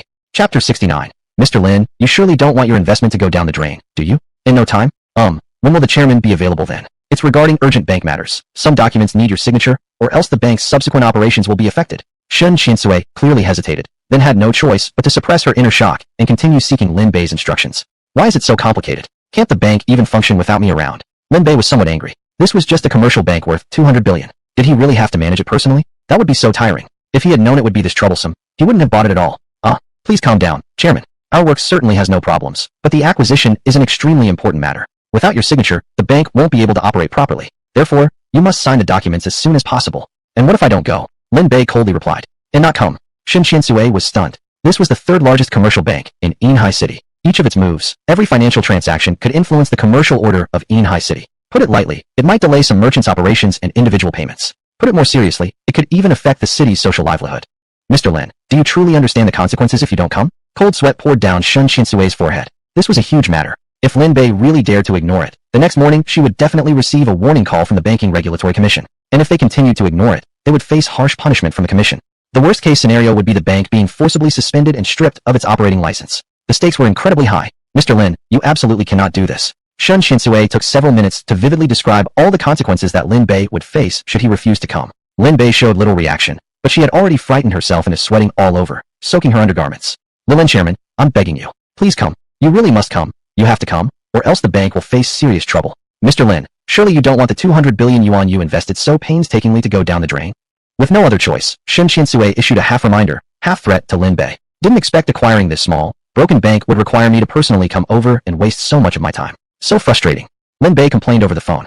Shen Qiansui almost turned into stone on the other side. Did he just say small, broken bank? Did he say waste so much time? Frustrated? You spent so much money buying this bank. Wasn't it exactly so you could control and operate it? Is it so unreasonable to just ask you to sign a single name? As a top graduate from a finance major and a senior figure in Yinhai's financial sector, Shen Qiansui felt as though her entire worldview had just been violently shaken. She nearly fainted. In all her years working in the financial industry, she had seen everything. But someone like Chairman Lin, she had never encountered anyone quite like him before. Chairman, if you really cannot come in person, please at least tell me where you're staying. I can gather the senior management to visit you and receive your instructions in person. However, given the special nature of the banking system, there are some crucial matters that require your personal attendance. Could they really move the entire bank to your doorstep? Shen Qiansui was already beyond exasperation. Chairman Lin was definitely not an easy boss to deal with. Understood, Shen Qiansui fully understood now. Tears of rage welled up in Shen Qiansui's eyes. This chairman's secretary position? So damn hard. Visit me? Can you at least move the vault over? Lin Bei asked. Naturally, we cannot. Shen Qiansui looked at him as if he were insane. As if a bank's vault was something that could just be moved whenever someone said so. Moreover, unless the chairman himself came to sign, even if they wanted to move it, they couldn't. The vault can't be moved. Then why are you in such a hurry calling me over? It's not going anywhere anyway. Lin Bei raised his voice. Thud. A loud noise of something falling was heard through the phone, followed by a woman's cry of pain. After a while, Shen Qiansui picked herself up, holding her dazed head. Chairman, how should I explain this to you? It's not about whether it will run away or not. It's about... Enough, don't bother explaining. Isn't this exactly what you wanted? For me to come in person? I'll go already, okay. So you're willing to come after all. Then, when will you arrive? Shall I arrange a car to pick you up? Hello? Hello? Before Shen Qiansui could finish, Lin Bei had already hung up the phone. He was too angry. So angry. Xiaoqi, come here. Lin Bei called Xiaoqi. Mr. Lin, is there anything you need? Xiaoqi noticed the unusual look on Lin Bei's face and carefully asked. I'm asking you, do you understand anything about finance? Of course I do. I'm a top student in finance. Xiaoqi proudly puffed out her chest. Let me ask you then, is acquiring a bank really that complicated? Does the new chairman personally need to go sign documents? Lin Bei asked indignantly, pouring out his grievances to Xiaoqi. He thought Xiaoqi would surely sympathize with his plight and comfort him tenderly, and point out the secretary's mistakes. But to his surprise, Xiaoqi's expression suddenly turned serious. Mr. Lin, acquiring a bank is no small matter. It's a very serious affair no matter where you are. Is that so? Lin Bei was somewhat doubtful. Wasn't it just about buying a small, broken-down bank? He couldn't see what was so serious about it. Mr. Lin, you're not in the financial industry, so you don't know the rules. Acquiring a bank is a long and complicated process. Even preliminary negotiations could take several months, and if things don't go well, it might take years. Is that so? Lin Bei laughed. Xiaoqi was clearly exaggerating. How troublesome could acquiring a bank possibly be? Didn't it just take a few minutes to sort out? Go on, tell me mainly about what comes after the acquisition. Lin Bei said. Okay, if everything goes smoothly, immediately after the acquisition is completed, changes to assets and management personnel must be made. At this point, the new chairman needs to personally show up and sign a series of important documents. Until those documents are signed, the bank can't operate normally. Is it really that serious? Lin Bei frowned. Yes, Mr. Lin. This is a very serious matter. So, the moment the acquirer signs the documents is the only time the acquisition is truly considered complete. Otherwise, it's as if it never happened. What? Why didn't you tell me this earlier? Lin Bei was slightly shocked. Only now did he realize the importance of signing those documents. Whether the small, broken bank could operate or not didn't matter much, but delaying his plan to ruin the Chinfutu would be really infuriating. Now telling you, is it too late? Xiaoqi looked confused. What earlier or later telling are you talking about? Didn't you just ask me now? How else could I have told you earlier? Do you expect me to be a prophet, volunteering answers before you ask? That was obviously nonsense. Extra update. An extra chapter for everyone's enthusiastic support and great reviews. 3 updates tonight, and more will be added depending on the live show performance. 500 say gung triggers an extra chapter. 1000 say gung triggers even more. Rating reaches 9.0 and more chapters will be added. More chapters as long as more the gung come in. No limit to extra chapters. More, more, more, more, more. Please keep sending Seigong, leaving good reviews, and giving 5 stars. If it's convenient for you, feel free to send some free gifts too, helping this book achieve a full data explosion on its debut. Starlight sincerely thanks you all. Chapter 70. The Peak of a Tyrant CEO, How Terrifying Indeed. Sigh. Looks like I really have to go in person after all. Lin Bay sighed, rubbing his temples. Mr. Lin, where are you going? Is there anything I can do for you? Xiaoqi was eager to serve. Do something for me? Can you even sign documents? Lin Bei's eyes lit up. Sign documents? Sign what documents? Xiaoqi looked confused. Just some small matters like signing important papers after acquiring a bank. Huh? Xiaoqi's body trembled violently, her face paling. Signing important documents after acquiring a bank. Just a small matter. Mr. Lin, you mean, you acquired a bank? Yeah. Lin Bei nodded casually. Thud. Xiaoqi dropped to her knees, her legs giving out completely. He acquired a bank just like that, and he wanted someone else to handle the important task of signing documents. Mr. Lin, hats off to you indeed. Xiaoqi thought to herself in awe, on the verge of tears with shock, almost wanting to kowtow to Lin Bei. Mr. Lin, if you truly acquired a bank, there's no way others can sign those documents for you. Even if others dared to sign, it wouldn't be valid. Epsilon equals. Lin Bei exhaled in disappointment. Fine then, since no one else can do it, I guess I'll just have to do it myself. Who asked me to end up with such a troublesome affair like acquiring a bank? Troublesome? Such a headache. Xiaoqi knelt there, covering her mouth and sobbing inwardly. Mr. Lin, I would gladly take on your troubles. Would you give me a chance? At this moment, inside the office of the board secretary of Silver Sea Commercial Bank, Shen Qiansui stared blankly at the phone she had just forcefully hung up. Although the conversation had ended, Lin Bei's demeanor lingered vividly in her mind. She couldn't help but wonder, what kind of person exactly was this Chairman Lin? So imposing, so brilliant in mind, short-tempered it seemed, and also quite capricious. Combining so many eccentric traits in one person, what must he be like? A tyrant CEO? Clearly, Chairman Lin belonged to this category. She had seen many like that before, all of them exuding immense charisma. If tyrant CEOs could be categorized into different levels, such as early stage, mid-stage, or late-stage tyrant CEOs, then Chairman Lin, the realm he belonged to, had probably already reached the peak of a tyrant CEO. Shen Qiansui inhaled sharply. The peak of a tyrant CEO, how terrifying indeed. She couldn't wait to witness the dominating aura of this new chairman. This feeling made her both reverent and afraid, frightened yet unable to walk away. Suddenly, she realized she had already fallen for the feeling of being dominated by a tyrant CEO just after one phone call, without even meeting him yet. She was enthralled, experiencing the agony and bliss all at once. She had even seemingly developed a severe case of Stockholm Syndrome. Beep, beep, beep. Shen Qiansui's phone suddenly rang. It was from Tyrant Lin himself. Chairman, do you have any orders? Shen Qiansui answered the call, thrilled beyond measure. It's coming. It's finally coming. That tone, that feeling. The thrilling sensation of being commanded by a tyrant CEO, respectful yet terrified, unable to resist, wanting to fight yet desiring to surrender. Too exciting, too thrilling. Miss Shun, you mentioned earlier you were a work secretary? Yes, a chief work secretary. Shen Qiansui replied proudly. What about a lifestyle secretary? A lifestyle secretary? Shen Qiansui was stunned. Within the bank's board there were only work secretaries, not just one, but multiple. Yet a lifestyle secretary had never existed. That sort of position only existed in the households of top-tier elites, more like the role of an elite servant. Well, not really. That can be fixed. People always need someone for personal matters. I have a life outside work too. Lin Bei spoke seriously and sternly. Yes. I've understood, Chairman. I'll make sure to assign a lifestyle secretary for you. Please rest assured, Chairman. Lin Bei hung up the phone expressionlessly. At the other end, Shen Qiansui's breathing became rapid, flushed with excitement. She had fallen for this feeling completely. The thrilling sensation of being dominated by a powerful CEO, not even allowed to resist. The unyielding aura behind the tyrant Lin's words had already pierced her soul. She was already conquered. After putting down the phone, she immediately picked up a small notebook and wrote a note. Lin Bei, Chairman Lin, Tyrant Lin, he loves life. Inside the presidential suite of Inhao Hotel. Buying such a financial giant like a bank as casually as buying groceries, Mr. Lin, you're simply amazing. Xiaoqi sincerely praised, extremely envious. Who wouldn't want to have a tyrant CEO boyfriend? Who wouldn't dream of becoming one themselves? But tyrant CEOs were indeed rare breeds. Not everyone had the fortune to meet one, let alone to own one. Mr. Lin, when do you plan to go to the bank to sign the documents? If you need my assistance, please feel free to let me know. No need, there are professional board secretaries over there. They'll handle it. Oh, I see. Xiaoqi felt incredibly disappointed. Once again, she had missed an opportunity to serve Mr. Lin. It was truly heartbreaking. Meanwhile, Lin Bei had already calmed down from his earlier frustration about having to personally sign at the bank. Now, he was waiting for the next return. 200 billion yuan spent. Just how much would this time's return be? Would there be any additional skills? Those were the things that fascinated him the most. Ding. It's here. It's finally here. The exciting moment had arrived. Ding. Congratulations, master. You have successfully spent 200 billion yuan, triggering the return mechanism. Ding. Return multiplier is 10 times, amounting to 2,000 billion yuan. Ding. Bonus reward, financial storm skill. Spent 200 billion, returned 2 trillion. It's here. It's finally here. 2 trillion yuan. It's here. Lin Bei's eyes lit up with excitement. His assets instantly surged to 213.902636 trillion yuan. But what drew even more of his attention was the additional reward, the financial storm skill. Financial storm. What did that mean?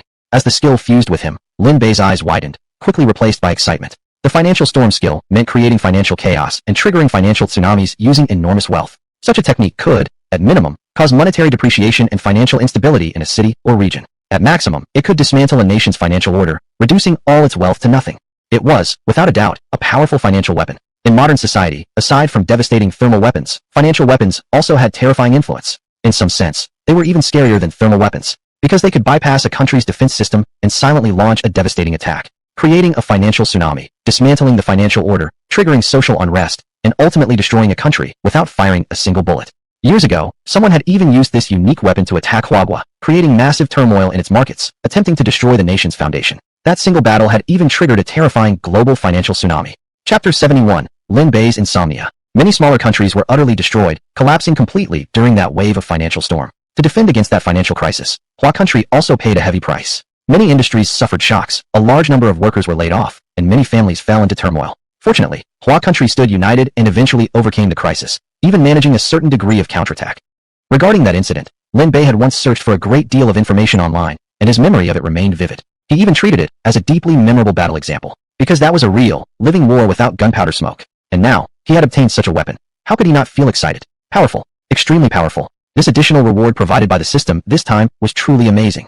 Lin Bay clenched his fist and wildly swung it toward the distant west. Mr. Lin, what's wrong with you? Xiao Qi asked in surprise. Earlier, when he was in the bathtub, slicing fruits into 9,800,000 points, he hadn't been this excited. What was going on? Lin Bay turned his head and smiled as he asked. Xiao Qi, do you know what a financial storm is? Of course I do. Xiao Qi nodded repeatedly. As a top student majoring in finance, there was no way she didn't understand the concept of a financial storm. Just recalling the financial crisis Hua country once faced caused her face to pale, filled with fear. Back then our Hua country experienced a financial storm. It was a deliberate financial attack launched by certain Western sharks. That battle let us witness the sinister intentions of some Westerners and also displayed our nation's united strength against a common enemy. Do you hate them? Lin Bei asked. Of course I hate them. Those people are too despicable. Xiao Qi spoke through clenched teeth. Toward enemies, she felt only hatred, not a trace of ambiguity. What if there was a way to cause a financial storm to strike them instead? What would you think of that? Really? That would be great. Xiao Qi jumped up excitedly. As a top finance student, she had wanted revenge for a long time. But as an ordinary person, she lacked the power to dominate the financial ocean. If a financial storm were to come again, she would still be like a lonely boat shaking dangerously in a tsunami. Such a dream of revenge was merely an unrealistic fantasy. Don't worry, your dream will come true. Lin Bei's face revealed a mysterious smile. Mr. Lin, thank you. Xiao Qi thought Lin Bei was only trying to comfort and cheer her up. When it came to creating a financial storm, she just couldn't believe it. After all, doing so would require an extremely terrifying amount of money. Only the combined forces of one or even several countries could accomplish it. No single individual, no matter how rich, could possibly manage it alone. According to her understanding, the global financial storm of those years had seemingly been initiated by a shrewd, old shark. In reality, however, he was merely a puppet acting on the stage. The true instigator was a collective of rogue nations led by a certain bullying country, an organized, malicious plot to strangle Hua country. Even if Lin Bei was extremely wealthy, there was no way he could stand against such a massive force. Actually, Lin Bei had already read Xiao Qi's thoughts. Indeed, launching a financial storm required a terrifying financial strength. According to the system explanation, the financial storm skill had no level restrictions. Its effects solely depended on how much money was invested. In simpler terms, the more money invested, the more terrifying the effect. The less money, the weaker the result. Though he now had 2 trillion in cash, launching a powerful financial storm was still slightly insufficient. That amount might be enough to destroy a small country or minor market, but it definitely wouldn't be enough to cripple that gang of allied rogue countries. However, for someone like him who possessed the system, achieving this goal wasn't particularly difficult. Make money like crazy. Only by accumulating enough money could he launch a magnificent financial storm. People who once invaded Hua country, you'd all better wait for me. Cold light flashed in Lin Bei's eyes. Before long, he would use his own methods to launch a grand revenge, delivering a powerful counterblow to those scheming enemies of Hua country. Mr. Lin, it's so late, are you still working? Hee, today's work is temporarily finished. Lin Bei said smiling. After laying down his work burden, he felt much lighter, radiating a relaxed and leisurely aura. Xiao Qi nodded. Then, Mr. Lin, do you still need some life enjoyment tonight? Life enjoyment. Lin Bei thought for a moment and smiled. Although life is beautiful, it must also be moderate. Earlier in the bathtub, I already experienced high-quality life. I don't need to repeat it tonight. I want to rest well and prepare for tomorrow's heavy workload. Alright then, I won't disturb your rest. You're also tired. Go back and rest. Xiao Qi returned to her room. Lin Bei looked forward to tomorrow's work. For him, tomorrow would definitely be a busy day. Early in the morning, he had to rush to the bank to sign a series of important documents to ensure the normal financial order of Silver Sea City. At the same time, he also needed to become familiar with the bank's environment, listen to reports from senior executives, and provide guidance to the bank's top management. Although 2 trillion in assets was nothing to him, every penny was still money. After all, it was now his own business, so he had to at least give it some attention. Also, the design masters contacted through Dihao Yiping would arrive tomorrow morning. So after finishing the heavy workload at the bank, he had to rush over immediately to meet the three masters. He had never experienced such a heavy workload before, and he didn't know if he could handle it tomorrow. I'm still a high school student, yet I've pushed myself so hard. What exactly am I doing all this for? Lin Bay asked himself. Was it really necessary for a high school graduate to work this hard? But these things couldn't be done by anyone else. No choice. He had to grit his teeth and push through. Don't. What was that sound? Lin Bay looked toward the sound, his gaze locking onto the wall clock, his expression changing drastically. It was already 7:30 p.m. Hiss. It was already this late. Time to go to sleep. Sleeping this late. He didn't even know whether he could wake up on time tomorrow morning. Swoosh. Lin Bay rushed into the giant bedroom at full speed, dove onto the bed, and immediately fell asleep. The smart home system began operating. Lights turned off, air conditioning turned on, curtains closed, mute mode activated, single sleep mode enabled. The entire presidential suite quickly fell silent, peaceful and serene. While Lin Bay slept peacefully, there were others who couldn't rest. Beep, beep, beep. In a luxury villa inside a high-end community in Silver Sea City, a man in his 50s, a heavy-set man named Song Lishan, was awakened by a phone call in the middle of the night and climbed out of bed. Woken up right after falling asleep, he was extremely annoyed when getting up. Hello? Do you know what time it is? Can't a man even? What? The bank has been acquired? By who? Song Lishan hung up the phone and immediately called two other people. These two were also board members of the bank. One was named Xia Mian, the other was Han Junyan. Together, the three were commonly known as the Iron Triangle of the bank, jointly monopolizing the voting rights within the board for decades. The three men immediately exchanged calls and initiated an emergency telephone conference. Chairman Xia, Chairman Han, I regret to inform you both that the bank has been acquired by a mysterious tycoon. What? Acquired? By who? On the other ends of the lines, both men were equally shocked. They had spent decades entrenched within the bank, cultivating their own influence behind the scenes, manipulating its operations and gaining enormous benefits. Once the bank was sold, their financial lifelines would be severed, and their decades of secret power structures would be completely uprooted. This was a grave situation. It's a young tycoon named Lin Bay. The exact details are being investigated, but nothing is clear yet. But one thing is certain. He must be extremely wealthy to suddenly buy the entire bank. How outrageous. Shenin Shan, that old fox, actually bypassed us and secretly sold off the bank. He's trying to completely sideline us. It's easy to imagine. Once the transfer is complete, our days of fortune might well come to an end. No way. We absolutely cannot allow this to happen. This acquisition must be stopped. Chairman Xia Mian and Han Junyan were furious, declaring they would never accept this outcome.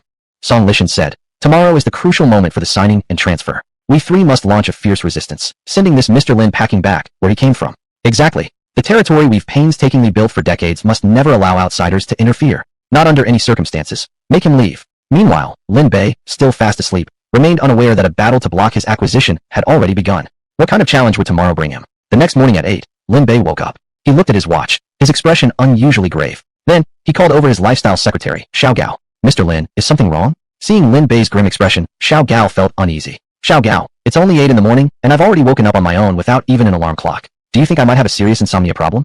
Insomnia? Xiao Gao was greatly startled. Chapter 72. Let's give it a try tonight. Throughout the thousands of years of Huagua's history, there was no such thing as insomnia. This is a trendy, modern illness that only appeared in recent decades, especially in the past few years. Upon hearing that Lin Bay had insomnia, Xiao Gao immediately became nervous. Mr. Lin, modern people's work pace is fast, and life pressure is huge. It's indeed very easy to develop insomnia. Poor sleep can seriously affect both physical and mental health. But Mr. Lin, you look energetic tomorrow. Why did you suddenly get insomnia today? Xiao Gao was extremely puzzled. Lin Bei shook his head. I don't know either. Anyway, I'm a bit worried about my sleep issue. You are my personal secretary. You should be knowledgeable about this, right? Of course. One of my professional skills is professional sleep assistance. So Mr. Lin, you really shouldn't have worked so hard last night. Nor should you have let Xiao Qi serve you. I should have helped you fall asleep instead. As the personal secretary, Xiao Gao had professional sleep assistance skills that could completely relax Lin Bei's body and mind, enabling him to sleep peacefully. Obviously, Mr. Lin worked too late last night, exhausting a great amount of energy, resulting in waking up at 8 o'clock this morning, and looking somewhat lackluster. The more Xiao Gao thought about it, the more she blamed herself. After all, taking care of Mr. Lin's daily life should be her responsibility. Mr. Lin, it's all my fault. I didn't serve you well. Tonight, please allow me to serve you. I will provide you with the most professional personal sleep assistance service and guarantee you a good night's sleep. Xiao Gao promised solemnly. It's not your fault either. I didn't expect to have insomnia, and it was my own request for Xiao Qi to serve me. It's not your responsibility. You don't need to blame yourself. Mr. Lin, you're so great. Xiao Gao became excited. She had just started her job, and in her imagination, guests in the presidential suite were probably all high and mighty, self-righteous, domineering, quick to scold, or even hit others, and fat to boot. Lin Bei's appearance completely overturned her imagination. Turns out rich people can also be of high quality. Lin Bei modestly said, although I'm rich, I haven't lost my humanity. I cannot, just because I'm rich, reverse right and wrong and shift my own faults to others. That would be wrong. Mr. Lin, you really are great. Xiao Gao was deeply moved, her eyes sparkling. All right, Mr. Lin, at what time did you go to bed last night? Must have been very late, right? Lin Bei nodded. Indeed, it was already 7:30 p.m. when I went to sleep. Huh? What? Xiao Gao was stunned. She wanted to nod in agreement. but faced with Lin Bay's response, somehow, she couldn't bring herself to do so. 7:30 p.m. Late at night. Please. Come on. At that time many people haven't even finished work yet. Many people haven't even had dinner yet. Was 7:30 p.m. considered late at night here? Wait a minute. Mr. Lin, wait a minute. Let me sort this out first. Xiao Gao was rubbing her temples while quietly calculating. From 7:30 p.m. until 8 a.m. the next morning. Mr. Lin, you actually slept for 12.5 hours. Isn't that enough? I see. Perhaps the problem lies here. I slept for 12.5 hours, so it's understandable that my energy wasn't great. Lin Bei said thoughtfully. Yes, Mr. Lin. Your problem is that your sleeping time is too short. Lin Bei sighed. Alright, I know it's not good, it's my fault. I promise to sleep earlier next time. Thud. Xiao Gao nearly dropped to her knees, her legs giving way slightly. What? You're going to sleep earlier next time? Mr. Lin, aren't you satisfied with 12.5 hours of sleep? How much longer do you want to sleep? She wanted to shout and wake Lin Bei up, but she didn't dare. She could only give a gentle reminder. Mr. Lin, could it possibly be that you're sleeping too long? Too long. Lin Bei looked surprised. I only slept 12.5 hours. Is that long? Mr. Lin, the normal sleep time for humans is generally 6 to 8 hours. Given your age and physical condition, 6 to 8 hours is the best duration. Too long or too short isn't suitable. I suggest you try to feel it out today, then you'll understand. Alright, your suggestion should be professional. Tonight, let's give it a try and verify it. Okay, Mr. Lin. Tonight, I will surely satisfy you. Xiao Gao mentally prepared herself. Tonight, even if she had to use every trick in the book, she would make sure Lin Bei slept comfortably. After all, this was her first time helping Mr. Lin fall asleep. Beep, beep, beep. Suddenly, Lin Bei's phone rang. It was Wu Jia calling. Good morning, Mr. Lin. Is it already light there? Good morning, Wu Jia. I'm already up. See you soon.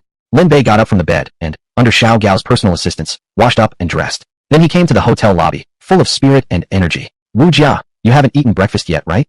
Mr. Lin, you haven't eaten either. Why don't I treat you? Wu Jia smiled. That won't do. I've already troubled you enough these past 2 days. Of course, I should be the one treating you.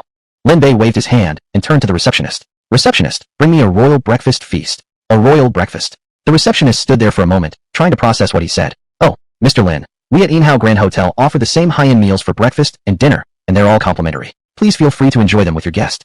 Free of charge. Upon hearing the word free, Lin Bei slightly frowned. At that moment, Dong Yushin Shui called again, asking what time Mr. Lin would arrive. Fine then, if it's free, it's free. Wu Jia, I guess I'll have to trouble you to join me for this free breakfast. Okay, Mr. Lin. It's my honor to have breakfast with you. Free breakfast, that is. Wu Jia gave an awkward smile. Bothered? She definitely didn't feel bothered at all. She noticed that Mr. Lin seemed especially sensitive to the word free. Every time he heard that word, he seemed unhappy. This was an important detail. She had to be more cautious. Wu Jia quietly memorized this in her heart and followed Lin Bei to Inhao Grand Hotel's restaurant for breakfast. Lin Bei ordered a cup of original ecological organic soy milk produced by Dihao Custom Farm, along with several delicate breakfast dishes and meat buns. As he ate, he muttered complaints. This free breakfast just doesn't taste good. Tasteless. Wu Jia widened her eyes, not knowing what to say. This tasted absolutely amazing to her. It was the most luxurious, nutritious, and delicious breakfast she'd ever had. From the Emperor's Feast in traditional Chinese style to the free breakfast at Inhao Grand Hotel, nothing seemed good enough for Mr. Lin. Mr. Lin's taste was extremely picky indeed. Halfway through his meal, Lin Bei suddenly stopped eating. Mr. Lin, are you full already? Wu Jia asked hopefully. I just don't feel like eating this free breakfast. Never mind, you can eat slowly. Don't rush. If you need more, just eat from mine.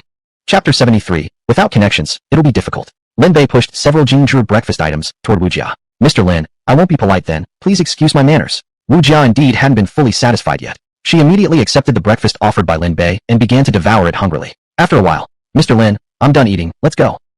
Lin Bei and Wu Jia got into the Porsche 911. Mr. Lin, please fasten your seatbelt. I'm about to drive off. Let's go. Vroom. The gas pedal slammed down, and the Porsche shot forward like an arrow. Wu Jia voiced a question that had been on her mind for a while. Mr. Lin, may I ask why you dislike free things? Lin Bei replied with a serious tone. There's no such thing as a free lunch in this world. So naturally, there shouldn't be free breakfasts or dinners either. Every transaction should be equal. When you enjoy a service or purchase a product, you must pay the appropriate price. This is a simple and down-to-earth principle. We should cultivate the good habit of spending money responsibly. A simple principle, cultivate the good habit of spending. Mr. Lin, I've learned a great lesson from you. Wu Jia nodded repeatedly, taking Lin Bei's words to heart. This would become yet another of her new mottos. All right, Mr. Lin, where are we headed exactly? Silver Sea Commercial Bank. Commercial Bank, I understand. Wu Jia immediately adjusted her route and drove toward the Silver Sea Commercial Bank. She didn't need Lin Bei to explain. She had already figured out their purpose. It must be to apply for a loan. So, Mr. Lin wasn't joking when he said he was short on cash. 1,000 billion yuan. That's no small amount. Even though the Silver Sea Commercial Bank has strong capabilities, would Lin Bei successfully obtain such a massive loan? To be honest, it remained very much in suspense. After all, banks typically require collateral and asset guarantees for loans. Although Lin Bei owns luxury mansions, high-end apartments, and expensive cars, they're nowhere near the value of 1,000 billion. Thinking about this, Wu Jia couldn't help but feel a little worried about Lin Bei's plan. Mr. Lin, do you happen to know someone at the bank? Someone there? I suppose not really, Lin Bei mused, answering after a brief thought. Although he had spoken with Shun Qinsui a few times on the phone, they had never actually met. He didn't even know what she looked like. Could that be considered knowing someone? Probably not. No connections? Then it might be a bit difficult. Wu Jia grew more concerned about their trip to the bank. Indeed, even someone as rich as Mr. Lin could have limited social connections.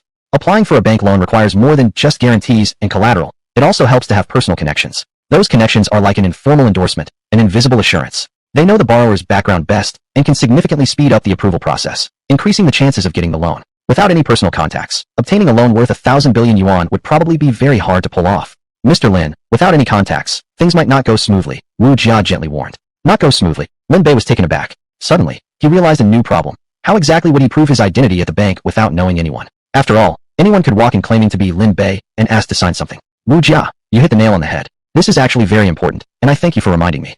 Lin Bay looked solemn as he thanked her. Rather than feeling happy, Wu Jia became even more worried. Exactly as she suspected. Everything unfolded as she had expected. Mr. Lin now realized how hard this loan would be to secure. How could she help him? She was just a car salesperson. After all, her abilities weren't that great. Oh, I got an idea. Suddenly, a bright light flashed in Wu Jia's eyes. Mr. Lin, I actually have a plan that might help you. Tell me about it. Lin Bei became curious. It's like this. You are our Porsche's top VIP customer, and our boss knows the bank very well. If he could personally introduce you, or even offer a guarantee, things would go much more smoothly. Your boss knows people at the bank? Could he really help me with this critical matter? Lin Bei was stunned. He had never heard that the boss of a Porsche 4S store had such powerful abilities. Would he really be able to confirm his new chairman's status to the bank? Does that really make sense? Would that truly eliminate all risks? Something still seemed off. Our boss personally knows several high-level executives at Silver Sea Commercial Bank. As long as he's willing to step in, the chance of success should be quite high. Wu Jia said confidently. If your boss really has that kind of influence, then bringing him in would definitely help. Lin Bei nodded in agreement. Don't worry, Mr. Lin. Although our boss might not be able to offer direct financial guarantees, connecting you with his contacts at the bank should be no problem at all. It will greatly improve your chances of success. How can we get in touch with him? Lin Bei asked. Leave it to me, Mr. Lin. I'll contact our boss right away, and I believe he will be willing to step in. The 4S store was just a short distance ahead. Wu Jia drove the car to the entrance of the shop. Lin Bei remained in the vehicle while she rushed straight into the store to find the boss for help. Mr. Yu, there's something special I need your help with. It's like this. Wu Jia briefly explained Lin Bei's situation to her boss, and then mentioned the bank loan. Mr. Yu appeared somewhat displeased. Wu Jia, you've been promoted to sales manager, yet why are you acting so recklessly? It's true that Lin Bei is one of our VIP customers, but how could I possibly vouch for such a massive loan of 1,000 billion yuan? If anything goes wrong, won't I be dragged into serious trouble? Yu Linglong sat behind her large executive desk, holding a cup of weak coffee, gently swirling it. In her early 30s, she maintained an exceptionally perfect figure. Her appearance and demeanor were outstanding, radiating a cold, powerful female CEO vibe. Wu Jia's actions had clearly upset her. Such a move was essentially voluntarily taking on external risks. Not only unnecessary, but it could easily land her in serious trouble. It's not like that, Mr. Yu. Mr. Lin is actually extremely wealthy, just temporarily short on cash. How do you know he's wealthy? If he's really that rich, why would he be short on cash? Yu Linglong stared at Wu Jia coldly. Mr. Yu, Mr. Lin truly has a lot of money. At first, Yu Linglong didn't seem particularly concerned. But when Wu Jia described how Lin Bei had purchased cars, villas, luxury apartments, stayed at the presidential suite, and dined extravagantly at Guofeng Gourmet Restaurant, she could no longer sit still. Are you telling the truth about all this? Absolutely true. All of this I've personally witnessed with my own eyes. Wu Jia swore emphatically. Yes, exactly. That kind of aura, that kind of vibe. You can't mistake it. Suddenly, Yu Linglong became excited. As a cold and powerful female president, she believed herself to possess the strongest CEO aura of anyone. But after hearing Wu Jia's description, she realized she still fell short, considerably short. Chapter 74, Two Experienced Drivers. This Mr. Lin's behavior as a bada was even more exaggerated than hers. Faced with all the heroic deeds of Lin Bei, she realized she was far behind. She could throw away an imperial meal worth 18,000 yuan without hesitation, but staying in a presidential suite and refusing millions in discounts, such a bizarre thing, she honestly couldn't do. Boss, this Mr. Lin must definitely be a powerful and dominant junta. Yu Linglong stood up excitedly, spilling her civet coffee on the floor. Yes, Madam Yu, he is just like you. Young, handsome, rich, and bold. No, Yu Linglong shook her head. If everything you said is true, this Lin president must have deeper substance than me. Those kinds of overbearing actions simply cannot be done without years of being immersed in Badao Jingcai culture. Oh really? Wu Jia hadn't expected that, after hearing about Mr. Lin, the CEO would react this strongly. I must befriend such a person. Where is he? Hurry, take me to see him. Yu Linglong could no longer contain her excitement, and demanded an immediate meeting with this Lin boss. Oh, Mr. Lin is right outside, in the car by the store in trance. Wu Jia, you're being careless.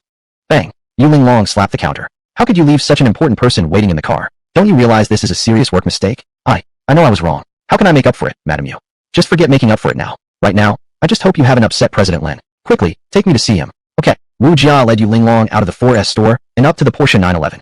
Yu Linglong politely knocked on the car window and smiled as she greeted Lin Bei. Mr. Lin, could you please roll down the window? The window rolled down and Lin Bei looked at the woman. You are Hello, Mr. Lin. Allow me to introduce myself. I am the owner of the Porsche 4S store, Yuling Long. That is, the CEO that Wu Jia spoke of. Oh, so you're the CEO? Hello. Lin Bay politely shook hands with her. Looking at Lin Bay, Yuling Long was quite surprised at how young he appeared. This person in front of her seemed just like a high school student. But the younger he looked, the less she dared underestimate Lin Bay. Why? Because someone so young yet possessing such strong Juntai charisma must have unfathomable background. Mr. Lin, Wu Jia has told me about your situation, and I will do my best to help you. Well then, it seems Wu Jia really didn't lie to me. Then I will bother you a little. Lin Bei nodded slightly, signaling Yuling Long to get into the car. Yuling Long had her own private luxury vehicle, one even better than this 911. But she wouldn't dare refuse Lin Bei's invitation. Even the thought of it filled her with delight. She quickly entered the Porsche 911. Mr. Lin, Madam Yu, I'll start driving now. Please two experienced drivers remember to fasten your seatbelts.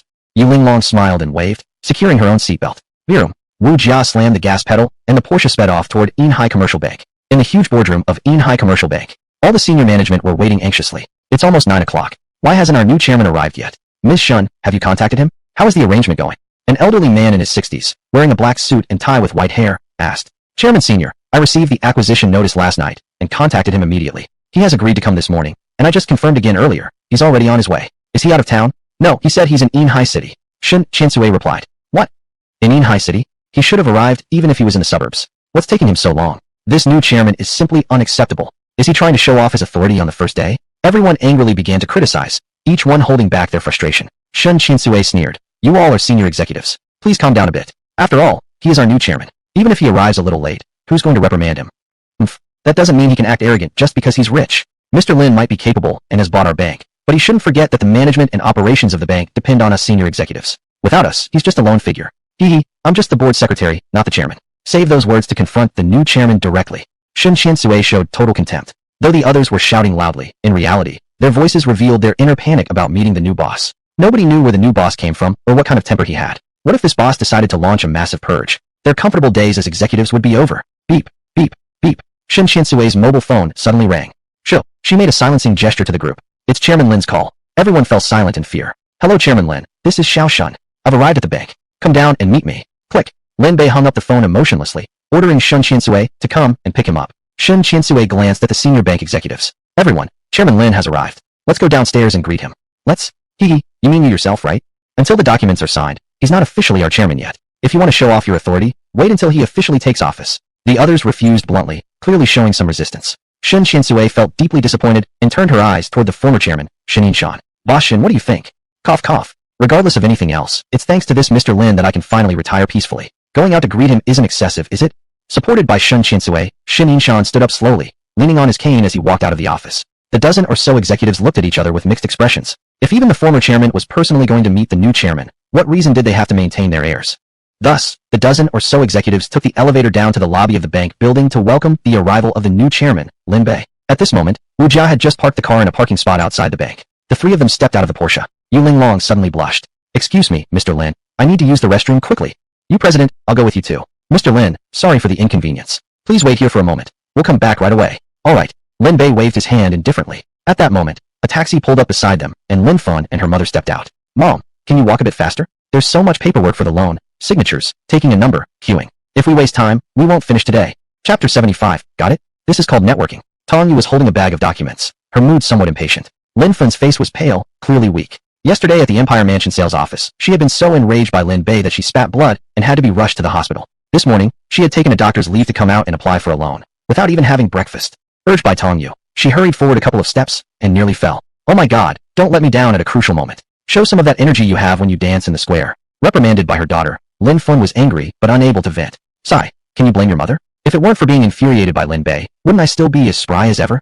Lin Bei, how come he's here too? Tong Yu was just about to mock Lin Bei when she turned her head and actually saw him. Seeing the mother and daughter duo, Lin Bei felt rather unlucky. He replied expressionlessly, I'm here to handle some business. What kind of business? A gossipy look surfaced on Lin Fun's face. Mom, do you really need to ask? He's obviously here to apply for a loan, Tong Yu said with a laugh.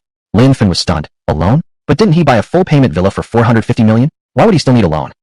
Tong Yu sneered. Mom, you actually believed him? What kind of 450 million full payment villa? Do you really think he has that kind of capability? I don't believe it either, but yesterday the sales office said he had already paid. Thinking back to yesterday, Lin Fun felt a shadow in her heart, afraid of being humiliated again. Mom, all of that was fake. Tong Yu laughed loudly. What? Quickly explain. Lin Fun suddenly perked up, her face regaining a bit of color. Mom, you just don't know? Later he returned the villa and bought a large flat instead. How do you know that? Tong Yu's account sounded convincing, not like a lie. Linfen became curious at once. One of my classmates saw him personally selecting the large flat at the sales office yesterday. If he had really bought the villa, why would he need to buy another flat? Of course, he wouldn't need to. Linfen suddenly understood. Lin Bay, you swelled your cheeks to act big just to upset me yesterday. How irresponsible of you. Right now, her gaze at Lin Bay changed. Her inner bitterness had largely faded. The shadow left from yesterday was rapidly receding, like clouds parting and the sun returning. Mom, see? What did I tell you? If he needs a loan even to buy a regular large flat, where would he get the money for a 450 million villa? Lin Bay, how much is the down payment for that large flat? How much loan do you need? Tong Yu asked mockingly. What's it to you? Lin Bay said coldly. Oh my dear cousin, why so angry? Did we expose your disguise and ruin your mood? Tong Yu laughed. TSK.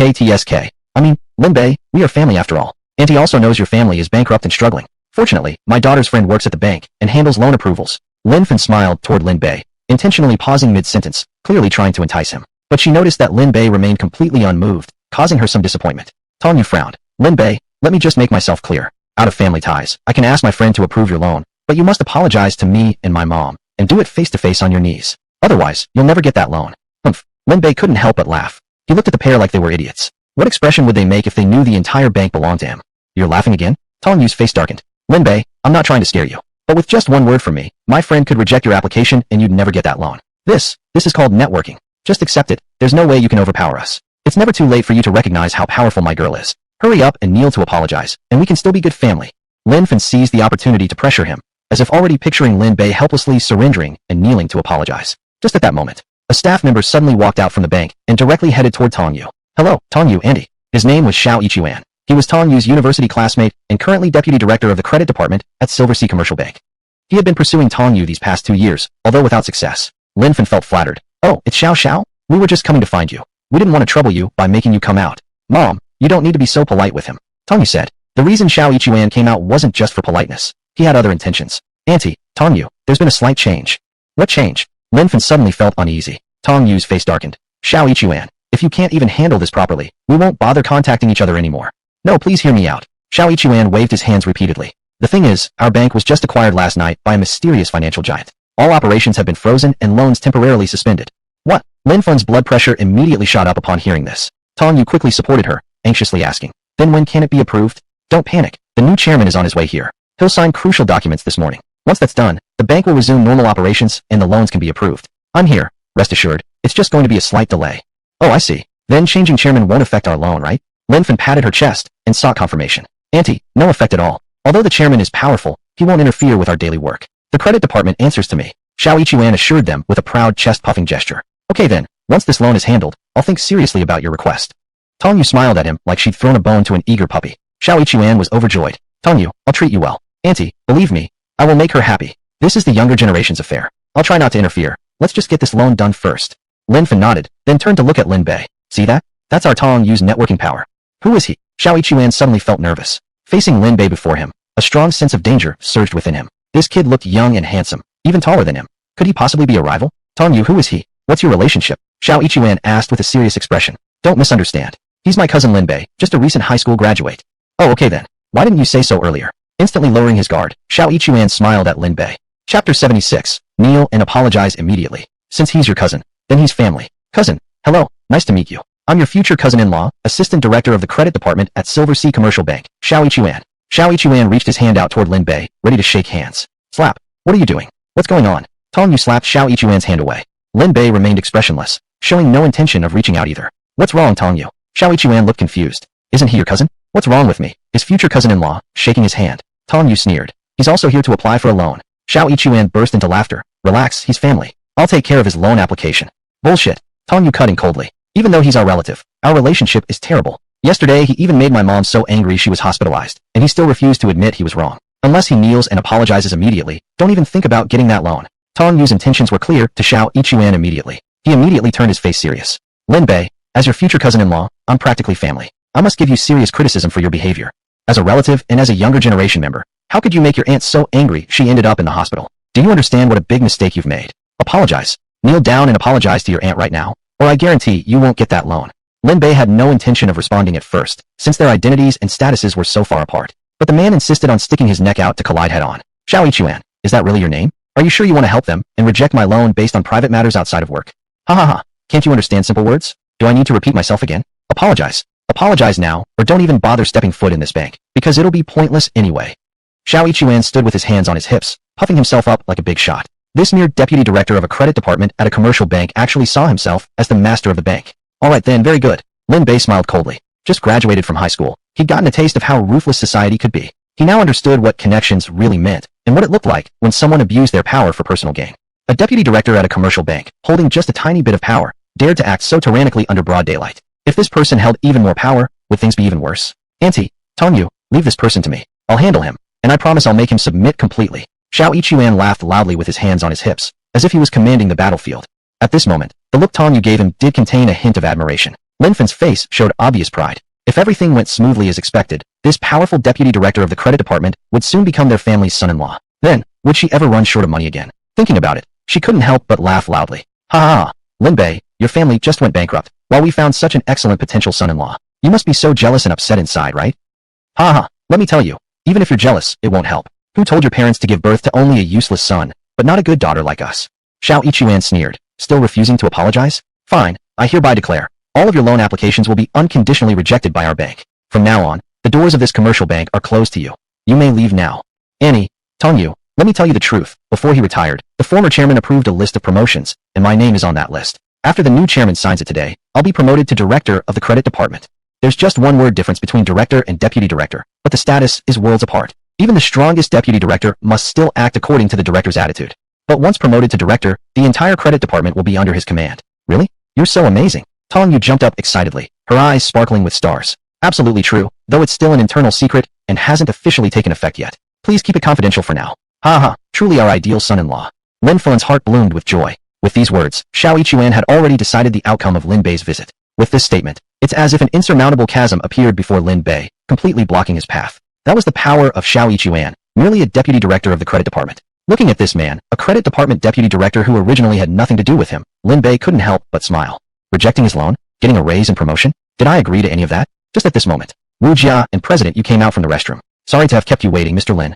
Mr. Lin, thank you for your patience. Let's head inside. Alright. Lin Bay nodded slightly, preparing to walk into the bank. Tongyu blocked him. Lin Bay, don't you understand human speech? Director Xiao has already rejected your loan application, and the bank's doors are closed to you. Why are you still trying to go in? Lin Bay, it's already been said like this. Don't you get it yet? How stupid can you be? Lin Fen sneered continuously. Madam, you frowned heavily. Mr. Lin, who exactly are these two? Wow. Madam, you. Are you the owner of the Porsche 4S store?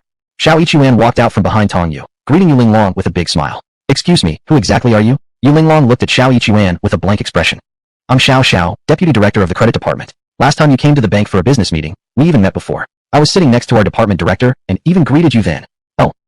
Alright, so it's you. Nice to meet you again. Madam, you looked awkward. She didn't really recall the man at all, but she vaguely remembered there being such a meeting, so she could only nod vaguely. Who is it you need to meet with today? Shall I help you make contact? Xiao Yichuan asked enthusiastically, bowing slightly toward Yu Linglong. Yu Linglong was a major client of the bank, someone who knew many high-level officials. Normally, he barely got a chance to speak to her, only occasionally getting to see her face during meetings. At this moment, Tong Yu's face had turned as dark as its yejik. The moment Yu Linglong appeared, she had already been completely overshadowed, completely crushed and outshined. Tong Yu herself was also somewhat attractive, but against this high and mighty, coldly beautiful female boss, she suffered a total, crushing defeat. In terms of appearance, figure, temperament, and aura, she couldn't even compare. It was like night and day. They were both women, yet the difference between them was just too huge. Even she herself felt ashamed and wished she could find a crack in the ground to crawl into. And Xiao Yichuan's fawning behavior made her even angrier. They had known each other for years, and although Xiao Yichuan had also been pursuing her, he had never groveled like this before. This is going too far. Isn't it just because her legs are a little longer, her black stockings sexier, her looks slightly better, her chest bigger, her temperament stronger, her voice more alluring, and she's just a bit richer? Xiao Yichuan, is it really necessary to act like this? Chapter 77. This person has been fired. Tong Yu had already cursed Xiao Yichuan countless times in her mind, but toward Yu Linglong, she felt more respect and disappointment. A woman like her, Tong Yu would never be able to match up in her entire life. What surprised her even more was that this woman, the ice-cold female boss who exuded an aura of sophistication and arrogance, treated Lin Bay incredibly well. What was going on here? Wu Jia. Seeing Wu Jia, she suddenly understood. So it turned out that Lin Bay, in order to secure the loan, had gone through Wu Jia to ask this President Yu for help. Xiao Yichuan, about what I just said, can you really do it or not? Tong Yu asked, tugging at Xiao Yichuan's arm. Relax, when it comes to loans, my word is enough. I'm practically the department head already. Who cares if it's a small matter like this? Good then. Don't let Lin Bay get that loan under any circumstances. You can count on me. Xiao Yichuan impatiently pushed Tong Yu's hand away. Then he immediately turned around and put on a smiling face for Yu Linglong. President Yu, who are you here to meet? Did you make an appointment? Should I check for you? I need to see your manager Song. No need to check. He and I have already made arrangements. Manager Song? Oh, okay, understood. Xiao Ichuan nodded repeatedly. Manager Song was the credit department's manager, his direct superior, even a rank higher than a department head. President Yu.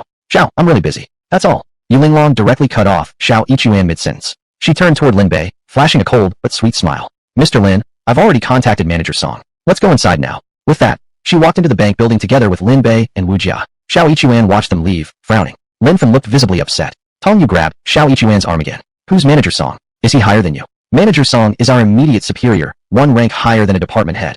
Xiao Ichuan replied with an embarrassed expression. One rank higher than the department head. Lin Fen felt her blood pressure rising. So Lin Bei got help from that woman to approach her manager. Is he going to get his loan approved again? Tong Yu angrily asked. Panting, Xiao Ichuan replied. If our department head agrees, then yes, he probably will. Useless. Xiao Ichuan, you useless idiot. If he manages to get the loan, we can forget about staying in touch. Tong Yu was completely losing her cool. She had thought that with Xiao Ichuan's help, she'd finally get revenge. But now, Lin Bei had casually called in a friend who was even more powerful. Don't worry. Even though our manager has a higher position, he doesn't handle the specific details and is usually very busy. I'm the one handling the documents and materials. As long as I cross out his application on the final loan approval document, he won't get a penny. Really? On my word, absolutely true. That's great. You must make sure he doesn't get it. You mustn't let him get that money. Rest assured, as long as I'm here, he won't get that money. Xiao Ichuan swore earnestly. At this moment, Lin Bei, Yu Linglong, and Wu Jia had already entered the bank building. The lobby on the first floor of the bank was enormous, divided into several sections. At the same time, Dongmi Shinsui was supporting the old chairman out of the elevator area. Shin Yinshan was quite elderly. Even walking made him pant and exhausted. Dongmi Shinsui led him to a rest area in the lobby. More than 10 senior executives followed and stood there, waiting. Meanwhile, another elevator opened, and out walked a middle-aged man wearing glasses. His name was Song Tao, the manager of the credit department, responsible for all the work of the entire credit section. As he had an appointment with someone familiar, he came straight toward the entrance area of the lobby. He immediately ran into the trio, Yu Linglong, Lin Bei, and Wu Jia. President Yu, what brings you here today? Song Tao waved with a big smile toward them, Ruqing Yang Yi. The two had often worked together, they were old acquaintances. Yu Linglong smiled and said, I came here today to ask for your help with something. Haha, of course. President Yu, anything you need, just let me know anytime. Song Tao said without hesitation. Yu Linglong's collaboration with the bank was mostly about loans, or sometimes needed some financial arrangements, bridge financing, and so on.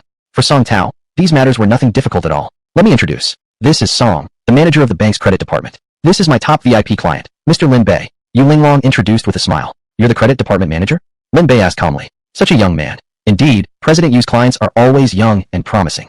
Song Tao looked at Lin Bei and then gave Yu Linglong a thumbs up. He didn't really care about Lin Bei himself, because from appearances, Lin Bei looked like just a rich high school kid. Nothing unusual. What he truly valued was Yu Linglong herself, because she was his key client. Manager Song, don't flatter me. I'm here today to personally introduce Mr. Lin to you. He currently needs a...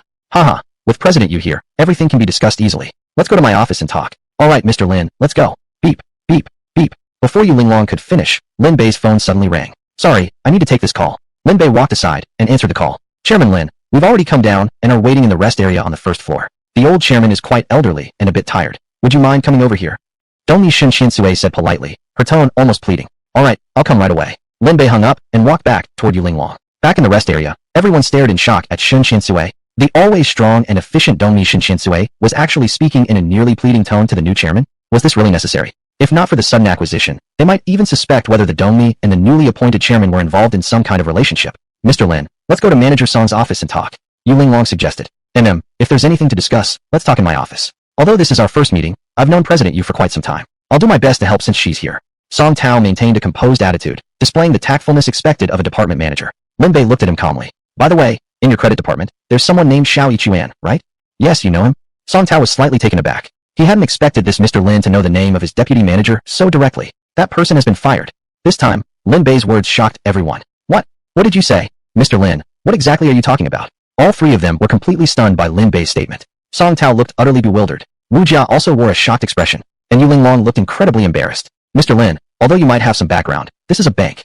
Besides, you're here to ask for help, and before even explaining the matter, you start demanding to fire one of their employees. That doesn't seem appropriate at all, right? What were you thinking? Your ideas are just too unconventional. Looking at the calm Lin Bei, Yu Linglong felt her scalp tingling. Chapter 78. Yu Linglong's defense breaks down. Song Tao frowned. He cast a glance at Yu Linglong, his eyes clearly showing confusion. It seemed as if he were asking you, is your friend's mind okay? Otherwise, why would he want to fire one of my employees right from the start? No. Manager Song, don't rush. This might be a misunderstanding. Seeing the tension in the atmosphere, Yu Linglong quickly stepped in to mediate. Mr. Lin, why do you want to fire Xiao Ichuan? You pulled Lin Bei aside and asked quietly. This was originally a private matter, but since she had asked, Lin Bei saw no reason to hide it. This man abuses his power for personal gain and has a warped moral compass. If he remains in a position like credit management, something is bound to go wrong sooner or later, so he must be fired. Yu Linglong's eyebrows furrowed deeply. Mr. Lin, we're here to ask for a favor. Can we put this aside for now? I also have some impression of Xiao Xiao. He always seemed to be a hardworking person. Even if there's some personal conflict between you two, can we just take care of this matter first before dealing with that? Absolutely not. Lin Bei said sternly. My eyes will not tolerate even a speck of sand. Yu Linglong was left speechless. Mr. Lin, if you insist on doing this, today's matter might become very difficult.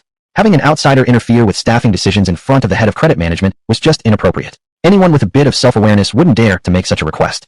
No, saying self-awareness might even be too kind. To put it bluntly, anyone with a shred of sanity wouldn't make such a ridiculous demand. So she began to suspect whether Mr. Lin's mind really had something wrong with it. Wu Jia, why isn't Mr. Lin following common sense? How much do you know about him? Wu Jia's response was unexpected. Don't ask, boss you. Mr. Lin has quite a temper. Anything he decides to do must, and will be done. Seeing Wu Jia's nervous expression, Yu Linglong felt uneasy. She shook her head and said, Wu Jia, you're still too young to understand how deep the waters of society really are. Do you really think an outsider can manage the affairs of a bank's credit department? Certainly, it's unlikely, Wu Jia replied, shaking her head. There you go. Do you really think Manager Song would fire someone just on his word? Of course not. Wu Jia had no rebuttal. Then you're not so foolish after all. But this matter might turn out to be a bit complicated. Yu Linglong could already sense that Song Tao's mood had shifted. If an outsider started issuing orders about firing people immediately upon entering, who could possibly tolerate that? It's seriously unbearable. You'd be lucky if you didn't get slapped twice. Mr. Lin, listen to me. Let's just drop this for now. Manager Song, please pretend he never said that just now. Out of respect for me, let's go to your office and talk about the main business first. Alright, boss Yu's face I have to respect. But for his matter, I'll make a decision only after thoroughly understanding it. Song Tao gave advance warning, indicating that he already held a negative stance. The reason Lin Bei approached boss Yu was simply to secure a loan. If he spoke reasonably, then out of respect for you, it would not be difficult. But this person clearly seemed abnormal, so Song Tao needed to be cautious regarding the loan issue. Boss Yu couldn't help but smile bitterly. She had finally managed to get in touch with Manager Song to help Lin Bei secure a loan, yet the moment he opened his mouth, he frightened the man away. With that kind of attitude, who could possibly handle it? Mr. Lin, President Lin, I beg you, even if you're domineering and charismatic, you need to consider the time and place. Please, for now, hold it back, tuck your tail between your legs, and handle the matter first before acting cool, okay? Boss Yu looked at Lin Bei with an expression that was hard to describe. By now, Song Tao's face had already turned rather cold. If Lin Bei kept acting like this, the other would surely show him the door at any moment. Mr. Lin, listen to me, just hold back a little. Lin Bei seemed not to hear Yu Linglong's words at all. He looked at Song Tao and dropped another bombshell. You didn't hear what I said? Xiao Yichuan is fired. Song Tao was deeply frustrated. Who the hell are you? Who appointed you as the big boss here? You just decide to fire my person like that. Who do you think you are? If it weren't for boss Yu's sake, he would have already started yelling. Mr. Lin, your request I can't fulfill. Song Tao clearly refused. Lin Bei shook his head, his gaze cold and indifferent. This isn't a request. It's an order. What did you say? An order? Song Tao was completely stunned. His mouth gaped into a perfect O shape as he turned to look at Yu Linglong. It seemed as though he were saying, this guy is seriously messed up in the head. Boss Yu, this man is really your friend. How come you, boss Yu, such a cool and domineering female boss, have a friend like this guy? Mr. Lin, Yu Linglong was nearly driven mad. She had admired Lin Bei's Ba Qi Zhong Cai Chi Zhi and wanted to deepen their relationship. That was why she came to ask Song Tao for help. Unexpectedly, Lin Bei started with this kind of act right from the beginning. How could she possibly handle this? Mr. Lin, can we please not bring this up for now? It's too late. Song Tao shook his head in exasperation. Boss Yu, today our company's new chairman is officially taking office. All the senior executives are waiting to greet him, and I must return to my office to await further instructions. I'm afraid I can't continue receiving you here. I'm truly sorry, please leave. Wait, no, Manager Song. Manager Song. Song Tao turned around and walked away immediately, and Yu Linglong couldn't even hold him back. Mr. Lin, is this the result you wanted? Yu Linglong had been a dominating president for so many years, known for her authority and decisiveness. She had always been the one to make others cry, never once had anyone else made her cry out of anger. But today, her defenses had cracked. Big time. Watching Song Tao leave despite knowing he was offending her, tears started flowing from her eyes. And the one who had started this entire mess was none other than Lin Bei. Mr. Lin, acting like this. I really can't help you anymore. I'm truly powerless. Yu Linglong wiped her tears. This was the first time in her life she'd ever felt so helpless and suppressed. Lin Bei's actions were practically driving her to depression, refusing to follow my orders and making my friend cry. Bravo Song Tao. Bravo, credit department manager. I'll remember this. Lin Bei coldly spat out the words, his aura of authority rising steadily. Mr. Lin, Boss Lin, I'm begging you, please stop acting like this. Yu Linglong was barely holding back her tears, offending Song Tao and ruining everything, yet still throwing threats around. Oh, Mr. Lin, love really must be slipping away. Wu Jiao was also anxiously beside herself, but knowing Lin Bei's temper well, she didn't dare to try persuading him and could only console Yu Linglong instead. Boss Yu, don't cry, it's all my fault. I was too impulsive and caused you to suffer shame. The mighty Boss Yu, always so powerful and decisive, had actually reached a day when she was crushed to tears. To her, it was utterly surreal. Sure enough, by following Boss Lin, she could witness the most incredible scenes imaginable. A single sentence to offend a bank manager and the mighty Boss Yu sobbing helplessly. You truly are something, Mr. Lin. Love really must be slipping away. Chapter 79. Wait a second, let me call someone. Mr. Yu, I'm sorry you've been treated unfairly, but rest assured, I will definitely fight for justice for you. Lin Bay made this bold declaration again, once more shaking Yu Linglong's fragile heart. Awesome dude. To still be able to talk so big at a time like this, you truly deserve the title, Director Lin.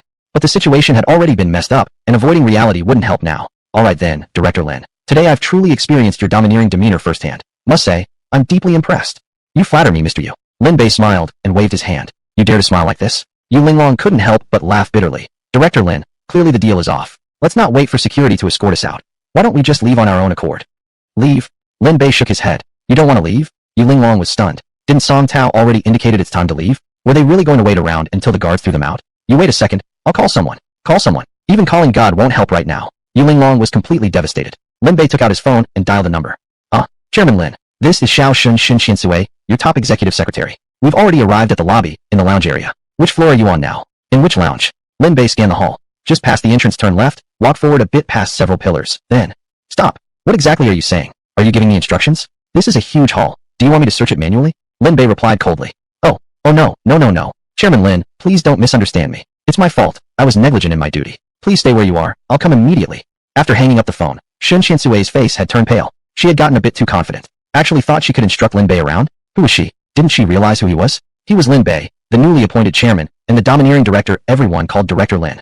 How could she dare? Miss Shun, you look a bit pale. Are you having your period? A colleague cautiously asked. Shun Shinsui took out a tissue and wiped the cold sweat from her forehead. No time to explain. The new chairman has arrived. Everyone, wait here. I need to go welcome him. Without another word, Shun Shinsui rushed out, speeding toward the lobby entrance. Meanwhile, Song Tao, the credit department manager, had already returned to his office. A secretary wearing a black skirt suit with long legs and sheer stockings stood in front of his desk, bending over to collect scattered documents. Song Tao walked in, plopped himself heavily into the office chair, looking clearly unhappy. Manager, what's wrong? Is it because your meeting was interrupted just now? Are you feeling annoyed? Annoying? That's putting it lightly. It infuriated me. Song Tao picked up his teacup and took a sip, his voice filled with anger. Just now I met an idiot dragging Mr. Yu along trying to process a loan application. And guess what he asked? Telling me to fire Xiao Yichuan. Haha, who is that person? So ridiculous. The secretary laughed heartily, her chest shaking. Who knows where this joker came from? That expression and tone, like this bank is his own property, or like he's the new chairman or something. Honestly, never been so speechless in my life. Hee. Manager, don't be angry anymore. Should I prepare some chrysanthemum tea for you to calm you down? Calm down? Let me warn you, stay on your best behavior today, no more silly stunts. The new chairman is arriving soon, and if he sees you messing around with me, I'm done for. Wait until he signs his papers and leaves, then we can shut the door and have some fun.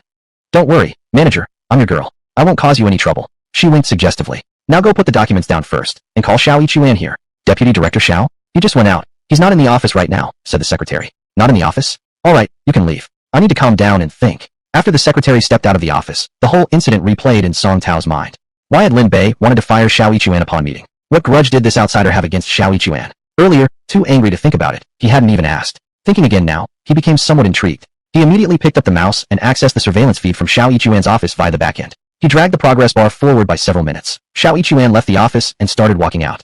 What was he doing? Puzzled, Song Tao switched to another surveillance camera, following Xiao Yichuan's path outside the bank building. There, he saw him leave his post and meet a mother and daughter. Through the camera's audio, they clearly were his girlfriend and future mother-in-law. This kid hee. Song Tao smirked. This kind of incident was normal and not a big deal. Continuing to watch the footage, suddenly he spotted a familiar face. Lin Bei. It's him. Instantly, Song Tao became fully alert. He realized something had probably happened between these two during that time. Otherwise, Lin Bei wouldn't have made such a request without reason. After watching the video, Song Tao finally understood. So it turned out that Xiao Yichuan had been holding up the loan due to some personal grudge. This Xiao is really out of line. Does he even respect me as his boss? Song Tao couldn't help but complain. After all, he was Xiao Yichuan's direct supervisor, fully in charge of the loan approval section. He didn't usually get involved in the details, just skimmed through contracts and exercised his managerial authority. The specifics were all handled by Xiao. No wonder Lin Bei made that demand. If it were me, I'd be upset too. Song Tao now understood Lin Bei's motivation, but he certainly couldn't fire Xiao Yichuan just because of some outsider's complaint. That guy was his right-hand man. A minor mistake here, and there was totally normal. When it came to personal connections, who didn't have a little bias? Besides, that Lin Bei fellow was indeed irritating. An outsider, acting on a personal vendetta, had the audacity to make such a demand. Who did he think he was? The new chairman? Like hell he could just decide who gets fired. What authority did he have? Why should I listen to you? Who the hell are you? After watching the video, most of Song Tao's anger had vanished. Humph. What was there to get worked up about with someone like that? Lin Bei clearly looked like a high school student, inexperienced and completely out of touch with society. He hadn't even grasped the basic logic of how to behave and act in the real world yet. Song Tao mentally ranted to himself, completely pushing Lin Bei to the back of his mind. Now he only hoped for one thing. That the new chairman would hurry and sign the documents. Once that promotion list passed, he'd become a senior bank executive with a huge annual salary. At that time, his power would grow even greater. Then he could lock the office door and continue that shameless lifestyle with his sexy secretary. Who knows, maybe even try a different flavor now and then. Meanwhile, at the lobby on the first floor, Shun Qiansui rushed to the entrance at top speed. She saw 3 people, 2 women and 1 man. The man must be Lin Bay, definitely the new chairman. Sir, good afternoon. May I ask if you are? I'm Lin Bay. It's really you, Director Lin. Secretary Shun, it's you. Hello. Before Shun Qiansui could finish her sentence, Yu Linglong approached with a look of pleasant surprise on her face. As a VIP customer of Silver Sea Commercial Bank, she had seen Shun Qiansui 2 or 3 times and had a deep impression of her. Because Shun Qiansui was also a strong, domineering, and decisive woman. From their limited interactions, the two had developed a kind of mutual admiration. They had both left a good impression on each other. Oh, it's President Yu. Hello, how come you're here? Shun Qiansui nodded with a smile, her expression rather reserved. Yu Linglong might be a dominating female CEO, but she was also a powerful businesswoman. And as the first secretary of the board of Silver Sea Commercial Bank, her influence was no less than Yu Linglong's. There were even matters where Yu Linglong had to rely on her help. Right now, Yu Linglong was deliberately lowering her posture and toning down her dominant aura, greeting the other woman with a smile, as if they were dear sisters. Secretary Shun, I came to the bank to handle something. I originally wanted to help a friend apply for a loan, but ran into a small complication. Helping a friend get a loan? This kind of small matter shouldn't be too hard. Maybe I can put in a good word for you. Shun Qiansui said with a smile. Doing someone a small favor like this was something she was more than willing to do. Of course, this also depended on who it was. Yu Linglong, this domineering female boss, was someone she felt mutual admiration for. Both were quite assertive and strong-willed women. Although their interactions were limited, they actually had a deep emotional connection. Would that be possible? Won't it be too much trouble for you? Yu Linglong was pleasantly surprised. She had angered Song Tao earlier, which messed up the loan arrangement. But if Shun Qiansui got involved, things might turn around again. So it really was, when one door closes, another one opens. Of course not. I have great admiration for President Yu. You're one of the few outstanding female business leaders in our banking circle. Don't laugh at me. If I were a man, I would definitely pursue you. To tell you the truth, if I were a man, I'd pursue Secretary Shin too. Really, I mean it. The 2 women looked at each other and laughed, suddenly both blushing. What are you 2 up to? Lin Bei frowned and asked, sensing the atmosphere had turned a bit odd. This wasn't a dramatic urban romance show. Could these 2 please show a little more decorum? Who asked you? The 2 women both blurted out. Then they turned and saw it was Lin Bei, and immediately felt awkward. Yu Linglong quickly apologized. Mr. Lin, please don't misunderstand. We didn't mean it that way. Lin Bei wasn't bothered. Secretary Shun, are all the people here already? They've all arrived and are waiting in the lounge ahead. Lin Bei nodded thoughtfully, seemingly lost in thought. Suddenly, he looked at the 2 powerful women. Oh, by the way, what were you 2 talking about just now? Mr. Lin, Secretary Shin and I are familiar with each other. She can help us get this loan approved. Yu Linglong said excitedly. The matter that had gone wrong moments ago now had a chance of success. Is that so? Lin Bei turned to look at Shun Qiansui. Yes, President Yu is our bank's VIP customer and an old acquaintance. If she recommends someone, I can definitely help facilitate the matter. Shun Qiansui smiled and said. Lin Bei nodded and said earnestly. Since it's President Yu's friend, then it's also my friend. I'll help approve this loan. Alright. Shun Qiansui nodded repeatedly, noting Lin Bei's instruction. Lin Bei looked at Yu Linglong. President Yu, with Secretary Shin stepping in, your friend's loan should be very straightforward. I won't need to intervene anymore. Wait, hold on a second. Yu Linglong suddenly felt confused. Originally, she had been asking Shun Qiansui to help Lin Bei get a loan. How had it turned into Lin Bei seeking Shun Qiansui's help for her? Just wait a moment, let me think this through. Yu Linglong's mind was spinning as she struggled to organize her thoughts. 1. Today's visit to the bank was to help Mr. Lin get a loan. 2. Earlier I offended Song Tao, and the loan was rejected. 3. Now, Secretary Shun is willing to step in and help, giving us a new opportunity. That makes sense. The one needing the loan is still Mr. Lin. After organizing her thoughts, Yu Linglong quickly regained clarity. What, your friend? What? Now that Secretary Shun is involved, there's no need for your further intervention? The one needing the loan was clearly you, Mr. Domineering CEO. You've got it all mixed up. You've misunderstood. You've misunderstood. Yu Linglong said to Lin Bei and Shun Qiansui. Misunderstood. Lin Bei looked puzzled. Where did we misunderstand? Shun Qiansui was clearly confused. Yu Linglong raised her hand and pulled Lin Bei away from Shun Qiansui, positioning him in front of herself, creating a clear spatial arrangement. This should make it clearer. Mr. Lin, today when we came to the bank, wasn't it to get a loan for you? My friend is none other than you yourself. Me? Apply for a loan. Lin Bei was stunned. So after all that, the person Yu Linglong had been trying to help get a loan was actually himself? Wait, hold on a second. Stop. Shun Qiansui was also confused. The newly appointed chairman Lin Bei, the domineering CEO himself, needed a loan? And he even brought in President Yu, an outsider, to introduce him? What the heck is going on here? Secretary Shun, just now I didn't explain clearly. In fact, President Yu, please don't talk yet. Let me think this through. Shun Qiansui rubbed her aching head, her mind racing. From the looks of it, there had definitely been a misunderstanding. First, President Yu didn't know Lin Bei's true identity and had mistaken him as someone who needed a loan. She had kindly offered help, but somehow something had gone wrong, and now she was turning to her, the board's first secretary, for assistance. Second, Mr. Lin knew his own identity but didn't realize that the friend President Yu was trying to help with the loan was none other than himself.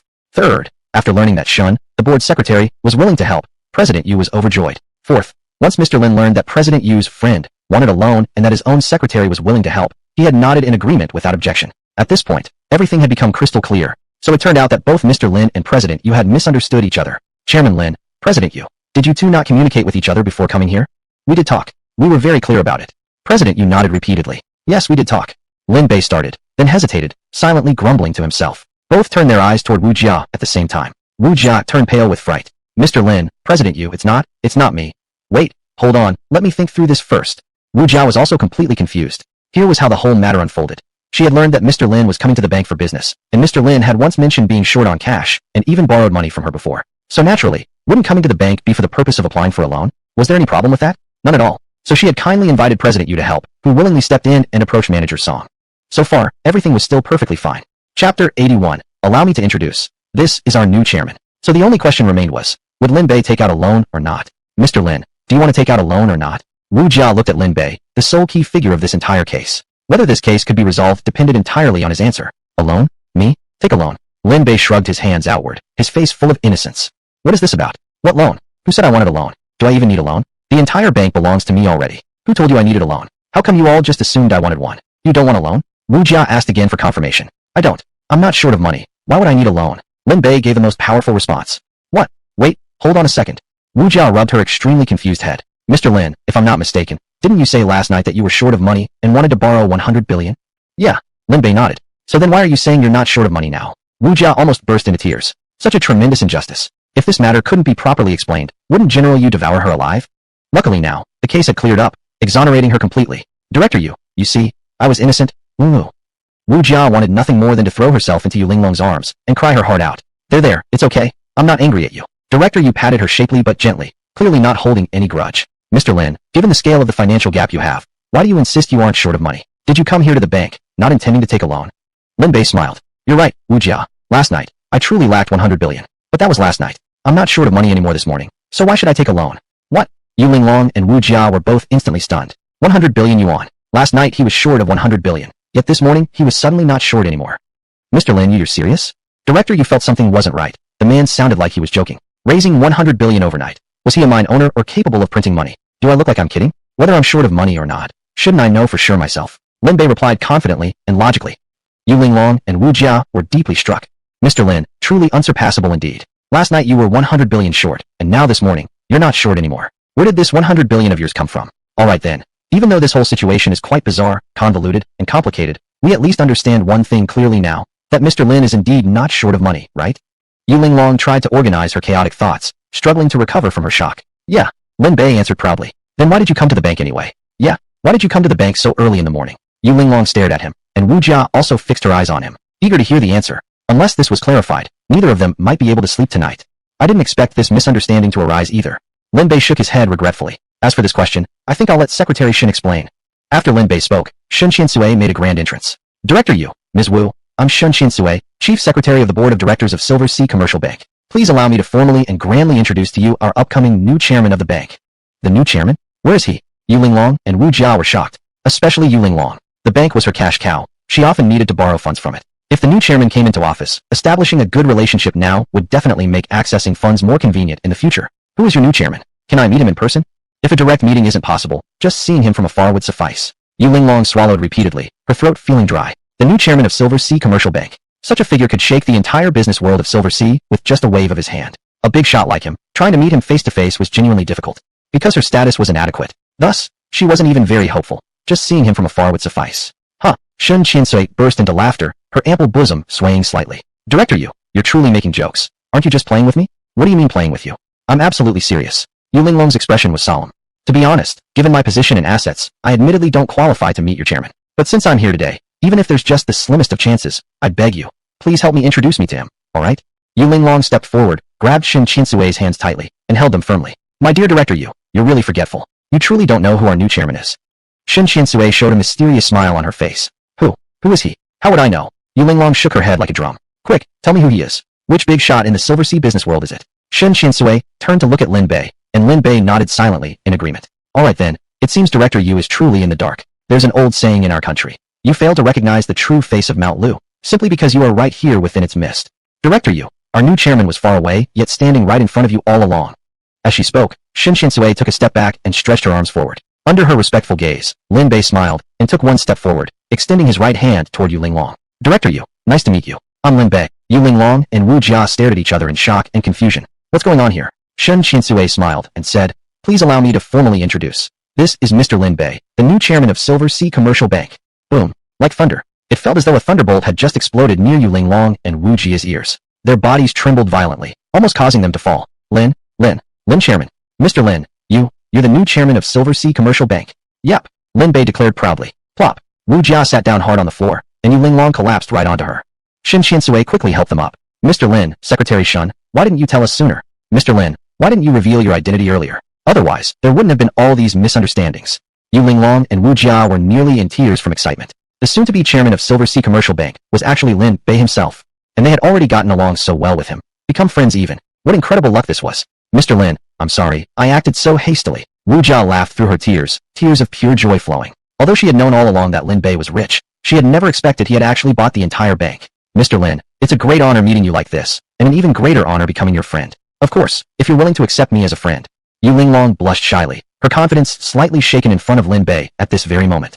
Chapter 82, Intimidation. Hehe, those who are Shin Ly help me are naturally my friends. Ms. Yu Wu Jia, both of you are my good friends. Lin Bei acknowledged them and was willing to accept their friendship, because these two were genuinely helping him. That's wonderful, I'm so excited. Having Mr. Lin as a friend is truly a blessing I must have cultivated over several lifetimes. Yu Linglong exclaimed with great emotion. Mr. Lin, I'm really unworthy of such honor. Wu Jia shook her head with a bitter smile. Compared to Yu Linglong, who had substantial capital, what did she have? She was merely a car sales employee, only promoted to sales manager thanks to Lin Bei's help. In truth, she was still just an ordinary worker. What qualifications did she possess to be on equal footing with the chairman of a bank? Hehe, now that the misunderstanding is cleared up and we've gained good friends, this is certainly a happy outcome for everyone, isn't it? Shin Shinsui said with a smile. The atmosphere was now warm and harmonious, just like the perfect ending of a youth romance drama. Sorry I'm late. No, you're not late at all. Come, join us, and let's live happily together. All was peaceful, everyone pleased. Since Mr. Lin is the chairman of the bank, clearly he has no need for a loan. He'd be the one others would come to borrow from. Yu Linglong had deeply experienced Lin Bei's overlord aura and was thoroughly impressed. Before, she thought Lin Bei's dominance might surpass her slightly, but now she realized it wasn't just a slight difference at all. There was a world of difference between their levels of authority. She was far behind Lin Bei, so distant that she couldn't even see his back. Mr. Lin, it's getting late. It's time to sign the important documents. Ms. Yu, our bank's board still needs to hold a meeting. If there's nothing else, could you and Ms. Wu please wait in the lounge area until the meeting concludes? Then you can chat further with Chairman Lin. Oh, of course. Absolutely. We wouldn't want to interrupt your important matters. Yu Linglong and Wu Jia nodded repeatedly, following Lin Bei and Shin Shinsui toward the lounge area. The bank's lounge was quite large, almost like a small auditorium. And this was the internal staff lounge, not the waiting area for customers in the banking hall. Yu Linglong and Wu Jia took seats near the edge of the lounge. Lin Bei followed Shin Shinsui into the central lounge area to meet all the bank's executives. Ladies and gentlemen, let me introduce you. This is our new chairman, Mr. Lin Bei. Shin Shinsui introduced Lin Bei to the group first. As the executives looked at Lin Bei, their expressions varied widely. This is Lin Bei. He's so young. Secretary Shun, are you sure you haven't made a mistake? Is this really the new chairman? Someone voiced out. It was understandable. They simply found it hard to believe. Lin Bei looked extremely young, like a high school student. Could someone like him really be the tycoon who spent 20 billion yuan acquiring the bank? Unbelievable. They didn't believe it. Not even a little. Shin Shinsui remained calm. There is no need to question Chairman Lin's identity. I contacted him personally last night. Everyone can rest assured on this point. Wait. A man with a fierce expression stepped forward. He appeared to be in his 50s, dressed in a black suit, clearly someone long accustomed to power, exuding an imposing demeanor. His eyes looked somewhat sinister. After staring at Lin Bei for a moment, he coldly said, Secretary Shun, you're being far too careless. The new chairman is the bank's new owner, the person who will control assets worth 20 billion, possibly even over 100 billion. There can be no room for negligence. His identity cannot be confirmed by assumptions or guesses, and certainly not based on just one phone call last night. Hearing this, the other executives nodded in agreement. Director Song is right. When it comes to confirming the chairman's identity, we must never rely on assumptions. That would be absurd and dangerous. Secretary Shun, before today, have you ever met this new chairman? Do you personally know him? Please answer honestly. Two executives stared at Shun Shinsui with stern eyes, as if interrogating a suspect. They were close allies of Director Song, naturally standing shoulder to shoulder with him. Shin Shinsui's expression shifted slightly. She sensed the storm approaching. Even someone as strong-willed as her had to proceed cautiously in this situation. Respected directors, please rest assured, I would never make a basic mistake on such a serious matter. Last night, I personally called Chairman Lin using the contact number listed in the acquisition agreement, and I have confirmed it was indeed him. Shin Shinsui faced their intense scrutiny without fear, remaining remarkably composed. If she'd gotten the new chairman's identity wrong, she wouldn't deserve to keep her job. Secretary Shun, you still haven't answered my earlier question. Let me ask you again. Before today, have you ever met the new chairman? Did you know him personally? Answer truthfully right now. The two executives stared at her, pressing once again. Ms. Xie, Mr. Han, I admit I've never met Chairman Lin before today, nor do I know him personally. But I contacted him using the number listed in the acquisition offer after repeated verification. All information matches perfectly, and everything follows proper procedure. What's the issue here? Shen Qiansui's expression turned icy. Troublemakers. These people were trying to cause trouble. Absurd. Director Song sneered. You're willing to hand over an entire bank based on just one phone number from an acquisition document? What if he's an imposter? What if he's a fraudster? Director Song, how dare you slander Chairman Lin like that? Shen Qiansui was furious now, her strong-willed side fully emerging. Although she was only the secretary to the board, without as much power or status as these directors, she was still a core executive directly under the chairman. With the former chairman retired, the new chairman was now her sole superior. These people might wield influence, but they had no authority to command her. As the chief executive secretary to the chairman, I must remind both of you. Your duty as board members is to be managed by the chairman and carry out his orders, not to question his identity. I understand some of you may resent the old chairman stepping down and the new one taking over. But if you have objections, keep them to yourselves. If you're planning to stir up trouble during this transition meeting, let me make one thing clear. I, Shen Qiansui, won't tolerate it, and neither will our newly appointed chairman Lin. Well said. Lin Bay nodded in satisfaction, giving Shen Qiansui a thumbs up. Shen Qiansui might not qualify as a domineering overlord herself, but her assertive demeanor radiated that same decisive, no-nonsense aura, something Lin Bay truly appreciated. Director Song shot Lin Bay a cold glare and snapped. Your identity hasn't even been confirmed yet, and the transfer of power isn't complete. You have no right to speak here. Calm down, youngster. Don't rush to play the big shot. If it turns out you're an imposter later, you'll be in deep trouble. If you're actually fake, it's not too late to admit it now, we might show mercy. But if we uncover the deception ourselves, it'll be too late for regrets. Directors Xie and Han openly intimidated Lin Bay. Chapter 83, Yanka, investigate for me. Director Song stared at Shen Qiansui and said, do you really think following procedure is sufficient? What if his number is wrong, or there's someone else with the same name? You're so hasty handing over the bank to a stranger. What if something goes wrong? Can you bear the responsibility? Bang. Director Song's palm slammed directly onto the table in front of him, startling everyone present. Yu Linglong and Wu Jia, who were near the lounge area, even jumped up from the sofa in fright. What happened? The atmosphere feels off. Wu Jia, her face pale and heart pounding wildly, asked. It seems there's some trouble. Looks like these old men aren't willing to cooperate with the handover smoothly. Yu Linglong had seen every manner of grand occasion in the business world and understood the subtleties of corporate dealings. She immediately recognized that Lin Bay was encountering resistance. However, she was an outsider to all this and could offer no help whatsoever. She could only watch helplessly. At this moment, Shen Qiansui was equally distressed. Their doubts about Lin Bay's identity being false was merely an excuse to create obstacles for the handover process. Their true goal was to elevate their own positions. Lin Bay was so young, he definitely hadn't dealt with such tricky situations before. Faced with this impossible situation, in order to smoothly take over the bank, he might have to compromise and yield. This would allow the senior executives led by Director Song to make outrageous demands, seizing the opportunity to extract absurd concessions and gouge him severely. Shen Qiansui, I ask you, if problems occur, can you bear the consequences? The three directors collectively confronted her, intending to intimidate Lin Bay, whose seat was still warm. Shen Qiansui already understood. Her usual assertiveness was useless in such a situation. She looked at Lin Bay, as if wanting to speak, but holding back, her face filled with remorse. Chairman Lin, don't blame yourself, Lin Bay said, waving his hand. He hadn't expected just coming to sign a few documents would cause so many issues. If he had known earlier, he'd have added a clause into the acquisition offer to dismiss all the bank's executives. However, the offer was already finalized, and this clause wasn't included. Now attempting to remove them would breach procedures and risk having the acquisition frozen. To summarize, the current situation left them stuck in a dilemma. Just like encountering fierce resistance during a siege, just because you have guns and cannons doesn't mean you can make progress. Another person in this situation might already be at a complete loss. But who was he? He was Lin Bay, Lin, the tyrannical president. He possessed the 10,000-fold return system and numerous special abilities. How could he fear such trifles? Certainly not. Tell me about those few, Lin Bay asked. Chairman Lin, Directors Song, Xie, and Han are all major shareholders on the board. They hold shares in the bank and possess significant decision-making power, controlling nearly half the board seats. Without their cooperation, pushing any important work forward will be difficult. Major directors, with shares and decision-making power, controlling half the boardroom? Lin Bay couldn't help but sneer. In a boardroom belonging to a bank ridden with bad debts, internal management disputes, and high-level conflicts, these three controlled half the power. It was obvious the problems in the bank's operations were mostly related to them. Yanka, check these three for me. Ding. Here is the information. Song Lishan, age 56, member of the Silver Sea Commercial Bank Board, a major shareholder holding 6.8% of shares and possessing 15% voting rights on the board. Important alert. During his time as a bank director, Song Lishan was involved in backroom dealings and embezzlement. He diverted large quantities of the bank's quality assets to private accounts, stealing hundreds of billions of yuan. Special notice. Song Tao, the credit department manager, is his nephew and most trusted confidant. Many asset transfers were conducted through Song Tao. I see now. A cold glint flashed through Lin Bay's eyes as he locked his gaze onto Song Lishan. This old fox had siphoned off hundreds of billions in assets from the bank, while holding 6.8% shares and controlling 15% board voting rights. No wonder he was so arrogant. Continue checking. Ding. Here is the information. Xian Mian, age 53, member of the Silver Sea Commercial Bank Board, a major shareholder holding 5.8% of shares and possessing 13% voting rights on the board. Important alert. Xian Mian was responsible for the bank's deposit operations. During his tenure, he used falsified documentation to appropriate a large amount of customer assets. Special notice. Xiao Yichuan maintains close personal ties with Xian Mian. Frequently, under the guise of the bank's credit department, Xiao loans out Xia's personal money and collects excessively high interest rates far beyond the standard limit, commonly known as usury. Xiao Yichuan, Xian Mian. These two also had a secret connection. Clearly, beneath the calm surface of the bank, a tangled web of corruption had already been woven long ago. Crime. They're committing crimes. Lin Bay roared inwardly. In the bank he had just purchased for 200 billion, there were actually so many parasites. Unforgivable. How could he possibly tolerate this? Continue the investigation. Ding. Here is the information. Han Jiuxian, age 51, member of the Silver Sea Commercial Bank Board, a major director holding 4.6% of shares and possessing 11% voting rights on the board. Important alert. Han Jiuxian was mainly responsible for the bank's external business cooperation. During his tenure, he frequently extorted massive kickbacks under the guise of commercial collaboration, accepting vast amounts of bribes, resulting in losses of hundreds of billions to the bank.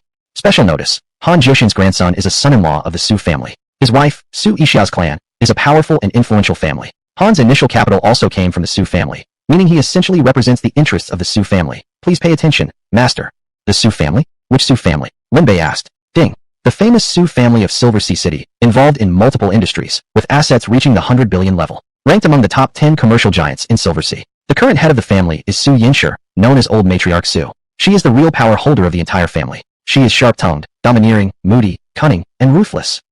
I understand. Lin Bei nodded slowly, digesting the information. Adding up Song Lishan, Xian Mian, and Han Jiuxian's combined shareholdings totaled 17.2%. Together, they held a shocking 39% voting power in the boardroom. In other words, any proposal initiated by these three would already seize 39% of the vote. The remaining executives held far fewer shares, hardly enough to pose any threat.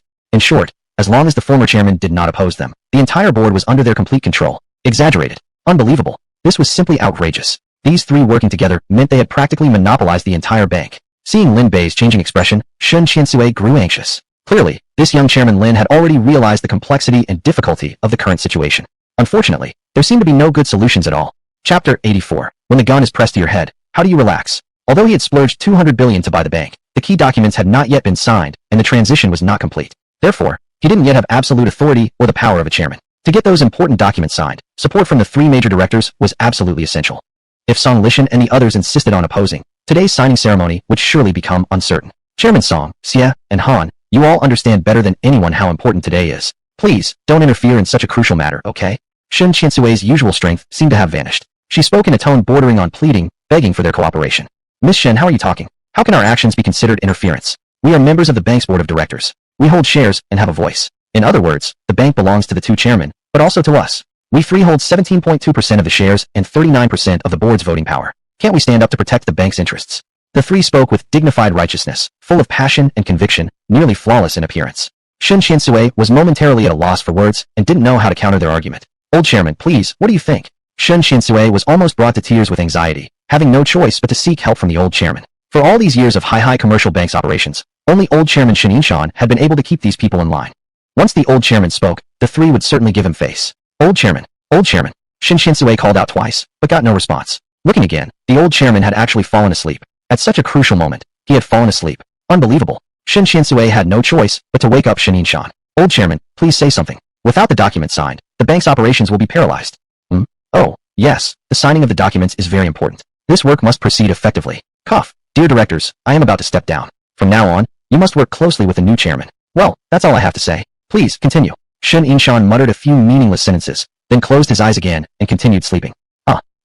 Shin Qiansui was nearly going mad. This old chairman was truly clever as hell. Knowing that he no longer held real power, he simply didn't want to deal with these affairs anymore. He delivered a few feel-good lines and walked away from it all. All the mess was left for Lin Bei and these directors to handle themselves. What should be done now? It was obvious that Lin Bei couldn't command the room. Shin Qiansui's eyes turned red. As a strong female executive, she had always been a dominating force, never enduring such humiliating treatment before. If not for maintaining appearances in front of others, she would have hugged a pillar and cried her heart out. Her eyes now looked at Lin Bei differently. When she had called him last night, she thought Lin Bei was an ultimate Ba Dao Zhongcai, exuding a compelling aura. Although the conversation was brief, she had already been captivated by him. But now, she realized she might have been too hasty. Lin Bei indeed was a Ba Dao Zhongcai, but he was just too young. In front of these veteran old hands of the business world, he couldn't dominate the situation at all. What could she do? What could she possibly do now? In her previous work, because of her strong-willed personality, she had offended the interest group led by Song Lishan more than once. If Lin Bay couldn't gain the upper hand this time, her position was likely going to vanish. Within the conditions proposed by Song Lishan and others, an impeachment against her was practically inevitable.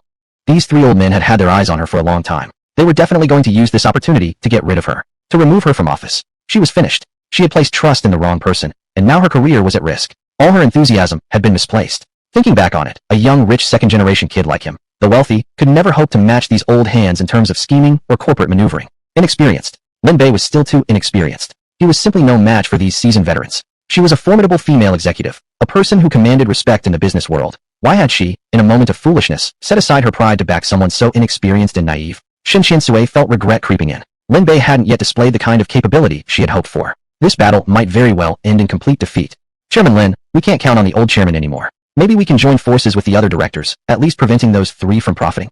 Will that help? Lin Bay shook his head. The other directors clearly weren't united, and had remained silent throughout, glancing around anxiously to gauge the mood. Relying on such a disorganized group to confront the three major directors was simply dreaming. So what are we supposed to do? Just accept all their blackmail and extortion? Shin Qiansui's usual iron heart had been hit hard like never before. Her bachit, her aura of dominance, was nearly shattered. At this moment, she suddenly realized that despite always seeing herself as strong, deep down, she was still a fragile woman, appearing powerful on the outside, but easily punctured once pierced. Without a powerful man standing behind her, she could not hold her ground in such a complicated situation. Mr. Lin, don't hesitate anymore. Hesitation leads to defeat. If I'm going to be sacrificed anyway, just use me as a bargaining chip to force their concessions. This is the first and also the last thing I, as your first executive secretary, can do for you. Shin Qiansui took a step back and bowed deeply to Lin Bay, begging him to accept this plan. Lin Bay's gaze flickered slightly downward, glancing at Shin Qiansui's collar. He noticed that this professional outfit's neckline was slightly too low. At this moment, her ambition was laid bare. Undoubtedly, her career aspirations were remarkably strong, perfectly aligned with her dominant personality, slightly exaggerated yet admirable. Tianyanka, check Shin Qiansui's background. Ding. Here is the information. Shin Qiansui, first executive secretary to the chairman of Hai Commercial Bank, strong-willed, decisive in work, extremely capable. Special note. She is distantly related to Shun Yinshan, but they are not close and have no personal contact. Important note. Shin Qiansui possesses an excellent professional ethic. There have been no misconduct records during her tenure, and she devotes herself fully to her work. Please, master, take note. This person is trustworthy. A satisfied smile appeared on Lin Bay's face. Consistent with the impression she had left over the phone last night, Shin Qiansui's records were spotless, something that pleased him greatly. A decisive, ambitious, clean, and trustworthy secretary like her was indeed rare. After finishing the report on Shin Qiansui, Lin Bay felt much more at ease. Secretary Shun, relax a bit. No need to be so tense. Relax. Hearing Lin Bay's words of comfort, Shin Qiansui was stunned. What kind of atmosphere was this? What kind of situation were they in? With a gun pressed to her head, how was she supposed to relax?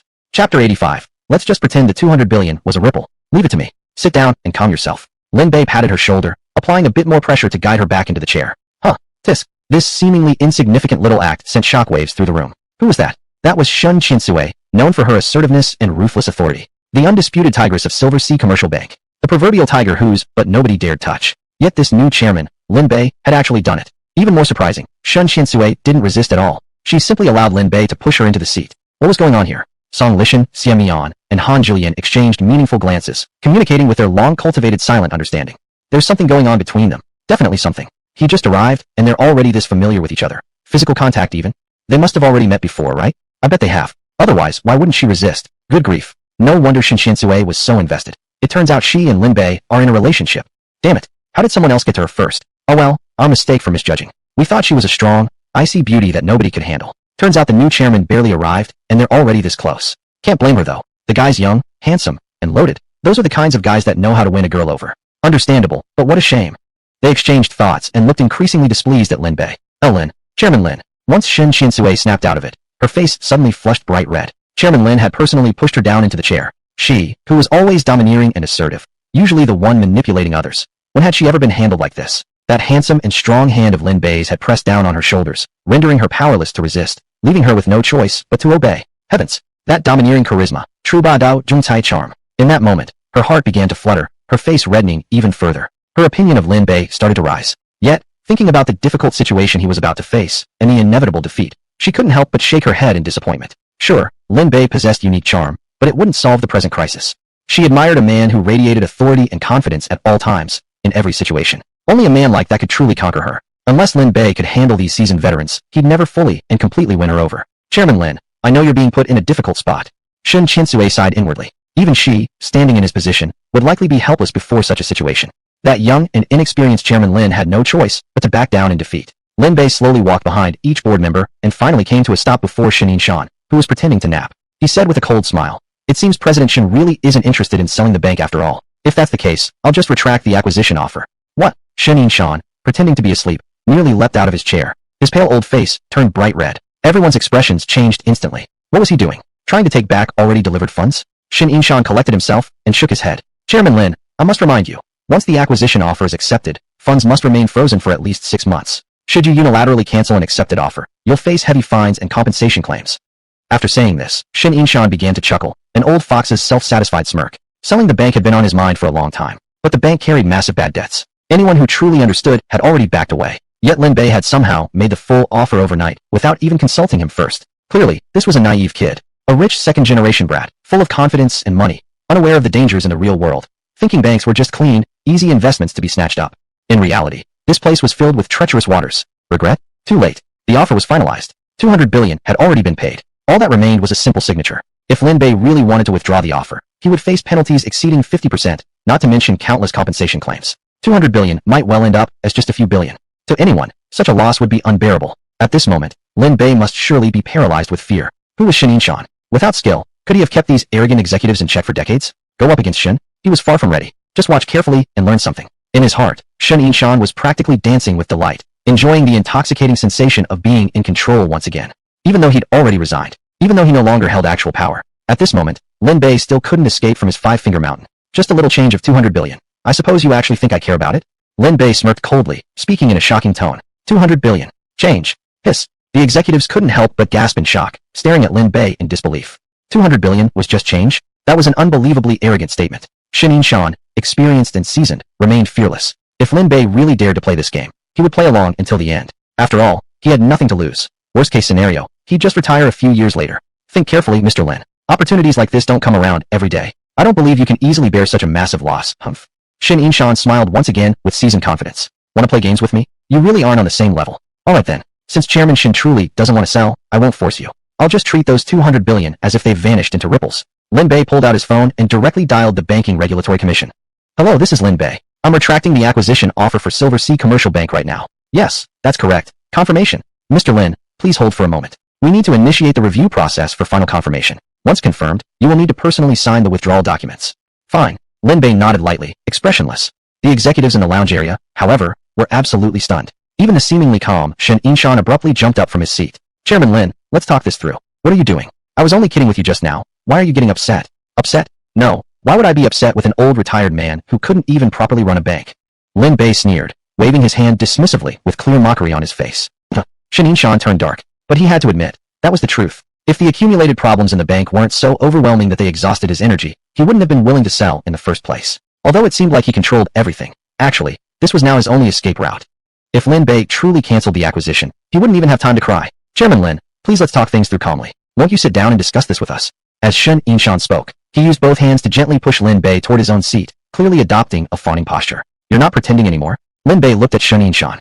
Chapter 86, Showdown, no more pretending. I'm done pretending. I'm going all in. The bank has to be sold, must be sold. The offer has already been accepted. Please, Mr. Lin, under no circumstances should you withdraw it. I, old Shun, am counting on this deal for my retirement. Shin Shan could no longer keep up the act. Tears were about to fall. Once a major benefactor like Lin Bay was scared off, it would be hard to find another buyer. With the funds frozen, the acquisition of the bank would also be suspended. Even if someone wanted to buy afterward, negotiations would be impossible. Are you sure you won't regret it? Lin Bay sneered. Absolutely no regrets. Shin Shan nodded firmly. Then sign the papers, said Lin Bay. Well, cough. Actually, I've already signed. Just waiting for Chairman Lin to put your signature on it. Shin Shan smiled awkwardly and pointed at a stack of documents in front of him. Alright, if Chairman Shin really wants to sell, then I will continue with the acquisition. Lin Bay nodded indifferently and picked up the pen to prepare for signing. Wait a second. Song Lishan's face turned completely grim. He originally thought that staging this drama with the other two would frighten Lin Bay. But who would have guessed? Lin Bay wouldn't flinch at all. He even calmly pressured old Shun, which frightened Shin Shan, that old fox, into changing colors. Unbelievable. Now it would come down to signing over authority. Once the transfer was complete, the entire bank would belong to Lin Bay to command. If Lin Bay decided to target them, even if they had a voice, it would place them at a severe disadvantage. 39% voting power was huge, but not bigger than the chairman's power. What do we do now? Keep giving him trouble. Our goal hasn't been achieved yet. We absolutely can't let him sign too easily. They exchanged glances filled with unspoken agreement. carrying out the plan they had prepared long ago. For years, they had subdued one competitor after another using this method. They were well practiced at it. Although Lin Bay's performance had been somewhat unexpected, he wouldn't get away with any advantage against their wealth of experience and struggles. Chairman Shin, was this arranged by you? Lin Bay casually threw the question back at Shin Yinshan. He wanted to see how calm that old fox could still remain. Song director, don't you know what time it is? Can you just stop causing problems for me? Shin Yinshan spoke directly, his tone warning Song Lishan. He was clearly furious. Under normal circumstances, even if Song Lishan resisted, he would eventually yield. But now he was acting with complete fearlessness. He sneered coldly. Chairman Shin, weren't you determined to sell the bank? Haven't you already signed the paperwork? Whatever comes next doesn't seem to be your concern anymore. You, Shin Yinshan flushed red, at a loss for words.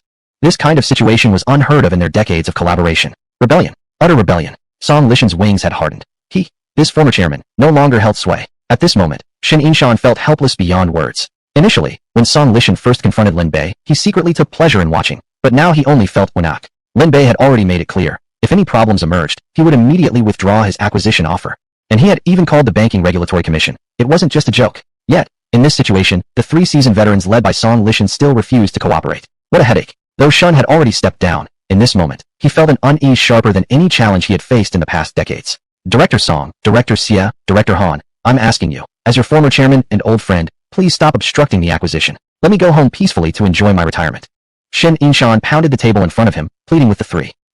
Old chairman, you've already resigned. Please don't interfere with these matters anymore. Xia Mian sneered dismissively. We are not doing this out of personal intent. We have significant corporate matters that require us to initiate a board work initiative toward both chairmen.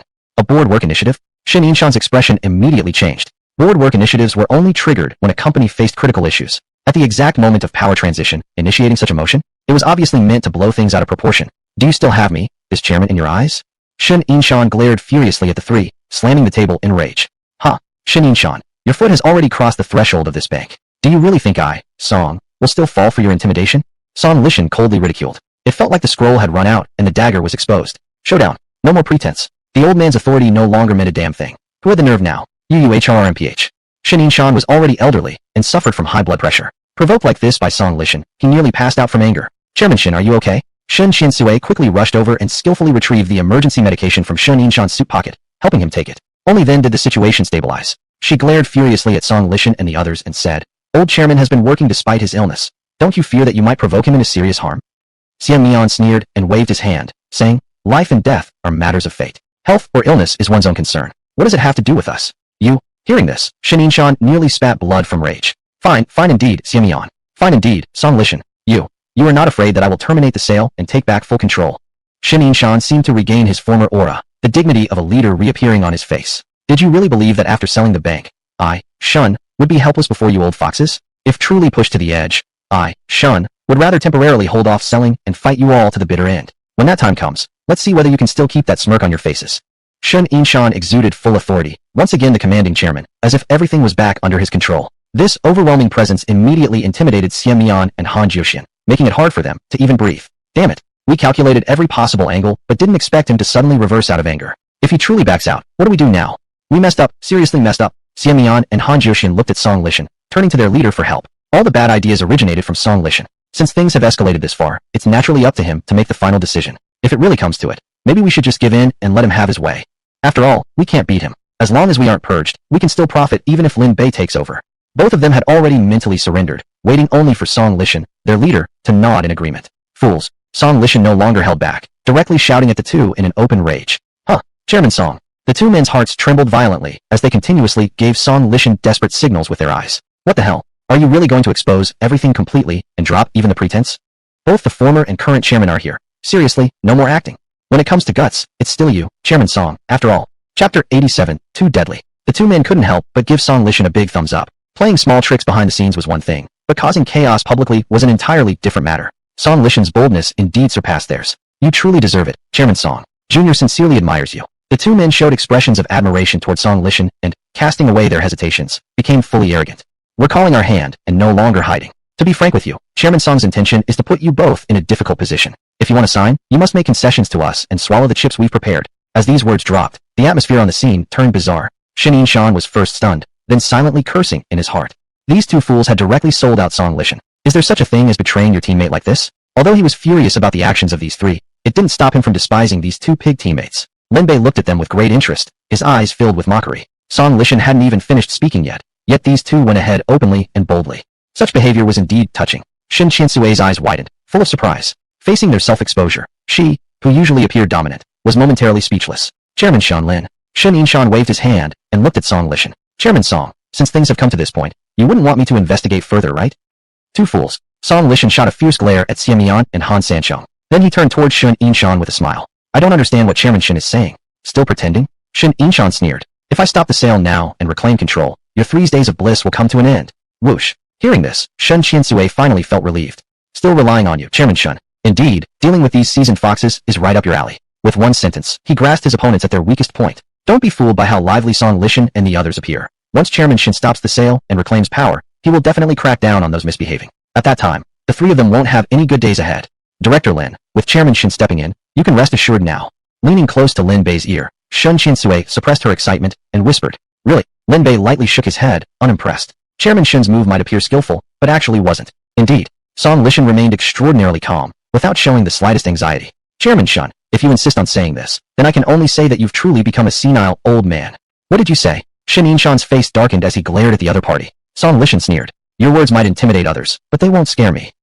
I don't understand what you mean. A trace of panic flashed in Shen Yinshan's eyes before he pretended to calm down. Song Lishan mocked. Stop pretending. Others may not know, but I do. Your body can't hold out much longer. Let alone reclaiming control, you're barely managing now. If these signatures don't go through today, you'll probably end up in the hospital from anger. You're talking nonsense. Shen Yinshan covered his chest and yelled furiously. Don't get excited, or you might not even last until afternoon and would have to call an ambulance. You cough. Oh my heart. Clutching his chest, Shen Yinshan's face quickly turned red with anger. He had an attack. Shen Qiansui was terrified and hurriedly helped him take his medicine again, barely stabilizing his condition. You mustn't provoke the chairman any further, or if something really happens to him, you all will be responsible. Pointing at Song Lishan, Shen Qiansui shouted furiously. Song Lishan wasn't wrong. Recently, Shen Yinshan's health frequently flared up, and he had spent more time in the hospital than at the bank. His condition truly prohibited him from continuing work, otherwise he wouldn't be so eager to sell the bank. Stop with the useless talk. I'll now propose a board motion. Chairman Shen and Director Lin. Considering the bank holds a massive number of non-performing loans, I propose a bad debt investigation on behalf of the board members. During this period, any acquisition is illegal and must be frozen until the accounts are clarified. Looking proudly at the opposite side, Song Lishan had perfectly counterattacked. Is this motion a big deal? Lin Bei asked Shen Qiansui. Although he already bought the bank, he wasn't quite familiar with the finance area and the internal details. As the first executive secretary, Shen Qiansui naturally understood everything like the back of her hand. It's not about how big or small, it's extremely serious. Shen Qiansui's face turned grim.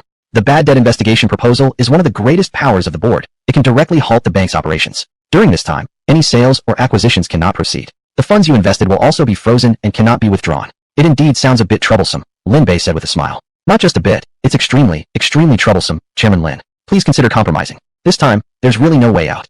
From a professional standpoint, Shen Qiansui offered the most realistic suggestion. The opponent had already revealed their trump card. There was no choice but to give in now. Don't rush, there's more to say yet.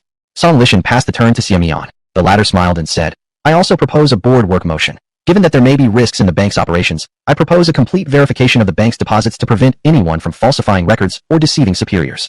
Thump. Shen Qiansui's delicate figure trembled violently, as if struck by a powerful impact. This move was equally ruthless. Launched together with the bad debt investigation, it would be enough to bring the bank's operations to a complete halt, causing the acquisition process to fall into a deadlock. Falsifying records? Lin Bei sneered coldly. He didn't even need an investigation to know the truth, for the insider responsible for the fraud was none other than Xie Mian himself.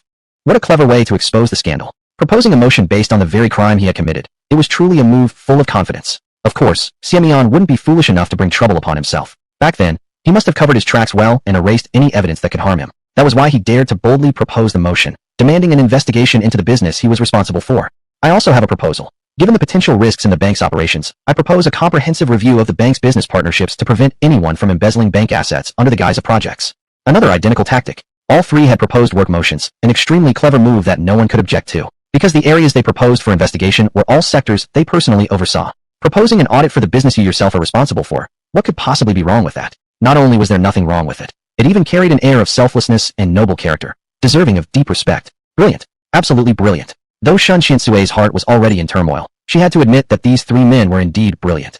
She knew many of the bank's secrets herself, always viewing them as potential leverage against the others. But she had never imagined they would openly expose their own misdeeds at such a critical moment, proposing 3 deadly motions. This was simply too lethal. Chapter 88. Do you have acupuncture needles? With this move, the acquisition will completely come to a halt. Lin Bei, it's over. This time, it's truly over. Shen Qiansui whispered with a sob in her voice, leaning close to Lin Bei's ear. Even if Lin Bay signed off, it would be useless if the three of them carried out their proposal. During the investigation, all bank operations would be frozen and he would be unable to exercise his authority as chairman.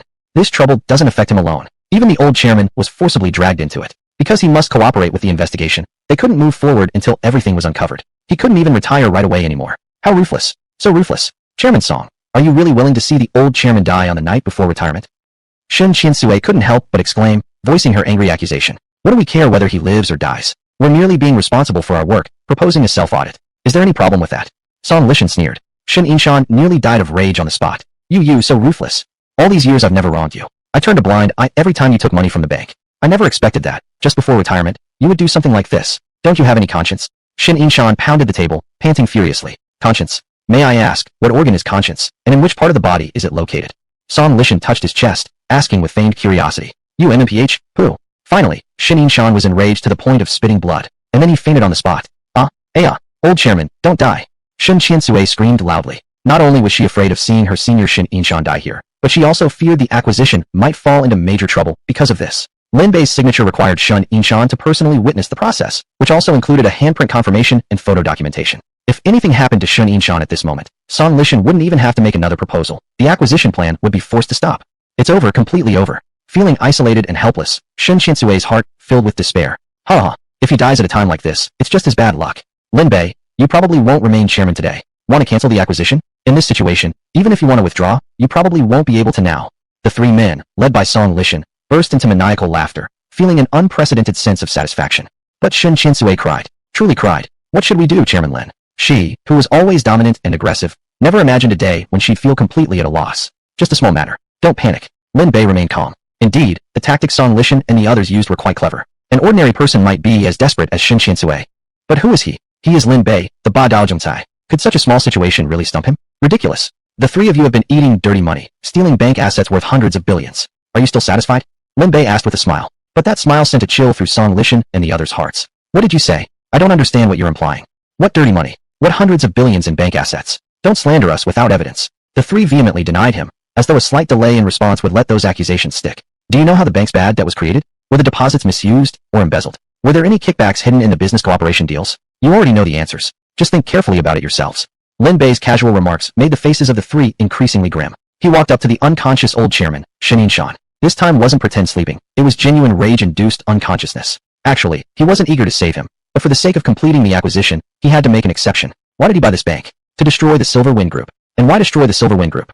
Beyond dealing with Chun Hao and his son, the main reason was to honor his parents, letting them utilize their remaining years doing meaningful work they could be passionate about. Was he willing to let his aging father endure endless rejections and lose his dignity looking for jobs? Was he willing to see his mother meticulously calculating every penny at the grocery store, secretly shedding tears at life's hardships?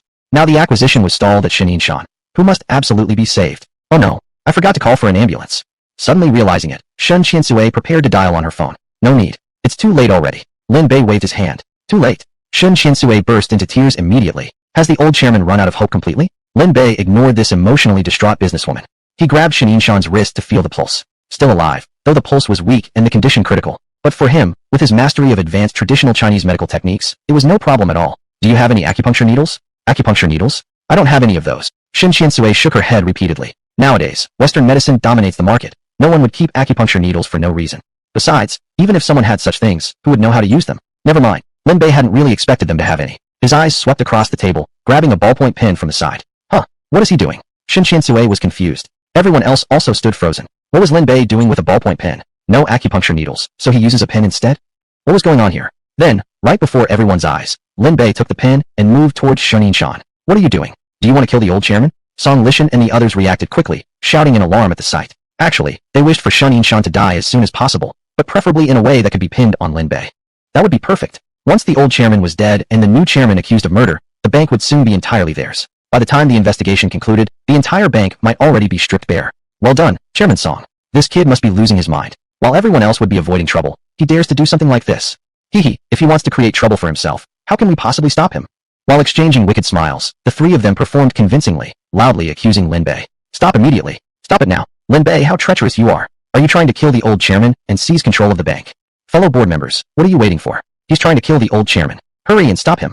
Hearing their shouts, the other directors present immediately grew tense. If anything really happened to the old chairman, things would become extremely complicated, and those like them, small directors, would suffer the most. Chairman Lin, stop immediately and don't act recklessly. Lin Bay, if anything happens to the old chairman, we won't let you off the hook. Lin Bay, you're committing a crime. Stop right now, or we'll call the police. For crying out loud, what good would calling the police do? By the time they get here, he'll already be dead. Stop him quickly. Several directors prepared to rush forward and physically stop Lin Bay. Of course, Song Lishan wouldn't allow that. Are you kidding? The optimal outcome was for the old chairman to die. He must not only prevent these directors from intervening, but also create conditions to encourage Lin Bay to keep going and send the old man to his grave as soon as possible. Song Lishan gave a subtle glance, and Xian Mian and Han Juten immediately stepped forward, forming a human wall blocking the directors from approaching Lin Bay. Chairman Song, Chairman Xia, Chairman Han, move aside. Let us through quickly. We must stop him from committing murder. Song Lishan and the other two stood unmoving, like an iron gate locking the others helplessly behind them. Chapter 89, Little People Dueling. Don't be afraid. He won't get his way as long as I, Song Lishan, am here. I, Xian Mian, swear to protect Chairman Shun with my life. I, Han Juten, pledge to live and die with Chairman Shun. The three shouted their slogans with earth-shaking intensity, completely surrounding the unconscious Shun Yinshan and Lin Bei. At this moment, there was perhaps only one person who truly cared whether Shin Yinshan lived or died. That was Shun Qinsui. She was not only the chief board secretary, but also a relative and junior to Shin Yinshan. She certainly didn't want to see the old man die. Chairman Lin, what are you doing? Do you even understand medicine? Please don't fool around like this. It could cost lives. Shun Qinsui had screamed until her throat was raw. Several times she tried to rush forward to stop Lin Bei, only to be blocked by the solid human wall formed by Song Lishan and the other two. One last attempt saw her bounce back from the wall of people, landing flat on her butt. Shun Qinsui felt hopeless. We're done for. No hope at all now. If the old chairman hadn't fallen ill, maybe there would still be a slim chance for things to turn around. But he was already unconscious. If Lin Bei continued like this, someone's life would surely be lost. The board members became wild with agitation, and the situation was about to spiral out of control. At that moment, however, Lin Bei calmly grabbed Shin Yinshan's right arm, placed the pen in his hand, and curled his fingers tightly around it. Then he held Shin Yinshan's left wrist firmly and repeatedly pressed the fulcrum point on the old man. Watching this foolish act of Lin Bei, Song Lishan and his men were overjoyed. After all Lin Bei's antics, this old man is certainly dead for sure. Even if he survives, he'll likely become senile or a vegetable. That's even better. A helpless Shin Yinshan would be far more useful than a dead Shin Yinshan. The three exchanged sinister laughter, thoroughly pleased. Once Shin Yinshan became a vegetable, they could, under the title of major board members, monopolize the bank's authority long-term. Their first move would be to halt the acquisition and drive Lin Bei out. Already, the three were fantasizing about beautiful scenarios, imagining themselves seizing control of the bank, manipulating power, and controlling everything. Yet just after a few seconds, Shin Yinshan suddenly groaned in pain and regained consciousness from his unconscious state. He woke up. He didn't die? How is that possible? Too fast, wasn't it? Song Lishan and his companions repeatedly cried out in shock at Shin Yinshan's revival. So seriously ill just now, and after only a few seconds, he was already cured? Chairman Shun is awake. That's great. Old chairman, you mustn't have anything happen to you. Us minor directors are all counting on you to lead us. Seeing this, the smaller board members finally breathed a sigh of relief after being kept at bay. Chairman Lin, do you really know medicine? Shin Qinsui was stunned. She had never expected that Lin Bei, who seemed to be just randomly messing around, could save the unconscious old chairman within mere seconds. It was simply unbelievable. In this moment, the look in her eyes as she gazed at Lin Bei was filled with shock and amazement. Mysterious. This man was just too mysterious. He couldn't be more than 18 or 19 years old, yet he possessed such remarkable medical skills. Who exactly was this person, and what kind of background did he have? Young, handsome, wealthy, an authoritative CEO, and astonishing medical expertise. Goodness, this was a man as perfect could be. At this moment, Shin Qinsui was so excited she nearly fainted. All of her previous disappointment toward Lin Bei instantly vanished into thin air. Chairman Lin, true to form, spending 200 billion without hesitation to buy the bank, casually bringing a dying chairman back to life, arresting a collapsing situation, upholding a falling structure. I ask you, who else could do this? Who else could? Shin Qinsui longed to announce to the entire room. This is the man I admire and adore most. But considering the current setting, she forcibly held herself back. She silently reminded herself, Shin Qinsui, stay calm. Absolutely calm. But deep within her heart, a battle raged. It seemed as though two tiny figures, one black and one white, were fencing furiously, staging an electrifying clash of sparks in her mind. Black figure. Shin Qinsui, you must stay calm. White figure. But I can't calm down. Black. What's so special about a young, handsome, wealthy, domineering man with magical medical skills? White. Yes. Aren't those qualities incredibly attractive? Right? Isn't a man like that just irresistibly charming? Shin Qinsui, men like Lin Bei, young, handsome, wealthy, and domineering, are plenty. Some even used to chase after you, and you rejected them all, right? So what? Even though they were young, handsome, wealthy, and domineering, did any of them have magical medical abilities? They had many other skills Lin Bei doesn't. Did any of them save an old dying man's life within seconds like Chairman Lin just did? Many young and domineering bosses have greater careers and more assets than Lin Bei. Can any of them, facing a united attack from several major directors, turn the tide like Chairman Lin just did? Many of these young tycoons are renowned across Huagua, even making waves in the international business world, with far more influence than Lin Bei. Could any of them possess the same abilities as Chairman Lin at his age? They're all no better than Lin Bay. The black little person roared, losing emotional control. Screw you. In my eyes, Chairman Lin is the absolute best, the absolute greatest. I don't care at all. I just adore a man like Chairman Lin. Duel. Aya. The white little person roared back, its voice transforming into shockwaves aimed at the other. Aya. The black figure seemed infected, clutching its head in pain, trembling violently. Moments later it regained clarity, but its aura had completely changed. It stared seriously at the white figure. Right, you're right. I have to admit, a man like Lin Bay, the domineering boss, is truly one in a million. White figure. Therefore, Chairman Lin is the best young tycoon in the world. Black figure. That's right. Chairman Lin is the greatest young boss there is. Chairman Lin, I proclaim my love for you. Chairman Lin, I admire you. Inside Shun Chinsue's mind, the black and white figures embraced each other, shouting wildly with tears of joy streaming down their cheeks. At this moment, they finally reached a consensus, united in approving Lin Bay and accepting Shun Chinsue's emotions. Shun Chinsue's aura shifted dramatically, as if she had just broken through some kind of mental barrier. I can't hold back anymore. Chairman Lin, you're simply amazing. I hereby declare, Chairman Lin is the one and only blue man I deeply admire, adore, and believe in. A piercing scream erupted from the break area, echoing throughout the entire first-floor lobby, drawing wave after wave of shocked glances. Miss Shen, are you okay? Did something not feel right? Chapter 90. Acupoint Manipulation in Traditional Chinese Medicine, Lin Bay's Astonishing Skills. At this moment, the entire board of directors was watching Shun Chinsui closely, shocked by her sudden outburst. Is Lin Bay really that charming, that this powerful and domineering first secretary would publicly lose control? Secretary Shun, please calm down. Lin Bay gently patted her shoulder, signaling her to remain calm. Shun Chinsui forced herself to calm down and, blushing, apologized to Lin Bay. Sorry, President Lin. This must be embarrassing for you to witness. But I just couldn't help it. Her scream pierced the air again, forcing everyone to cover their ears from the sharp noise. Quickly, Lin Bay grabbed her right wrist and lightly pressed on a few points. Immediately, Shun Chinsui calmed down. What kind of technique was that? The crowd was stunned again. Earlier, Lin Bay had used a special method to revive the old chairman, and now he had calmed Shun Chinsui using a similar approach. His skills were simply extraordinary. Medical techniques. Clearly, this was some kind of highly advanced medical skill. President Lin, what kind of medical technique did you use?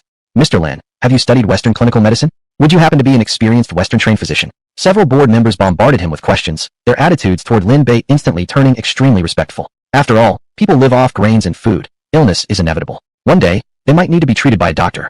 So no one wanted to offend someone who possessed remarkable medical abilities. What Western medicine? What clinical practice? Lin Bay was slightly angered and shook his head repeatedly. Let me tell you, this is the traditional Chinese acupoint therapy method.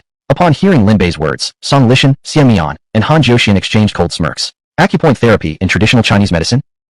Nowadays, everyone follows Western medicine. Who the hell still believes in TCM? President Lin, is this really reliable? Could this just be a lucky shot, like a blind cat catching a dead mouse? Hearing this, the directors immediately started to be swayed. So it's acupoint manipulation in traditional Chinese medicine. Isn't that just like the methods of quack doctors who perform tricks and sell fake medicine on the streets? It's all a fraud. Just flashy but useless techniques. Didn't expect this. It's just traditional Chinese methods. A pity. If it were Western-style emergency care, it would be better. If President Lin were a skilled Western physician, I'd be genuinely impressed. But since this is supposedly traditional Chinese technique, I'll keep my own opinion. They shook their heads in disappointment, their once firm gazes at Lin Bay weakening, and their trust in him wavering noticeably. They even clearly expressed their distrust of traditional Chinese medical techniques. Lin Bay was furious. These people were truly stubborn, heavily brainwashed. Even though the effectiveness of TCM acupoint therapy was plainly visible, they chose to ignore the truth and were swayed by Song Lishan's words. How pitiful and lamentable. However, he had no intention of arguing with them, because these ignorant people weren't worth wasting his time on. Since they had chosen to shut their eyes to reality and speak with ulterior motives, then let them keep living in ignorance. Secretary Shun, how are you feeling now? President Lin, I'm fine now, I'm all better. Shun Chinsui looked at Lin Bay with immense admiration, her face turning red with a blushing shyness. Previously, she always maintained a cool, strong, and domineering presence, never before revealing such a shy and charming side. This change momentarily shocked the board members present. President Lin, what technique did you just use? Could you explain it to me? Shun Chinsui asked curiously. Not much really, just a tiny bit of advanced TCM skills, Lin Bay said calmly. Heavens! If just a little of it is this impressive, how powerful would the full system of advanced traditional Chinese medicine be? Shun Chinsui kept exclaiming in amazement, her eyes shining with admiration. Nodding, Lin Bay said, the full system of advanced traditional Chinese medicine is vast and complex. It is the precious heritage passed down through thousands of years of Chinese civilization. President Lin, you're so amazing. Shun Chinsui's admiration for Lin Bay grew even stronger. To be honest, I only casually pressed on your Shunmin point just now, and your issue was solved.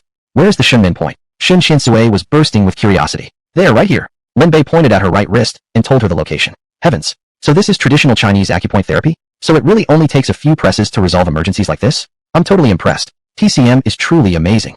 Shun Qiansui waved her arms excitedly and jumped up with joy. Quickly, Lin Bei restrained her. You've only just recovered from excitement. It's not suitable for you to get excited again right now. Stay calm. Alright, I'll calm down. Shun Qiansui took a deep breath, calmed herself, and followed the method Lin Bei taught her, pressing on her Shunmin acupoint occasionally. Sure enough, her mood stabilized significantly. What a piece of nonsense. This so-called TCM acupoint therapy. I think it's just a big scam. Song Lishan tried hard to discredit it. He certainly didn't want Lin Bei stealing the spotlight. If Lin Bei managed to gain everyone's recognition using such methods, their own positions would certainly be in serious jeopardy. That's right. Western medicine focuses on blood draws, lab tests, x-rays, and ultimately injections, medications, for drips, surgeries, and removal of diseased organs. That's what real treatment looks like. Xiamian sneered. You didn't even use any equipment, no blood drawn, no tests, no imaging, and not even a single pill. How dare you claim to have medical skills? In my opinion, you're nothing but a fraud, a big con artist. Han Jiuxian angrily pointed at Lin Bei, deliberately slandering and accusing him. Chairman Song, Chairman Xia, Chairman Han, would you please stop attacking Mr. Lin? Shun Qiansui immediately stepped forward. She simply couldn't bear to watch any longer. Chairman Lin used his superb medical skills to cure both me and the former chairman right here on the spot. Yet you're still questioning and tarnishing him. How can you even say such things? Exactly. Lin Bei treated 2 emergency cases right here in person. Perhaps we shouldn't be doubting him. Although he practices traditional Chinese medicine, he clearly has real talent. Secretary Shun, what you said is fair. We were indeed too hasty. President Lin, I take back what I said earlier. It seems traditional Chinese medicine does have some merit after all. Inspired by Shun Qiansui, several minor directors changed their stance. What Secretary Shun said is correct. At the very least, I myself was saved by President Lin. He's already my life-saving benefactor. Cough, cough. Shen Yinshan also voiced his support for Lin Bei, though his voice was weak and faint, indicating his condition was still far from recovered. Did you all see that? The former chairman's illness isn't cured at all. He could have another episode anytime. Song Lishan pointed at the old chairman. Lin Bei, is this what you call excellent medical skill? If you're really so capable, why didn't you completely cure the former chairman? Obviously, you just don't have the ability. I have every reason to suspect that you, the old chairman, and Secretary Shun have colluded beforehand to stage their illnesses, letting you play the hero and treat them, all in a cheap ploy to deceive the board of directors into trusting you. Han Jiuxian maliciously slandered Lin Bei, his face twisted with hatred. Chapter 91. Tai Chi elastic power stuns everyone. That's right. It must be like that. Don't be fooled by them. Xiamian shouted, agitating the crowd. Old chairman, even if you're in a hurry to retire, you don't have to go this far, do you? It's easy for you to just leave, but are you really going to hand this entire bank and all of us directors over to a high schooler with no experience in the real world? Are you trying to kill us all? I absolutely will not agree to such a hostile takeover, Xiamian declared. I, Han Juten, also strongly oppose this. Shun Lishan's gang shouted loudly, making the situation spiral out of control again. You're going to kill me with anger. Puwa. Shen Yinshan was practically exploding with rage. He began coughing up blood again from the intense fury, his complexion worsening as his limbs began to spasm, looking like he might die at any moment. Old chairman, you absolutely cannot die. A minor director rushed over and grabbed Shen Yinshan's wrist. His own health wasn't great either. He had various age-related illnesses. Through years of dealing with hospitals, wards, and ambulances, he had learned a bit of rudimentary medical knowledge. Upon touching Shen's pulse, his face turned deathly pale. No good. The old chairman's pulse is almost gone. Hurry and save him. The small director cried out desperately. Chaos erupted immediately. Save him? But who could? Of course, only Lin Bei could. We absolutely cannot let him save old Shun. Surround him. Shun Lishan exchanged a glance with his 2 companions and immediately formed a triangle around Lin Bei, trapping him in place. Director Lin, please come save him. Shin Qiansui was already in tears. Get out of the way. Lin Bei stared straight at Shun Lishan. What's the rush? Let's chat for a bit first. Director Lin, as long as you agree to our conditions, we'll cooperate with the acquisition. Of course, after the acquisition, we must have absolute authority, and not the kind that can be purged later. The 3 of them surrounded Lin Bei, revealing their true intentions bit by bit.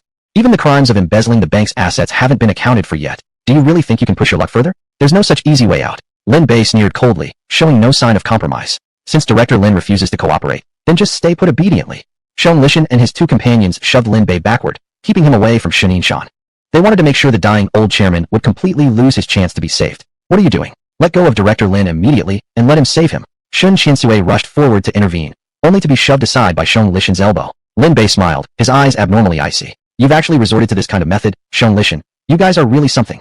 Ha ha, what can you do about it? As soon as old chairman dies or becomes a vegetable, this bank will belong to us. You, an inexperienced brat, daring to shit on our heads? Dream on. Today it's Shun Yinshan who dies. If you still insist on going against us, next time, it'll be your turn. Xiamian said icily. Lin Bei, if you're smart, just get lost and don't force us to do extreme things. Han Juten gritted his teeth and threatened Lin Bei. Fine, very good. Lin Bei nodded repeatedly, his gaze cold to the extreme. To seize control of the bank, these people had truly sunk to unimaginable depths. If that's the case, then he had nothing more to say. Lin Bei extended both arms outward as if embracing a large ball. Secretly gathering internal energy, he unleashed the Tai Chi elastic explosive power.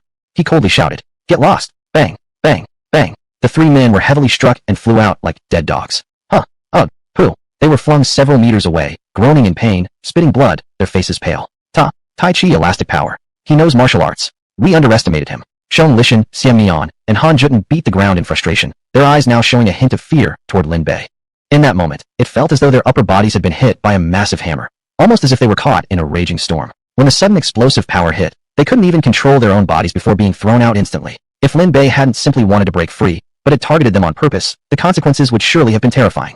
My God, Tai Chi. Director Lin also knows Tai Chi. Shin Qiansui was stunned. Three stout, fat men couldn't even stop one Lin Bei. Is this the power of Tai Chi? Is this really Director Lin's ability? Just a simple elastic power move, nothing special. Lin Bei smiled as he casually waved his hand and quickly moved to Shun Yinshan's side to begin treatment. Director Lin, is the old chairman still savable? The minor director, who had become a semi-expert through years of illness, asked nervously. Lin Bei calmly replied while performing first aid. At the beginning, the old chairman was only in a fainting state. Fainting refers to a condition characterized by sudden collapse, unconsciousness, pale face, cold sweat, and body chills. For mild cases, fainting lasts only a short time and leaves no after effects upon waking. But for severe cases, the fainting can last a long time, with the risk of death.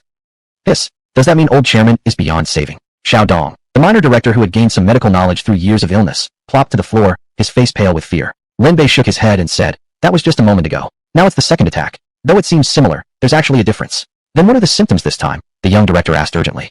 This time it's caused by extreme anger and a surge of intense rage damaging the heart, leading to another fainting episode. The main symptoms include limb tremors, clenched jaw, cold hands and feet, unconsciousness, and facial paralysis. This condition is far more severe than before. If not treated immediately, he could die within minutes.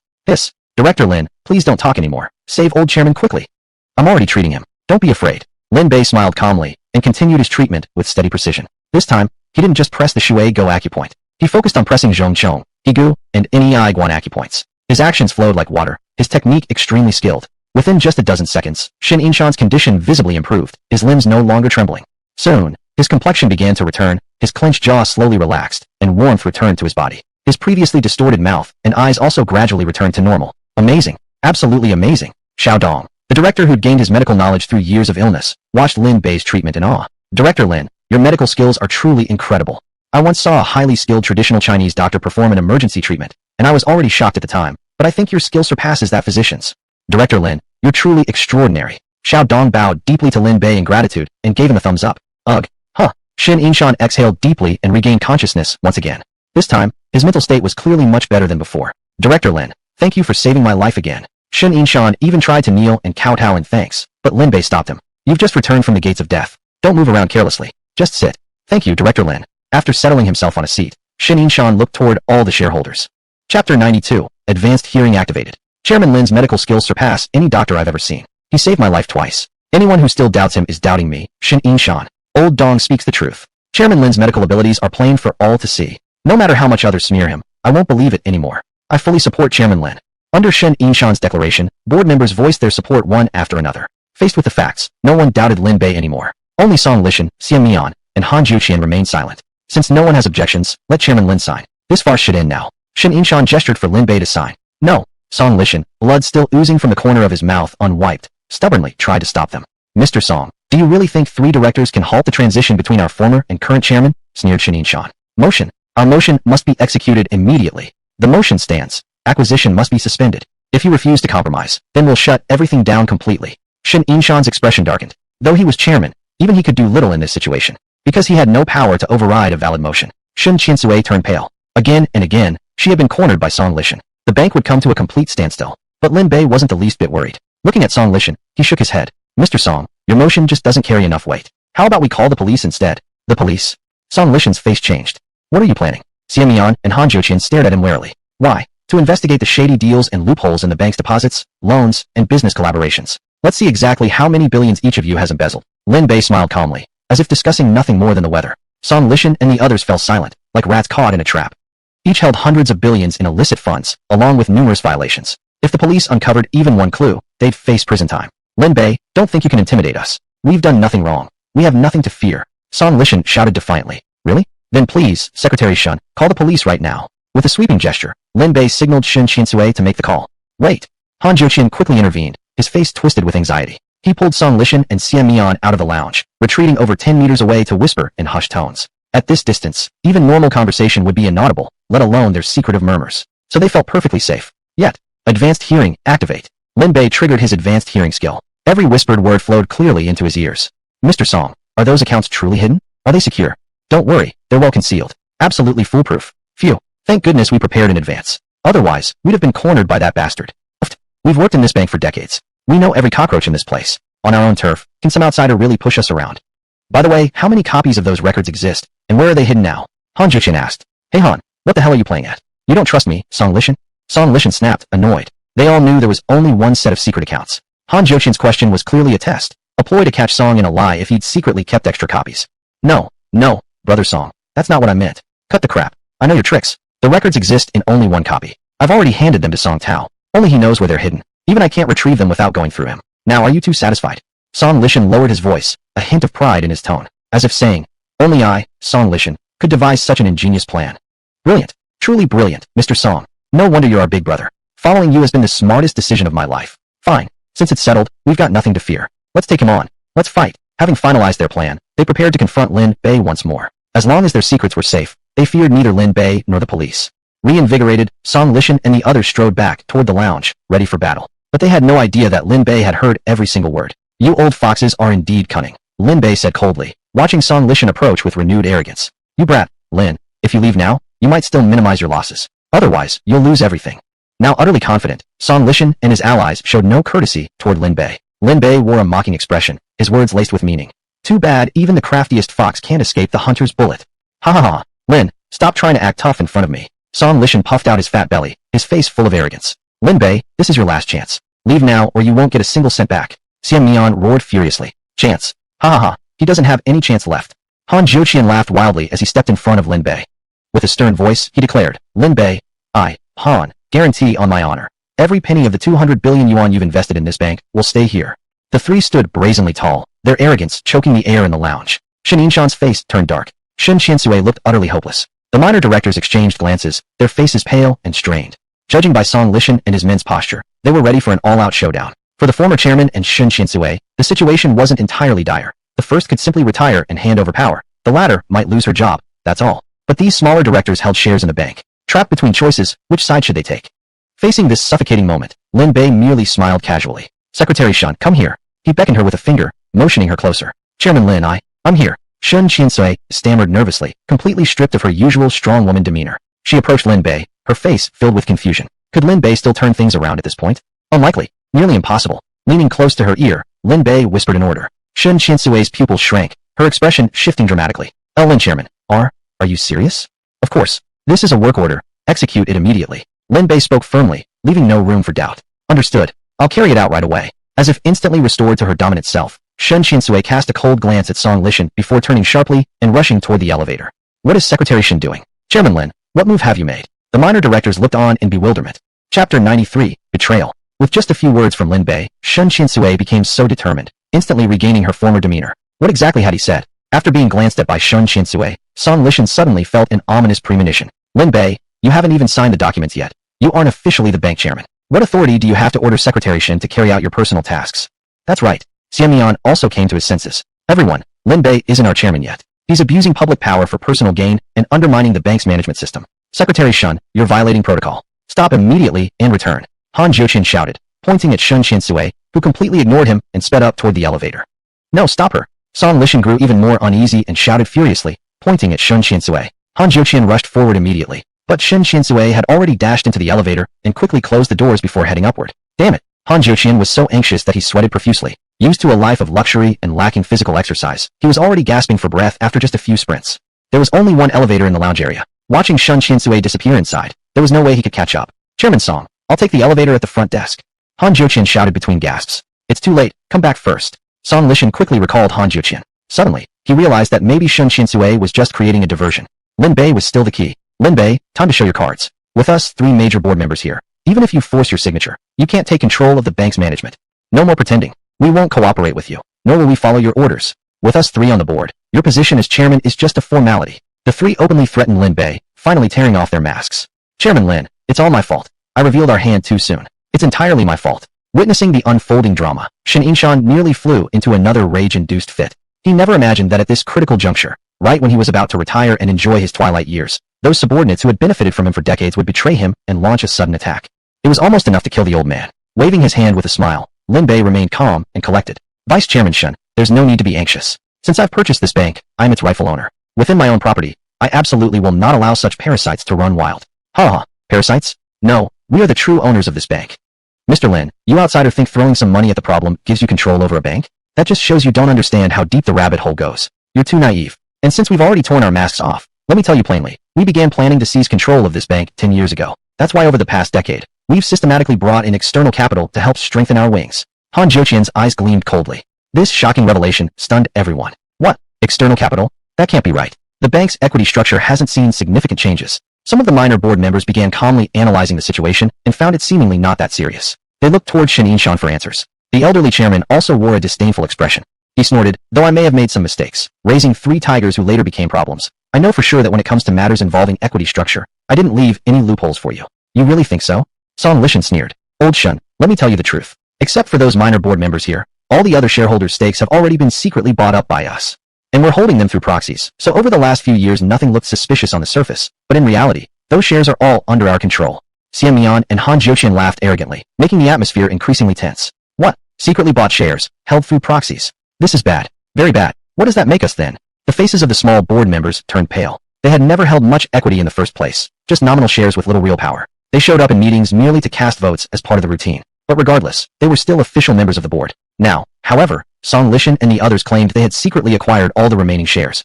That meant these minor board members' positions were now severely threatened. Ha ha ha, you're nothing. With your tiny shares, you've long since had no right to sit on the board. If it weren't for us hiding our power, you'd have been kicked out long ago, rolling your mats home. That's it. They were utterly finished. One after another, the small board members sat limply on the sofas, their faces deathly pale. Although lacking real power, they still had the right to participate in major decisions and propose management suggestions. Most importantly, they received exclusive board allowances and massive dividends. Once they lost their board membership, all these benefits would vanish too. This loss was simply unacceptable. After exchanging glances, they all turned their eyes towards Song Lishan. Chairman Song, can you give us a chance? That depends on how you behave. Song Lishan lifted his chin high and revealed a triumphant smile. Faced with such overwhelming interests, the minor board members made a resolute decision to openly confess their allegiance to Shun Yinshan and Lin Bay. Chairman Shin, Chairman Lin, we're sorry. We cannot bear such losses. This is about the matter, not about the people. We don't mean to betray you, but we made a rational judgment based on the circumstances. We have decided to join Chairman Song's faction and will follow his orders from now on. Chairman Song, we're with you now. Chairman Xia, Chairman Han, from this moment on, we are allies on the same front. One after another, the small board members stood up and walked to Song Lishan's side.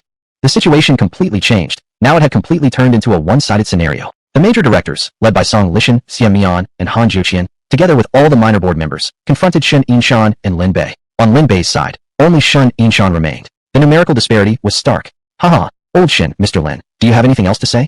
After all the effort, you still must obediently follow my commands. Why tear your faces apart when you could have yielded earlier? If you had submitted sooner, you might have preserved some interests, but not now. I've decided to restructure the board and sideline you, completely excluding this Mr. Lin.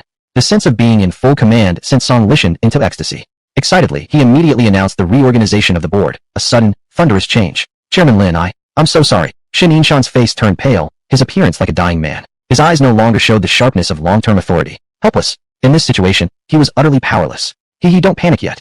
Don't panic? How can I not panic? Shin Yinshan's blood rushed up to his throat. Could Lin Bay really stay calm in such a situation? Beep, beep, beep. Suddenly, Lin Bay's phone rang. It was a call from Shun Qinsui. Lin Bay switched on the speakerphone and played the audio aloud. Chapter 94. Shun Qinsui, are you messing with me? Chairman Lin, I've completed your orders. Lin Bay replied with a smile. What orders? What exactly has been done? Speak clearly. Yes, Chairman. Shun Qinsui definitely had the emotional intelligence. She understood Lin Bay's meaning immediately. She became completely excited and raised her voice. Per Chairman Lin's orders, I have led the bank's security department and the inspection team to take over the office of Credit Department Manager Song Tao and placed him under control. Chairman, this is First Works Secretary Shun Qinsui reporting in. Good. Stand by. Yes, Chairman. Shun Qinsui hung up the phone, suddenly overwhelmed with a strong sense of pride. It felt as if she'd just won a critical battle under the command of a great strategist. Just earlier at the lounge, Lin Bei had secretly told her that Song Tao was the key witness to Song Lishan's criminal group and needed to be controlled immediately. Without hesitation, Shun Qinsui led the security and inspection team to quickly seize the credit department and caught Song Tao in the act with his secretary. Manager Song, you're still finding time to mess around at a time like this. Looks like you're not panicking at all. Song Tao, already under control, remained arrogant at this point. Shun Qinsui, you damn woman. Quickly let me go or I'll kill you when Boss Song takes over the bank. Ha! Shun Qinsui laughed loudly. Song Lishan can barely save themselves, and you think they can rescue you? Dream on. What did you say? What do you mean by that? Song Tao became anxious. At the same time, he sensed something was wrong. The whole bank knew about his relationship with Song Lishan, with old Song backing him. How dare Shin Qiansui take action? Could it be? Thinking of some disturbing possibilities, Song Tao's heart pounded, and his face changed dramatically. Could it be that Song Lishan had already suffered a setback at the board meeting? Shin Qiansui, tell me what's going on. Isn't today supposed to be the new chairman's signing ceremony? That's right. Originally we should have smoothly let the new chairman sign everything. But some people are just lowlife and insisted on opposing the new chairman, even trying to make the former chairman die of anger. Tell me, are those people despicable, evil, and do they deserve death or not? Thump. Song Tao's blood pressure shot up, as if he'd been struck hard. Bad. Really bad. How could Song Lishan be so impulsive and cause trouble at such a crucial moment? Although they had dominated the board of directors, they shouldn't have angered both chairmen at once. Shin Qiansui saw Song Tao look nervous and decided to bluff him. She pulled out her phone and pretended to dial a number. Hello, enforcement team? Captain Zhao, we've already followed your instructions and controlled the target. What? The case is this serious? Could it really be punishable by death? Really? While making exaggerated reactions, Shin Qiansui tightly observed Song Tao. The once slightly confident Song Tao completely panicked now. What's going on? Already involving the enforcement team? Captain Zhao on the other end gave instructions for Shin Qiansui to control the target? That's it. It's a major incident now. Looks like this was a planned operation with preparations already in place. Police officers might already be outside with loaded guns, waiting for the order. Once Shin Qiansui finished here, they would storm into the bank building and start arresting people. Captain Zhao, I understand. I didn't expect their case to be this severe, reaching the point of a death sentence. Don't worry, I won't let this despicable criminal escape. Please come and take him in quickly. Bang. Shin Qiansui hung up the phone, her expression even showing a hint of menace. Song Tao, I really didn't expect you and your crew to have so much nerve. What are you talking about? I don't understand. Song Tao desperately tried to play dumb. Don't act innocent. You think I don't know about the crimes you and Song Lishan committed? What crimes? Let me tell you the truth. The enforcement team already knows all about your case. Today is exactly the day for everything to come to a head and for the arrests to begin. That's impossible. No such thing. Don't make up stories. Song Tao was completely thrown off, sweat pouring from his forehead. Haha. Song Tao, do you know why the new chairman chose to take office today? Shin Qiansui sneered coldly, her eyes odd. Why would he? Song Tao's lips trembled, suddenly realizing that things were more complicated than he thought. I'll tell you why, because the new chairman is working with the enforcement team. Otherwise, how could it be such a strange coincidence that the new chairman takes over on the same day major arrests are made? Song Tao was completely horrified. The intense fear made him blurt out. Impossible. Nobody knows about our business. Realizing he had said too much, Song Tao quickly covered his mouth. Huh. Shin Qiansui laughed out loud, looking down at him condescendingly. Song Tao, we've worked together for a while. Don't say I didn't give you a chance. If you confess your crimes now, you can still get some credit for it. But once you're in the enforcement team's hands, there won't even be a chance for a lighter sentence. Death penalty. Captain Zhao said it yourself. Your case is enough to warrant execution. Did you know that? Shin Qiansui's rapid-fire assault completely shattered Song Tao's defenses. Oh, Aya. No, I didn't do it. I have nothing to do with it. I was forced. It was that old bastard Song Lishan. He made me do it. Talk. Confess everything. I'll help you seek leniency. If you dare to hide anything or lie to me, the punishment will be even worse. Shin Qiansui revealed her dominant, ruthless side, one foot stepping onto the office chair in front of her like a female tyrant. I'll talk. I'll confess everything. Song Tao no longer dared resist. He spilled everything. Every evil deed committed by Song Lishan, and all the secrets he knew about Xian Mian and Han Junyan. He even handed Shin Qiansui the ledger that Song Lishan had entrusted him to keep secret. All their black accounts are right here, Secretary Shun. I was just a powerless accomplice forced into this. You must plead with Captain Zhao to seek leniency for me and reduce my sentence. Don't worry, ha ha. After obtaining the ledger, Shin Qiansui laughed loudly and immediately dialed Lin Bay's number. Hello, Chairman. The key criminal evidence against Song Lishan's group is secured. We can launch a full counterattack now. Excellent. Report it to the police immediately. Bang. After hanging up, Shin Qiansui quickly called the police. Hello 110? This is the Silver Sea Commercial Bank. I'm reporting a serious economic criminal gang. We've already obtained solid evidence. Alright, officers, I'll wait for you at the bank building. Bang. She hung up the phone and exhaled the tension she'd been holding inside. From the intense confrontation just now to Song Lishan's arrogant confidence, the situation had repeatedly driven her to despair. But now, the entire situation had completely reversed. Under Lin Bay's planning and her own quick wit, everything had made a full 180-degree turn. Shin Qiansui, are you playing me? At this moment, Song Tao was utterly stunned beyond belief. Chapter 95. Chairman, we've got this under control. Suddenly, he understood. Shin Qiansui had just been bluffing him, and he didn't see through it. In just a few words, he'd broken down and handed over the most crucial evidence. Song Lishan was always cunning and meticulous about covering his criminal tracks. Without this black ledger, it would be extremely difficult to uncover any wrongdoing. But with this ledger in hand, the crimes of their entire gang were now irrefutably proven. You bitch. I'm not done with you. Song Tao clenched his teeth and raged furiously. Slap. Shin Qiansui struck him across the face, leaving a big red handprint. You mother. Shut your mouth. Back in the lounge area earlier, she had been deeply humiliated by Song Lishan's gang. Now, she finally felt a surge of satisfaction. Take him downstairs. After getting downstairs, arrest Song Lishan's entire group. Don't let them escape. Security director, immediately notify the security guards downstairs to lock down the entrance of the office building, close the garage gates, and seal the bank entrance. Prevent them from doing anything desperate. Shun Qiansui issued orders decisively and forcefully. The security department sprang into action immediately, sealing off all exits to prevent the criminals from escaping. Then, she returned to the first floor lounge area at top speed. Coming downstairs with her was the suspect Song Tao, and the 3 security guards escorting him. Chairman, we've got it under control. Shun Qiansui proudly approached, showcasing her achievement to Lin Bay and Shin Shan. Of course, she no longer cared much about the old chairman's opinion. She even omitted the surname Lin, addressing Lin Bay directly as chairman. As for the former chairman, she no longer made a point of reporting to him. What are you doing? Who authorized you to arrest him? Do you have the authority to detain people? This is private punishment. It's illegal. Release him immediately, or I won't let this go. Seeing Song Tao captured, Song Lishan and his group panicked instantly. Chairman, here is their criminal evidence. Please have a look. Shun Qiansui handed the black ledger over to Lin Bay. Lin Bay casually flipped through it. His photographic memory instantly imprinted all the account records in his mind. This is solid evidence of your embezzlement of bank assets and commercial crimes. Song Lishan, Xian Mian, Han Junyan, do you have anything to say? The ledger. Damn it. Song Tao, you bastard, you've betrayed me. The faces of Song Lishan and the other 3 changed dramatically, their previous arrogance and dominance completely gone. This ledger documented all their illegal transactions. It was a life-threatening item. Song Lishan had thought his plan was flawless, handing it to Song Tao, who he believed was the most trustworthy and least likely to betray him. Never did he expect that in just a few minutes after Shun Qiansui went upstairs, the ledger had already been exposed. Song Tao, you idiot. What the hell did you do? Song Lishan roared like a wild beast, his neck swollen with rage. Song Lishan, don't you dare speak. If you hadn't forced me to join back then, would I have gotten involved in all this nonsense?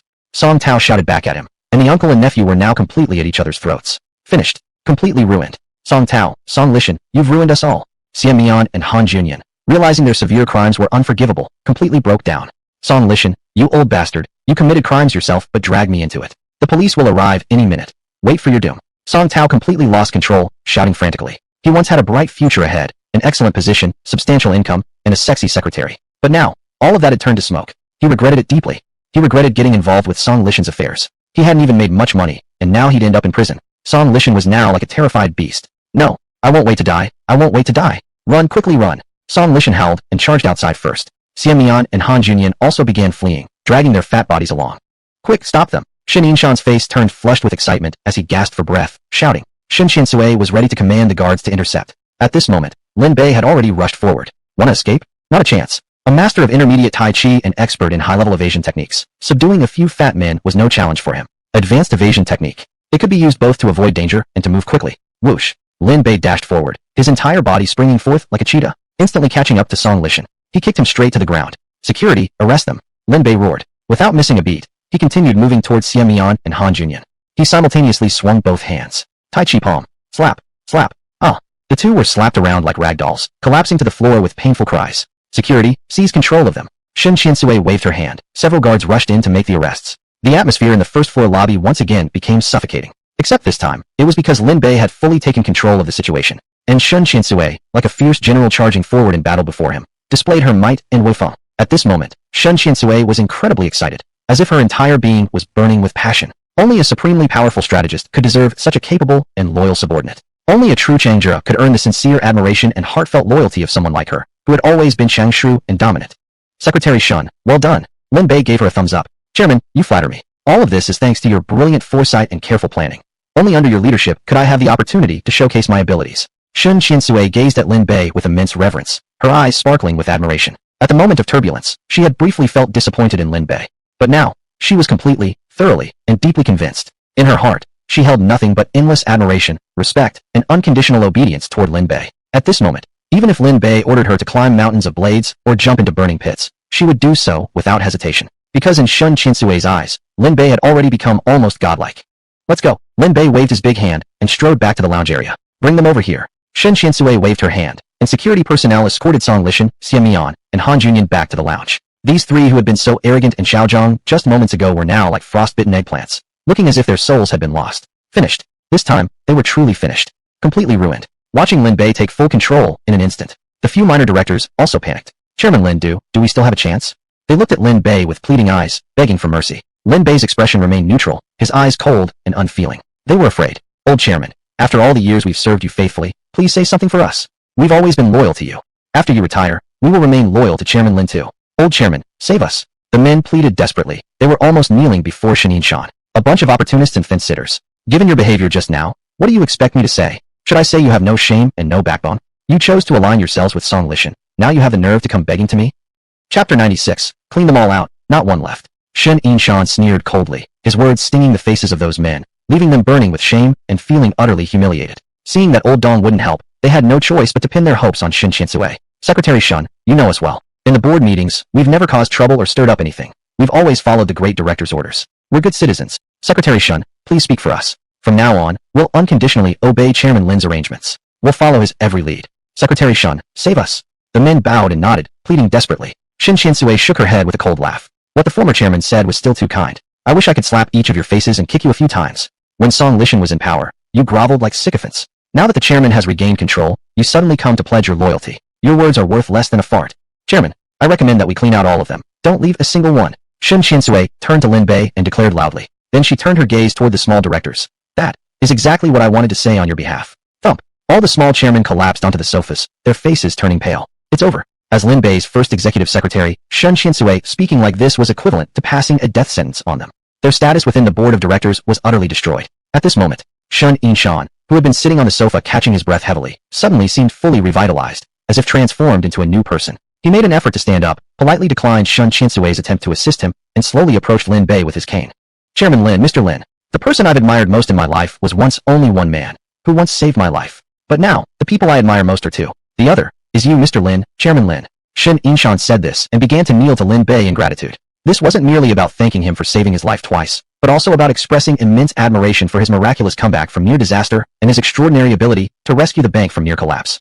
Facing Song Lishan's almost flawless strategy of coercion and the suffocatingly hopeless situation, Lin Bei took control of everything with just a few calm words. With a whisper to Shen Qiansui's ear, he changed the tide, remained calm and composed as if a mountain were collapsing in front of him, stood firm even as heaven and earth seemed to tilt, an image of tranquility and confidence. This is their continuing leader, the new chairman of Yinhai Commercial Bank, the rising star in Yinhai City's financial sector, the young titan, Lin Bei, Chairman Lin, Boss Lin. Mr. Lin, please accept Shun's bow. Shen Yinshan, dragging his aging body, dropped his cane and tried to kneel. Mr. Shun, since you're unwell, there's no need for this. Lin Bei lightly waved his hand, casting a sidelong glance at Shen Qiansui. His top secretary and trusted assistant immediately understood and hurried forward to strongly support Shen Yinshan. No joking matter here. The old man had just come back from the gates of death. Large movements were inappropriate now. If he went down with a bow, there could be unexpected consequences, turning joy into tragedy. Mr. Shun, truly, there's no need. Shen Qiansui said with a smile. The chairman is not someone who keeps track of every small offense. He saved you twice and turned the tides, more than enough to prove that his vision, mindset, and heart surpass anything we ordinary people could ever match. Looking at Shen Qiansui, her face full of pride, her eyes brimming with excitement, Shen Yinshan suddenly felt as though he had aged 10 years.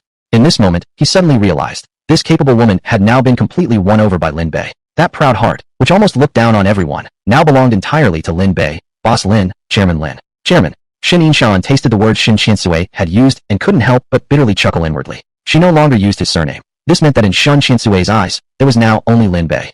Only Lin Bei, Boss Lin, and Chairman Lin were worthy of her respect and service. He, the soon-to-be-retired old chairman, no longer occupied even the slightest bit of space in Shen Qiansui's heart. How old he had become. Shen Yinshan sighed deeply, his yellowed old eyes suddenly moistened. Whether in age, health, or the bank's shifting power dynamics, no longer was he able to hold on. At this moment, he felt only deep relief, relieved by his decision to find a buyer. What he truly felt lucky for, though, was that Lin Bei had become that buyer. In such a situation, any other person would have been powerless to change anything. He, who had managed the bank for half his life, had been trapped tightly by Song Lishan's trio, sinking into despair multiple times, almost dying on the spot more than once. If not for Lin Bei's godlike composure and brilliant methods, who else could have pulled him back from the gates of death in both life and career, more than once? No, Mr. Lin, please, under any circumstance, you must accept Shun's bow. Chairman Shun. Shen Qiansui suddenly felt moved. She knew better than anyone that this old chairman's personality was extremely proud and aloof. During his decades of control over the bank, almost no one had ever truly earned his respect, much less his admiration or gratitude. Lin Bei was the only exception in decades. Secretary Shun, please step aside. As an old man about to retire, please understand my feelings. Please don't let me carry the biggest regret of my life into old age. Alright, Shen Yinshan looked steadily at Shen Qiansui. This domineering and Changshe first secretary shuddered slightly. At this moment, she suddenly saw, in Shen Yinshan's moist and dim old eyes, that sharpness and bachi from long ago. Chairman Shun, I understand. Shen Qiansui silently stepped back, no longer blocking him. Lin Bei watched Shen Yinshan quietly, his gaze calm and distant. Mr. Lin, Chairman Lin, the savior of my life and career, please allow Shen Yinshan to offer you one respectful bow. Shen Yinshan straightened his suit and tie, then solemnly bowed deeply to Lin Bei. I will accept this bow. Lin Bei said lightly. You're welcome. Shen Yinshan slowly straightened up, and when he looked at Lin Bei again, his eyes were already glistening. Shen Qiansui was moved by the scene, her own eyes beginning to moisten. At this moment, the bank's ownership had truly completed its transition. Though not a single important document had been signed yet, Shen Yinshan's actions had already completed the passing of the torch between two generations of kings. And this new king, Lin Bei, before even officially ascending the throne, had already displayed overwhelming power surpassing the previous king. With just a few calm moves, he'd effortlessly subdued the three veteran directors, Song Lishan, Xia Mian, and Han Juyan, who were deep in scheming and unfathomably calculating. Tell me, in the entire bank, who dares provoke Lin Bei now? Who would dare defy him? Shen Qiansui, greetings to the chairman. Shen Qiansui deeply bowed to Lin Bei, tears brimming in her eyes, as if this was truly the first time she had ever seen Lin Bei. Chairman Lin, Shen Yinshan invites you to sign. Chapter 97, Terrifying Speed. Shen Yinshan picked up a thick stack of documents from the table and carried them over to Lin Bei. Please sign these. You're getting older. Let's sit down and sign them together. Lin Bei waved his hand gently. Shen Yinshan hurriedly carried the documents back to the table. After making sure Lin Bei was seated first, he sat down nervously beside him. Before the signing began, Shen Yinshan pulled out one document. Chairman Lin, you really shouldn't sign this one. Oh. Lin Bei's eyes narrowed slightly as he looked at the document. Shen Yinshan explained. Originally, this was a gift I had planned to leave for them before retirement. Unfortunately, what they want is not just a small gift, but to swallow away all the efforts I've made throughout my life in the bank. Shen Yinshan spoke through clenched teeth, and the document was nearly torn in his grip. What is this document? Lin Bei asked. Chairman Lin, this is a list of personnel promotions within the bank. I'm embarrassed to admit it, but it's also a small personal favor, my way of rewarding them slightly before retirement. Hee. Lin Bei chuckled coldly. Chairman Shen, such kindness is indeed rare. I'm ashamed. Shen Yinshan shook his head with a bitter laugh. In this proposed promotion list, several are actually Song Lishan's close associates. If he hadn't confronted us today, these people would definitely have slipped through the approval process along with these signed documents. Chairman Shen, you're mistaken. Although I may not care much about a mere bank, I treat these documents seriously. Nothing can escape my eyes. Lin Bei coldly shook his head, his eyes flashing with sharp brilliance. Shen Yinshan was shaken by his imposing aura, and his heart gave a violent lurch. It was truly shocking. He couldn't help thinking, what kind of family background, what kind of master's careful cultivation could nurture someone like Lin Bei at such a young age to possess such an overbearing temperament? Compared to Lin Bei, after a lifetime of management, he himself had still been forced to resign by several loyal old subordinates on the verge of retirement. He felt deeply ashamed. Pooh. Shen Yinshan quickly showed the document to Lin Bei, then tore it into pieces in front of him. Gnashing his teeth, he said bitterly, it's all my fault. I was blind enough to be deceived and betrayed by those beasts. The proposed promotion list is completely cancelled, and from now on, everything about the bank will be entirely under Chairman Lin's control. It's nothing to do with me anymore. Shen Qiansui stood slightly closer behind them, leaning slightly toward Lin Bei's side. Because her heart already belonged to Lin Bei. Witnessing this moment of Chairman Shen exposing his own wounds, she was deeply moved. Lin Bei not only conquered her proud heart, but also gained the admiration of the seasoned Shen Yinshan. It made her feel deeply worshipful. There's no problem with the other documents. Chairman Lin doesn't have to hurry. Let's read and sign them slowly. I'll stay here with you. Shen Yinshan pushed the documents toward Lin Bei and handed him a pen with both hands. Lin Bei accepted the pen, glanced at the first document, and started signing. These documents were at least 20 centimeters thick, with hundreds of signature spaces needing to be filled. Shen Yinshan had already mentally prepared for a long process. Shen Qiansui had also made adequate preparations, planning to have both parties affix seals and take photos after the last document was signed. However, swish swish, swish swish swish swish. Lin Bei's signing speed was incredibly fast. The documents were flying like snowflakes in his hands, scattering onto the large table. Huh. Shen Yinshan's pupils constricted. What divine speed was this? Heavens. Shen Qiansui was greatly shocked. This was too terrifying. Lin Bei's signing speed already exceeded what she could imagine. So fast that after signing, blurry afterimages remained in the air. Suddenly realizing this in shock, Shen Qiansui screamed aloud. Chairman, please don't sign so fast. These are important documents. Your handwriting is too sloppy and illegible. Check them yourself. Without pausing even for a moment, Lin Bei continued signing rapidly. One document after another flew through the air like snowflakes and scattered onto the table. Check myself. Shen Qiansui hurried to the table and began picking up the documents to examine them closely one by one. She wasn't worried at first, until she looked closely and was completely stunned. Chairman, this handwriting is absolutely perfect.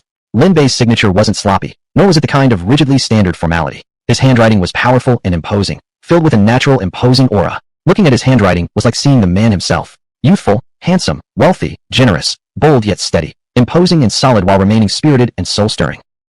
This handwriting is just so beautiful, powerful, and magnificent. I want to take photos of it. Shen Qiansui grabbed her camera to shoot some photos, then suddenly changed expressions. No good. These were important handover documents of the bank, considered business secrets. Taking photos could break the law. What should I do, Chairman? I love your handwriting so much. Shen Qiansui shouted, overwhelmed with excitement. As they say, seeing the handwriting is like seeing the person himself. Looking at these characters, she felt a surge of passion, as if she were standing face to face with Lin Bei himself. Of course, as the bank chairman, Lin Bei could never be someone she could personally possess. But his handwriting? That she could have. If she could see Lin Bay's handwriting every day, every month, every year, every moment, wouldn't that make her the happiest girl alive? At this very moment, Shen Qiansui made a major decision. Once the signing was complete, she would risk being scolded by Lin Bay and seriously ask him for his handwriting. Yes, ask for his handwriting. She would personally request a handwritten piece from the new chairman, Lin Bay. At this moment, Shen Yinshan also picked up one of the documents signed by Lin Bay and began examining it carefully. After only a single glance, he was completely enchanted. Chairman Lin, Mr. Lin, your handwriting is absolutely amazing. May I ask if you come from a family of calligraphers? Shen Yinshan couldn't help but ask. No, Lin Bei replied lightly, continuing to sign rapidly. Not. Shen Yinshan was shocked. As a financier who had managed a bank for most of his life, he had associated with countless elite figures. He especially loved calligraphy and paintings as a personal hobby. Among all the masters he had met in the calligraphy world, only a few had ever reached Lin Bei's level. He didn't quite believe Lin Bei's answer, because this handwriting skill was completely no less than those of the elder generation of great masters. If not for the fact that these were official documents that couldn't be taken away, he would have already wanted to keep one for his private collection. Cough. Chairman Lin, I have a small request, and I really hope you will agree. Just wait until I finish signing to talk. Lin Bei replied indifferently. Of course, no problem at all. Shen Yinshan nodded enthusiastically, his face filled with joy. The fact that Lin Bei didn't outright refuse meant there was hope. At this moment, just like Shen Qiansui, he was flipping through document after document, repeatedly appreciating each one with deep affection. Amazing handwriting. Truly amazing handwriting.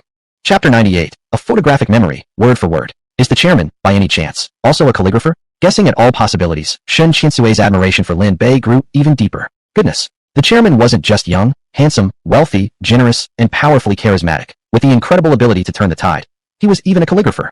This was simply unbelievable. Right now, her admiration for Lin Bei had deepened beyond the point where the phrase, prostrate with admiration, could accurately describe it. Swish, swish, swish. Lin Bei's signing speed was getting faster and faster. With one hand signing and the other flipping pages, both hands spun like wheels at lightning speed, leaving Shen Yinshan and Shen Qiansui completely dazzled.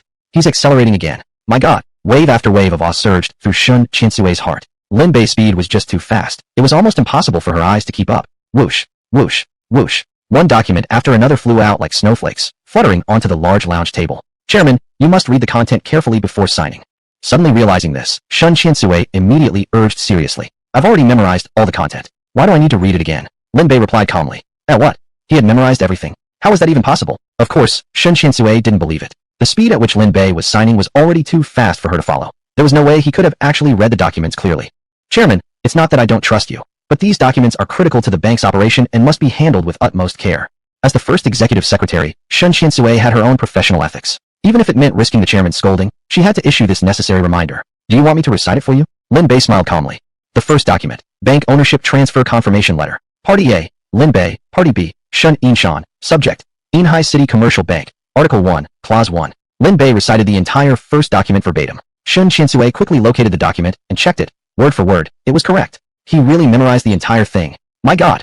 Shen Qiansui was completely shocked. Lin Bei had signed no fewer than dozens of documents already, and the one he just recited was the very first one he had signed. How did his brain not get confused? Could he really recite the very first document from dozens of signed files, word for word? If Lin Bei hadn't come to the bank for the very first time today, she might even suspect he had prepared this in advance. But in reality, someone like Lin Bei, a financial giant, was busy managing affairs every single day. When would he have time to memorize these tedious documents? Chairman, you truly are a god. Shen Qiansui screamed again. In such a formal setting, she was supposed to remain composed. But it wasn't that she didn't want to restrain herself. It was just that she couldn't hold back anymore. Chairman, I worship you. Secretary Shen, calm down a bit. Lin Bei spoke lightly as his hands kept moving. Yes, Chairman. Hearing Lin Bei's words, Shen Qiansui took them as an order. If it was a command from the chairman, it had to be followed unconditionally. She forcibly restrained her excitement, trying desperately to stay calm. She could maintain an outward calm, but the inner excitement was uncontrollable. Her hands clenched tightly, her long legs pressed together, doing everything she could to suppress her inner impulses, making her look almost tortured. Noticing the strange tension in her body, Lin Bei frowned slightly. Secretary Shen, if it's inconvenient for you, then go handle yourself first. Chairman, I'll be right back. Almost losing control, Shen Qiansui quickly covered her mouth and ran off. In such a formal situation, she should have remained present at all times, ready to perform her duties as a secretary. But there was nothing she could do. She could no longer suppress her excitement. She had to use the restroom urgently. Moments later, Chairman, I adore you so much. Shen Qiansui's scream echoed from the restroom, piercing even from far away. All of this unfolding left Yu Linglong and Wu Jia, seated at the edge of the lounge area, completely stunned. What's going on? What exactly has happened? Why has the situation changed so drastically? And earlier, didn't Mr. Lin appear to use Tai Chi? Oh right, he was surrounded and threatened by those old men to leave the bank. So why did the situation suddenly shift completely? Yu Linglong stared at Wu Jia, firing off question after question. Vice President Yu, you're asking me, but I don't know either. Wu Jia was almost in tears. It was obvious from the scene unfolding ahead that things were intense and touching. Unfortunately, as outsiders, she and Vice President Yu couldn't get anywhere near it. Because this was no ordinary occasion. It was a transition of banking authority, involving major business secrets. Just being allowed to sit nearby was already a major privilege. Strictly speaking, they weren't even allowed to remain inside the bank building. It must be Mr. Lin. Definitely Mr. Lin. Wu Jia's face lit up with excitement. What happened to him? Vice President Yu stared at her in astonishment, urgently asking. Mr. Lin, he used his in-time methods to solve all the problems and quelled the bank's board of directors. Yu Linglong took a deep breath, nodding repeatedly. As an outsider, Mr. Lin just bought the bank and already pacified the entire board. Facing fierce conflict, he acted calmly, using an iron fist to suppress the old ministers who were forcing him out. His methods are simply out of this world. Watching Lin Bei's rapid signing posture, Yu Linglong's heart melted completely. Wu Jia, have you noticed something? Noticed what? Haven't you noticed that Mr. Lin is so handsome and so badawa? Vice President, that's just common knowledge. Who needs to discover it specifically? Mr. Lin's handsomeness and bada have always been obvious to everyone. Mr. Lin, I stand corrected. I, Yu Linglong, am deeply impressed today. At first, she had come to help Lin Bei, but now she was completely awestruck throughout the whole process. Yu Linglong's heart of a female Baju had completely fallen, falling into Lin Bei's Bada of aura, drowning in his ocean of charm. And the two of them had practically already been forgotten by everyone. Right now, Lin Bei was still signing at lightning speed. Chairman, aren't you tired? You can rest first. There's no need to rush like this. Shin Shinsui was even starting to feel Shintong. Those handsome wrists spinning like machines. Chairman, doesn't your hand hurt? Don't you ever get tired? I still have important matters to attend to. I'm in a hurry. Lin Bei replied indifferently, without slowing his hands for even a second. His handwriting wasn't originally this good, nor was his speed this fast. But, after obtaining the king-level fruit-cutting skill last night, his hand speed had sharply increased. Not only was his signing speed incredibly fast, but the characters he wrote were nearly perfect. Of course, he was still not entirely satisfied, because he felt there was still significant room for improvement. It's just that he was in such a hurry now that he couldn't afford to dwell on small details. Important matters to attend to? Shin Shinsui was deeply taken aback. Chapter 99. The Bombshell, Bank Non-Performing Loans. What could possibly be more important than controlling a bank? This was a bank they purchased for 200 billion. Its managed assets exceeded $1 trillion, enough to shake the GDP of the entire Inhai city. Could anything be more significant than that? Shin Shinsui found it hard to believe, yet remained cautiously skeptical. After signing the documents, she was definitely going to ask the chairman what other important matters needed handling. Shwa shwa shwa. Lin Bei's signing speed increased even further, leaving Shin Yinshan completely awestruck throughout. Mr. Lin, your hand speed is terrifying. Shin Yinshan was growing increasingly astonished. Such technique, such high-quality handwriting and calligraphic skill, ranked at the very top in his mind. Even those old masters from the previous generation absolutely couldn't reach such an exaggerated level. Shwa shwa shwa shwa. Within a few minutes, Lin Bei finished signing hundreds of documents, leaving Shun Yinshan, Shun Shinsui, and everyone present completely stunned. Just who exactly is this Lin Bei? His techniques are so otherworldly. He even managed to impress the old fox Shin Yinshan. Getting defeated by him, we can't really complain. Those standing on the opposing side, after witnessing Lin Bei's insane skill throughout the process, Song Lishan, Xie Mian, and Han Jujin couldn't help but feel amazed. Lin Bei seemed to be enveloped entirely in a divine aura. This was someone utterly unfathomable to them. Shua, all done. Lin Bei signed the final document and placed the pen down. Chairman Shun, Mr. Shun, please press your fingerprints on the transfer certificate. I'll take pictures. Shin Shinsui held up the camera, preparing to shoot. Chairman Lin, please. Chairman Shun, please. Each of them extended their index finger, dipped it in the sealing ink, and pressed it onto the transfer certificate. Ka. Shin Shinsui snapped a few photos, recording this historic moment. Next, we invite all the board members to witness this crucial moment of leadership transition between the former and the new chairman. Please, both chairmen. Upon Shun Shinsui's cue, Shin Yinshan stood up, solemnly handed the transfer certificate to Lin Bei. Lin Bei accepted the certificate. Both turned their gazes to Shun Shinsui. Ka. The camera shutter clicked again, capturing the most vital moment on record. Congratulations, Chairman Lin. You are now the true and sole chairman of Inhai Commercial Bank. Shin Yinshan shook his hand, smiling and offering his congratulations. Chairman Shun can now retire with honor. Lin Bei nodded lightly. Embarrassing as it is, I can actually leave this bank alive and retire peacefully, all thanks to Chairman Lin. Otherwise, my old bones might have been laid to rest here today. Shin Yinshan sighed emotionally, recalling the dramatic events of just moments ago, his heart still pounding with lingering fear. Fortunately, he had encountered Lin Bei, a miracle maker. Only through Lin Bei's firm and decisive intervention had he managed to escape unscathed. Chairman, congratulations from Shun Shinsui. Shun Shinsui put the camera away and offered her formal well wishes to Lin Bei. Miss Shun, your work capabilities have greatly impressed me. From today onwards, you will be my trusted right-hand person, helping me manage the bank. Lin Bei said with a smile. Heavens, me, can I really do that? Shun Shinsui felt overwhelmed with excitement. Though the title of first secretary held great weight, it paled in comparison to Lin Bei's trust. His right-hand person, that's like being one of Lin Bei's arms. I, Shun Shinsui, have gained such tremendous recognition from the chairman? Heavens! She was filled with excitement. The feeling of being valued so highly was incredibly thrilling. Of course you can. Today has already proven your ability. I believe you will only keep getting better. Lin Bei expressed strong confidence in her. Shun Shinsui belonged to the rare type, emotionally intelligent, highly capable, and decisive. She was a top executive and elite talent in the corporate world. Exactly the kind of person who deserved great responsibility. Alright, there's nothing more for this old man to do here. I should head back and rest properly. Chairman Lin, take care. I hope to witness your brilliance again someday. Leaning on his cane, Shin Yinshan stood up, ready to leave. Chairman Shin, let me walk you out. As Shin Yinshan's former personal secretary, Shen Qiansui naturally wanted to show some respect as his former subordinate. Plus, Shin Yinshan was also her relative and senior family friend. No need. The bank's affairs are busy enough. Just help Chairman Lin well enough. Shin Yinshan waved his cane and politely declined, heading out. After settling everything, his spirits were much better than before, and he even felt physically lighter, primarily thanks to Lin Bay's emergency TCM techniques. But the emotional impact couldn't be ignored either. Had things gone wrong today, by now he might have already passed away. Alright, this old man, am off. All of you work well and do a great job. I believe in you. Shin Yinshan looked at the bank lobby with reluctance, feeling a bit lonely. After all, this was the career he had worked for his entire life, and today he had sold it to someone else. Naturally, a sense of loss surged in his heart. You're leaving already? A cold laugh suddenly came from Song Lishan. Song Lishan, what more tricks do you want to play? Shin Qiansui angrily pointed at Old Song, her anger flaring. Old Song was being restrained by security guards, but he merely shrugged helplessly. I'm in this situation already. What else could I possibly do? I just want to remind you all, the amount of the bank's non-performing loans isn't small. Haha, these bad loans aren't just a minor issue. They're extremely serious. To put it plainly, as long as we were around, these bad loans could be somehow managed through various methods. But now that we've fallen, the crisis will explode immediately. Lin Bay, Shin Yinshan, you may have signed the papers, but it won't be long before the bank goes bankrupt completely. Just wait and see. You two will end up starving. Ha! Song Lishan and the other two kept speaking one after another, and their words caused Shin Yinshan and Shun Qinsui's expressions to change drastically. Bad loans, bad loans. Hurry, check how many bad loans there are. Shin Yinshan's scalp prickled with dread, and his face turned dark. At this moment, he no longer cared about his retired status and signaled urgently to Shun Qinsui.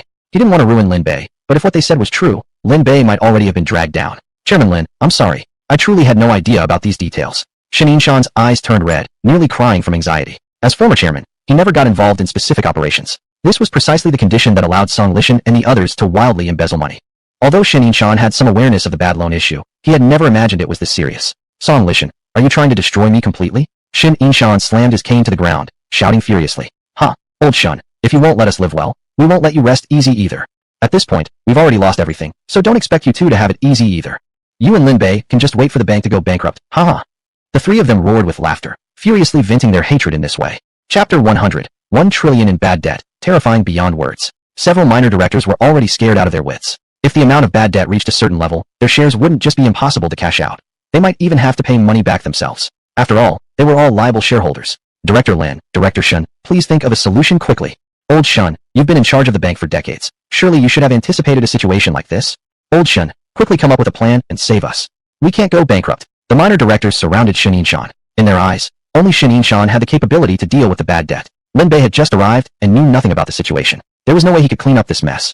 Get away. I'm getting screwed too. How the hell am I supposed to save you? Shin Yinshan roared furiously. The small directors panicked. Suddenly, they turned to Song Lishan. Director Song, think of a way to save us. We've always followed your orders before. You can't just watch us die. Director Song, I know you're extremely capable. You must have a way. Song Lishan kicked them away and burst into mad laughter. I'm already in this mess myself. What solution do I have? You're all just waiting to go bankrupt. Ha ha. It's over, completely over. If even Director Song can't do anything, who else can possibly save us? The small directors fell into despair. Suddenly, they thought of Lin Bay. Right, Lin Bay. Perhaps only Lin Bay could save them now. Chairman Lin, save us. We can't go bankrupt. All our life's work has been invested into this bank. We'll obey your every word. We don't want voting rights. We only beg you to save us. Papa. Before Lin Bay could respond, Shun Qiansui slapped them harshly. Get lost. Stupid bastards, fence-sitters. You were following Song Lishan trying to stage a coup just now, and now you know to beg the chairman? What about your dignity? Faced with Shun Qiansui's furious scolding, the minor directors shook their heads repeatedly. What use is dignity when it comes to money? That's our entire fortune. We don't want dividends, interest, bonuses, or salary allowances. Nothing. We just want to get our principal back. Chairman Lin, Secretary Shun, save us. Several of them fell to their knees sobbing. One even tried crawling toward Shun Qiansui's long black stocking-clad legs, only to be kicked aside by her. Chairman, don't save them. Shun Qiansui gazed at Lin Bay, her heart aching. Lin Bay had just taken control of the situation when Song Lishan detonated the massive bomb he had secretly prepared. The extent of the explosion's power, she could easily imagine. If the bad debt reached a certain scale, it could actually bankrupt the bank. The 200 billion that Lin Bay had poured in might not even be enough to reverse the tide. Perhaps next, Lin Bay himself would be in serious danger. Chairman Lin, it's the bank that ruined you. Shun Qiansui cried. She couldn't bear to see the Ba Dao Jingcai she admired the most dragged down by the bad debts and fall from grace. That would be the greatest tragedy imaginable, plunging her into despair, as if her heart had already died. It's just a small situation. Lin Bay calmly waved his hand, telling her not to panic. Small situation. Shin Qiansui was stunned. Song Lishan's threat wasn't a joke. It meant that the amount of bad debt might be beyond imagination. How could this be a small situation? This was an apocalyptic disaster. Chairman, how can you still remain calm? Shin Qiansui's eyes turned red, plunged into immense anguish. Beep beep beep. Shin Qiansui's phone rang. It was a call from the finance department. The voice on the other end was trembling uncontrollably. Say, Secretary Shun, the bad debt has been cleared up. It's CL, nearly 1 trillion. Speak clearly. How much is there? Shin Qiansui suppressed her fear and shouted sharply. 1 trillion, nearly 1 trillion. What? Puff. Shin Qiansui shuddered violently. Her phone fell to the ground and shattered into several pieces. Thud. She collapsed onto the sofa, almost fainting from shock. 1 trillion, nearly 1 trillion in bad debt. 1 trillion. Shin Inshan nearly passed out again. The total asset size managed by the bank was only a little over 2 trillion, and most of that came from external depositors and business partners. Now, just the bad debt alone was nearly 1 trillion. This wasn't a mere implosion. It was a catastrophe capable of splitting the heavens and shaking the earth.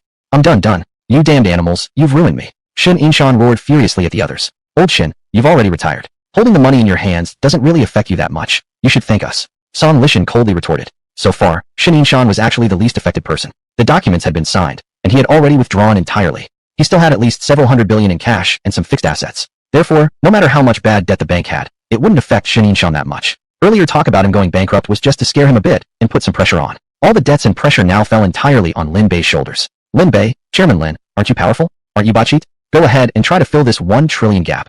Ha ha ha ha. Buying the bank for 200 billion is impressive. How about a trillion in bad debt? Lin Bay, you didn't expect that the bank you just bought, the money tree in your eyes, was actually a bottomless pit, did you? Song Lishan and the others seemed to regain a little balance and began mocking Lin Beifong Ly. Several of the minor directors were already showing signs of illness. Some even took quick relief heart pills to ease their conditions. Song Lishan, you really swallow people without spitting out the bones. You ruined the bank and destroyed us. Song Lishan shook his head with a cold laugh. Regretting now? Scared? It's too late. This is the price of opposing me. Lin Bay, can you feel despair now? If you want a chance to survive, release us right now and call off the police report. We can talk nicely. If you don't cooperate, then go bankrupt right here and now. The three of them threatened Lin Bay again, as if they had seized his weakest point. Shin Qiansui's face turned pale like death. Shin Inshan was powerless to help. 1 trillion. Almost 1 trillion in bad debt. They couldn't even cover it even if they pooled all their money. If the public found out that half of the bank's managed assets were bad debt, the entire Inhai city would come to a halt, triggering a violent financial storm. Shin Inshan might not go bankrupt, but he might end up in prison. Because of poor management, he had left behind such an unfilled abyss during his tenure. As former chairman, he couldn't escape blame. His retirement might end up spent behind bars. Chairman, the only solution now is for you to announce the cancellation of the acquisition, tearing up the signed documents. As long as the documents are torn, the signatures won't take effect. You'll suffer some losses, but at least you won't be dragged into bankruptcy. Shin Qiansui approached Lin Bay, her voice low as she spoke to him. Chapter 101, Exiting the Bank, Drawing a Clear Line. She was already prepared to smash the cameras and destroy the evidence handed over by the bank. Once these evidences were destroyed, it would be as if the signing had never happened. Since the bank's board announcement had not yet been issued to the outside world, the transfer of power at the bank hadn't officially taken place yet. This was Lin Bay's only chance. Chairman, don't hesitate anymore. This matter has nothing to do with you. You can't jump into the fire pit yourself. Please leave now. Shin Qiansui was ready. As long as Lin Bay gave the nod, all the documents would be torn to pieces immediately. Miss Shun, calm down a little. Just 1 trillion face value. Why make such a big fuss?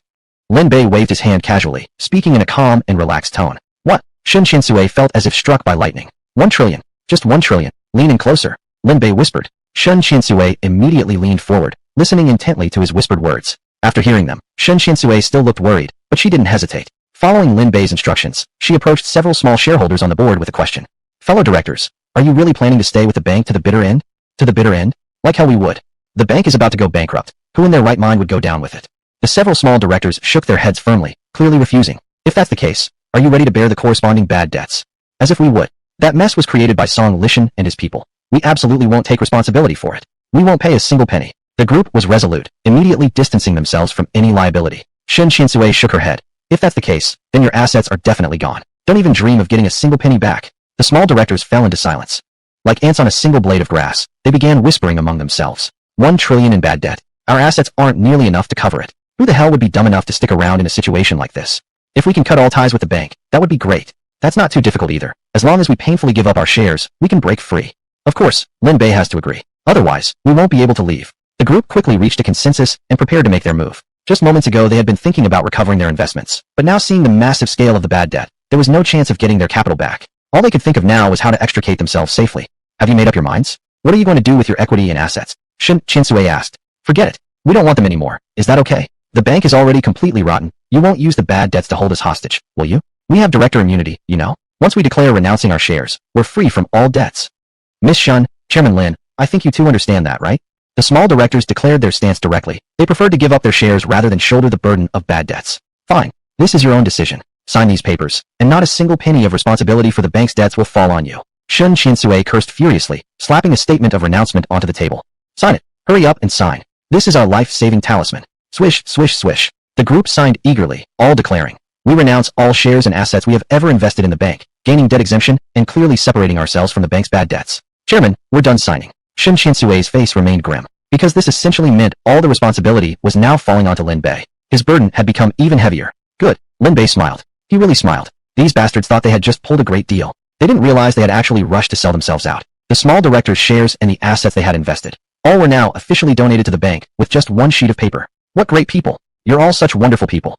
Lin Bei looked at the small directors, a strange smile creeping across his face. Wonderful people? Were they wonderful? Shun Qinsui was almost driven mad. These small directors lacked any stance or principle, wavering like grass in the wind, following Song Lishan all along and sidelining Lin Bei. And now Lin Bei calls them good people. Forget about good or evil. They couldn't even be considered real people anymore.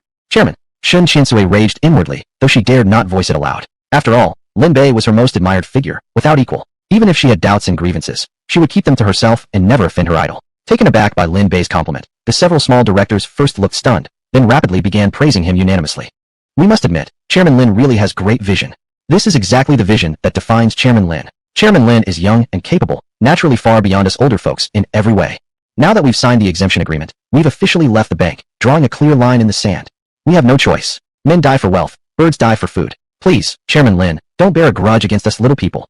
Of course, compared to the nearly 10 trillion bad debt, our small burden is just a drop in the ocean. It shouldn't affect Chairman Lin at all. At any rate, thank you, Chairman Lin, for giving us this opportunity. We're sincerely grateful that you allowed us to walk away unscathed. Thank you. The several small directors bowed sincerely to Lin Bei, expressing gratitude to this young millionaire who had shown them mercy.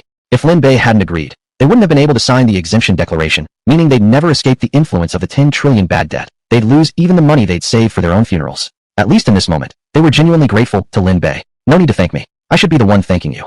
Lin Bei waved his hand with a smile, though his eyes still carried that strange look. The small directors couldn't figure out his intentions and assumed he was mocking them in disguise. Hee, looks like Chairman Lin still holds some resentment. Well, we should have stuck together during such times, but come on, who would willingly go against money? Hee, Chairman Lin is still young. To be honest, we've officially left the bank, so even if you're still angry, you can't do anything to us anymore. That's it, Chairman Lin. After all, we're no longer your subordinates. Think whatever you want.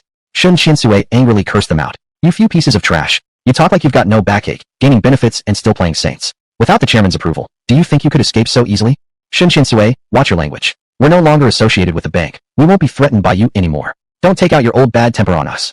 Stop wasting words with her. We're free now. Let's just leave this place full of troubles. Let's go. The small directors patted their pants and walked out with triumphant smiles and the joy of escaping unharmed. Chairman, Shun Qinsui's anger and resentment finally erupted. Looking at Lin Bei, her red cheek surged like a tidal wave. She burst into tears with a loud cry. It's okay. You should also thank them. After all, these people are truly great and virtuous. Lin Bei wrapped Shun Qinsui in his arms and gently patted her shoulders to comfort her.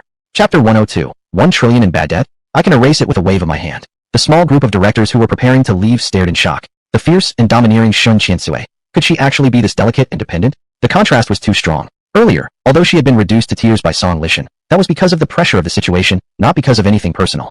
This time, however, she was genuinely shedding red-cheeked tears. Chairman, look how arrogant they are. Not only are they ungrateful, they even dare to make sarcastic remarks. With how shameless they've been, are you really not regretful? I'm too busy being grateful to have time to regret anything. Lin Bei smiled and gently patted her. Grateful? Are you really grateful to them? Shun Qinsui looked up with teary red eyes, staring at Lin Bei just inches away from her. Handsome. So incredibly handsome. At this distance, in this moment, she could barely control herself. Of course I am. Lin Bei nodded. Why then? Shun Qinsui couldn't understand it all. You'll see soon enough. Don't cry, be good. Lin Bei took a tissue and gently wiped away Shun Qinsui's tearful neck. Her icy and elegant face flushed instantly, filled with shyness. Wiping away tears. Lin Bei was wiping her tears away. Ah, I'm so happy. Shun Qinsui screamed inwardly, desperately trying to hold back any sounds from escaping her lips. The man she admired the most was wiping away her cheek with the gentlest gesture. What kind of treatment was this? Happiness nearly overwhelmed her, leaving her almost breathless. No good. No. He is the man I admire most, and I am his most trusted and capable right-hand woman. How can I allow myself to appear so weak in front of him? Shun Qinsui, pull yourself together. Don't let him think less of you. Chairman, I'm okay now. Shun Qiansui quickly stepped out from Lin Bei's embrace, immediately regaining her executive composure and returning to her strong-willed self. Good, Lin Bei smiled approvingly. Truly the capable person he trusted, she was able to suppress her sadness and weirchiv in an instant. Only someone like her could achieve great things. The small group of directors who were just about to leave the bank watched all of this, their expressions complicated. Shun Qiansui had finally been conquered by Lin Bei, completely. Even if Lin Bei gave the most absurd command now, Shun Qiansui would follow it without hesitation. Women, when they lose their senses to emotion, there's no saving them. They become absolutely wild. Truthfully, it's not that strange. A fierce and domineering woman like Shun Qiansui can only be handled by a supreme domineering boss like Lin Bei. No one else would stand a chance. At this moment, Lin Bei looked at the composed Shun Qiansui. Secretary Shun, what's the exact number of bad debt? Chairman, please wait a moment, I'll confirm with the finance department again. Shun Qiansui immediately took out her phone and switched to speaker mode to verify. Secretary Shun, please inform the chairman. The bank currently has 986.05736 billion yuan in bad debt. Her heart jolted. Shun Qiansui, who had just regained her composure, swayed slightly, nearly collapsing onto the floor. Chairman, did you hear clearly? Shun Qiansui forced herself to look at Lin Bei. That's all. Lin Bei asked emotionlessly. Shun Qiansui was shocked. That's all. That little. Wasn't that already too much? Oh, chairman of mine. It's already way too much, extremely much. Tears involuntarily spilled from Shun Qiansui's eyes again. Thinking Lin Bei might not have heard properly, she repeated her report. Chairman, our bad debt is 986.05736 billion yuan. Such an enormous amount could trigger a small-scale financial tsunami, shake the GDP of Yinhai City, disrupt the entire city's financial system, affect the operation of countless factories and enterprises, and severely impact the normal lives of millions of citizens. Chairman. Shun Qiansui, afraid Lin Bei might still not understand, used a long series of professional terminology to emphasize the terrifying scale and consequences of this bad debt. This time, she was sure Lin Bei had heard clearly. The young new chairman should already know what nearly 1 trillion yuan in bad debt really meant, and what kind of impact it would bring. A bank acquisition costing nearly 200 billion yuan, but nearly 1 trillion in bad debt. That was 5 times the bank's assets. Even if the bank declared bankruptcy and sold everything, it wouldn't cover this massive black hole. 986 billion. Absolutely terrifying. Dreadful. The small group of directors sucked in cold breaths upon hearing the number. In the coming period, who knows how many factories and enterprises in Yinhai City will go bankrupt, how many families will fall apart, and how many people will end up jumping off buildings. Thankfully, we signed the exemption statement and clearly separated ourselves from the bank. Otherwise, we'd be the ones jumping off buildings too. I bet Lin Bei never expected that spending 200 billion yuan would buy him a black hole nearly 10 trillion yuan deep. They all looked at Lin Bei, hoping to see shock, horror, panic, or confusion on his face. Unfortunately, none of those expressions appeared, because he showed absolutely no expression at all. How could he have no reaction at all? The small group of directors were utterly shocked. Could this terrifying number really not scare him? It's impossible. He must be paralyzed with fear. Keep watching. They closely observed Lin Bei and found he wasn't completely expressionless. Soon, they detected something on his face. But it wasn't the expression they wanted to see. It was calmness, serenity, indifference, composure, and the steely poise of someone who could watch a mountain collapse before him without blinking. This young man has terrifying depth of character. He's barely this age and already cultivated such supreme emotional control. Could there be a powerful aristocratic family hiding behind him, giving him such confidence? They speculated endlessly, becoming even more curious. But what they didn't know was that the only people behind Lin Bei were his 2 bankrupt parents, who were still living in a rented apartment. And they certainly didn't know he had already bought supercars, villas, luxury apartments, and a massive bank. Even less did they know that their son had already become a financial giant capable of shaking Yinhai City and overturning the financial world. 986.05736 billion yuan? Where would we even find that kind of money? Shun Qiansui mumbled to herself blankly, her eyes empty, as if already in shock. Though she worked in finance and had seen countless massive figures, facing this near 10 trillion yuan abyss had nearly shattered her composure. Just under 10 trillion in bad debt? I can erase it with a wave of my hand. Lin Bei spoke calmly, as if discussing something utterly ordinary. There was no edge to his tone at all. But the moment these words fell, it was like a stone shattering the sky, shansheet a massive storm. Chairman, did you just say? Shun Qiansui's eyes widened in shock, almost wanting to throw herself into Lin Bei's arms and demand every detail. 10 trillion in bad debt, erased with a wave of your hand. Shin Yingshan's face filled with horror. Trillion yuan bad debt. Just like that, you can clear it all. Lin Bei, this isn't how you brag. Song Lishan, Xie Mian, and Han Zhuoqian were all shocked. Lin Bei's words were just too exaggerated. Lin Bei, don't you fear a big wind knocking your tongue out, bragging this hard? Do your parents even know? Song Lishan roared. Lin Bei shook his head. Of course my parents don't know. Exactly. They absolutely didn't know. And he would never let them find out. Because to his parents, who had never seen large amounts of money, this figure would be like a bombshell, enough to blow them away. Absurd. Shameless. Pointless. Xie Mian and Han Zhuoqian angrily condemned him, their faces full of mockery. A nearly trillion yuan bad debt. Even the top 10 banks in Yinhai combined wouldn't dare to touch this. Yet Lin Bei claimed he could wipe it clean with a wave of his hand. Pure nonsense. Lin Bei, you don't brag like that. If you insist on bragging, at least make it believable. I won't believe it even if you kill me. Trillion yuan bad debt. Wiped clean with a wave of your hand. Song Lishan and the other 2 quickly regained their confidence. Though they wouldn't dare say much about other matters, they were absolutely sure about this one. There's no way Lin Bay could eliminate a nearly trillion yuan debt. It was already inevitable for the bank to go bankrupt. The only possible turnaround was to withdraw the police report, compromise with them, and then conspire together to rob Peter to pay Paul, creating an even bigger deficit. Until one day the whole explodes to the sky and everyone gets destroyed. Of course, before that happened, they would definitely find a way to extricate themselves, leaving the final mess for Lin Bay. Shin Qiansui wore a bitter smile on her face, completely hopeless. Shin Yinshan was pale, looking like he was about to collapse. Lin Bay was angry. He was truly angry. Snap out of it, everyone. It's just 1 trillion yuan. I'll cover it right now. Secretary Shun, I want to inject capital into the bank. Shin Qiansui was startled. Capital injection? Injecting more capital? Are you still not satisfied with the 200 billion loss? How much more losses will it take before you finally back down? Just stop already, Chairman. I beg you. Shin Qiansui pleaded desperately, almost kneeling before Lin Bay. The losses are already massive. Cut your losses painfully. Only a wise person would choose to cut off a limb to survive. Don't let the losses expand further. You can't afford this hole, right? I will inject 1 trillion yuan into the bank. Lin Bay declared. And if that's not enough, there's more. What? Shin Qiansui shuddered violently, plopping onto the sofa. Inject 1 trillion yuan. Not enough? There's more. Chairman, are you serious? Do I look like I'm joking? Lin Bay replied solemnly. Heavens. You really plan to inject 1 trillion yuan? Shin Qiansui asked tremblingly. Yes. Where in the world do you have so much money? Shin Qiansui hugged her head with both hands, rising from the sofa, feeling like she was in a dream. Everything felt surreal. 1 trillion yuan injection. Oh my god. Shin Qiansui, you actually believe him? Ha. Song Lishan and the others burst into laughter. Injecting 1 trillion yuan? Who are you trying to scare? Forget you, Lin Bay. Even if you summon the top 10 banks in Yinhai, they wouldn't necessarily come up with a trillion overnight. Such a colossal amount, if really poured in, would shake Yinhai City, even the entire financial sector of China. Its power could trigger a small-scale earthquake in the financial world, creating a massive storm throughout China's financial industry. Mr. Lin really knows how to crack jokes. A small director preparing to leave sneered. That's not a joke. That's just pure bragging. Exactly. Only others blow hot air laughing. But Lin Bay is seriously blowing hard. With him in charge, the bank is truly near bankruptcy. Probably won't be long before the commercial bank is removed from Yinhai altogether. The junior directors had already reached the edge of the lounge, ready to completely bid farewell to the bank. At this moment, Lin Bay, system, inject capital into Yinhai Commercial Bank, 1 trillion yuan in cash. Beep. Received master's command. Preparing to begin capital injection.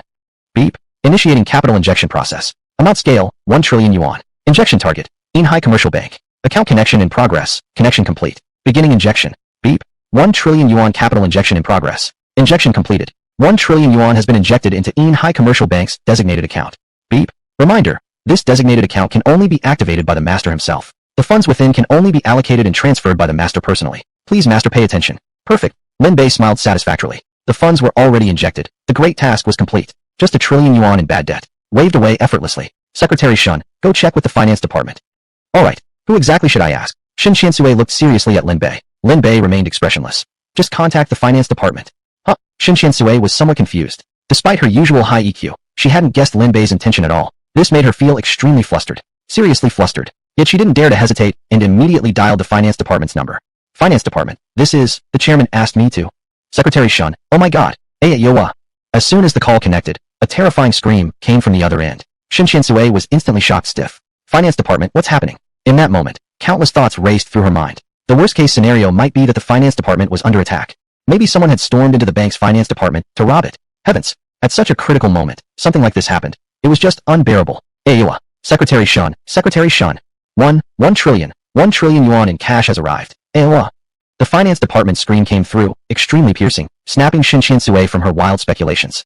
What? Say that again. Calm down and speak clearly. Shin Qiansui shouted. Secretary Shun, our bank has just mysteriously received a cash injection of 1 trillion yuan. Exactly 100 million yuan. 1 trillion yuan. Shin Qiansui instinctively turned her gaze toward Lin Bei. He was expressionless, calm, and unmoved. Finance department, is the 1 trillion yuan cash confirmed to have arrived? It's arrived. I've checked 10 times already. 1 trillion yuan really has arrived, and it's been deposited into the chairman's personal account. Just a small matter. Finance department, calm down. It's all according to the chairman's plan. Shin Qiansui said with a smile, desperately suppressing her near-explosive emotions. Oh okay, understood, Secretary Shun. Please be sure to inform the chairman about the funds arriving. Alright, I'll inform the chairman. I actually believe he already knows. Shin Qiansui calmly hung up the phone. Turning toward Lin Bei, she leaped up like a spring had been triggered. Yeah, chairman. 1 trillion yuan. 1 trillion yuan in cash has arrived.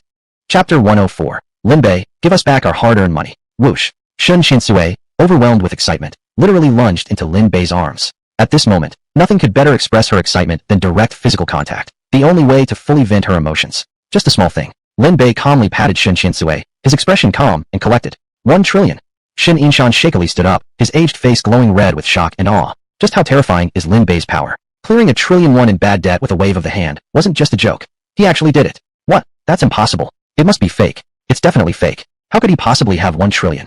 Song Lishan and the others were stunned, their eyes filled with fear. A $1 trillion investment meant Lin Bay had cleared the bank's bad debt, and perhaps even had money left over. And with the bank's bad debts cleared, the most direct consequence for them was that Lin Bay and the bank would no longer need to compromise with them. Their jail sentences were now inevitable. Impossible. It must be fake. Qian Sui, double-check it. The finances must be wrong. Song Lishan roared at Qian Sui, but all he got in return was a sharp, bitter curse. F***ck off. You old bastard, don't ruin my happy moment. After cursing, Qian Sui turned around and threw herself back into Lin Bay's arms. Only under such an emotional high did she dare to be so bold with Lin Bay. She absolutely didn't want Song Lishan and those bastards ruining this thrilling moment. $1 trillion invested. It's already in the account? My God, are you kidding us? The small shareholders who had already left the lounge froze on the spot. They were stunned. Totally stunned. They looked at each other, seeing only expressions of horror. $1 trillion. Lin Bay had invested $1 trillion into the bank, which meant he had planned this all along. No wonder he had shown no reaction to the trillion in bad debt. He had already prepared for this. Damn it. We've all been tricked. We've been cheated, betrayed by Lin Bay. No way. We can't just swallow this insult. Exactly. We must reclaim our assets and shares. Let's go. No one can stop us today. That's my word. Faced with the injection of $1 trillion in cash, these small shareholders could no longer restrain themselves. Are you kidding? That was $1 trillion in cold hard cash. With the debts cleared, their shares and assets were valuable again. What was once a black hole had become a mountain of gold overnight. Who the hell could resist that? Lin Bay, give us our money back. Lin Bay, how cunning you are. You tricked us into signing away our rights. Do you even realize this is a crime? Several of the small shareholders roared as they rushed forward, furious and desperate. Beasts. Scum. You bunch of trash. You wanted to escape from the bad debt and huge liabilities, and forced us to sign those waivers. How dare you come back now? Qian Sui broke away from Lin Bay's arms, her rage pouring out as she shouted at them. Qian Sui, shut your mouth. You were part of the fraud too. Things were different before. There was $1 trillion in bad debt. But now the debt is gone, and our assets and shares are healthy again. Of course we want them back. That's our life's work. The small shareholders shouted back, self-righteously defiant. Ha ha ha ha. No way. You old trash. Just F***ck off. Let me tell you this. You signed those documents by your own will, and you pressed your fingerprints voluntarily. Nobody forced you. On the contrary, the chairman took the blow by himself in a crisis, giving you all a chance to escape. You don't even thank him. Now you dare to turn on him. Are you even human? F***king F***cku. Qian Sui unleashed a barrage of furious curses on the small shareholders, releasing all her pent-up rage. Qian Sui, you've gone too far. You're attacking us personally. How dare you? Is this tolerable? Tear up that waiver. Give us back our shares and assets. Give us back our blood and sweat. The small shareholders literally jumped onto the lounge tables and sofas, pointing at Qian Sui and cursing, as if they had suddenly climbed to the moral high ground. It's too late. I'm telling you, it's too late. Qian Sui laughed wildly. The documents you signed are already in effect. I've already followed the chairman's instructions to notify the finance team, and we've already consolidated and transferred all your shares and assets. Ha ha ha ha. Your evil schemes will never succeed. Qian Sui, give me back my money. Lin Bay, give me back my blood and sweat money. The small shareholders charged forward like tigers descending from the mountains, aiming straight at Lin Bay and Qian Sui. Since they couldn't get their money back, they decided, take the man first, capture the man, then squeeze the money out. What are you doing? Don't act recklessly. Qian Sui was terrified. Although she was strong-willed and domineering, that was only in her work style. When it came to fighting, she was no match for these fat pigs. Chairman, run quick. Ignoring her own safety, Qian Sui rushed in front of Lin Bay, preparing to block the charging pigs. Move aside, let me handle it. Lin Bay tried to pull her aside before confronting the rushing shareholders. But these fat pigs ran surprisingly fast. He didn't have time to push Qian Sui away, so he pulled her into his arms instead. Then, with a sudden turn, he swung his right hand forward in a half-circle arc. Tai Chi, wild horse parts its mane. Boom. One fat pig was knocked flying. Tai Chi, white crane spreads its wings. Boom. Another pig was sent flying again.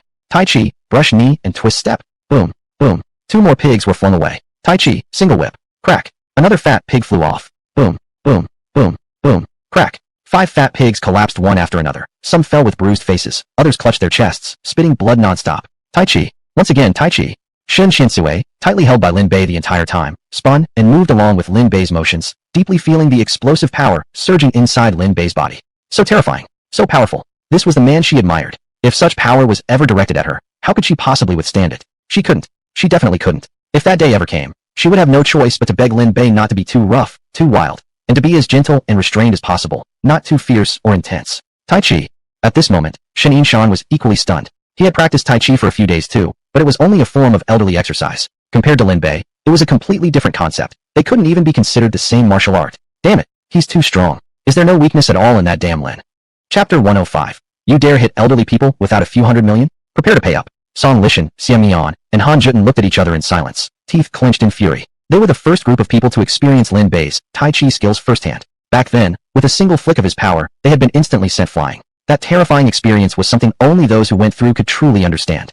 Scared. They were genuinely scared. Lin Bei, you dare to hit people? I'm calling the cops to have the enforcement team arrest you. I've already suffered serious internal injuries. This won't be resolved without several hundred million. Shin miss, don't look at us like that. Yes, we're trying to extort Lin Bei. The several overweight figures fell onto the ground and stayed there. And they intended to take the opportunity to blackmail Lin Bei for hundreds of millions in compensation. A bunch of trash. None of you even have hundreds of millions in assets or shares. How dare you ask for such an absurd amount? Shin Chinsue roared. Hee hee, young people still haven't tasted the brutal beatings of society. These days, if you dare to assault the elderly, your family must be sitting on mountains of gold. Without hundreds of millions, you dare assault elders? That's practically suicide. The junior directors were dead set on blackmailing Lin Bei, acting as if there's nothing he could do about it. Chairman, what should we do? Shin Chinsue was almost driven to tears. She had worked for several years, always smoothly and successfully, acting dominant and authoritative. But today, she suffered the greatest injustice in her life. Difficult. Too difficult. She had never imagined her top secretary job would suddenly become this unbearable. Don't pay attention to them. The enforcement team will be here shortly. If they're trying to con us, we'll report them all and have them locked up. Chairman, it's really all up to you. Receiving instructions from Lin Bei felt like swallowing a calming pill for Shun Chinsue. Her anxiety disappeared.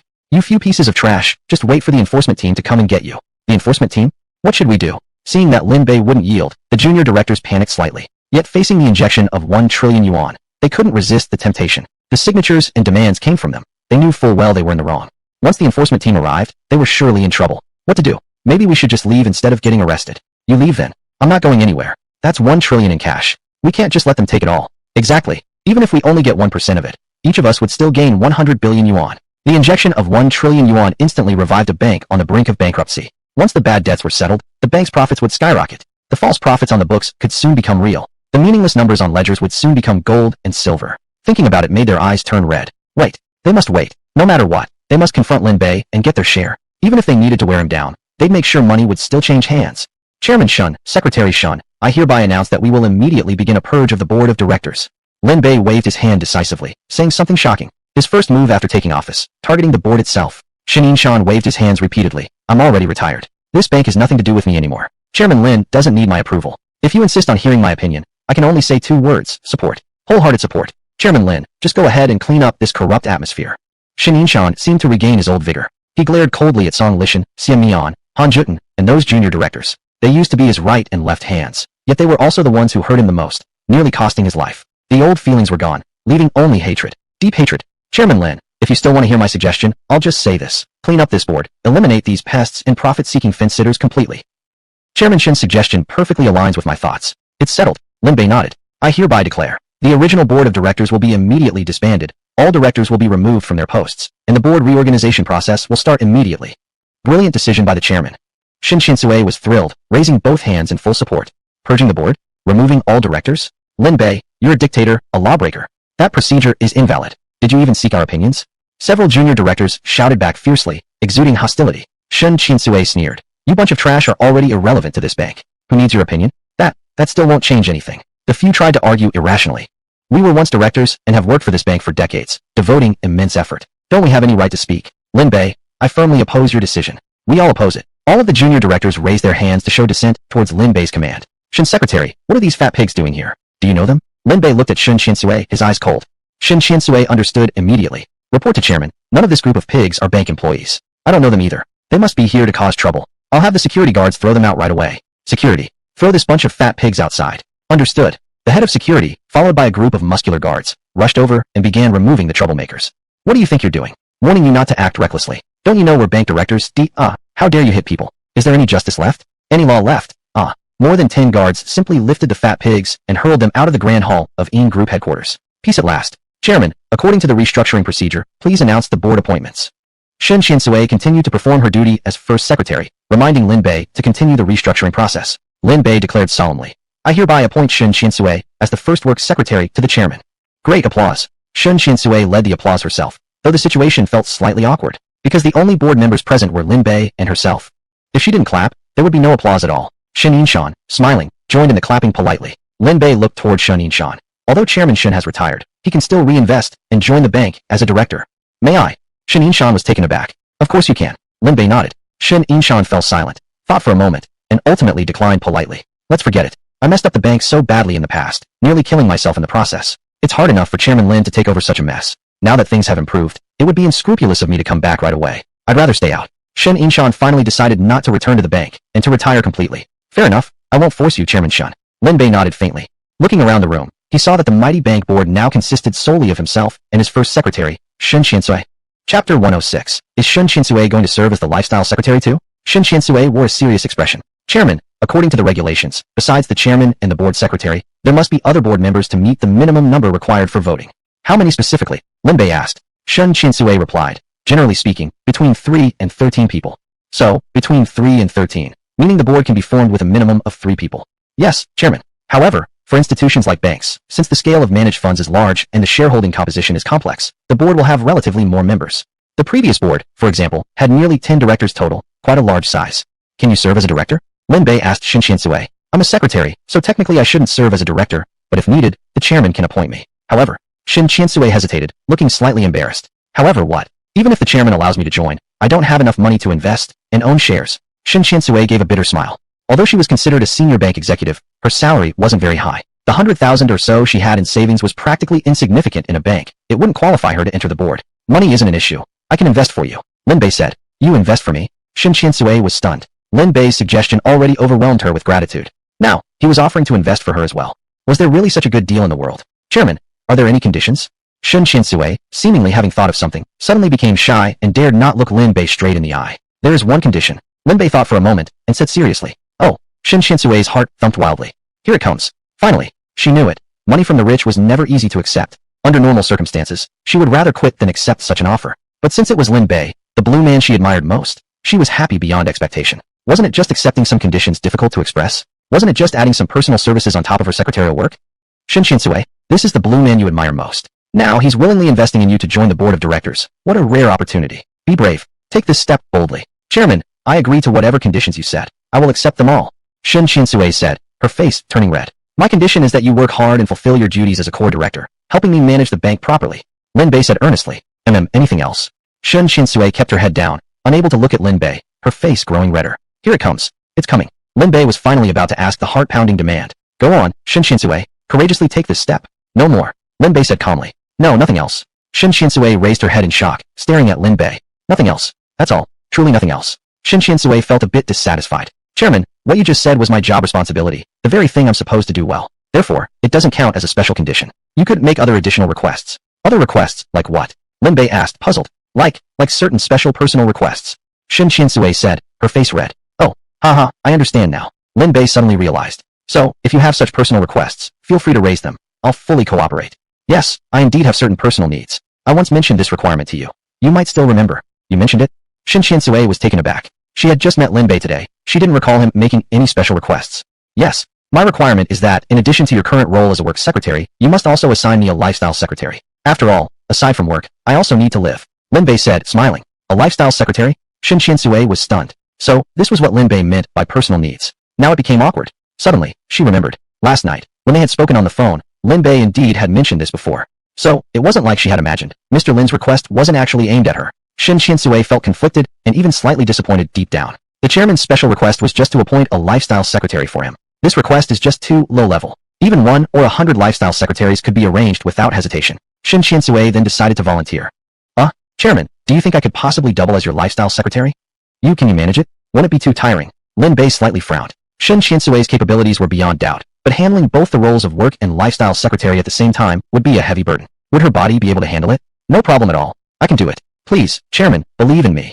Shen Qiansui didn't want to miss this once-in-a-lifetime opportunity and did her best to assure him. Wait a second. Ms. Shen, I understand your feelings, but we can't make this decision hastily. Lin Bei shook his hand. Why not? Shen Qiansui couldn't understand. Because a lifestyle secretary must possess extensive life skills. Although your work abilities are very strong, your life-related abilities have not yet been tested. I'm afraid this might cause you difficulties and even affect your regular duties. Oh, is that the reason? Chairman, please rest assured completely. Although my life skills are still a bit raw and undeveloped, I will strive to learn and practice to satisfy you. Lin Bei still shook his head. Ms. Shen, please don't force yourself. Really, don't force yourself. Working day and night is extremely tiring. It will wear your body out. Chairman, I can manage it. You really want to take on the role of lifestyle secretary too? Lin Bei asked. Yes. Chairman, considering how important a figure you are, I wouldn't feel comfortable letting others handle your personal life. Lin Bei sighed softly. At first I was going to refuse, but since you're so insistent, I don't want to discourage your ambition. Let's try this arrangement out for a while and see how it works. Thank you, Chairman. Shin Qiansui let out an excited shriek and thanked Lin Bei. Lin Bei continued. Since you'll be serving as both secretaries, your salary definitely needs to be adjusted accordingly. Chairman, please don't burden yourself further. I just need one salary.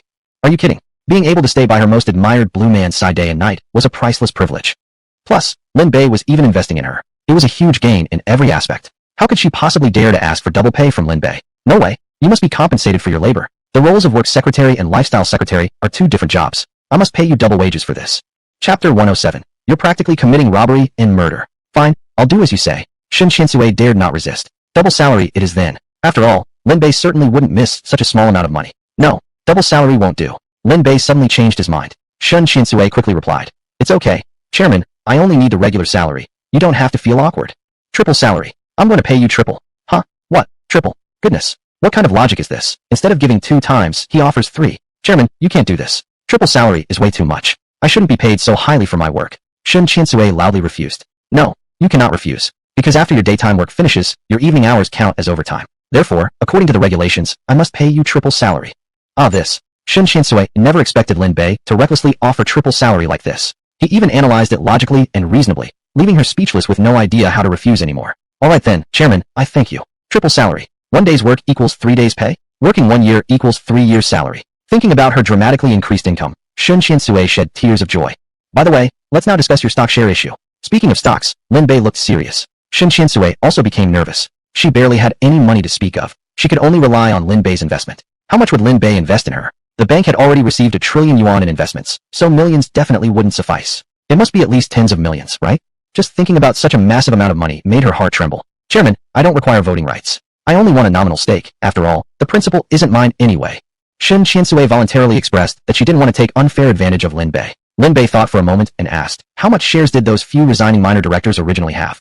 Chairman, wait a moment. I'll have the finance department calculate it right away. Shin Qiansui immediately contacted the financial department and received the response, 750 million. Chairman, those few minor directors sold off a total of 750 million shares. Compared to the bank's massive total shares, 750 million was extremely small. 750 million? Good. Transfer all of these shares to your name. Lin Bei waved his hand grandly and gave the order. What? Shin Qiansui was stunned. 750 million shares, directly transferred to her name. Goodness, that's way too exaggerated. Carry out my orders. Lin Bei commanded with authority. Alright, Chairman, wait a moment, I'll deliver your order right away. At this moment, Shin Qiansui felt like her soul had slightly detached. As a work secretary, she must obey Lin Bei's orders unconditionally. Yet the order Lin Bei gave was to transfer 750 million shares entirely into her name. It was as if he was gifting her a golden mountain. Shin Qiansui's legs even felt weak. Chairman, I only want a nominal stake, no dividends or equity. No way. Lin Bei shook his head. All the rights and privileges attached to these 750 million shares must be included. Everything follows the regulations.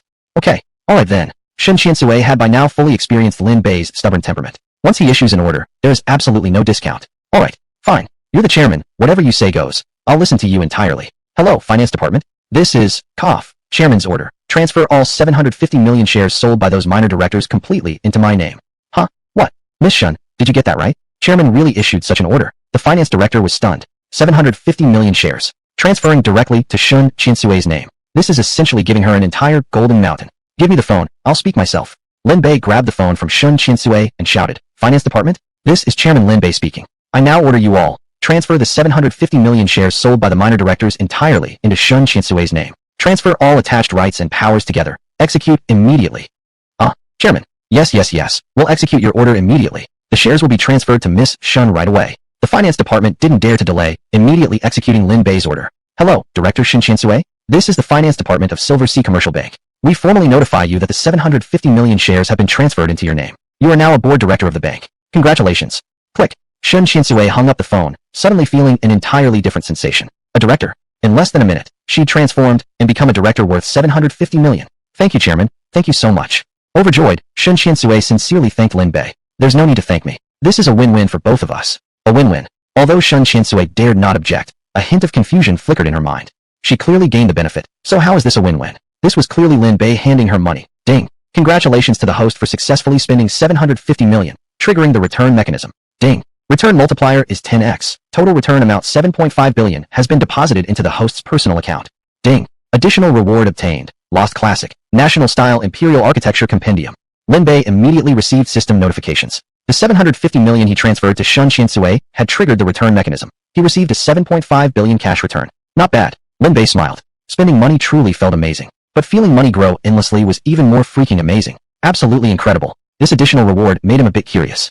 Lost Classic, National Style Imperial Architecture Compendium. What kind of thing was that? Lin Bay was currently busy with work and had no time to check. Miss Shun, thank you. Lin Bay smiled as he thanked Shin Qinsui. Huh? Thank me. Shin Qinsui was slightly confused. Shouldn't it be her thanking Lin Bay instead? And now he was thanking her? Despite her high EQ, she didn't react quickly and dared not question. She could only awkwardly nod. Chairman, you're too polite. It's all what I should do. Shin Qinsui, of course, didn't know that Lin Bay was thanking her for giving him the opportunity to spend money, which resulted in a 7.5 billion cash return. Just as the share transfer was completed, the several small directors who had been kicked out earlier suddenly rushed back in. Ignoring the security guards' attempts to stop them, they charged straight to Lin Bay's side. Upon hearing that the 750 million shares had all been transferred to Shun Qinsui's name, they were furious, so much so that they nearly spat blood. Lin Bay, you're so ruthless. Shin Qinsui, give us back our shares. You're plotting to rob us of our lives and wealth. Pupiupua? The 5 minor directors stood in a row, clutching their chests and spitting blood together, like a fountain display. Security quickly kicked them out. Shin Qinsui hurriedly called for help. Over a dozen security guards rushed forward and dragged the 5 bloody fountain men out of the hall. Miss Shun, did you see that? Lin Bay asked. What? Shin Qinsui was completely confused. The bank's security work needs urgent improvement, Lin Bay said with a serious expression. Chapter 108. What's the use of this thing? Shun Qinsui hurriedly explained. Chairman, the security of our bank is actually already very good. It's just that this is an internal office building, and they were former bank executives, so their movements weren't too restricted. This kind of thing definitely won't happen again in the future. Therefore, there's no need to adjust the security for now. Secretary Shun, you're still too young. 18-year-old Lin Bay looked at Shun Qinsui, who was in her 20s, and slowly shook his head. What kind of place is a bank? It's a financial center where trillions of funds converge. There shouldn't be even the slightest risk. Oh, yes, you're absolutely right, Chairman. Shin Qinsui didn't dare to argue. Therefore, we must strengthen the security. Let's double it first and see how it works. Lin Bay said. Double the security? Shin Qinsui was greatly surprised. The bank's security force already had sufficient redundancy to handle various emergencies. Now Lin Bay wanted to double it again. That would make the number of security guards far too large. Moreover, it would involve paying a large amount of salaries, which was no small expense. Chairman, is it really necessary to increase it by so much? Necessary. Absolutely necessary. Fine, whatever you say. Shin Qinsui didn't dare to delay and immediately contacted the security company to ask for a quote. Chairman, the security company said, considering we're a long-term and key client, they can offer an 80% discount on the security fee. 80% discount? Who do they think they're looking down on? Lin Bay was angered. What 80% discount? Did I ask for a discount? Tell the security company, no discount is needed on the fees, and no compromise on the service either. They must meet all our requirements. Lin Bay declared in a powerful tone. Okay. Chairman, I'll inform them right away.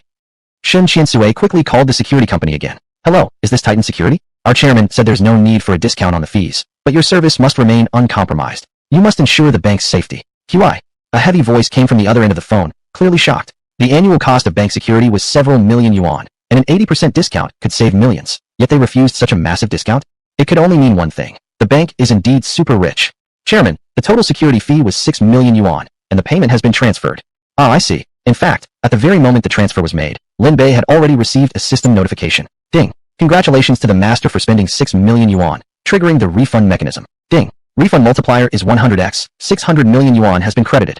Ding. Additional reward obtained. Advanced chess skills. Lin Bay completely ignored the 600 million as loose change, focusing instead on the additional reward. Advanced chess skills. But he wasn't even fond of playing chess. What's the use of this thing? Boring. Lin Bay silently complained. Chairman, the new security personnel will arrive this afternoon. Please inspect them then.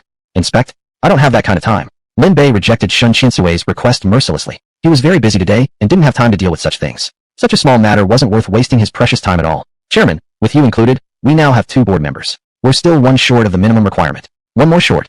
Lin Bay fell into thought. Who should be the 3rd director candidate? The previous board had been disbanded by him, and all the old directors had been removed. It seemed like there were no suitable candidates left. Shun Qinsui carefully suggested. Chairman, should we consider promoting someone from the current executives? Promote. Do you have an ideal candidate? Lin Bay asked with a smile. Ideal candidate? Actually, none at all. Shin Qinsui thought for a moment and shook her head. Although there were many staff members in the bank, only a few of them were qualified to serve as directors. The previous board members had all been dismissed, and now it was difficult to find an ideal replacement in a short time. Moreover, once Lin Bay reorganized the board, he would definitely carry out a reshuffle of management. At that time, who knew how many people would be kicked out of the bank, and even cause some turmoil? Promoting someone from among these uncertain options as a board member would be very risky. No one, huh? But I actually have someone in mind. Lin Bay said. Who is it? Shin Qinsui was slightly curious. That person. Lin Bay pointed toward the edge of the lounge area.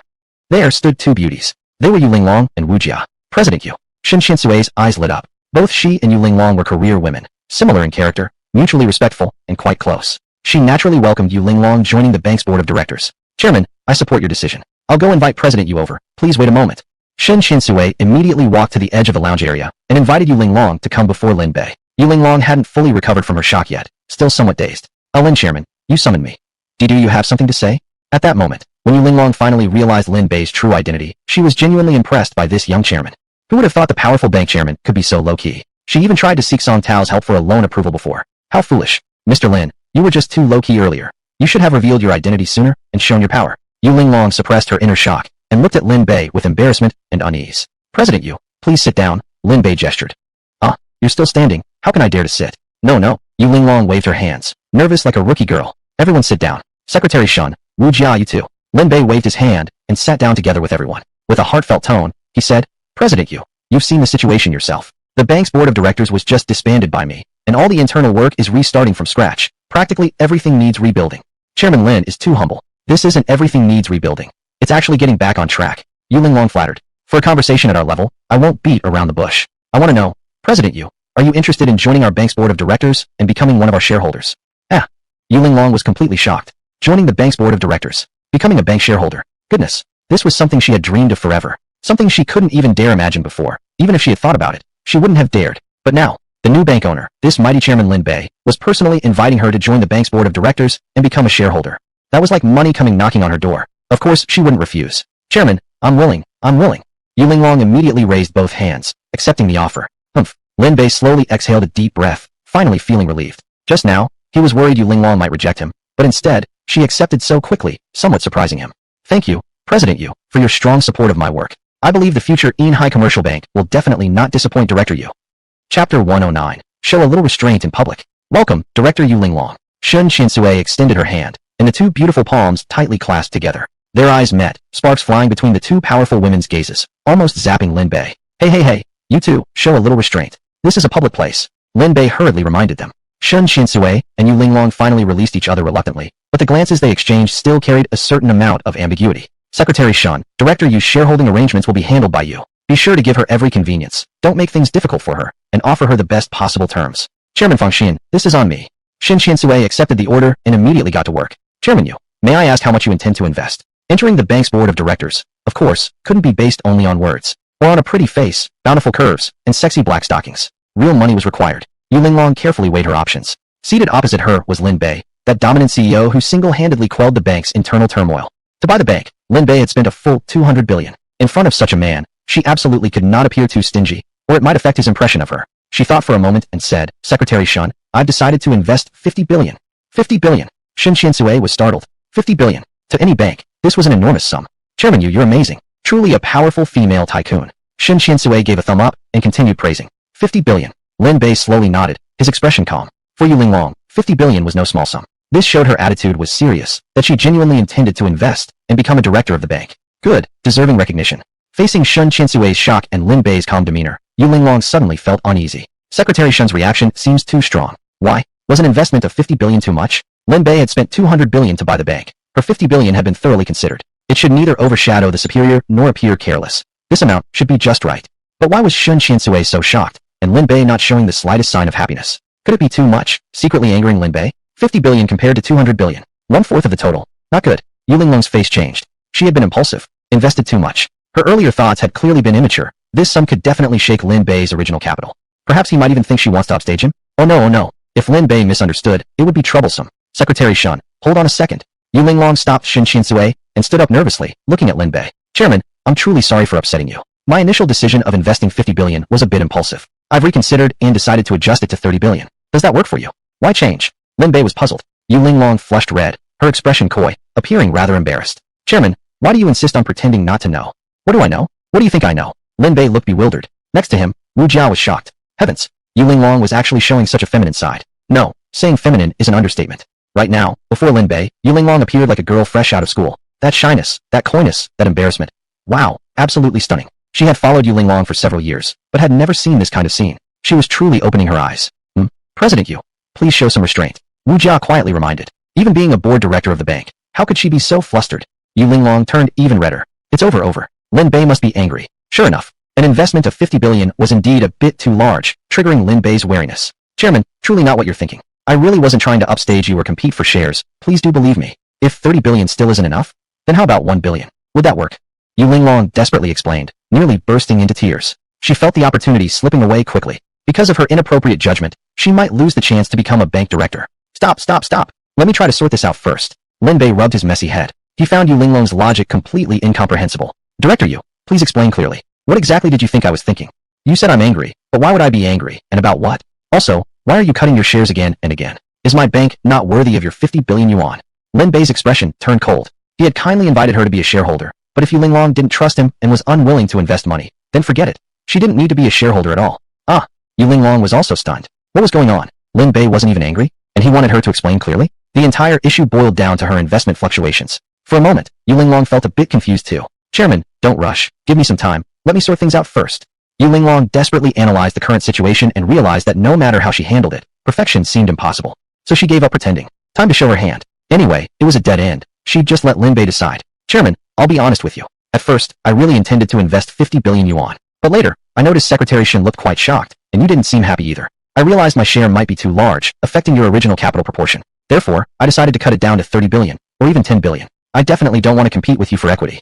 Huh? Shen Qiansui was shocked. Oh, Lin Bei smiled, a very amused and speechless smile. After all that talk, Yu Linglong had actually misunderstood him. No wonder he hadn't even said a word, and she had panicked like that. Director Yu, it's not what you think. Secretary Shen, you explain it to her, Lin Bei said, smiling. Shen Qiansui burst into laughter. Director Yu, you were worried your investment was too big and might affect Chairman Lin's interests, right? There's no need for that. Truly no need to think like that.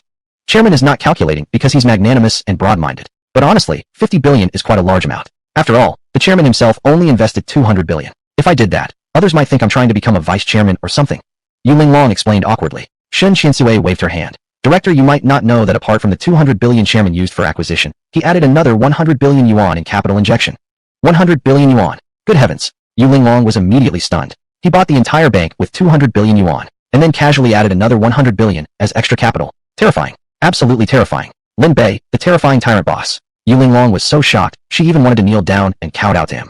Chapter 110, 1,000 billion each. Let's see how it goes first. Chairman, why didn't you tell me earlier? Look at this misunderstanding. I feel so embarrassed. After understanding the situation, Yu Linglong felt even more awkward. 1 trillion. That was a full 1 trillion. She had been thinking 500 billion was such a big amount. Now thinking about it, she felt utterly ashamed. In the face of a massive sum like 1 trillion, 500 billion was nothing but a joke. Chairman, I've decided to add more funds, 60 billion, which is all I can currently access, and I will invest it all into the bank. Yu Linglong cast away all hesitation and committed all her contingency funds. Chairman Yu, impressive. Shen Qiansui gave her a thumb up. Not at all. Compared to Chairman Lin, it's truly negligible. Just like that, Yu Linglong entered the bank with 60 billion and became the third board member and major shareholder. Of course, no matter how large her stake, it still couldn't match Lin Bei's. The gap between 60 billion and 1 trillion was simply an unbridgeable gulf. Miss Shun, now that our board has 3 members, can we exercise board authority? In principle, yes, but since you're also the secretary, it would be better to further enrich the composition. Otherwise, we may face severe regulation. Shen Qiansui reminded him professionally. To enrich it further, who should we bring in? Lin Bei couldn't immediately think of a better candidate. Let Wu Jia come? She simply didn't qualify, and he couldn't force someone to do something they were incapable of. Besides, Wu Jia was still a sales supervisor at Yu Linglong's 4S store. He couldn't poach employees right under her nose. Among the people he knew, who else was there? What about He Lily, the sales consultant at Dihao Yipin, dressed in black stockings, long legs, and professional wear? Not suitable. They only had a business relationship, nothing close. Besides, she definitely couldn't afford to invest such a large amount. Lin Bei immediately eliminated this option. Who else would be a good candidate? Shen Qiansui noticed Lin Bei's dilemma. Carefully, she reminded him. Chairman, are there any of your elders at home who would be suitable to invest?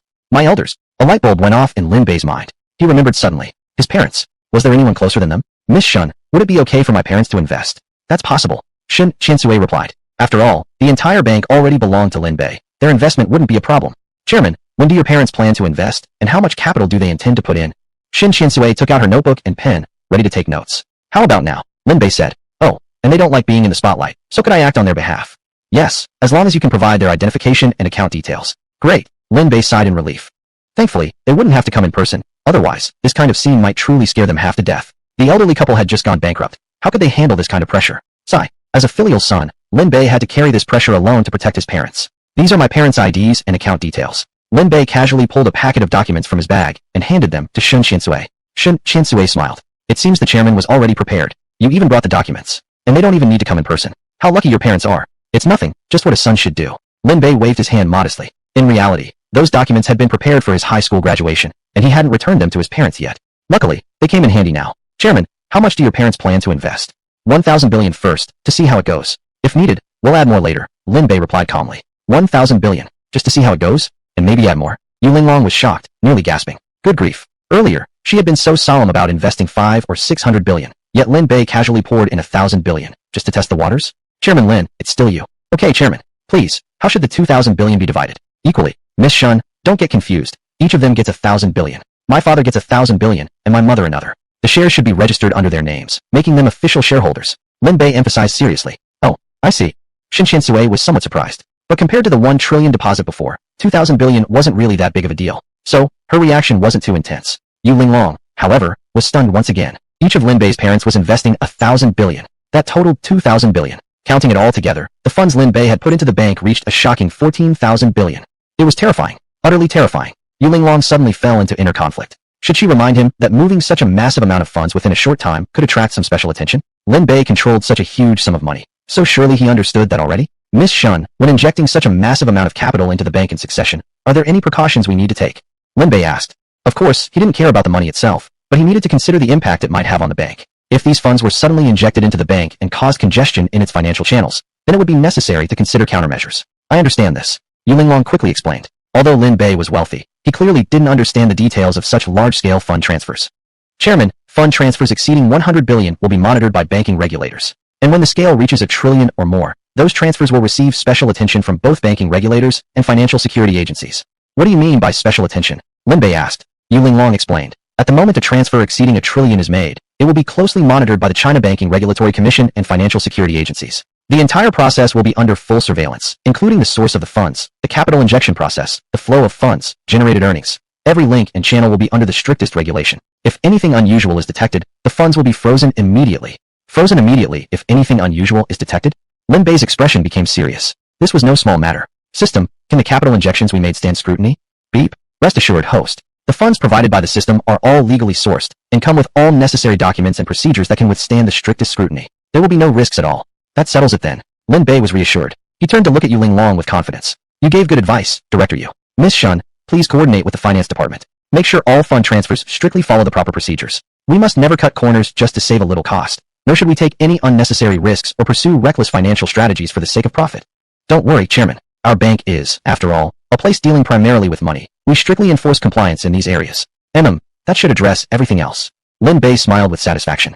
Chapter 111. Director of the HR Department, Lin Bay. The process of acquiring the bank turned out to be far more complicated than he had imagined. Fortunately, he used his substantial capital and strong methods to resolve some of the difficulties. So far, he had completely and thoroughly gained control of the bank. Chairman, do you have any further instructions for work? Shin Qiansui asked. Yes.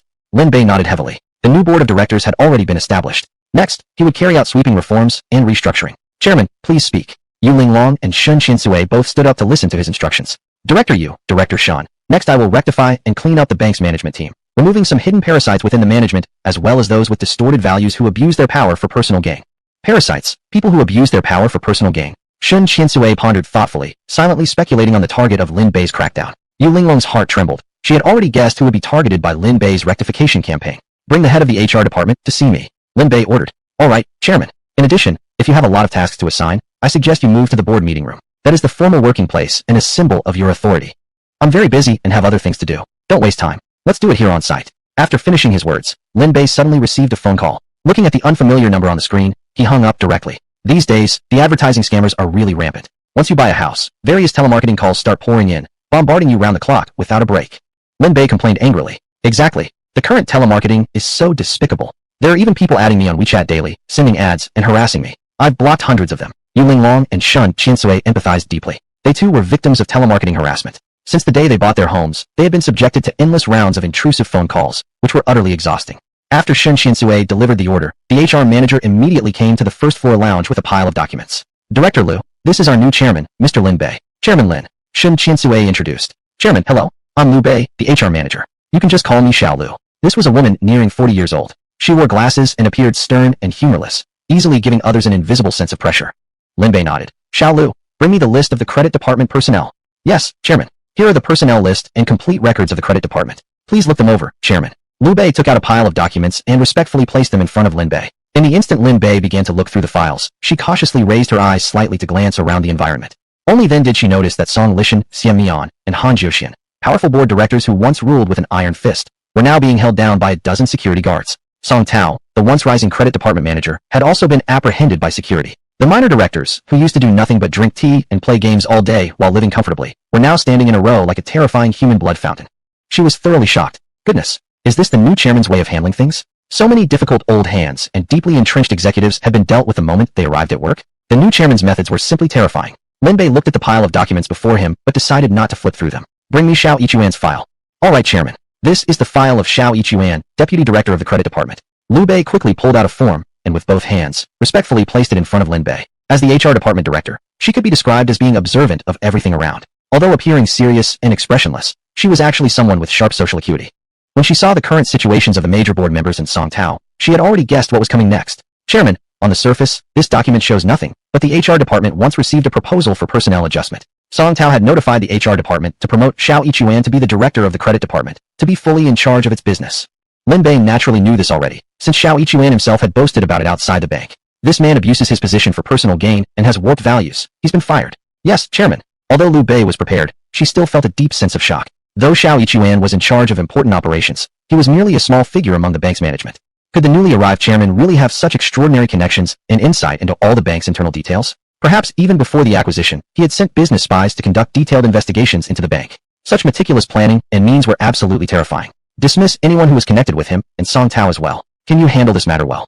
Lin Bei asked calmly. Under this calm expression, Liu Bei felt an immense pressure. The chairman was asking for her stance. She must show her determination. Rest assured, chairman. The situation in the credit department has long been under my control. I've already kept track of Song Tao and Xiao Yichuan's secret activities and their key accomplices. I will submit the disposal plan to you for approval.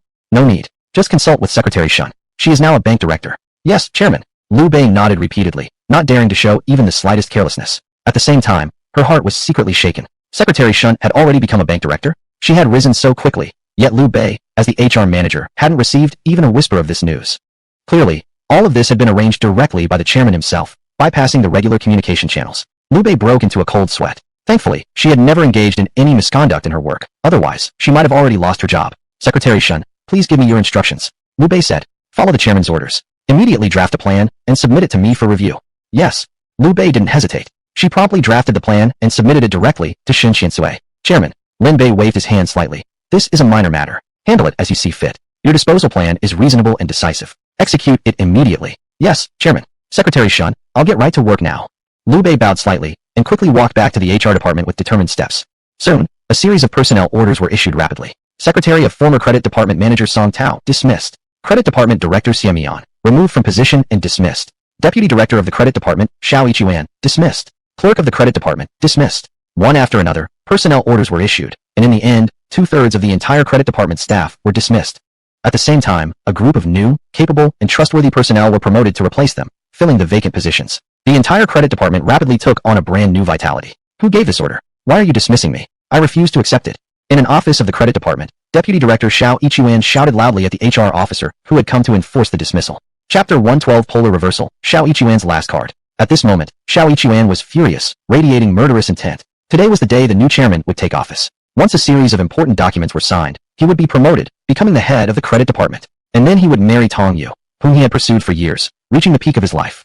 He never expected that instead of a promotion, he received an expulsion order. Why are you expelling me? Who gave this order? Let him come here and see me in person. Xiao Yichuan shouted wildly. Bang! An HR clerk slapped the table. Xiao Yichuan, show some respect. This is the chairman's order. You have no right to oppose it. Leave immediately with your bucket, or we will enforce it forcefully.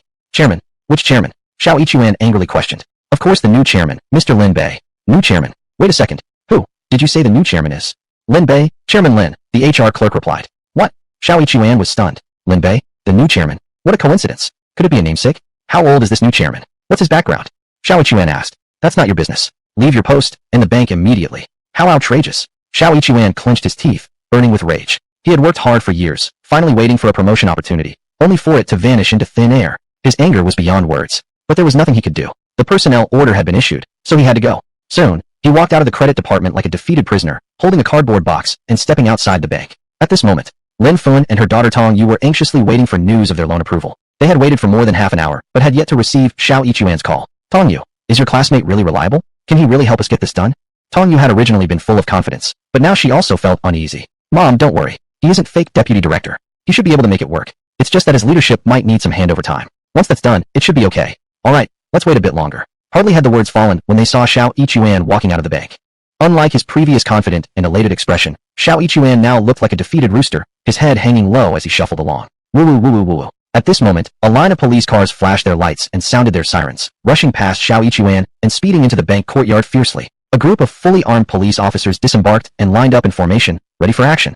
The leading female officer had sharp eyes like a sword. Everyone, seal off the area, take positions, and prepare for action. We cannot let any criminal escape. Yes, Captain. In a rush, the heavily armed police squad sprang into action, surrounding the bank building. Outside the bank gate, watching the police officers, Xiao Yichuan sighed with relief. Luckily he was expelled, or else he would also be surrounded in there now. At the bank's main entrance stood mother and daughter Lin Fun and Tong Yu. As soon as Xiao Yichuan came out, Tong Yu immediately rushed forward. Xiao Yichuan, what's going on? Is my loan settled? Tong Yu, Auntie, I have been fired. What? Ah. The mother and daughter were stunned. You were fired? What? Tong Yu was immensely shocked. Wasn't he supposed to be promoted? How come he was fired instead? I don't know either. I just know the order came from the new chairman. Oh, they said the new chairman's name is Lin Bay. Surely it can't be such a coincidence that he's your cousin, right? Xiao Yichuan suddenly raised his head and stared at Tong Yu. Absolutely impossible. You can rest assured completely. He's just a high school graduate. Even if the sun rises from the west, there's no way he could become the bank chairman. Tong Yu scoffed, shaking her head like a drumstick. Looks like it's just a coincidence with the same name. Then I'm even more confused. Xiao Yichuan let out a deep breath, still in a fog. Suddenly Tong Yu stopped scoffing. So you're saying you can't process our loan anymore? Under the current situation, indeed. Xiao Yichuan gave a bitter smile, but before he could finish, he was cut off by Tong Yu. Xiao Yichuan, you good for nothing. Can't even handle such a small thing. We don't need to communicate anymore. Get lost. Tong Yu turned away from Xiao Yichuan, pulled Lin Fun, and wanted to leave. At this moment, she was almost angry to tears. Just when the loan was about to be approved, such a problem arose. What should they do with the house they'd already paid the down payment for? Wait a second. Xiao Yichuan shouted fiercely and rushed forward to block her. Xiao Yichuan, what do you want to do? Tong Yu looked nervous. Could he, in a rage, do something extreme? Tong Yu, listen to me explain. Explain nothing. There's nothing more to talk about between us. Get lost, and I never want to see you again. Tong Yu shouted furiously and shoved him away directly. Tong Yu, there's still another way for the loan. Xiao Yichuan roared, almost scaring her. Huh? What did you say? There's still a way for the loan. Tong Yu was greatly shocked. Her expression softened slightly, and she looked at him skeptically. You've already been fired. What else can you do? Xiao Yichuan gathered his courage and whispered, let me tell you the truth. This bank is definitely done for me, but I still have other connections. Tong Yu was stunned. What other connections do you have? Xiao Yichuan glanced around and suddenly displayed a proud, sneering smile on his face. Tong Yu, let me tell you straight. Being fired isn't entirely a bad thing. It might even be good. I can just roll with the situation and switch jobs now. Tong Yu blinked. Switch to where? Xiao Yichuan whispered. Have you heard of Yinhai Development Bank? It's ranked second in Yinhai City, even above Yinhai Commercial Bank. You're going to that big bank. Tong Yu was surprised. She knew about Yinhai Development Bank's big reputation. It had tremendous influence, much stronger than the commercial bank. Since they were heartless, don't blame me for being ruthless. Actually, I've already contacted the development bank before. They only offered me a promotion and raise to try to keep me here. Otherwise I would have left long ago. You've already been fired. Will they still take you? Even if they do, will they really trust and promote you? Although surprised, Tong Yu wasn't stupid, and she felt worried about Xiao Yichuan's future. You can rest assured about that. They've already promised me that once I join, they'll make me the head of the credit department, head director, not deputy, and my salary will be doubled. Xiao Yichuan's face glowed with excitement, his smile even slightly menacing. In that moment, he seemed to exude a faint tyrannical CEO vibe. He knew Tong Yu very well. He had anticipated that after being expelled, she would choose to break up with him. Therefore, he had kept this last card ready and now played it at the crucial moment. Sure enough, just as he had predicted. After seeing his last card, Tong Yu's attitude began to soften. A change was emerging. Chapter 113. I'm thanking your 8 generations of ancestors. Xiao Yu, I think this works. Lin Fun quickly grabbed Tong Yu's arm and winked at her. Tong Yu's gloomy expression immediately lifted as a smile spread across her face. Xiao Yichuan, congratulations. I always knew someone with your talent wouldn't be overlooked. The commercial bank's loss for firing you is our gain. I'm sure you'll thrive at Yinhai Development Bank and achieve great things. Come on, between us there's no need to be so polite. Xiao Yichuan secretly felt excited. Tong Yu's attitude had completely changed. His trump card had worked. But that's not enough. He then unleashed his ultimate weapon. Annie, don't worry about the loan issue anymore. As soon as I arrive there, I'll personally approve the loan for you, and even add an extra few $100,000. Then you can just slowly repay the bank using the bank's money. Is that really true? Tong Yu was shocked. This sentence from Xiao Yichuan was like a bombshell, an irresistible condition for her. An extra few $100,000 approved, using the bank's money to repay the bank's loan. Xiao Yu, this is perfect. Lin Fun was ecstatic, full of energy and joy. Xiao Yichuan, you're truly amazing. Just now I was too anxious. Maybe I was a bit too blunt. You wouldn't mind, right? Tong Yu neatly tucked her long hair behind her ear, acting like she was showing a sincere sense of apology while maintaining a dignified posture. Of course not. We're so close. How could I mind? Xiao Yichuan, I knew I was right about you. Back in school, I could already tell you'd be successful one day. That's why I didn't accept your advances. Do you know why?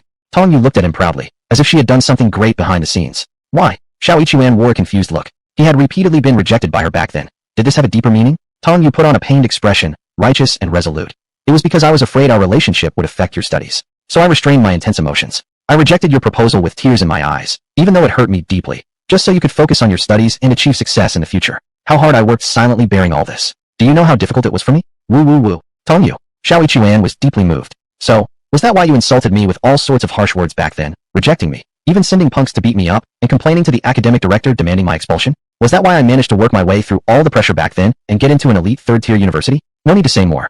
You're so great. I'm really touched. Tong Yu, I thank you sincerely. Do you understand my intentions now? Understand? I totally do. Xiao Yichuan was almost moved to tears. So great. So extremely great. He even wanted to say to Tong Yu, I really appreciate your 8 generations of ancestors. Enough said. The loan is on me. You and Auntie just wait for my good news. Xiao Yichuan, seeing your position and achievements now, I feel proud of my vision. Tong Yu stared deeply at him, her eyes full of passion and encouragement. Xiao Yichuan was deeply moved. So we're back together, right? You're such a wooden head. Tong Yu haughtily gave him a side eye, shyly adding, tomorrow isn't Auntie's birthday? Let's invite her out for a big meal. As your future bride, I should also prepare a big birthday cake for her. Tong Yu, you're amazing. I knew I was right to love you. Xiao Yichuan burst into happy tears. His efforts hadn't been wasted. His gamble had paid off. Tong Yu had changed her mind. She came back. Xiao Yu, why don't we just have a simple dinner at home with some home-cooked dishes, light a few candles, and eat some cake? Being together as a family is enough. No way. Mom only has a birthday once a year. How can we be so casual? It needs to be grand and memorable. Okay, I'll follow your idea. Tong Yu spoke firmly. Don't worry about the location anymore. We'll choose the Yinhai Grand Hotel. The dishes have to be the best ones available, making this a grand and glorious birthday feast for your mom without any regrets. A grand and glorious birthday feast, without any regrets? Xiao Yichuan looked puzzled as he listened, somehow sensing an odd undertone in these words. Don't worry about these details. Just remember it needs to be splendid and spectacular. After all, you're now the director of the credit department at Yinhai Development Bank. Don't you think all the cooperating units will want to show their support for your mother's birthday? Tong Yu cast him a meaningful glance. Right? You're so smart. Xiao Yichuan seemed to suddenly realize everything, as if he had just awakened. How could he have forgotten about this? The mother of the director of the credit department at Yinhai Development Bank is having a birthday. Wouldn't all those companies and business owners hoping for loans rush in with gifts and money? Xiao Yu, you're still the more detail-oriented one. I'm just too rough. Exactly. If you weren't rough, would you still be a real man? Thinking about details is naturally my job as the wise wife. You're a man destined for great things, so you should stay rough where it matters. Right. You're absolutely right. There's nothing wrong with being rough. But tomorrow is Mom's birthday already. We're short on time, and I haven't officially started my new position yet. It's inappropriate to notify everyone now. Stupid. Who even knows when your mom? Our mom's birthday is. Can't we just wait until after you officially start? Bang. Xiao Yichuan slapped his forehead hard, shocked by Tong Yu's brilliance. Xiao Yu, you really are my little Zhuge Liang. I'm also your little Jiao Chan. Tong Yu said joyfully. Just imagining the scene where powerful businessmen would come offering gifts and cash once Xiao Yichuan started his new job made her absolutely thrilled. I'm gonna be a rich lady soon. Tong Yu couldn't help shouting excitedly. Xiao Yichuan felt extremely proud. Exactly. Xiao Yu really was about to become a rich lady. Once he officially took his new position, this dream would come true. So, being fired from the commercial bank was actually a blessing in disguise. It propelled him toward the peak of his life. He couldn't help turning around and bowing deeply toward his former workplace. Xiao Yichuan, what are you doing? Are you being silly again? Tong Yu was stunned. Of course not. I'm thanking the commercial bank and Chairman Lin for giving me this opportunity. If it weren't for Chairman Lin specifically ordering my dismissal, how could I have such a bright future now? How could we be on the verge of such a happy life? Oh right, that chairman's name is Lin Bay, same as my cousin's name. Now that you mention it, that's true. Let's both thank him. Chairman Lin, thank you so much. The two bowed together toward the bank building. After they finished bowing, Xiao Yu, tomorrow is actually Mom's real birthday. Should we still celebrate it with her? Of course we should. But let's forget about going to the hotel. That's too flashy and wasteful. It's much cozier just making some home-cooked dishes and spending time together as a family. Chapter 114. Now that guns are involved, who still cares about a loan? You really thought this through. This way, we don't make a scene and yet make Mom happy. Xiao Yichuan was very satisfied with Tong Yu's approach. He needed to start his new job as the director of the credit department at Development Bank as soon as possible, marrying a poor but beautiful girl and turning her into a wealthy beauty. This was how he'd embark on the peak of life. Mom, Tong Yu, I'll go process the paperwork now. I'll start as soon as possible. Wait for my good news. Go already. Tong Yu waved her hand repeatedly, full of anticipation. At the same time, inside the commercial bank office building, a team of police stormed in and surrounded the scene. Who is Shun Qinsui? Asked the female police captain stepping forward. Hello captain. I am Shun Qinsui. The suspect has already been restrained by security. We'll now hand them over to your team. Good. Your security staff is well trained, and your bank management responded swiftly. You've successfully protected people's assets. On behalf of the police force, I salute you. The female captain stood at attention and saluted her along with her team. No. All of this was arranged by our chairman. It was him who turned the situation around and saved the bank. We should all thank him. Shun Qinsui introduced Lin Bay to the captain. Chairman Lin, Thank you for your contribution to upholding justice and financial order. Lin Bay waved his hand. It was nothing. Just what any citizen should do. First group, load the suspects onto the police cars and take them away. Second squad, stand by. The police officers escorted Song Lishan and others, preparing to leave. Wait a minute. At that moment, Song Tao suddenly came to his senses. He shouted loudly, Captain Comrade, I want to report a crime. Report a crime? Of course, if proven true, this can be considered a meritorious act. The female captain's eyes lit up, immediately signaling her colleague to take notes. I want to report Deputy Credit Department Director Xiao Yichuan. He has done many things that harmed the bank's interests. He embezzled large sums of black money and accepted substantial kickbacks. Were you involved in all of this? To some extent, yes, but many of his actions were done alone, unrelated to me. Good. Your report has been recorded. After verification, you will have a chance to receive reduced sentencing for cooperating. Take him away. With a wave of the female captain's hand, the suspects were promptly loaded into the police cars. Her sharp eyes turned toward Shen Qiansui. Shen Qiansui, where is the reported Xiao Yichuan? Oh no, he was just fired and has already left the bank. He just walked out carrying a cardboard box. Shen Qiansui shouted anxiously. He just left, carrying a box? The captain murmured thoughtfully. Captain, earlier when we entered the main gate, there was exactly such a person matching that suspect's description. Proceed with immediate arrest. Yes, Captain. Move out. Whoosh. Whoosh. A group of armed officers immediately rushed out of the office building and quickly reached the bank's main entrance. Meanwhile, outside the bank's main gate, Mom, Tongyu, wait for my good news. I, Xiao Yichuan, won't disappoint you. Just go already. Stop dawdling. Tongyu waved again, already somewhat impatient. Smiling brightly, full of dreams, Xiao Yichuan was about to walk away, box in hand. At that moment, a group of heavily armed officers charged out from the bank's main entrance. Reporting unit leader, suspect sighted, target confirmed, target locked. Requesting further instructions. Immediately deploy tactical formation. Flank left and right, commence arrest. With a wave of the unit leader's hand, the officers split into two lines and rushed forward. Stop right there. You're surrounded. Seeing this, Xiao Yichuan froze in shock. Armed officers executing a mission, it was clearly inappropriate to block them. He hurried a few steps forward to make way. Suspect resisting. Preparing to flee. Use force immediately. Proceed with compulsory arrest. Yes. Swoosh. Swoosh. Two officers rushed forward with guns drawn, each kicking Xiao Yichuan down. Then they tackled him to the ground. Reporting unit leader. Suspect under control. Confirm identity. Yes. Suspect, former deputy head of the credit department at Yinhai Commercial Bank, Xiao Yichuan. You are him? Yes, that's me. Why are you arresting me? What crime did I commit? Xiao Yichuan shouted from the ground. Beside him, Lin Fun and Tongyu were terrified. That was their future son-in-law, full of potential. Lin Fun instinctively stepped forward but was immediately pulled back by Tongyu. Mom, are you crazy? Those are armed police officers. He must have committed a major crime. A major crime? Huh. Lin Fun inhaled sharply, her face pale. What about our loan? Loan? Huh. With guns already involved, we should be lucky if he isn't shot. Huh. Lin Fun's blood pressure skyrocketed, cold sweat poured from her body, and her limbs trembled violently. According to witness reports, you're suspected of economic crimes during your tenure. We are placing you under arrest now. Come with us. I didn't do anything. I have nothing to do with it. Don't make up nonsense. Xiao Yichuan instinctively denied everything. Team leader, the suspect is resisting arrest and denying all charges. Disrespecting the law and resisting authority. Use force to subdue him. Yes. Click. Click. Two officers executed an arrest maneuver, twisting Xiao Yichuan's arms behind his back and slapping a free pair of handcuffs on him. Ah, let me go. I'm about to officially start work as the credit department director at Yinhai Development Bank.